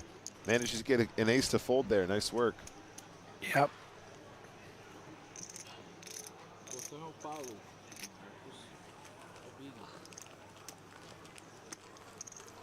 All right, help me, True Duck. Is it Moura?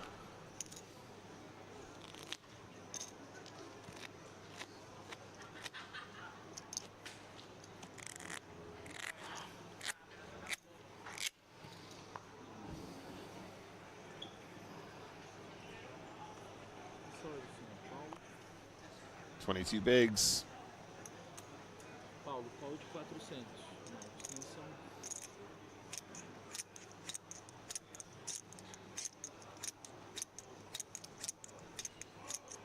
Marcos, raise para 1.5 million. Yep, nice raise here. None all in. It feels good.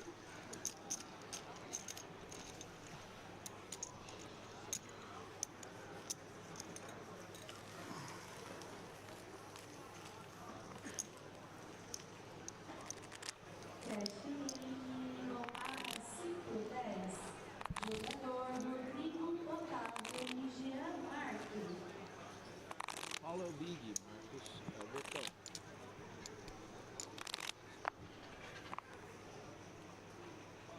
Marcos, atenção.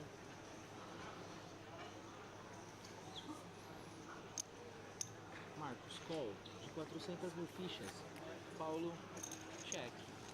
Senhores, vamos ao flop. Flop jogamos em 2 jogadores. 10 of diamonds, 7 of spades, jack of hearts.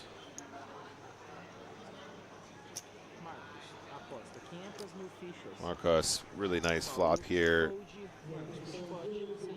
Paulo starting to look a little bit more frustrated, and fair enough. I mean, he's sort of entering these pots in legitimate ways, but not really getting much to work with here. Posts.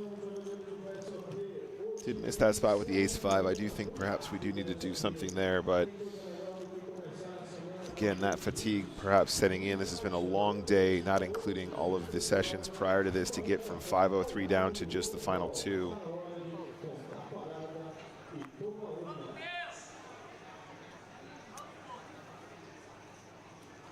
Paulo, call. Marcos. And a limp with the 9-7 of hearts. Shove from the king-7, not letting up. Marcos just leaning on him. Yeah, at this point does just feel like a matter of time situation. When is Marcos going to finish off his prey?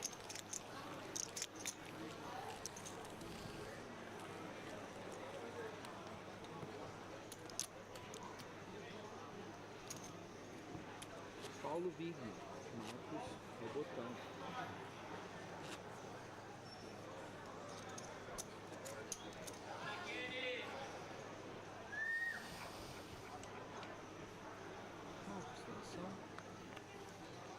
Jack succeeded in position. Again, I think we end up doing a lot more limping here. De 400. Paulo. Raise para 1.400.000. Call and a raise. Extensão. Goes up to 1.4. Call de 1.400.000. Jack 6 does call in position. Again, pretty textbook stuff so far. Senhores. I think Queen 3 is not a ridiculous ISO candidate. Definitely going to happen sometimes. Ace, King, 8 on the flop. Nice small continue, gets it done here a lot of the time if you are Paulo. Paulo aposta 1.250.000. Marcos, fold, Paulo push pot. Yep, good stuff. Power the continuation bet there.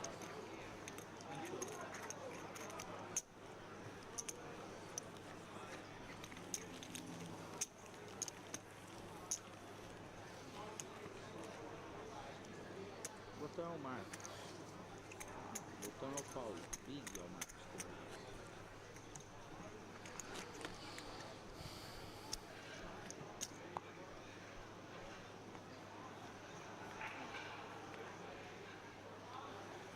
Paulo atenção.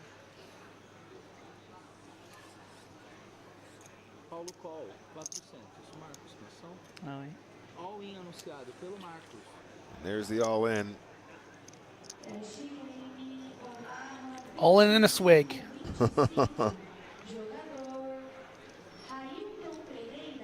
can't be all loosey-goosey swigging the water. This looks like a King Jack face. Marcos push pot. No. Misread. Sem showdown. Sick misread there, bro.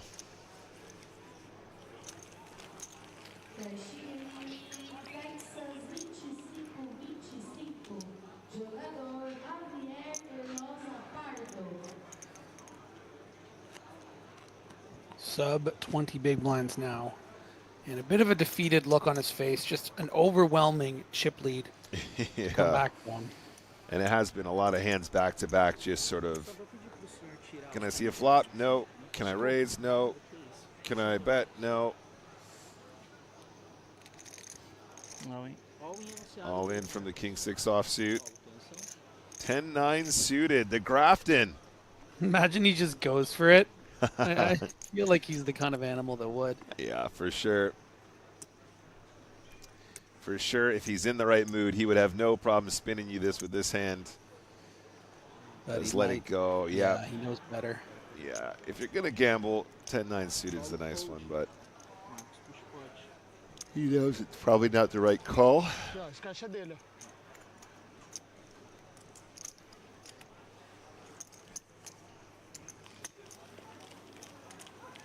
Marcos é o Big.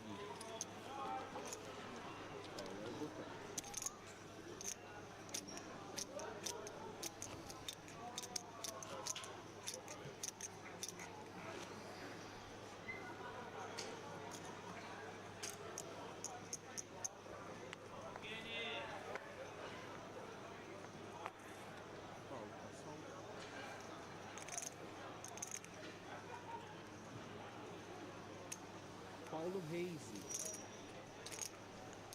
950.000. Marcos fold. Paulo spot.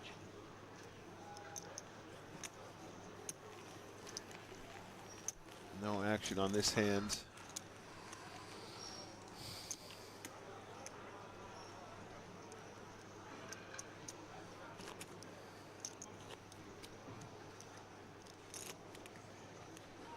Paulo Big.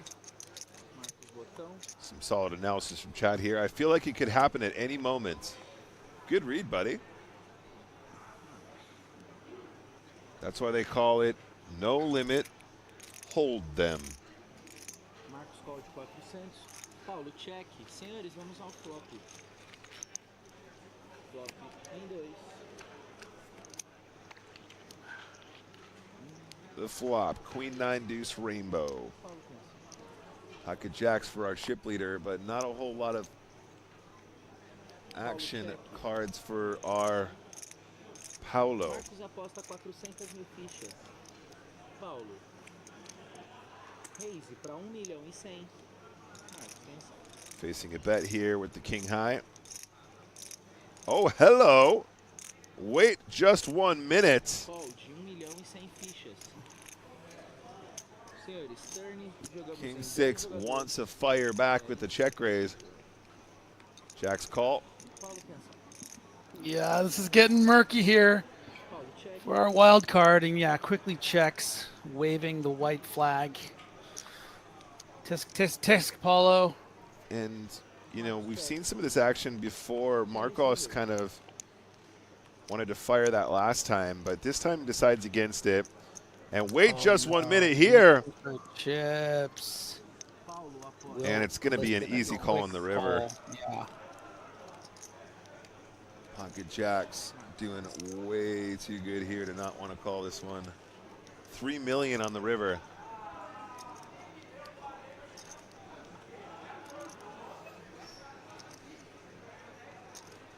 So pretty much full pot on the river. Yeah, isn't seemingly very thrilled. I mean, usually, yeah, no, there is the call. Showdown, senhores. Does call correctly. Rei 6. Marcos 2 pares. Yeah, and sheepish doth the man who has been caught fishing for cookies out of the box above the fridge. Sheepeth is the man. Doth the man, Nick, doth the man.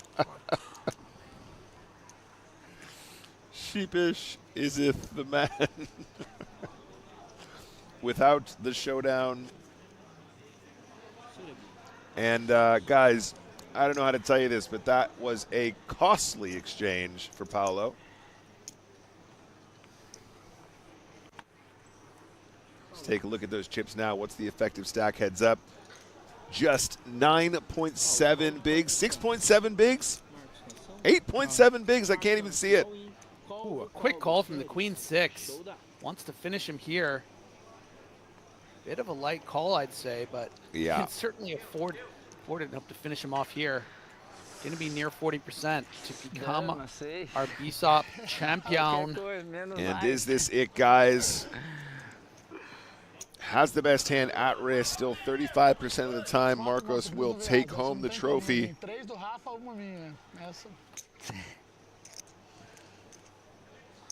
Flop 4 tray, no help for the Queen 6 for now. Going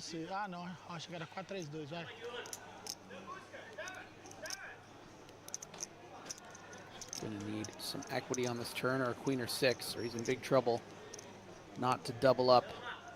Okay. Ooh, there's some equity. That's some equity. There you are, Peter. There you are, gut shot. And the river could close it if the Queen 6 improves.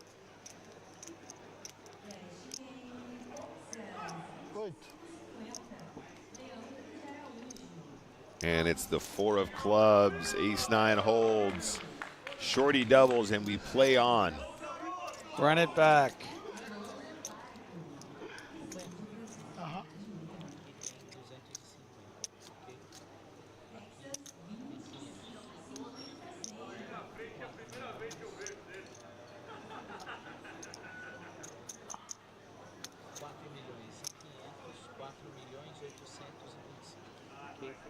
Senhor, 4.525.000. Não, peraí. Calma aí. 4 aí. 2, 3, 4. 4 aí. 400, 400, 400, 400, 500, 600, 700. 3.500, 4, ok? 4. Aqui é 125, ok? 125. 4.500 aí. 250. 4.825. Ok? 4.825. Você quer vir aqui com o irmão? Não, tudo bem. Aqui pra mim na mesa tem 1, 2, 3, 4. 4. 4, 500. Certinho. Você liga de eu ir no banheiro de novo lá 1 minuto, Marcos? Não, pode. Importa? Não, mas aqui no ficha ele tem 4.825. Vou lá.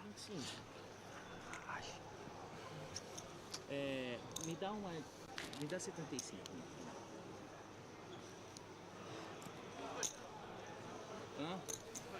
All right, so after that, guys, let's take a look at the chip stacks. 19 big blinds for Paulo. I would say that was on the lighter side, Griff. It does feel like it's slightly out of range there, but obviously with that chip lead, Marcos maybe just saying, it's close enough, let's run it, and sure enough, did have some pretty considerable equity. Yeah, I think a bit unnecessary, if I'm being honest. You really have your opponent on the ropes there. He's sort of misplaying some spots, giving him an opportunity where, a lot of the times he's just going to have a better queen, some king highs, ace highs. Just, I feel like it wasn't, maybe this feeling of sort of invincibility that Marcos Kenny might feel at this stage, the way this final table has gotten. Not to say that he has is in a position where he's in a lot of trouble of a comeback, but it could be the start of something for Paulo for sure. Yeah. Definitely can't afford to get too sloppy towards the end here, but other than that, somewhat lighter call. Again, it's probably not it's not a million miles off. It's been pretty clinical here from Marcos, very controlled, seems to have a very clear game plan going into the heads up, and so far just seems to be on the right side of some of the decision making. Has had quite a few nice hands as well, nice setups to just pick up chips at non-showdown consistently. Yoshi in the chat says Marcos is clearly praying to finish this too soon. Recreational player question mark? No, I would hazard a guess at saying Marcos has been one of the strongest contenders at this final table. But both players definitely feeling the strain, feeling the fatigue. It's been a long old series, not just in this event, but BSOP has been running for some weeks now. And as well as that, this event has been running for some days now. 503 entrants in this field. Just 2 remain. 5, 10, 15, 20, 25, 30, 35, okay? So I think we're just waiting for Paulo to return. Did pop off on an impromptu break there. And then hopefully we return. I mean, technically, wouldn't this be the point? There would be a break, though, but maybe they just wouldn't take it. Be an hour and a half after, he resumed it around an hour and a half ago, I think. I think this was on the request of Paulo.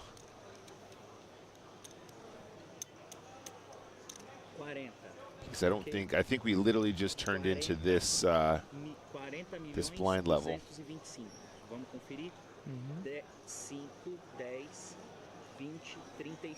Just doing a sense check on the table while we're at a pause. 40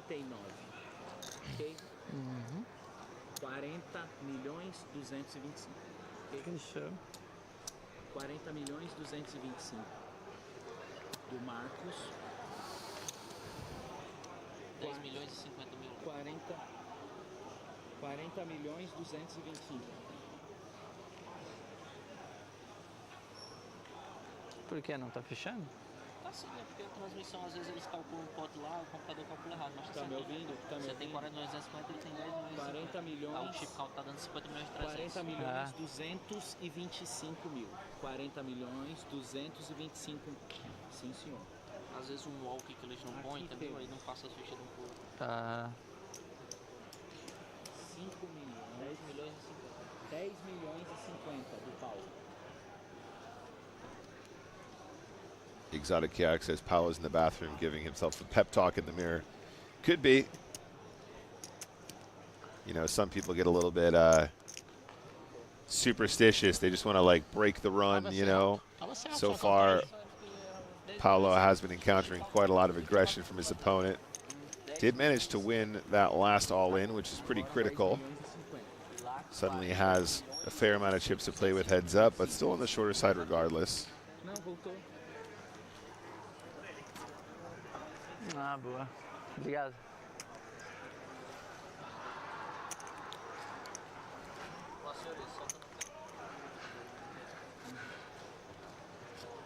Paulo é o botão. Marcos.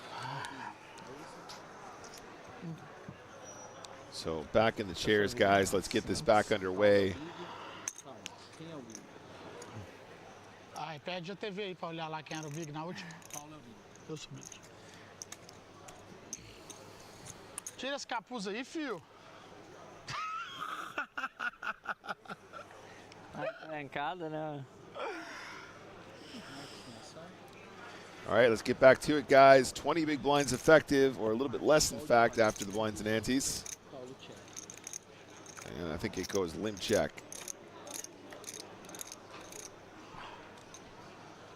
Flop is deuce, jack, 8. Paulo, check, Marcos. Not sure if we're going to see the cards here. Paulo. Just a bet and a take it on the flop, I think. 400.000. Paulo fold. Marcos fold.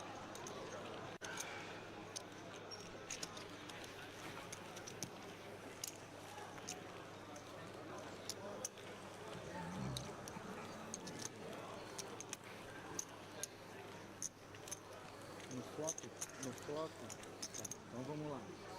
Pré-flop, 400.000, call, flop, check, bet do Marcos de 400.000, fold do Paulo. Paulo, botão, Marcos. Deu um pane.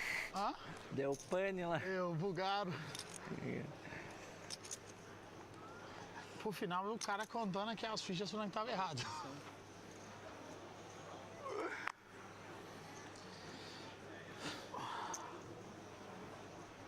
Call do Paulo de 400. Marcos tem ação. Marcos, check.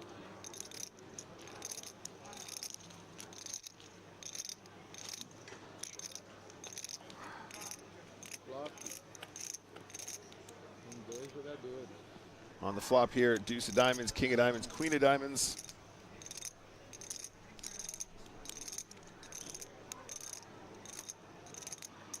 Do we have any cards out there? Aposta, 400.000 fichas. Paulo, fold. All right, no cards for now. Let's see if we can get the graphics back up.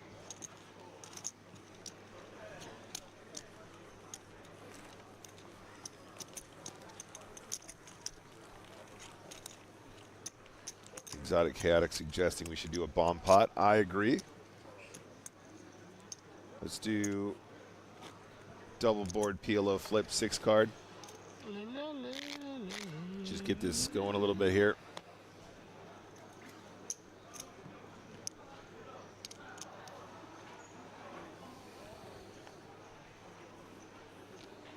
Marcos tem ação.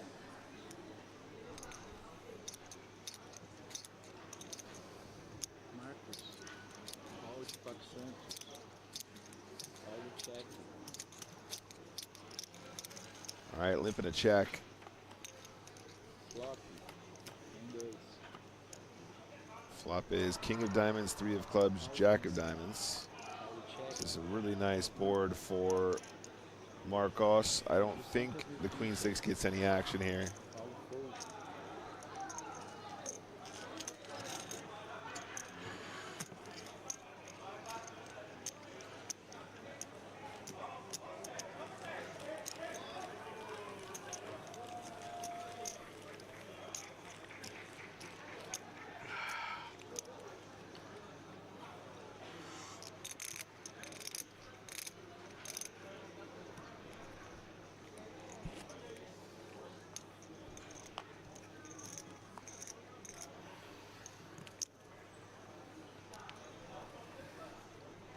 Paulo fold. Paulo, call de 400. Marcos tem ação. Paulo starts with a limp with the suited 9-4. Check do Marcos. Quick check in the big blinds from Marcos. Flop.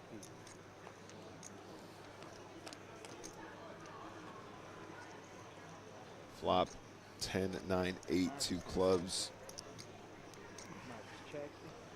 Paulo, aposta 500.000 fichas. Marcos tem ação. And no action here either.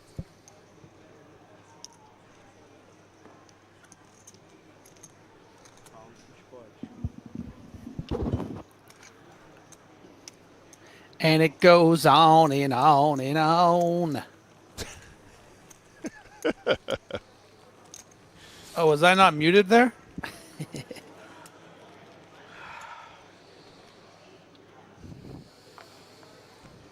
At some point, we need to go through a bunch of old streams.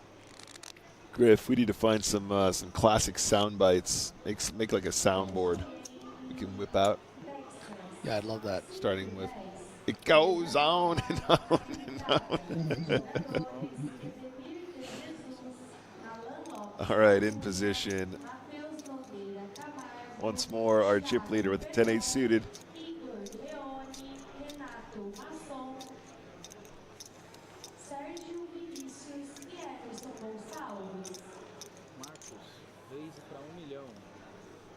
Marcos starts with a raise. 6-4 in the bin. Again, can't help but feel like it's just kind of all sliding in the direction of our chip leader, like it's weighted on one side of this table.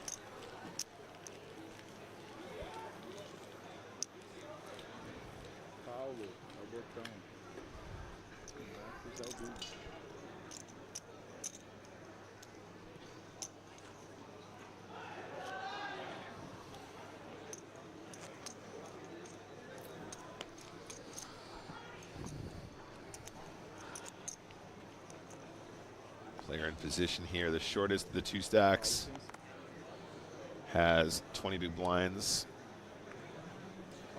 Just open folds the 10-5 suited. No! No! Cannot be folding 10-5 suited for 20 bigs in position. I think Paulo is starting to feel that fatigue. Yeah, starting to show signs of frustration. Doesn't feel like it's going his way right now, but I think that's the second spot where we've just kind of seen a give up. And, you know, 10-5 suited isn't exactly, you know, a super premium hand, but it is very good when you're in position compared to how wide you're supposed to be playing combos there. Maybe just wants to break the rhythm a little bit, Griff. You know, it feels a little bit like he's just getting run down, doesn't want to put more chips in and fold to another shove. Feels like his opponent's just shoving super wide versus limps or something. I mean, we can see from our side that his opponent has had some fairly reasonable shoves versus limp with high cards and such, but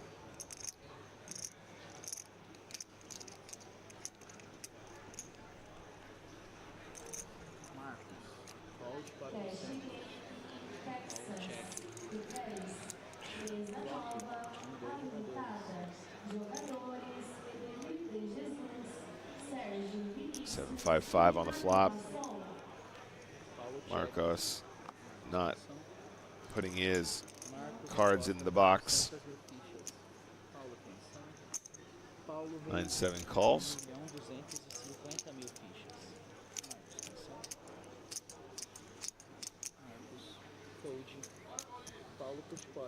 No action here.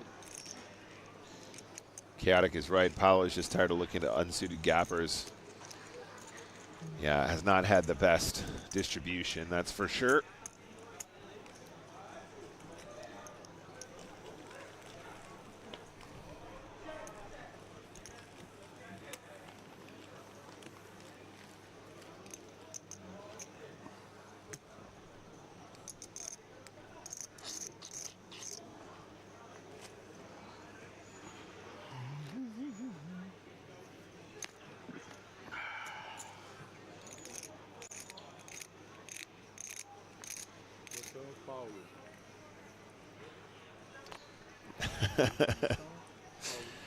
Speaking of unsuited gappers, 8-4.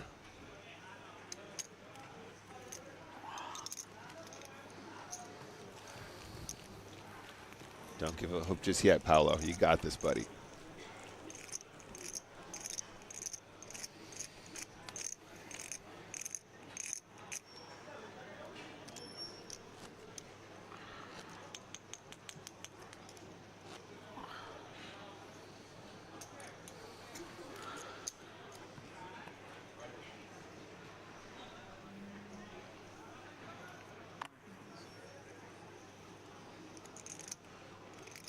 Player in position here. 4 deuces of spades. We are sub 20 effective now. Queen 6 just checks after the limp. See, that's how you play Queen 6 off. Yeah. No aggression, no calling all-ins, just a little check. And look at that flop, guys. Queen high with the straight draw for Paulo is in fact the best hand with a great draw.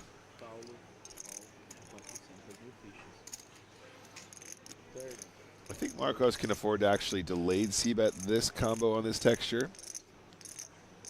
I say delayed c-bet, delayed bet, not not bet the flop, but bet the turn. It's not really a c-bet, but you know what I'm saying. Check on the turn though. Marcos shutting down now, I imagine, unless something weird happens. King of Hearts on the river. And Paulo just bets, and we see a fold from Marcos.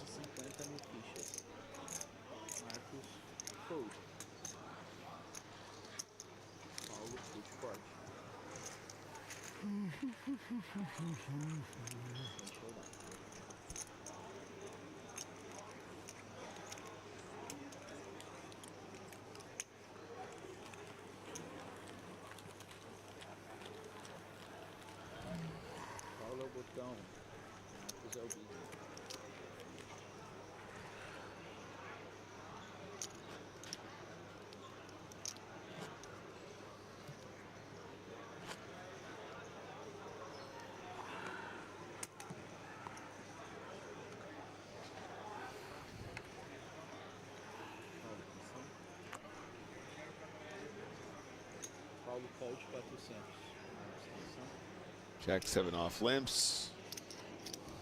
King 10 might just shove here as well, but I think you really just gotta do something. Será que consegue mais duas? Vai? Você quer fazer intervalo ou quer seguir, Marcos? Ah, por mim pode seguir, só se quiser. Por mim pode seguir também. É, vamos. Só parar pra ir no banheiro quando alguém quiser e boa. Beleza. Tranquilo, né? Não? Tranquilo, né? De boa. E parando pra ir no banheiro que eu tomo água com força. É.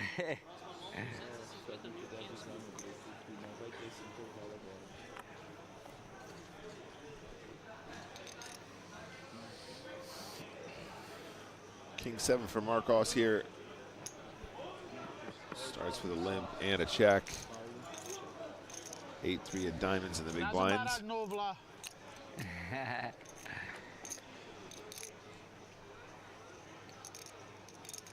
And it is 10-10 deuce.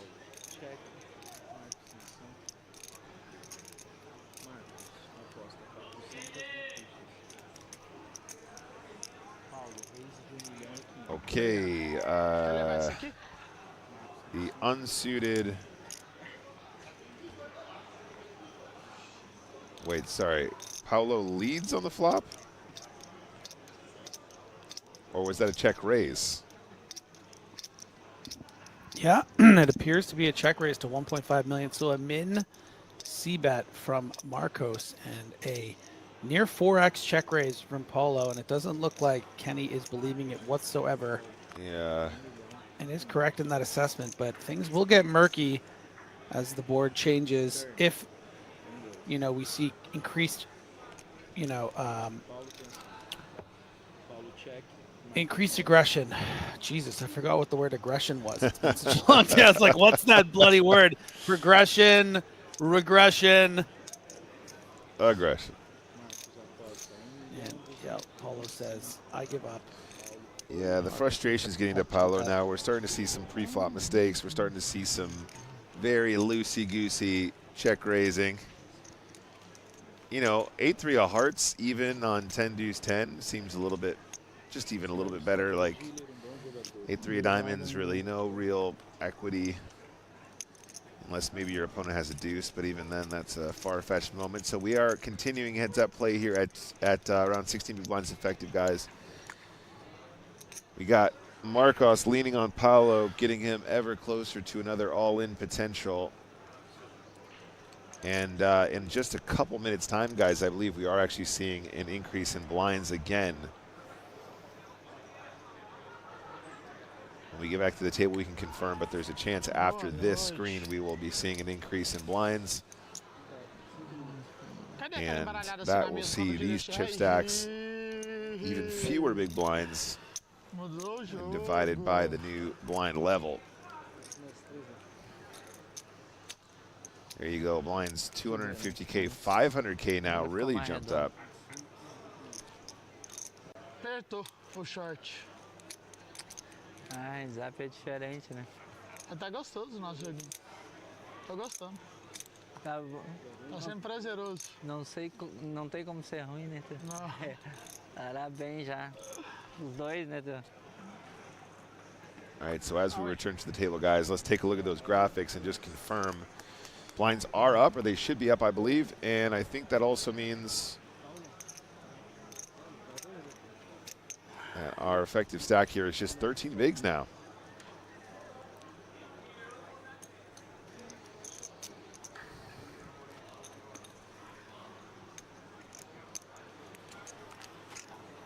Se não fosse bom, já tinha espiusado. Tá gostoso.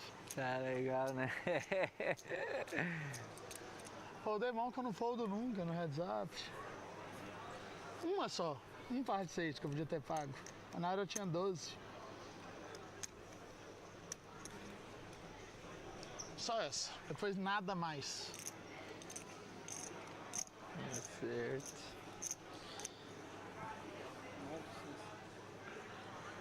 Eight-7 of clubs. Quanto aí agora, tá? Marcos might be tempted just to push this suited connector. I think at this stack depth that would be more than reasonable. There's the all-in. And ace-4 of clubs I think needs to call here, Griff. Does call clubs in favor of Paulo. 7 ou 8, hein? É oitava, não tem como. É tudo do oitavo, vamos. It's going to be a 60-40, guys. If the 8-7 can get there, this might be it for the trophy to the Sith Lord, potentially.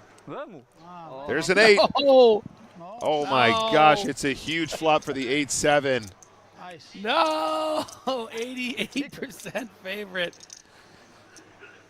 And the turn. Oh my gosh, I read them opposite. We're winning. 3 of hearts. Okay, 7%.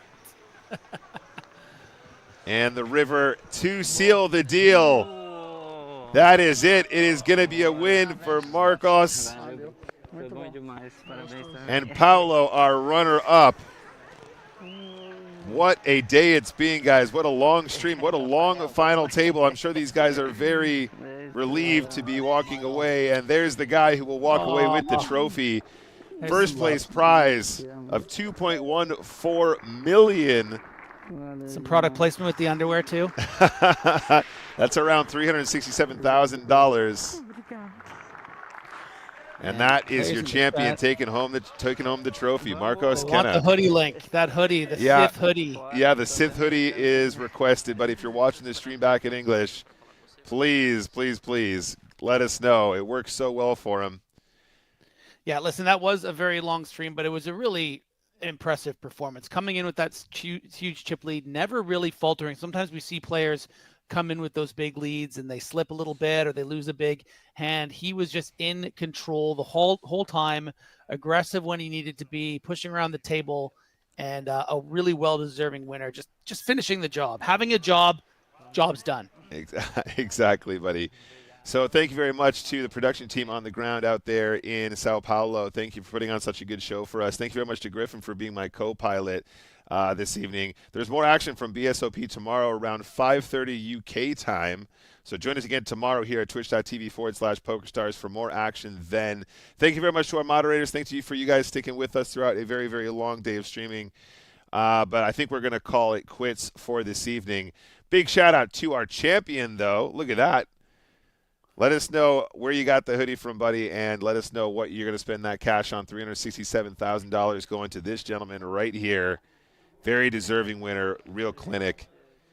But I think we're going to sign off there for now, Griff. Thanks, buddy. I really appreciate it. So, guys, from myself, Nick Walsh, and from my co-host, Griffin Benger, and from everybody out there in Sao Paulo and our entire production team,